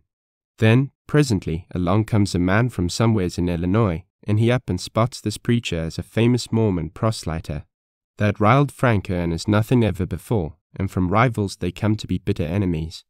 And it ended in Frank going to the meeting house where Millie was listening, and before her and everybody else he called that preacher, called him, well, almost as hard as Venters called Tull here some time back. And Frank followed up that call with a horsewhipping, and he drove the proselyter out of town. People noticed, so 'twas said, that Millie's sweet disposition changed. Some said it was because she would soon become a mother, and others said she was pinning after the new religion. And there was women who said right out that she was pinning after the Mormon. Anyway, one morning Frank rode in from one of his trips to find Millie gone. He had no real near neighbors, living a little out of town, but those who was nearest said a wagon had gone by in the night, and they thought it stopped at her door. Well, tracks always tell, and there was the wagon tracks and horse tracks and man tracks. The news spread like wildfire that Millie had run off from her husband. Everybody but Frank believed it and wasn't slow in telling why she run off. Mother had always hated that strange streak of Millie's, tacking up with the new religion as she had, and she believed Millie ran off with the Mormon. That hastened Mother's death, and she died unforgiven. Father wasn't the kind to bow down under disgrace or misfortune, but he had surpassing love for Millie, and the loss of her broke him. From the minute I heard of Millie's disappearance, I never believed she went off of her own free will. I knew Millie, and I knew she couldn't have done that. I stayed at home a while, trying to make Frank Hearn talk. But if he knowed anything, then he wouldn't tell it. So I set out to find Millie, and I tried to get on the trail of that proselyter. I knew if I ever struck a town he'd visited that I'd get a trail. I knew, too, that nothing short of hell would stop his proselyting. And I rode from town to town. I had a blind faith that something was guiding me. And as the weeks and months went by, I growed into a strange sort of a man, I guess. Anyway, people were afraid of me. 2 years after that, way over in a corner of Texas, I struck a town where my man had been. He'd just left. People said he came to that town without a woman. I back-trailed my man through Arkansas and Mississippi, and the old trail got hot again in Texas. I found the town where he first went after leaving home. And here I got track of Millie. I found a cabin where she had given birth to her baby. There was no way to tell whether she'd been kept a prisoner or not. The fella who owned the place was a mean, silent sort of a skunk, and as I was leaving I just took a chance and left my mark on him. Then I went home again. It was to find I hadn't any home, no more. Father had been dead a year. Frank Ern still lived in the house where Millie had left him. I stayed with him a while, and I grew old watching him. His farm had gone to weed, his cattle had strayed or been rustled, his house withered till it wouldn't keep out rain nor wind. And Frank sat on the porch and whittled sticks, and day by day wasted away. There was times when he ranted about like a crazy man, but mostly he was always sitting and staring with eyes that made a man curse. I figured Frank had a secret fear that I needed to know. And when I told him I'd trailed Millie for near 3 years and had got trace of her, and saw where she'd had her baby, I thought he would drop dead at my feet. And when he'd come round more natural, like he begged me to give up the trail. But he wouldn't explain, so I let him alone and watched him day and night. And I found there was one thing still precious to him, and it was a little drawer where he kept his papers.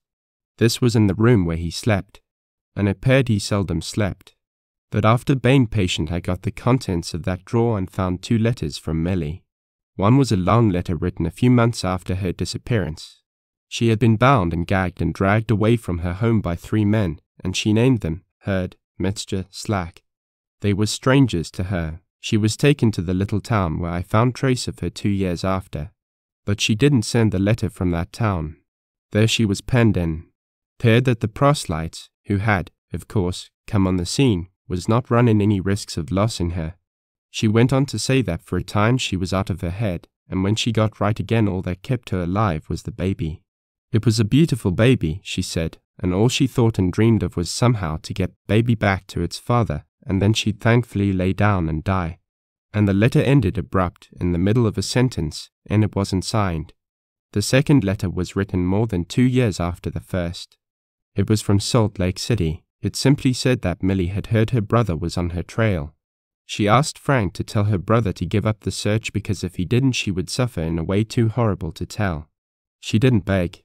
She just stated a fact and made the simple request. And she ended that letter by saying she would soon leave Salt Lake City with the man she had come to love and would never be heard of again. I recognized Millie's handwriting, and I recognized her way of putting things. That second letter told me of some great change in her. Pondering over it, I felt at last she'd either come to love that fella and his religion, or some terrible fear made her lie and say so. I couldn't be sure which. But, of course, I meant to find out. I'll say here, if I'd known Mormons then as I do now I'd left Millie to her fate. For meb she was right about what she'd suffer if I kept on her trail. But I was young and wild them days. First I went to the town where she'd first been taken, and I went to the place where she'd been kept. I got that skunk who owned the place, and took him out in the woods, and made him tell all he knowed. That wasn't much as to length, but it was pure hell's fire in substance. This time I left him some incapacitated for any more skunk work short of hell.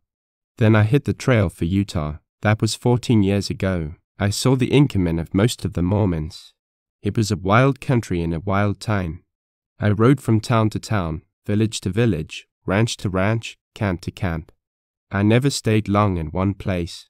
I never had but one idea. I never rested. 4 years went by, and I knowed every trail in northern Utah. I kept on, and as time went by, and I begun to grow old in my search, I had firmer, blinder faith in whatever was guiding me. Once I read about a fella who sailed the 7 seas and travelled the world, and he had a story to tell, and whenever he seen the man to whom he must tell that story he knowed him on sight. I was like that, only I had a question to ask, and always I knew the man of whom I must ask. So I never really lost the trail, though for many years it was the dimmest trail ever followed by any man.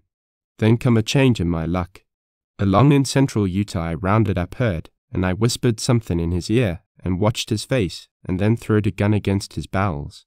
And he died with his teeth so tight shut I couldn't have pried them open with a knife. Slack and Metzger that same year both heard me whisper the same question, and neither would they speak a word when they lay dying. Long before I'd learned no man of this breed or class, or God knows what, would give up any secrets. I had to see in a man's fear of death the connections with Millie Ern's fate, and as the years passed at long intervals I would find such a man. So as I drifted on the long trail down into southern Utah, my name preceded me, and I had to meet a people prepared for me, and ready with guns. They made me a gunman, and that suited me. In all this time signs of the proselyter and the giant with the blue ice eyes and the gold beard seemed to fade dimmer out of the trail. Only twice in 10 years did I find a trace of that mysterious man who had visited the proselyter at my home village. What he had to do with Millie's fate was beyond all hope for me to learn, unless my guiding spirit led me to him. As for the other man, I knew, as sure as I breathed and the stars shone and the wind blew, that I'd meet him some day. 18 years I've been on the trail, and it led me to the last lonely villages of the Utah border. 18 years. I feel pretty old now. I was only 20 when I hit that trail. Well, as I told you, back here a ways a Gentile said Jane Withersteen could tell me about Millie Ern and show me her grave. The low voice ceased, and Lassiter slowly turned his sombrero round and appeared to be counting the silver ornaments on the band. Jane, leaning toward him, sat as if petrified, listening intently, waiting to hear more. She could have shrieked, but power of tongue and lips were denied her. She saw only this sad, grey, passion-worn man, and she heard only the faint rustling of the leaves. Well, I came to Cottonwoods, went on Lassiter, and you showed me Millie's grave. And though your teeth have been shut tight in them of all the dead men lying back along that trail, just the same you told me the secret I've lived these 18 years to hear. Jane, I said you'd tell me without ever me asking. I didn't need to ask my question here. The day, you remember, when that fat party throwed a gun on me in your court, and— Oh, hush, whispered Jane, blindly holding up her hands. I seen in your face that Dyer, now a bishop, was the proselyter who ruined Millie Ern. For an instant Jane Withersteen's brain was a whirling chaos, and she recovered to find herself grasping at Lassiter like one drowning. And as if by a lightning stroke she sprang from her dull apathy into exquisite torture. It's a lie, Lassiter. No, no, she moaned. I swear you're wrong. Stop it, you'd perjure yourself. But I'll spare you that. You poor woman, still blind, still faithful. Listen, I know, let that settle it. And I give up my purpose. What is it, you say? I give up my purpose. I've come to see and feel differently. I can't help poor Millie, and I've outgrowed revenge. I've come to see I can be no judge for men. I can't kill a man just for hate. Hate ain't the same with me since I loved you and little Fay. Lassiter, you mean you won't kill him? Jane whispered. No, for my sake. I reckon. I can't understand, but I'll respect your feelings. Because you love me. 18 years. You were that terrible Lassiter, and now, because you love me. That's it, Jane. Oh, you'll make me love you. How can I help but love you? Thy heart must be stone. But, oh, Lassiter, wait. Give me time. I'm not what I was. Once it was so easy to love. Now it's easy to hate. Wait, my faith in God, some God, still lives. By it I see happier times for you, poor passion-swayed wanderer. For me, a miserable, broken woman. I loved your sister Millie. I will love you. I can't have fallen so low. I can't be so abandoned by God that I've no love left to give you. Wait. Let us forget Millie's sad life. I knew it as no one else on earth. There's one thing I shall tell you, if you are at my deathbed, but I can't speak now. I reckon I don't want to hear no more, said Lassiter. Jane leaned against him, as if some pent-up force had rent its way out. She fell into a paroxysm of weeping. Lassiter held her in silent sympathy. By degrees she regained composure, and she was rising, sensible of being relieved of a weighty burden, when a sudden start on Lassiter's part alarmed her. I heard horses with muffled hoofs, he said, and he got up guardedly. Where's Fay? Asked Jane, hurriedly glancing round the shady knoll. The bright-haired child, who had appeared to be close all the time, was not in sight. Fay, called Jane. No answering shout of glee, no patter of flying feet. Jane saw Lassiter stiffen. Fay, oh, Fay, Jane almost screamed. The leaves quivered and rustled, a lonesome cricket chirped in the grass, a bee hummed by. The silence of the waning afternoon breathed hateful portent. It terrified Jane. When had silence been so infernal? She's only strayed out of earshot, faltered Jane, looking at Lassiter. Pale, rigid as a statue, the rider stood, not in listening, searching posture, but in one of doomed certainty. Suddenly he grasped Jane with an iron hand, and, turning his face from her gaze, he strode with her from the knoll. See, Fay played here last, a house of stones and sticks. And here's a corral of pebbles with leaves for horses, said Lassiter stridently, and pointed to the ground. Back and forth she trailed here. See, she's buried something, a dead grasshopper, there's a tombstone. Here she went, chasing a lizard, see the tiny streaked trail. She pulled bark off this cottonwood. Look in the dust of the path. The letters you taught her, she's drawn pictures of birds and horses and people. Look across. Oh, Jane, you're cross. Lassiter dragged Jane on, and as if from a book read the meaning of little Fay's trail. All the way down the knoll, through the shrubbery, round and round a cottonwood. Fay's vagrant fancy left records of her sweet musings and innocent play. Long had she lingered round a bird nest to leave therein the gaudy wing of a butterfly. Long had she played beside the running stream, sending adrift vessels freighted with pebbly cargo. Then she had wandered through the deep grass, her tiny feet scarcely turning a fragile blade, and she had dreamed beside some old faded flowers. Thus her steps led her into the broad lane.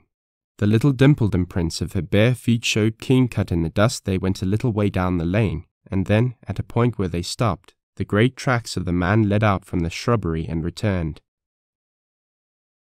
Chapter 20. Lassiter's Way. Footprints told the story of little Fay's abduction.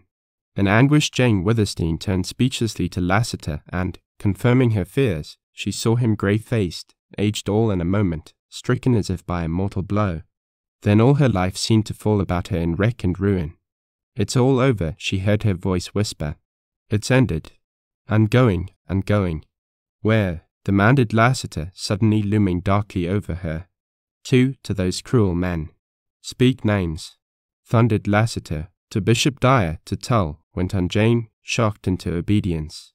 Well, what for? I want little Fay. I can't live without her. They've stolen her as they stole Millie Ern's child. I must have little Fay. I want only her. I give up. I'll go and tell Bishop Dyer I'm broken. I'll tell him I'm ready for the yoke, only give me back Fay, and I'll marry Tull. Never, hissed Lassiter. His long arm leaped at her.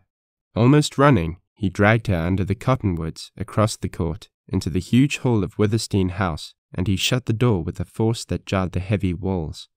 Black Star and Night and Bells, since their return, had been locked in this hall, and now they stamped on the stone floor.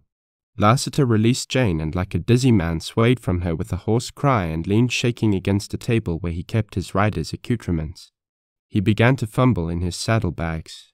His action brought a clinking, metallic sound, the rattling of gun cartridges.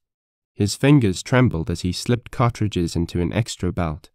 But as he buckled it over the one he habitually wore, his hands became steady. This second belt contained 2 guns, smaller than the black ones swinging low, and he slipped them round so that his coat hid them. Then he felt a swift action. Jane Withersteen watched him, fascinated but uncomprehending, and she saw him rapidly saddle Black Star and Night.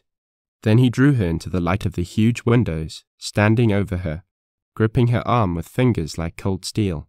Yes, Jane, it's ended, but you're not going to Dyer. I'm going instead. Looking at him, he was so terrible of aspect, she could not comprehend his words. Who was this man with the face grey as death, with eyes that would have made her shriek had she the strength, with the strange, ruthlessly bitter lips? Where was the gentle Lassiter? What was this presence in the hall, about him, about her, this cold, invisible presence? Yes, it's ended, Jane, he was saying, so awfully quiet and cool and implacable, and I'm going to make a little call. I'll lock you in here, and when I get back have the saddle bags full of meat and bread, and be ready to ride. Lassiter, cried Jane.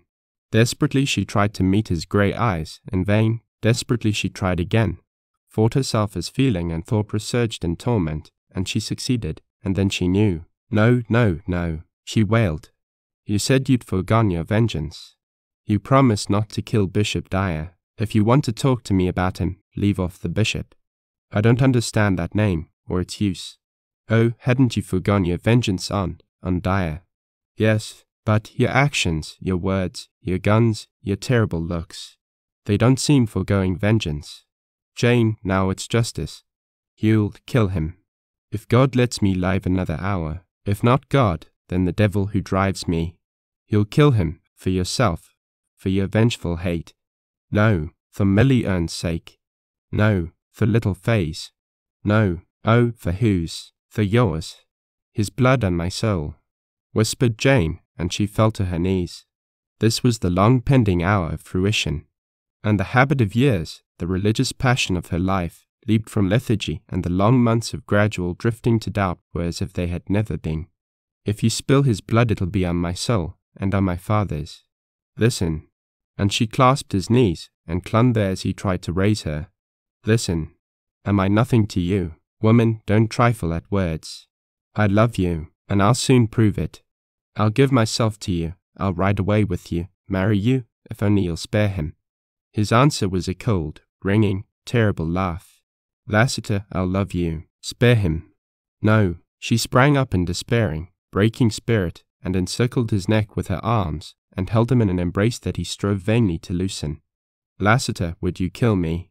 I'm fighting my last fight for the principles of my youth, love of religion, love of father. You don't know, you can't guess the truth, and I can't speak ill. I'm losing all. I'm changing. All I've gone through is nothing to this hour.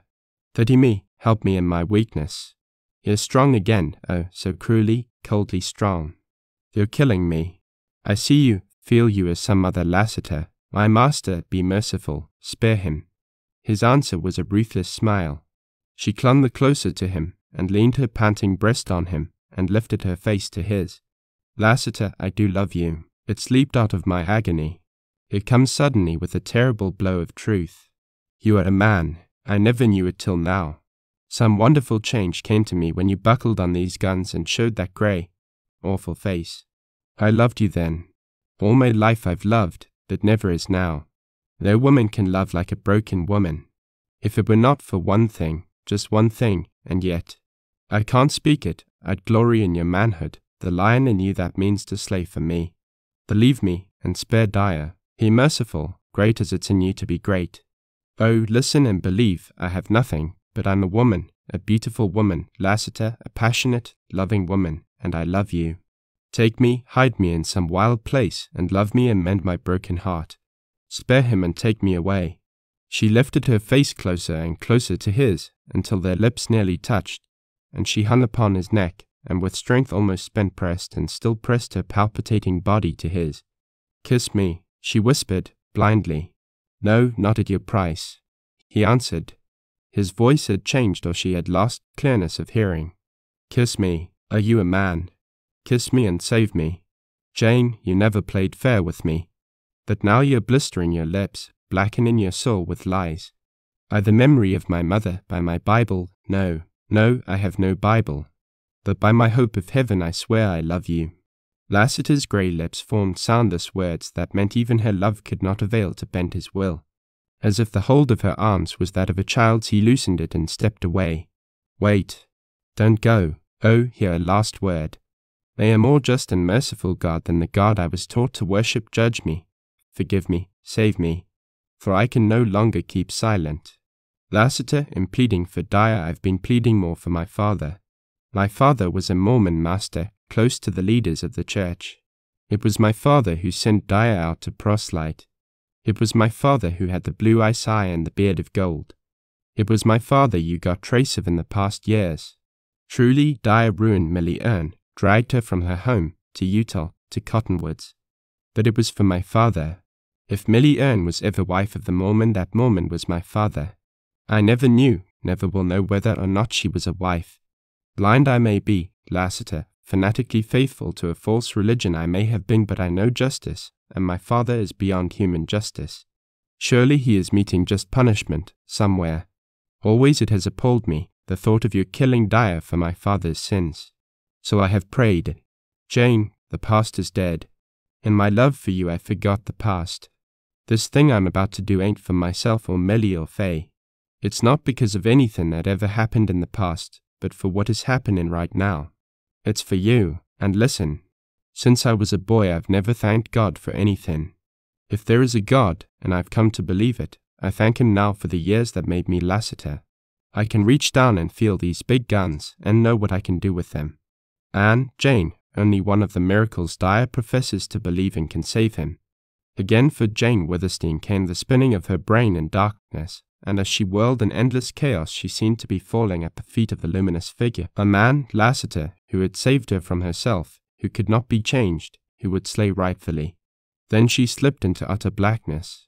When she recovered from her faint she became aware that she was lying on a couch near the window in her sitting room. Her brow felt damp and cold and wet. Someone was chafing her hands. She recognized Judkins, and then saw that his lean, hard face wore the hue and look of excessive agitation. Judkins, her voice broke weakly. "Oh, Miss Withersteen, you're comin' round fine. Now just lay still a little. You're all right, everything's all right. Where does he? Who? Lassiter. You needn't worry none about him. Where is he? Tell me, instantly." "Well, he's in the other room patching up a few trifling bullet holes. There, Bishop Dyer. When I seen him last, a matter of half an hour ago, he was on his knees. He was some busy, but he wasn't praying." "How strangely you talk." "I'll sit up. I'm, well, strong again. Tell me."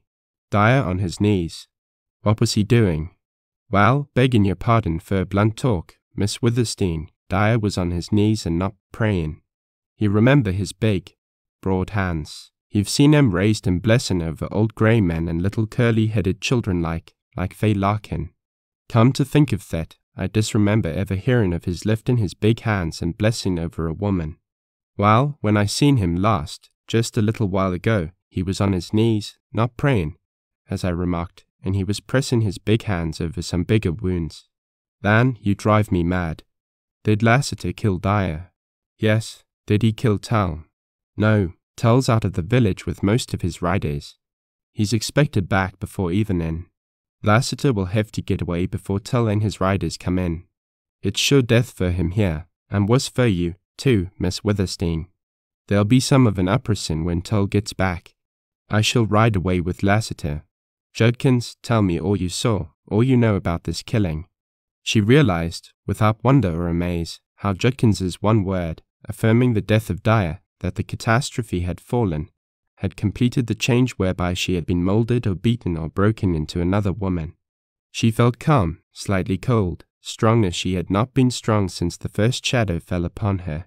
"I just saw about all of it, Miss Withersteen, and I'll be glad to tell you if you'll only have patience with me," said Judkins, earnestly.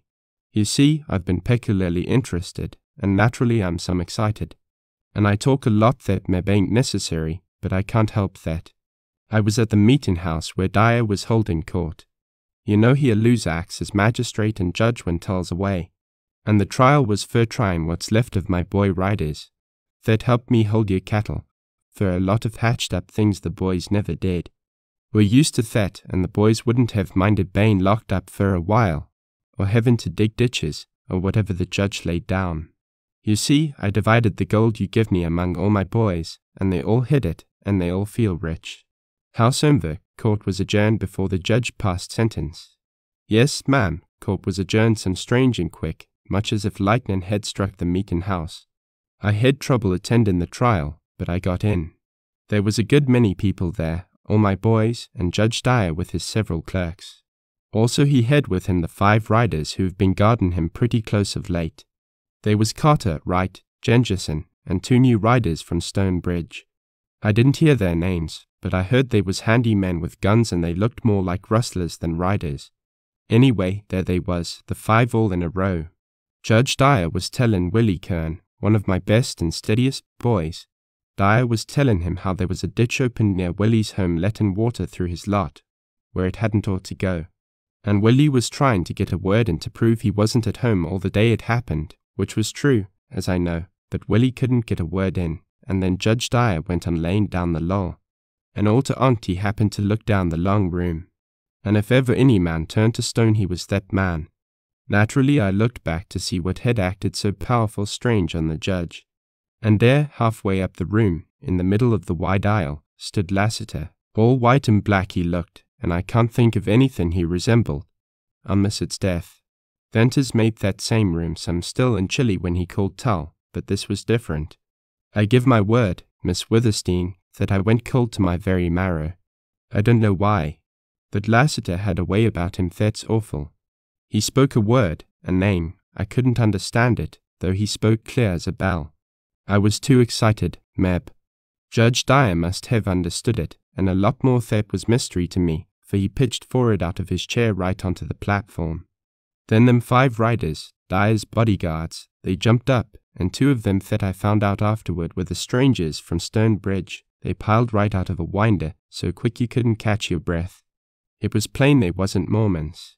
Jengerson, Carter, and right-eyed Lassiter, for what must have been a second and seemed like an hour, and they went white and strong.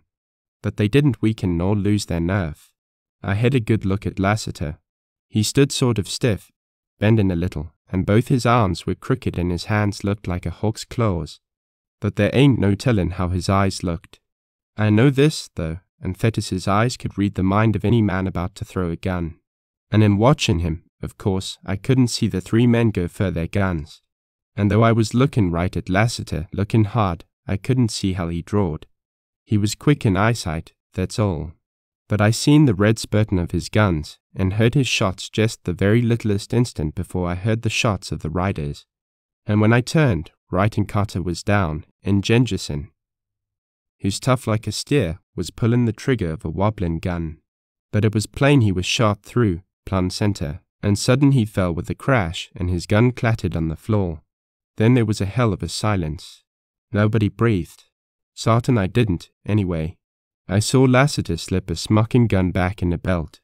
But he hadn't throwed either of the big black guns, and I thought that strange. And all this was happening quick, you can't imagine how quick. There come a scrapping on the floor and Dyer got up, his face like lead. I wanted to watch Lassiter, but Dyer's face, ain't I seen it like that, glued my eyes. I seen him go for his gun, why, I could have done better, quicker, and then there was a thundering shot from Lassiter and it hit Dyer's right arm, and his gun went off as it dropped. He looked at Lassiter like a cornered sage wolf, and sort of howled, and reached down for his gun. He'd just picked it off the floor and was raising it when another thundering shot almost tore that arm off, so it seemed to me. The gun dropped again and he went down on his knees, kind of floundering after it. It was some strange and terrible to see his awful earnestness. Why would such a man cling so to life? Anyway, he got the gun with left hand and was raising it, pulling trigger in his madness, when the 3rd thundering shot hit his left arm, and he dropped the gun again. But that left arm wasn't useless yet, for he grabbed up the gun, and with a shacking aim that would have been pitiful to me in any other man, he began to shoot. One wild bullet struck a man 20 feet from Lassiter, and it killed that man, as I seen afterward. Then come a bunch of thundering shots, 9 I calculated after, for they come so quick I couldn't count them, and I knew Lassiter had turned the black guns loose on Dyer. I'm tellin' you straight, Miss Withersteen, for I want you to know. Afterward you'll get over it. I've seen some soul-racking scenes on this Utah border, but this was the awfulest. I remember I closed my eyes, and for a minute I thought of the strangest things, out of place there, such as you'd never dream would come to mind. I saw the sage, and running horses, and that's the beautifulest sight to me, and I saw dim things in the dark, and there was a kind of humming in my ears. And I remember distinctly, for it was what made all these things whirl out of my mind and opened my eyes. I remember distinctly it was the smell of gunpowder. The court had about adjourned for that judge. He was on his knees, and he wasn't praying.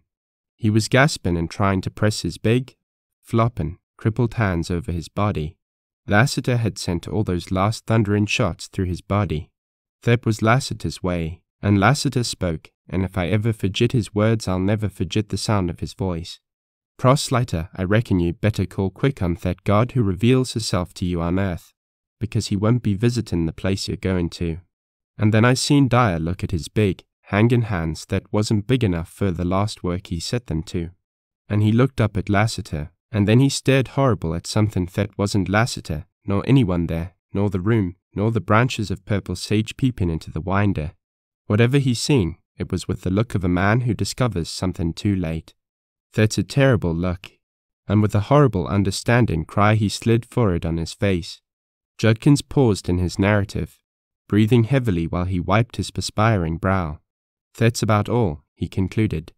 Lassiter left the meeting house and I hurried to catch up with him. He was bleeding from 3 gunshots, none of them much to bother him. And we come right up here. I found you laying in the hall, and I had to work some over you. Jane Withersteen offered up no prayer for Dyer's soul. Lassiter's step sounded in the hall, the familiar soft, silver clinking step, and she heard it with thrilling new emotions in which was a vague joy in her very fear of him. The door opened, and she saw him, the old Lassiter, slow, easy, gentle, cool, yet not exactly the same Lassiter. She rose, and for a moment her eyes blurred and swam in tears. "Are you all right?" she asked, tremulously. "I reckon. Lassiter, I'll ride away with you. Hide me till danger is past, till we are forgotten, then take me where you will. Your people shall be my people, and your God my God." He kissed her hand with the quaint grace and courtesy that came to him in rare moments. "Black Star and Night are ready," he said, simply. His quiet mention of the black races spurred Jane to action. Hurrying to her room, she changed to her rider's suit, packed her jewelry and the gold that was left, and all the woman's apparel for which there was space in the saddle bags, and then returned to the hall. Black Star stamped his iron-shod hoofs and tossed his beautiful head, and eyed her with knowing eyes. "Judkins, I give bells to you," said Jane. "I hope you will always keep him and be good to him." Judkins mumbled thanks that he could not speak fluently, and his eyes flashed. Lassiter strapped Jane's saddlebags upon Black Star and led the racers out into the court. "Judkins, you ride with Jane out into the sage. If you see any riders, come and shout quick twice. And, Jane, don't look back. I'll catch up soon. We'll get to the break into the pass before midnight, and then wait until morning to go down."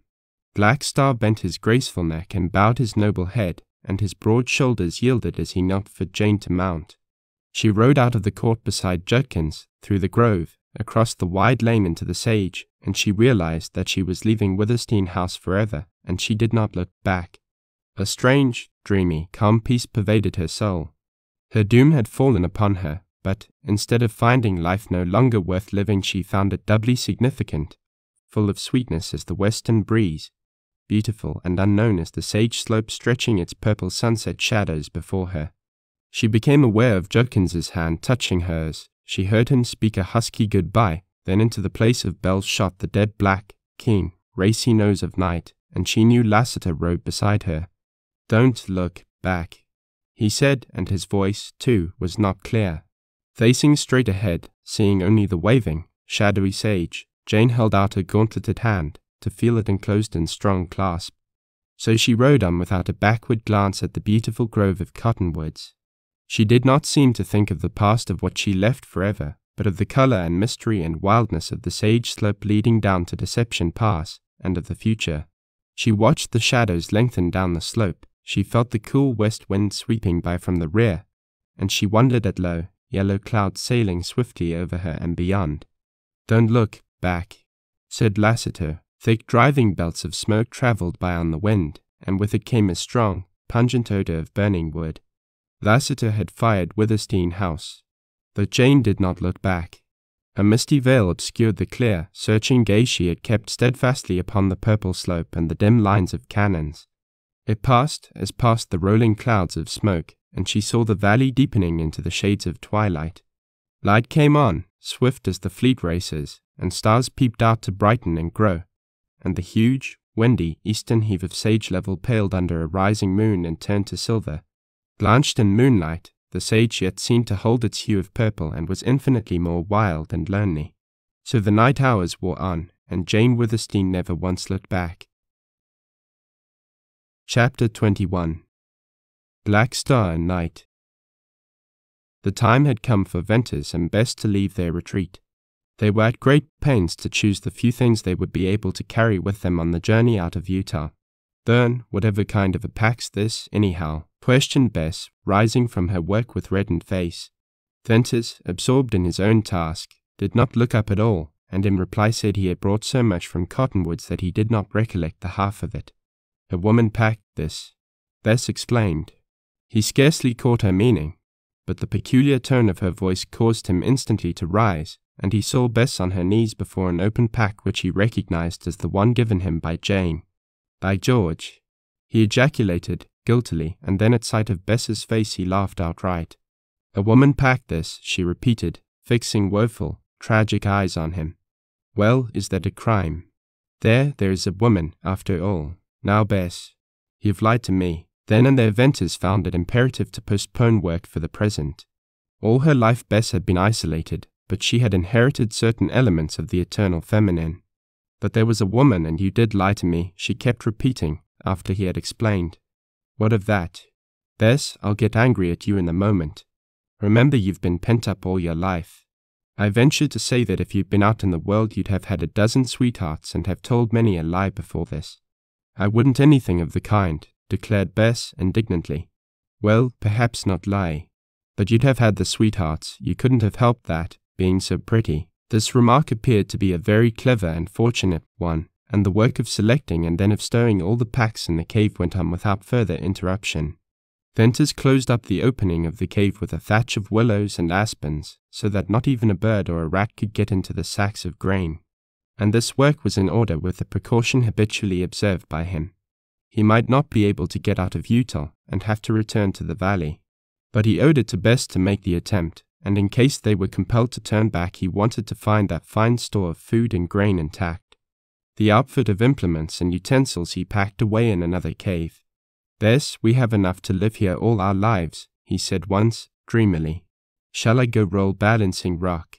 She asked, in light speech, but with deep blue fire in her eyes. No, no. You don't forget the gold and the world, she sighed. Child, you forget the beautiful dresses and the travel and everything. Oh, I want to go. But I want to stay. I feel the same way.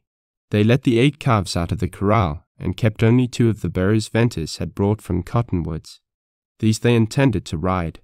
Bess freed all her pets, the quail and rabbits and foxes. The last sunset and twilight and night were both the sweetest and saddest they had ever spent in Surprise Valley. Morning brought keen exhilaration and excitement. When Venters had saddled the 2 burros, strapped on the light packs and the 2 canteens, the sunlight was dispersing the lazy shadows from the valley. Taking a last look at the caves and the silver spruces, Venters and Bess made a reluctant start, leading the burros. Ring and Whitty looked keen and knowing. Something seemed to drag at Venters's feet, and he noticed Bess lagged behind.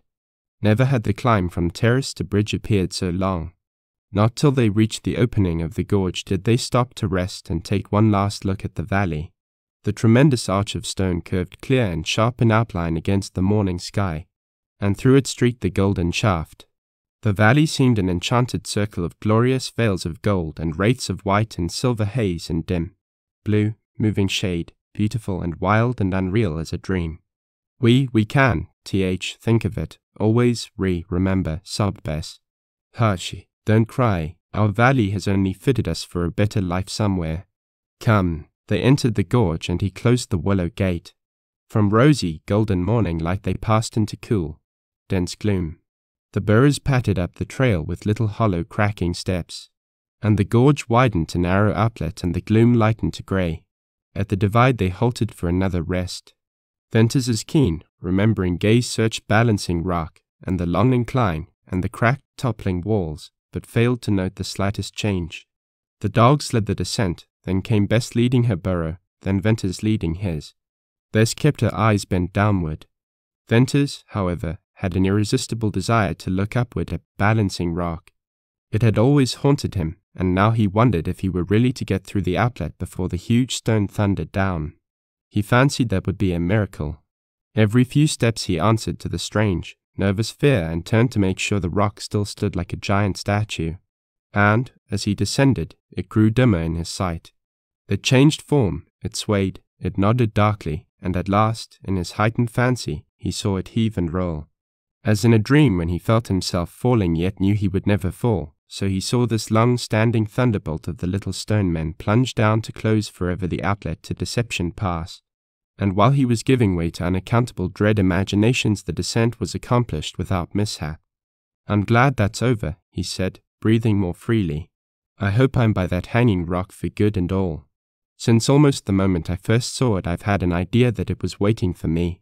Now, when it does fall, if I'm thousands of miles away, I'll hear it." With the first glimpses of the smooth slope leading down to the grotesque cedars and out to the pass, Venters's cool nerve returned.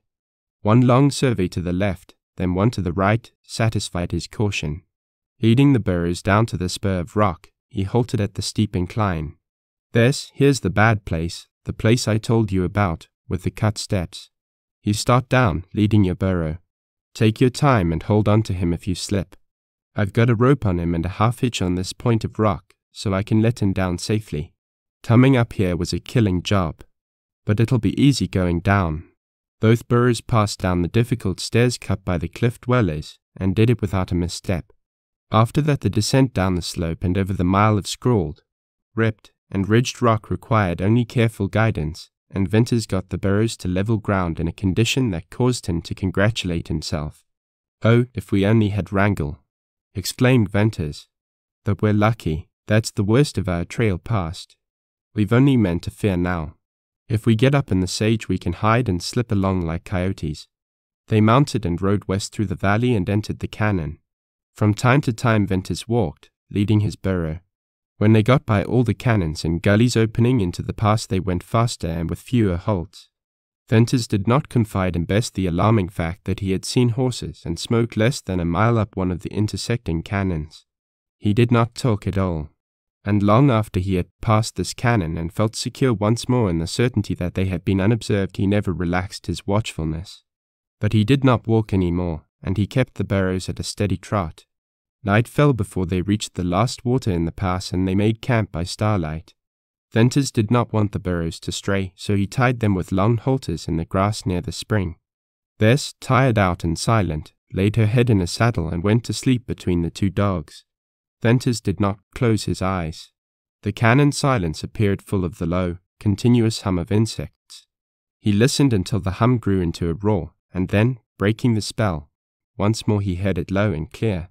He watched the stars and the moving shadows, and always his glance returned to the girl's dimly pale face, and he remembered how white and still it had once looked in the starlight, and again stern thought fought his strange fancies.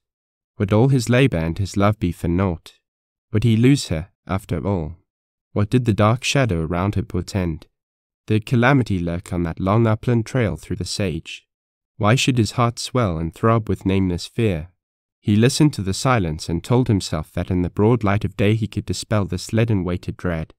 At the first hint of grey over the eastern rim, he awoke Bess, saddled the burros, and began the day's travel. He wanted to get out of the pass before there was any chance of riders coming down. They gained the break as the first red rays of the rising sun colored the rim. For once, so eager was he to get up to level ground, he did not send Ring or Whitty in advance. Encouraging Bess to hurry pulling at his patient, plodding burro, he climbed the soft, steep trail. Brighter and brighter grew the light. He mounted the last broken edge of rim to have the sun fired. Purple sage slope burst upon him as a glory. Bess panted up to his side, tugging on the halter of her burro. "We're up," he cried joyously. "There's not a dot on the sage. We're safe. We'll not be seen." "Oh, Bess." Ring growled and sniffed the keen air and bristled. Venters clutched at his rifle. Whitty sometimes made a mistake, but Ring never. The dull thud of hoofs almost deprived Venters of power to turn and see from where disaster threatened. He felt his eyes dilate as he stared at Lassiter leading Black Star and Night out of the sage, with Jane Withersteen, in rider's costume, close beside them. For an instant Venters felt himself whirled dizzily in the center of vast circles of sage. He recovered partially, enough to see Lassiter standing with a glad smile and Jane riveted in astonishment. "Why, Bern," she exclaimed. "How good it is to see you. We're riding away, you see. The storm burst, and I'm a ruined woman. I thought you were alone." Venters, unable to speak for consternation, and bewildered out of all sense of what he ought or ought not to do, simply stared at Jane. "Son, where are you bound for?" asked Lassiter. "Not safe, where I was." We're going out of Utah, back east," he found tongue to say. I reckon this meeting's the luckiest thing that ever happened to you and to me, and to Jane, and to Bess, said Lassiter, coolly.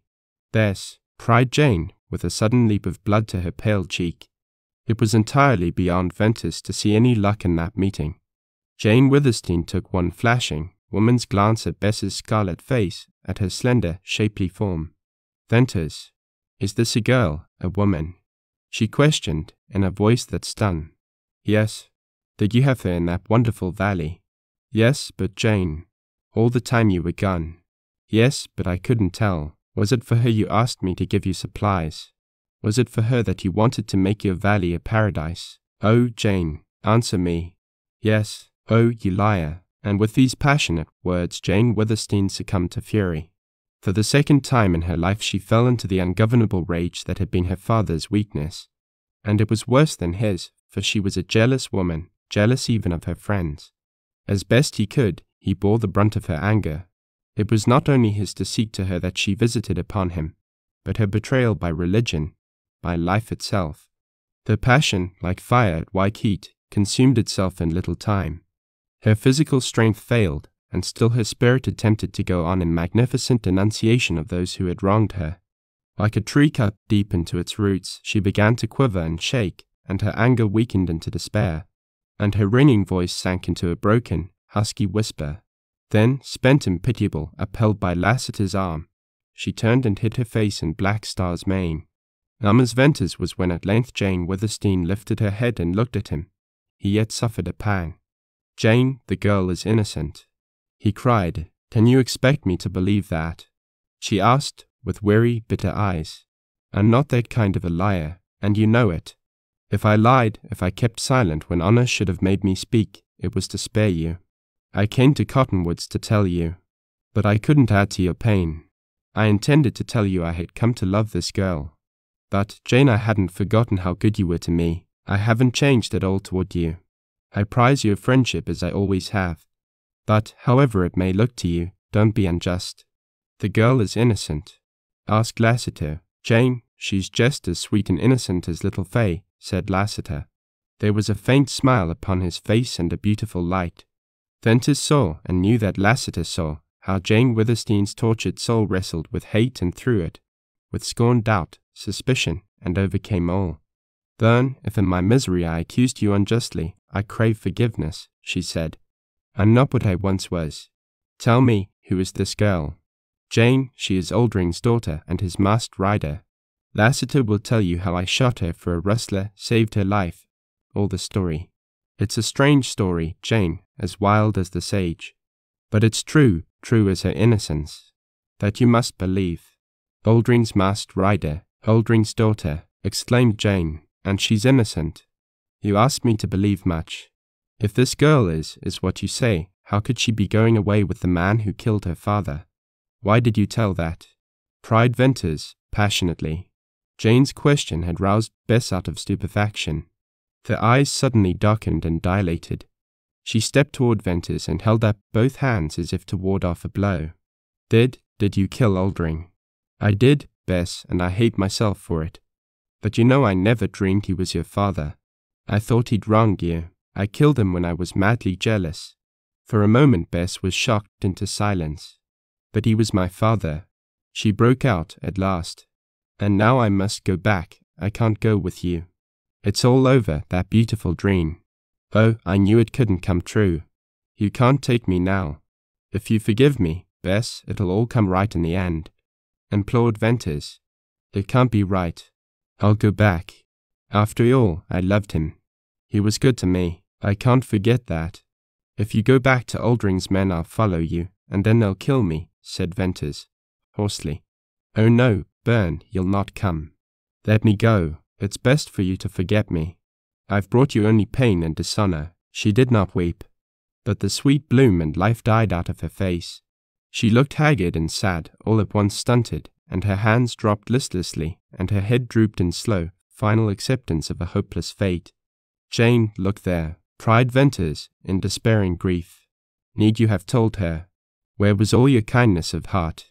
This girl has had a wretched, lonely life, and I'd found a way to make her happy. You've killed it. You've killed something sweet and pure and hopeful, just as sure as you breathe. Oh, Bern, it was a slip. I never thought, replied Jane. How could I tell she didn't know? Lassiter suddenly moved forward, and with the beautiful light on his face now strangely luminous, he looked at Jane and Venters and then let his soft, bright gaze rest on Bess.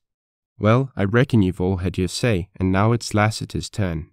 Why, I was just praying for this meeting. Bess, just look here. Gently he touched her arm and turned her to face the others, and then outspread his great hand to disclose a shiny, battered gold locket. Open it, he said, with a singularly rich voice. Bess complied, but listlessly.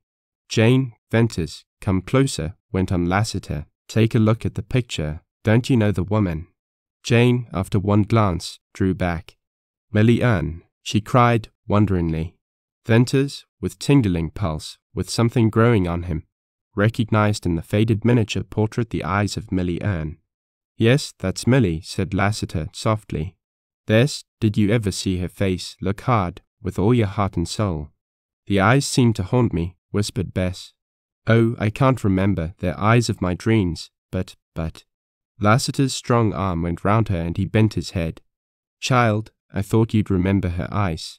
They're the same beautiful eyes you'd see if you looked in a mirror or a clear spring. They're your mother's eyes. You are Millie Ern's child. Your name is Elizabeth Ern. You're not Oldring's daughter. You're the daughter of Frank Ern, a man once my best friend. Look, here's his picture beside Millie's. He was handsome, and as fine and gallant a southern gentleman as I ever seen. Frank came of an old family. You come of the best of blood, lass, and blood tells. Bess slipped through his arm to her knees and hugged the locket to her bosom, and lifted wonderful, yearning eyes. It can't be true. Thank God, lass, it is true, replied Lassiter. Jane and Bern here, they both recognize Millie. They see Millie and you. They're so knocked out they can't tell you, that's all. Who are you? Whispered Bess. I reckon I'm Millie's brother and your uncle. Uncle Jim. Ain't that fine? Oh, I can't believe, don't raise me. Bern, let me kneel. I see truth in your face and Miss Withersteen's. But let me hear it all on my knees. Tell me how it's true. Well, Elizabeth, listen, said Lassiter. Before you was born your father made a mortal enemy of the Mormon named Dyer. They was both ministers and come to be rivals. Dyer stole your mother away from her home. She gave birth to you in Texas 18 years ago. Then she was taken to Utah, from place to place, and finally to the last border settlement, Cottonwoods. You was about 3 years old when you was taken away from Millie. She never knew what had become of you, but she lived a good while hopping and praying to have you again. Then she gave up and died. And I may as well put in here your father died 10 years ago. Well, I spent my time tracing Millie, and some months back I landed in Cottonwoods. And just lately I learned all about you. I had a talk with Aldrin and told him you was dead, and he told me what I had so long been wanting to know. It was Dyer, of course, who stole you from Millie. Part reason he was sore because Millie refused to give you Mormon teaching, but mostly he still hated Frank Ern so infernally that he made a deal with Aldrin to take you and bring you up as an infamous rustler and rustler's girl. The idea was to break Frank Ern's heart if he ever came to Utah, to show him his daughter with a band of low rustlers. Well, Aldrin took you, brought you up from childhood, and then made you his masked rider. He made you infamous. He kept that part of the contract, but he learned to love you as a daughter and never let any but his own men know you was a girl. I heard him say that with my own ears, and I saw his big eyes grow dim. He told me how he had guarded you always, kept you locked up in his absence, was always at your side or near you on those rides that make you famous on the Sage. He said he and an old rustler whom he trusted had taught you how to read and write. They selected the books for you. Dyer had wanted you brought up the vilest of the vile, and Aldrin brought you up the innocentest of the innocent. He said you didn't know what vileness was. I can hear his big voice tremble now as he said it. He told me how the men, rustlers and outlaws, who from time to time tried to approach you familiarly. He told me how he shot them dead. I'm telling you this specially because you've showed such shame, saying you was nameless and all that. Nothing on earth can be wronger than that idea of yours. And the truth of it is here. Aldrin swore to me that if Dyer died, releasing the contract, he intended to hunt up your father and give you back to him. It seems Aldrin wasn't all bad, and he sure loved you. Venters leaned forward in passionate remorse. "Oh, Bess, I know Lassiter speaks the truth. For when I shot Aldring he dropped to his knees and fought with unearthly power to speak. And he said, 'Man, why didn't you wait?' Bess was, then he fell dead. And I've been haunted by his look and words. Oh, Bess, what a strange, splendid thing for Aldring to do. It all seems impossible. But, dear, you really are not what you thought." "Elizabeth Ann," cried Jane Withersteen, "I loved your mother and I see her in you." What had been incredible from the lips of men became, in the tone, look, and gesture of a woman, a wonderful truth for Bess. With little tremblings of all her slender body she rocked to and fro on her knees. The yearning wistfulness of her eyes changed to solemn splendor of joy. She believed. She was realizing happiness. And as the process of thought was slow, so were the variations of her expression. Her eyes reflected the transformation of her soul. Dark, brooding, hopeless belief, clouds of gloom, drifted, paled, vanished in glorious light. An exquisite rose flush, a glow, shone from her face as she slowly began to rise from her knees.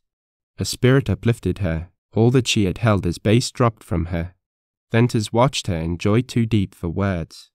By it he divined something of what Lassiter's revelation meant to Bess, but he knew he could only faintly understand.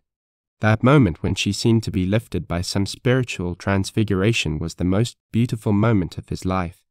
She stood with parted, quivering lips, with hands tightly clasping the locket to her heaving breast. A new conscious pride of worth dignified the old wild, free grace and poise. "Uncle Jim," she said, tremulously, with a different smile from any Venters had ever seen on her face. Lassiter took her into his arms. "I reckon." "It's powerful fine to hear that," replied Lassiter unsteadily.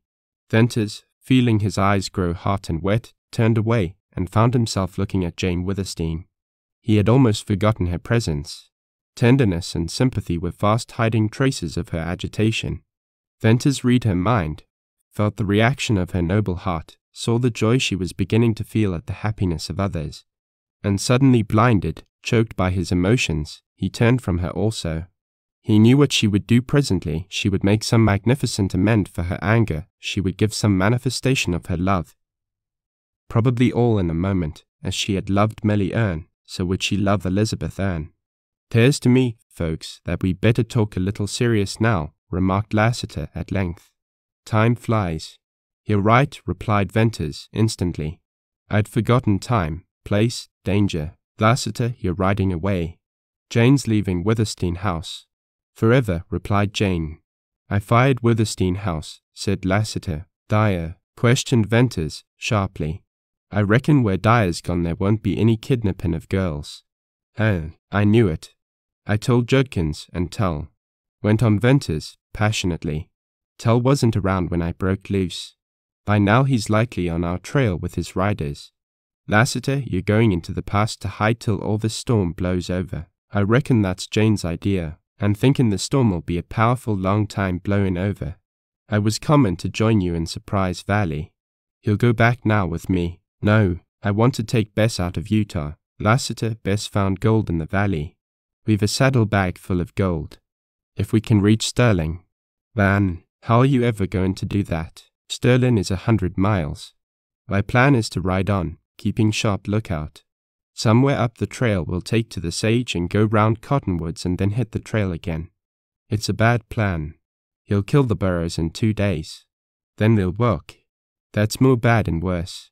Better go back down the pass with me. Lassiter, this girl has been hidden all her life in that lonely place," went on Venters. "Aldring's men are hunting me. We'd not be safe there any longer. Even if we would be, I'd take this chance to get her out. I want to marry her. She shall have some of the pleasures of life, see cities and people. Leave gold, we'll be rich. Why, life opens sweet for both of us. And, by heaven, I'll get her out or lose my life in the attempt. I reckon if you go on with them burros you'll lose your life all right. Tull will have riders all over this sage. You can't get out on them burros. It's a fool idea. That's not doing best by the girl. Come with me and take chances on the rustlers."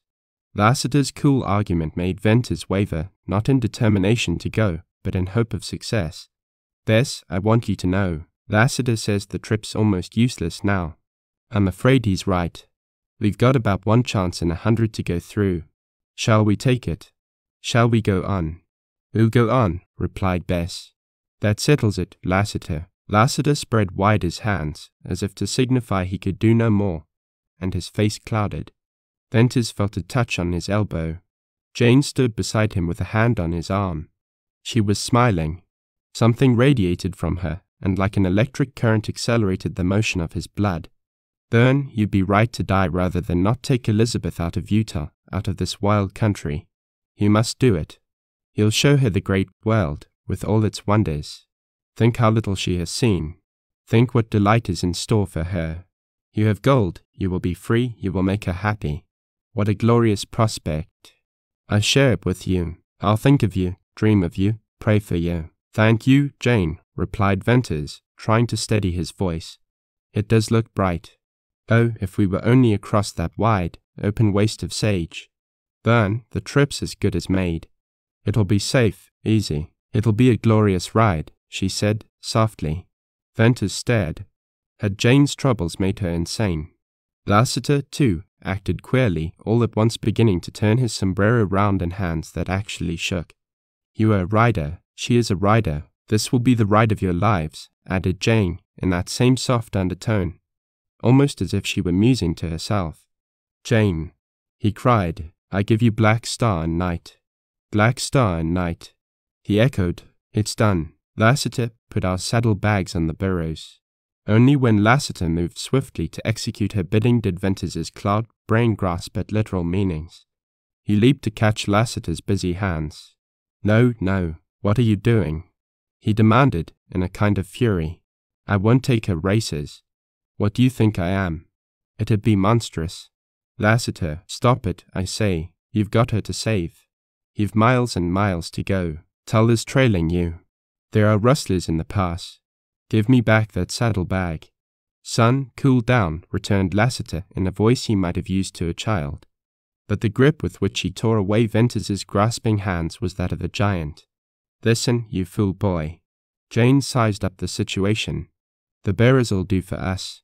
We'll sneak along and hide. I'll take your dogs and your rifle. Why, it's the trick. The blacks are yours, and sure as I can throw a gun you're going to ride safe out of the sage." "Jane, stop him. Please stop him," gasped Venters. "I've lost my strength. I can't do anything. This is hell for me. Can't you see that? I've ruined you. It was through me you lost all. You've only black star and night left. You love these horses. Oh, I know how you must love them now. And you're trying to give them to me, to help me out of Utah, to save the girl I love. That will be my glory." Then in the white, rapt face and the unfathomable eyes, Venters saw Jane Withersteen in a supreme moment. This moment was one wherein she reached up to the height for which her noble soul had ever yearned. He, after disrupting the calm tenor of her peace, after bringing down on her head the implacable hostility of her churchmen, after teaching her a bitter lesson of life, he was to be her salvation. And he turned away again, this time shaken to the core of his soul. Jane Withersteen was the incarnation of selflessness. He experienced wonder and terror, exquisite pain and rapture. What were all the shocks life had dealt him compared to the thought of such loyal and generous friendship? And instantly, as if by some divine insight, he knew himself in the remaking, tried, found wanting, but stronger, better, surer, and he wheeled to Jane Withersteen, eager, joyous, passionate, wild, exalted. He bent to her, he left tears and kisses on her hands. "Jane, I can't find words now," he said. "I'm beyond words, only I understand. And I'll take the blacks." "Don't be lossin' no more time," cut in Lassiter. "I ain't certain, but I think I seen a speck up the sage slope. Meb I was mistaken.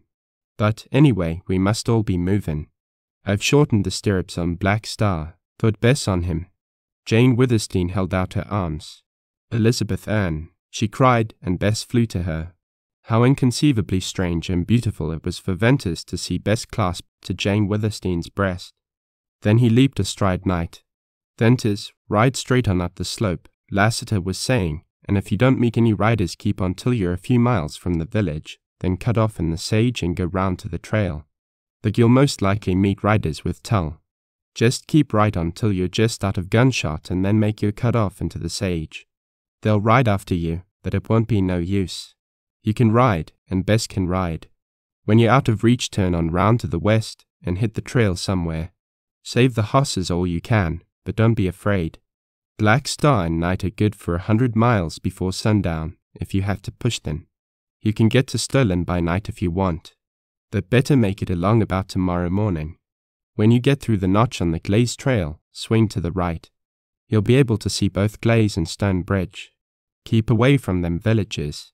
You won't run no risk of meeting any of Aldrin's rustlers from Sterling on. You'll find water in them deep hollows north of the notch. There's an old trail there, not much used, and it leads to Sterling. That's your trail, and one thing more. If Tull pushes you, or keeps on persistent like, for a few miles, just let the blacks out and lose him and his riders. Lassiter, may we meet again, said Venters in a deep voice. Son, it ain't likely, it ain't likely. Well, Bess Aldrin, masked rider Elizabeth Erne, now you climb on Black Star. I've heard you could ride. Well, every rider loves a good horse. And, lass, there never was but one that could beat Black Star. Ah, Lassiter, there never was any horse that could beat Black Star, said Jane, with the old pride. I often wondered. Meb Venters rode out that race when he brought back the blacks. Son, was Wrangle the best horse? No, Lassiter, replied Venters. For this lie he had his reward in Jane's quick smile. Well, well, my hoss sense ain't always right. And here I'm talking a lot, worst in time. It ain't so easy to find and lose a pretty niece all in 1 hour. Elizabeth, goodbye. Oh, Uncle Jim.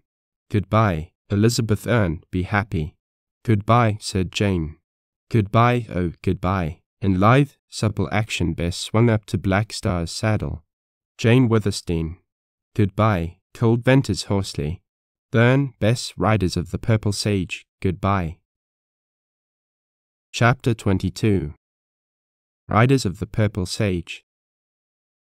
Black Star and Night, answering to spur, swept swiftly westward along the white, slow-rising, sage-bordered trail. Venters heard a mournful howl from Ring, but Whitty was silent. The blacks settled into their fleet, long-striding gallop. The wind sweetly fanned Venters's hot face. From the summit of the first low-swelling ridge he looked back. Lassiter waved his hand, Jane waved her scarf. Venters replied by standing in his stirrups and holding high his sombrero. Then the dip of the ridge hid them. From the height of the next he turned once more. Lassiter, Jane, and the burros had disappeared. They had gone down into the pass. Venters felt a sensation of irreparable loss. Bern, look, called Bess, pointing up the long slope. A small, dark, moving dot split the line where purple sage met blue sky. That dot was a band of riders. Call the black, Bess. They slowed from gallop to canter, then to trot. The fresh and eager horses did not like the check. Bern, Black Star has great eyesight. I wonder if they're Tull's riders. They might be rustlers, but it's all the same to us. The black dot grew to a dark patch moving under low dust clouds. It grew all the time, though very slowly. There were long periods when it was in plain sight, and intervals when it dropped behind the sage. The blacks trotted for half an hour, for another half hour, and still the moving patch appeared to stay on the horizon line.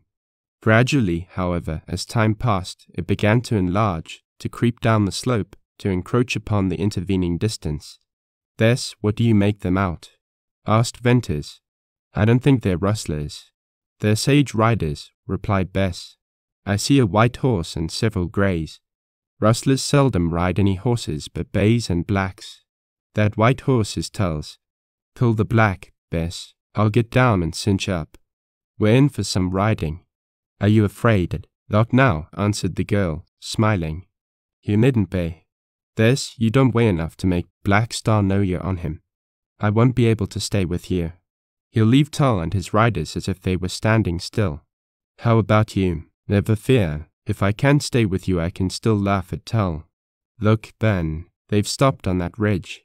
They see us. Yes, but we're too far yet for them to make out who we are. They'll recognize the blacks first. We've passed most of the ridges and the thickest sage. Now, when I give the word, let Black Star go and ride. Venters calculated that a mile or more still intervened between them and the riders. They were approaching at a swift canter. Soon Venters recognized Tull's white horse and concluded that the riders had likewise recognized Black Star and Night.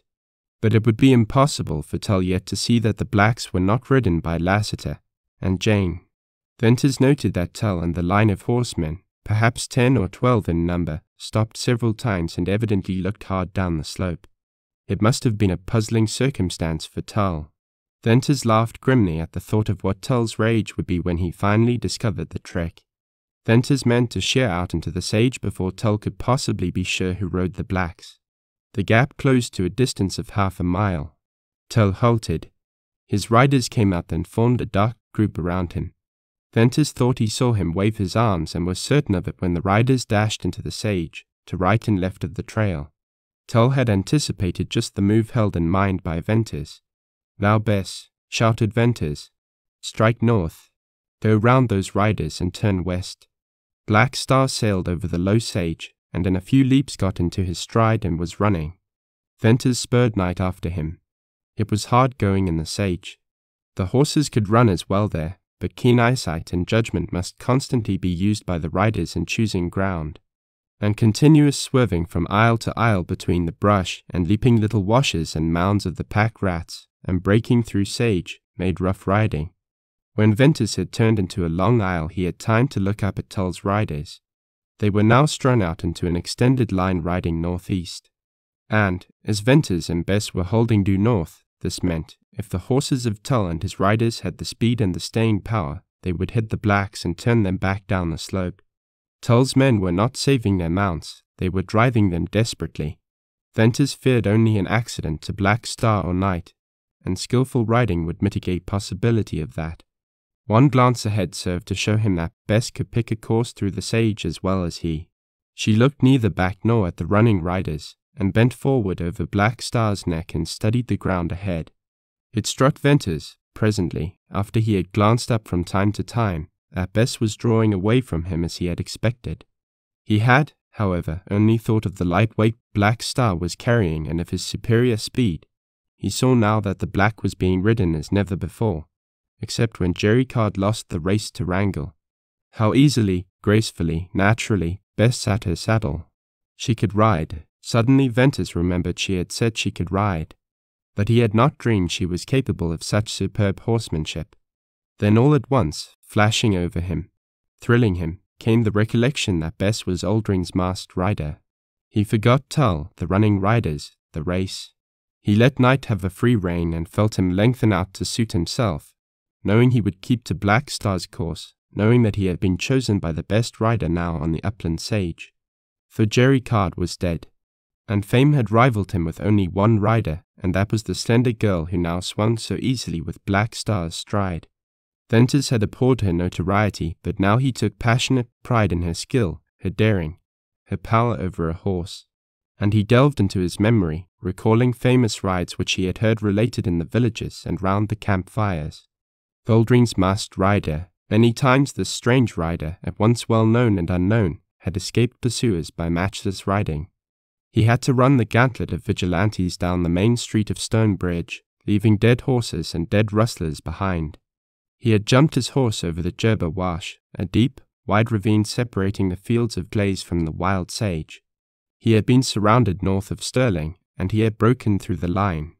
How often had been told the story of day stampedes, of night raids, of pursuit, and then how the masked rider, swift as the wind, was gone in the sage. A fleet, dark horse, a slender, dark form, a black mask, a driving run down the slope, a dot on the purple sage, a shadowy, muffled steed disappearing in the night. And this masked rider of the uplands had been Elizabeth Earn. The sweet sage wind rushed in Venters's face and sang a song in his ears. He heard the dull, rapid beat of Night's hoofs. He saw Black Star drawing away, farther and farther. He realized both horses were swinging to the west. Then gunshots in the rear reminded him of Tull. Venters looked back. Far to the side, dropping behind, trooped the riders. They were shooting.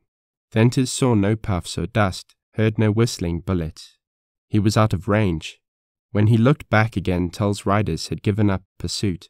The best they could do, no doubt, had been to get near enough to recognize who really rode the blacks. Venters saw Tull drooping in his saddle. Then Venters pulled Knight out of his running stride. Those few miles had scarcely warmed the black, but Venters wished to save him. Bess turned, and, though she was far away, Venters caught the white glint of her waving hand. He held Knight to a trot and rode on, seeing Bess and Black Star and the sloping upward stretch of sage, and from time to time the receding black riders behind. Soon they disappeared behind a ridge, and he turned no more. They would go back to Lassiter's trail and follow it, and follow in vain. So Venters rode on, with the wind growing sweeter to taste and smell, and the purple sage richer and the sky bluer in his sight, and the song in his ears ringing. By and by Bess halted to wait for him, and he knew she had come to the trail. When he reached her, it was to smile at sight of her standing with arms round Black Star's neck. "Oh, Bern, I love him," she cried. "He's beautiful, he knows, and how he can run. I've had fast horses. The Black Star, Wrangle never beat him. I'm wondering if I didn't dream that. Bess, the blacks are grand. What it must have cost Jane, Well, when we get out of this wild country with Star and Knight, back to my old home in Illinois, we'll buy a beautiful farm with meadows and springs and cool shade. There we'll turn the horses free to roam and browse and drink, never to feel a spur again, never to be ridden." "I would like that," said Bess.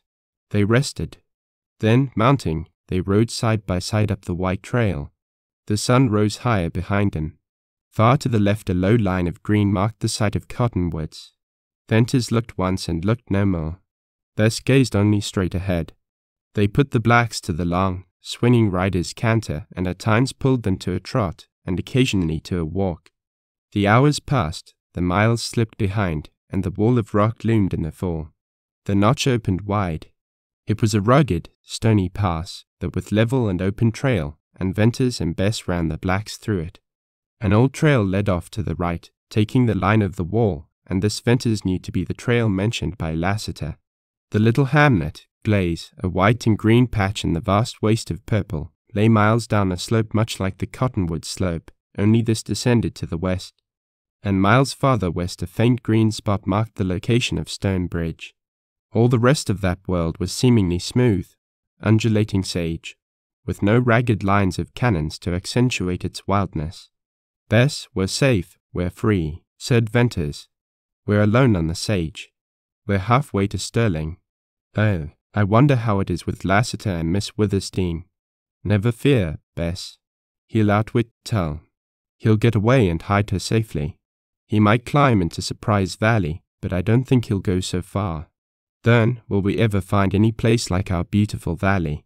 No, but, dear, listen. We'll go back some day, after years, 10 years. Then we'll be forgotten, and our valley will be just as we left it. What if Balancing Rock Falls encloses the outlet to the pass? I've thought of that. I'll pack in ropes and ropes. And if the outlet's closed, we'll climb up the cliffs and over them to the valley and go down on rope ladders. It could be done. I know just where to make the climb, and I'll never forget. Oh yes, let us go back. It's something sweet to look forward to. Bess, it's like all the future looks to me. Call me Elizabeth," she said, shyly. "Elizabeth Ann. It's a beautiful name. But I'll never forget, Bess. Do you know, have you thought that very soon, by this time tomorrow, you will be Elizabeth Venters?" So they rode on down the old trail, and the sun sloped to the west, and a golden sheen lay on the sage. The hours sped now, the afternoon waned. Often they rested the horses. The glisten of a pool of water in a hollow caught Venters's eye, and here he unsaddled the blacks and let them roll and drink and browse. When he and Bess rode up out of the hollow, the sun was low, a crimson ball, and the valley seemed veiled in purple fire and smoke. It was that short time when the sun appeared to rest before setting, and silence, like a cloak of invisible life, lay heavy on all that shimmering world of sage. They watched the sun begin to bury its red curve under the dark horizon. "We'll ride on till late," he said. "Then you can sleep a little, while I watch and graze the horses. And we'll ride into Sterling early tomorrow. We'll be married. We'll be in time to catch the stage. We'll tie Black Star and Knight behind, and then, for a country not wild and terrible like this. Oh, Bern. But look, The sun is setting on the sage, the last time for us till we dare come again to the Utah border. 10 years. Oh, Bern, look, so you will never forget. Slumbering, fading purple fire burned over the undulating sage ridges. Long streaks and bars and shafts and spears fringed the far western slope. Drifting, golden veils mingled with low, purple shadows. Colors and shades changed in slow, wondrous transformation. Suddenly Venters was startled by a low, rumbling roar, so low that it was like the roar in a seashell. "Bess, did you hear anything?" He whispered. "No, listen, maybe I only imagined. Out of the east or north from remote distance, breathed in infinitely low, continuously long sound, deep, weird, detonating, thundering, deadening, dying." Chapter 23. The Fall of Balancing Rock. Through tear-blurred sight, Jane Withersteen watched Venters and Elizabeth Earn and the black races disappear over the ridge of sage. "They're gone," said Lassiter, "and they're safe now, and there'll never be a day of their common happy lives but what they'll remember Jane Withersteen and Uncle Jim. I reckon, Jane, we'd better be on our way." The burros obediently wheeled and started down the break with little cautious steps, but Lassiter had to leash the whining dogs and lead them. Jane felt herself bound in a feeling that was neither listlessness nor indifference, yet which rendered her incapable of interest. She was still strong in body, but emotionally tired.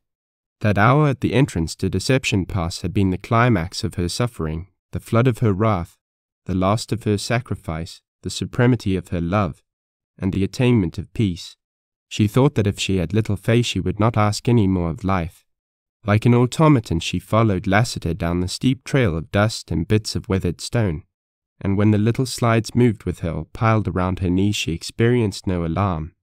Vague relief came to her in the sense of being enclosed between dark stone walls, deep hidden from the glare of sun, from the glistening sage.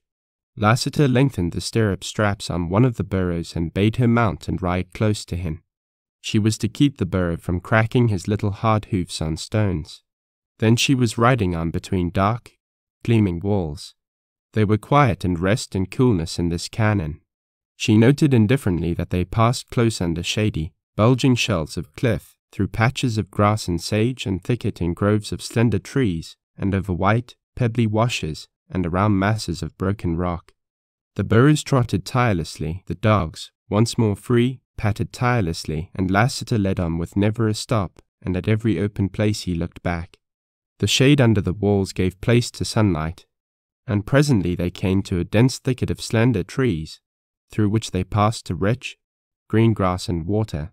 Here Lassiter rested the burros for a little while, but he was restless, uneasy, silent, always listening, peering under the trees.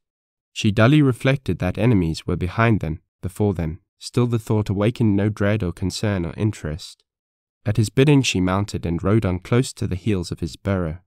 The canon narrowed, the walls lifted their rugged rims higher, and the sun shone down hot from the center of the blue stream of sky above. Lassiter traveled slower, with more exceeding care as to the ground he chose, and he kept speaking low to the dogs. They were now hunting dogs, keen, alert, suspicious, sniffing the warm breeze. The monotony of the yellow walls broke in change of color and smooth surface, and the rugged outline of rims grew craggy. Splits appeared in deep breaks, and gorges running at right angles, and then the pass opened wide at a junction of intersecting canons. Lassiter dismounted, led his burro, called the dogs close, and proceeded at snail pace through dark masses of rock and dense thickets under the left wall. Long he watched and listened before venturing to cross the mouths of side cannons. At length he halted, fled his burro, lifted a warning hand to Jane, and then slipped away among the boulders, and, followed by the stealthy dogs, disappeared from sight. The time he remained absent was neither short nor long to Jane Withersteen. When he reached her side again he was pale, and his lips were set in a hard line, and his grey eyes glittered coldly. Bidding her dismount, he led the burros into a covert of stones and cedars, and tied them. "Jane, I've run into the fellas I've been looking for, and I'm going after them," he said. "Why?" she asked. "I reckon I won't take time to tell you. Couldn't we slip by without being seen?" "Likely enough. But that ain't my game. And I'd like to know, in case I don't come back, what you'll do. What can I do? I reckon you can go back to Tull, or stay in the pass and be taken off by rustlers. What shall you do? I don't know. I can't think very well. But I believe I'd rather be taken off by rustlers. Lassiter sat down, put his head in his hands, and remained for a few moments in what appeared to be deep and painful thought. When he lifted his face it was haggard, lined, cold as sculptured marble. I'll go. I only mentioned that chance of mine not coming back. I'm pretty sure to come. Beg you risk so much. Lest you fight more. Haven't you shed enough blood? I'd like to tell you why I'm going, he continued, in coldness he had seldom used to her. She remarked it, but it was the same to her as if he had spoken with his old gentle warmth. But I reckon I won't. Only I'll say that mercy and goodness, such as is in you, though they're the grand things in human nature, can't be lived up to on this Utah border. Life's hell out here. You think, or you used to think, that your religion made this life heaven. Made them scales on your eyes has dropped now. Jane, I wouldn't have you no different, and that's why I'm going to try to hide you somewhere in this pass. I'd like to hide many more women, for I've come to see there are more like you among your people, and I'd like you to see just how hard and cruel this border life is. It's bloody. You'd think churches and churchmen would make it better. They make it worse. You give names to things, bishops, elders, ministers, Mormonism, duty, faith, glory. You dream, or you're driven mad. I'm a man, and I know. I name fanatics, followers, blind women, oppressors, thieves, ranchers, rustlers, riders. And we have what you've lived through these last months. It can't be helped, but it can't last always. And remember this, someday the border will be better, cleaner, for the ways of men like Lassiter. She saw him shake his tall form erect, look at her strangely and steadfastly, and then, noiselessly, stealthily slip away amid the rocks and trees. Rain and Whitty, not being bidden to follow, remained with Jane. She felt extreme weariness, yet somehow it did not seem to be of her body, and she sat down in the shade and tried to think. She saw a creeping lizard, cactus flowers, the drooping burrows, the resting dogs, an eagle high over a yellow crag. Once the meanest flower, a color, the flight of the bee, or any living thing had given her deepest joy. Lassiter had gone off, yielding to his incurable bloodlust, probably to his own death, and she was sorry, but there was no feeling in her sorrow. Suddenly from the mouth of the cannon just beyond her rang out a clear, sharp report of a rifle. Echoes clapped. Then followed a piercingly high yell of anguish, quickly breaking. Again echoes clapped, in grim imitation. Dull revolver shots, horse yells, pound of hoofs, shrill neighs of horses, commingling of echoes, and again silence. Lassiter must be busily engaged, thought Jane, and no chill trembled over her, no blanching tightened her skin. Yes, the border was a bloody place, but life had always been bloody. Men were blood spillers. Phases of the history of the world flashed through her mind, Greek and Roman wars, dark, medieval times, the crimes in the name of religion. On sea, on land, everywhere, shooting, stabbing, cursing, clashing, fighting men. Greed, power, oppression, fanaticism, love, hate, revenge, justice, freedom. For these, men killed one another. She lay there under the cedars, gazing up through the delicate lace-like foliage at the blue sky, and she thought and wondered and did not care. More rattling shots disturbed the noonday quiet. She heard a sliding of weathered rock, a hoarse shout of warning, a yell of alarm, again the clear, sharp crack of the rifle, and another cry that was a cry of death. Then rifle reports pierced a dull volley of revolver shots. Bullets whizzed over Jane's hiding place. One struck a stone and whined away in the air. After that, for a time, succeeded desultory shots, and then they ceased under long, thundering fire from heavier guns. Sooner or later, then, Jane heard the cracking of horses' hoofs on the stones, and the sound came nearer and nearer. Silence intervened until Lassiter's soft, jingling step assured her of his approach. When he appeared he was covered with blood. "All right, Jane," he said. "I come back. And don't worry." With water from a canteen he washed the blood from his face and hands. "Jane, hurry now. Tear my scarf in two, and tie up these places. That hole through my hand is some inconvenient, worsen this it over my ear. There, you're doing fine. Not a bit nervous, no trembling. I reckon I ain't done your courage justice. I'm glad you're brave just now, you'll need to be. Well, I was hid pretty good, enough to keep them from shooting me deep, but they was sling and lead close all the time. I used up all the rifle shells, and then I went after them. Maybe you heard. It was then I got hit. Had to use up every shell on my own gun, and they did, too, as I seen. Rustlers and Mormons, Jane, and now I'm packing 5 bullet holes in my carcass and guns without shells. Hurry now. He unstrapped the saddlebags from the burros, slipped the saddles and let them lie, turned the burros loose, and, calling the dogs, led the way through stones and cedars to an open where 2 horses stood. Jane, are you strong? He asked. I think so. I'm not tired, Jane replied. I don't mean that way. Can you bear up? I think I can bear anything. I reckon you look a little cold and thick. So I'm preparing you. For what? I didn't tell you why I just had to go after them fellas. I couldn't tell you. I believe you'd have died. But I can tell you now, if you'll bear up under a shock. Go on, my friend. I've got little Faye, alive, bad hurt, but she'll live. Jane Withersteen's deadlocked feeling, rent by Lassiter's deep, quivering voice, leaped into an agony of sensitive life. Here he added, and showed her where little Faye lay on the grass. Unable to speak, unable to stand, Jane dropped on her knees. By that long, beautiful golden hair Jane recognized the beloved Faye. But Faye's loveliness was gone. Her face was drawn and looked old with grief. But she was not dead. Her heart beat, and Jane Withersteen gathered strength and lived again. You see, I just had to go after Faye, Lassiter was saying, as he knelt to bathe her little pale face. But I reckon I don't want no more choices like the one I had to make. There was a crippled fella in that bunch, Jane. Bern Venters crippled him. Anyway, that's why they were holding up here. I seen little Faye first thing, and was hard put to it to figure out a way to get her. And I wanted horses, too. I had to take chances.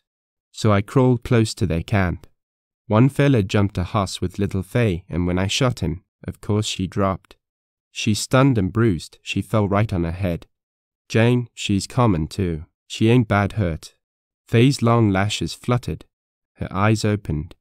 At first they seemed glazed over. They looked dazed by pain. Then they quickened, darkened, to shine with intelligence, bewilderment, memory, and sudden wonderful joy. Mother, Jane, she whispered. Oh, little Faye, cried Jane, lifting, clasping the child to her. Now we've got to wrestle, said Lassiter in grim coolness. Jane looked down the pass. Across the mounds of rock and sage Jane caught sight of a band of riders filing out of the narrow neck of the pass, and in the lead was a white horse, which, even at a distance of a mile or more, she knew. Tull, she almost screamed. I reckon. But, Jane, we've still got the game in our hands. They're ridden tired horses. Venters likely give them a chase. He wouldn't forget that. And we've fresh horses. Hurriedly he strapped on the saddlebags, gave quick glance to girths and cinches and stirrups, then leaped astride. Lift little Faye up, he said. With shaking arms Jane complied. Get back your nerve, woman. This is life or death now. Mind that. Climb up.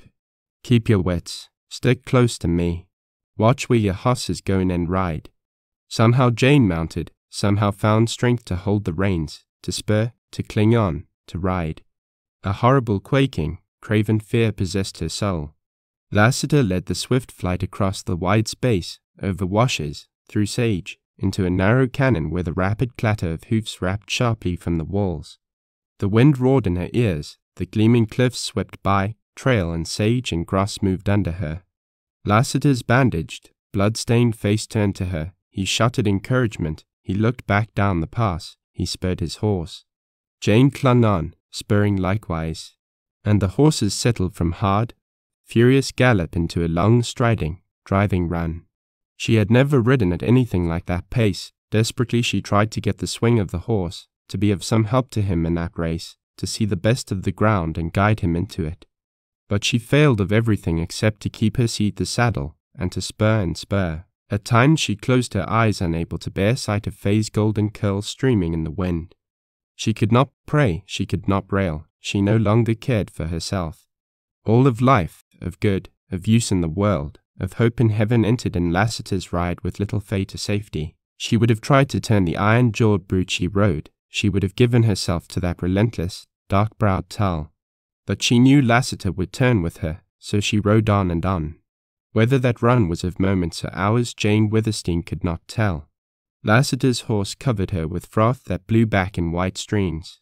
Both horses ran their limit, were allowed to slow down in time to save them, and went on dripping, heaving, staggering. "Oh, Lassiter, we must run, we must run." He looked back, saying nothing. The bandage had blown from his head, and blood trickled down his face. He was bowing under the strain of injuries, of the ride, of his burden. Yet how cool and gay he looked, how intrepid. The horses walked, trotted, galloped, ran, to fall again to walk. Hours sped or dragged. Time was an instant, an eternity. Jane Withersteen felt hell pursuing her, and dared not look back for fear she would fall from her horse. "Oh, Lassiter, is he coming?" The grim rider looked over his shoulder, but said no word. Fay's golden hair floated on the breeze. The sun shone, the walls gleamed, the sage glistened. And then it seemed the sun vanished, the walls shaded, the sage paled. The horses walked, trotted, galloped, ran, to fall again to walk. Shadows gathered under shelving cliffs. The canyon turned, brightened, opened into a long, wide, wall-enclosed valley. Again the sun, lowering in the west, reddened the sage. Far ahead round, scrawled stone appeared to block the pass.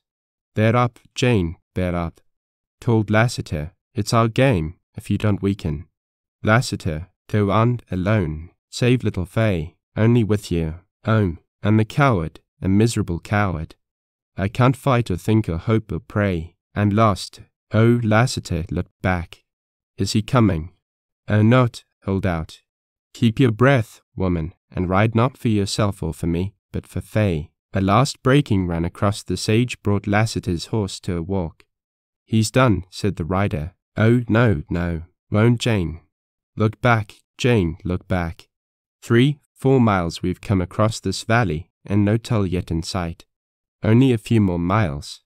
Jane looked back over the long stretch of sage, and found the narrow gap in the wall, out of which came a file of dark horses with a white horse in the lead. Sight of the riders acted upon Jane as a stimulant. The weight of cold, horrible terror lessened, and, gazing forward at the dogs, at Lassiter's limping horse, at the blood on his face, at the rocks growing nearer, last at Fay's golden hair, the ice left her veins, and slowly, strangely, she gained hold of strength that she believed would see her to the safety Lassiter promised. And, as she gazed, Lassiter's horse stumbled and fell. He swung his leg and slipped from the saddle. "Jane, take the child," he said, and lifted Fay up. Jane clasped her arms suddenly strong. "They're gainin'," went on Lassiter as he watched the pursuing riders. "But we'll beat 'em yet." Turning with Jane's bridle in his hand, he was about to start when he saw the saddle bag on the fallen horse. "I've just about got time," he muttered, and with swift fingers that did not blunder or fumble he loosened the bag and threw it over his shoulder. Then he started to run, leading Jane's horse, and he ran and trotted and walked and ran again. Close ahead now Jane saw a rise of bare rock. Lassiter reached it, searched along the base, and, finding a low place, dragged the weary horse up and over round, smooth stone. Looking backward, Jane saw Tull's white horse not a mile distant, with riders strung out in a long line behind him. Looking forward, she saw more valley to the right, and to the left a towering cliff. Lassiter pulled the horse and kept on. Little Fay lay in her arms with wide open eyes which were still shadowed by pain, but no longer fixed, glazed in terror. The golden curls blew across Jane's lips, the little hands feebly clasped her arm, a ghost of a troubled, trustful smile hovered round the sweet lips, and Jane Withersteen awoke to the spirit of a lioness. Lassiter was leading the horse up a smooth slope toward cedar trees of twisted and bleached appearance. Amanbisi halted. "Jane, give me the girl and get down," he said. As if it wrenched him, he unbuckled the empty black guns with a strange air of finality. He then received Fay in his arms and stood a moment looking backward. Tull's white horse mounted the ridge of round stone, and several bays or blacks followed. "I wonder what he'll think when he sees them empty guns." Jane, bring your saddlebag and climb after me. A glistening, wonderful bare slope, with little holes, swelled up and up to lose itself in a frowning yellow cliff. Jane closely watched her steps and climbed behind Lassiter. He moved slowly. Perhaps he was only husbanding his strength. But she saw drops of blood on the stone, and then she knew. They climbed and climbed without looking back. Her breast labored. She began to feel as if little points of fiery steel were penetrating her side into her lungs. She heard the panting of Lassiter and the quicker panting of the dogs. "Wait, here," he said. Before her rose a bulge of stone, necked with little cut steps, and above that a corner of yellow wall, and overhanging that a vast, ponderous cliff. The dogs pattered up, disappeared round the corner. Lassiter mounted the steps with Faye, and he swayed like a drunken man, and he too disappeared. But instantly he returned alone, and half ran, half slipped down to her. Then from below pealed up hoarse shouts of angry men. Tull and several of his riders had reached the spot where Lassiter had parted with his guns. "He'll need that breath, Meb," said Lassiter, facing downward, with glittering eyes. "Now, Jane, the last pull," he went on. "Walk up them little steps. I'll follow and steady you. Don't think. Just go. It'll phase above." Her eyes are open. "She just said to me, 'Where's Mother Jane?'" Without a fear or a tremor or a slip or a touch of Lassiter's hand, Jane Withersteen walked up that ladder of cut steps. He pushed her round the corner of the wall. They lay, with wide staring eyes, in the shade of a gloomy wall. The dogs waited. Lassiter picked up the child and turned into a dark cleft. It zigzagged. It widened. It opened. Jane was amazed at a wonderfully smooth and steep incline leading up between ruined, splintered, toppling walls. A red haze from the setting sun filled this passage. Lassiter climbed with slow, measured steps, and blood dripped from him to make splotches on the white stone. Jane tried not to step in his blood, but was compelled, for she found no other footing. The saddle-bag began to drag her down. She gasped for breath. She thought her heart was bursting. Slower, slower, yet the rider climbed, whistling as he breathed. The incline widened. Huge pinnacles and monuments of stone stood alone, leaning fearfully. Red sunset haze shone through cracks where the wall had split. Jane did not look high, but she felt the overshadowing of broken rims above. She felt that it was a fearful, menacing place, and she climbed on in heartrending effort. And she fell beside Lassiter and Faye at the top of the incline in a narrow, smooth divide. He staggered to his feet, staggered to a huge, leaning rock that rested on a small pedestal. He put his hand on it, the hand that had been shot through, and Jane saw blood drip from the ragged hole. Then he fell. "Jane, I can't do it," he whispered. "What? Roll the stone. All my life I've loved to roll stones, and now I can't. What of it?" He talked strangely. "Why roll that stone? I planned to fetch you here to roll this stone. See, it'll smash the crags, loosen the walls, close the outlet." As Jane Withersteen gazed down that long incline, walled in by crumbling cliffs, awaiting only the slightest jar to make them fall asunder, she saw Tull appear at the bottom and begin to climb. A rider followed him, another and another. "See, Tull, the riders. Yes, they'll get us now. Why, haven't you strength left to roll the stone?" "Jane, it ain't that. I've lost my nerve." "You, Lassiter, I wanted to roll it, meant to, but I can't. Venters's valley is down behind here. We could live there, but if I roll the stone, we're shut in for always. I don't dare. I'm thinking of you. Lassiter, roll the stone," she cried. He arose, tottering, but with set face, and again he placed the bloody hand on the balancing rock. Jane Withersteen gazed from him down the passageway. Tull was climbing. Almost, she thought, she saw his dark, relentless face. Behind him more riders climbed. What did they mean for Faye, for Lassiter, for herself? Roll the stone. "Lassiter, I love you." Under all his deathly pallor, and the blood, and the iron of seared cheek and lined brow, worked a great change. He placed both hands on the rock and then leaned his shoulder there and braced his powerful body. Roll the stone. It stirred, it groaned, it grated, it moved, and with a slow grinding, as of wrathful relief, began to lean. It had waited ages to fall, and now was slow in starting. Then, as if suddenly instinct with life, it leaped hurtlingly down to alight on the steep incline, to bound more swiftly into the air, to gather momentum, to plunge into the lofty leaning crag below. The crag thundered into atoms. A wave of air, a splitting shock. Thus shrouded the sunset red of shaking rims, thus shrouded Tull as he fell on his knees with uplifted arms. Shafts and monuments and sections of wall fell majestically. From the depths there rose a long-drawn rumbling roar. The outlet to deception passed closed forever. Hey everyone, thank you so much for listening. If you did enjoy this rendition of this all-time classic by Zane Grey, then you can comment the code word, The Riders of the Purple Sage. And with that being said, you have a brilliant rest of your day. Cheers.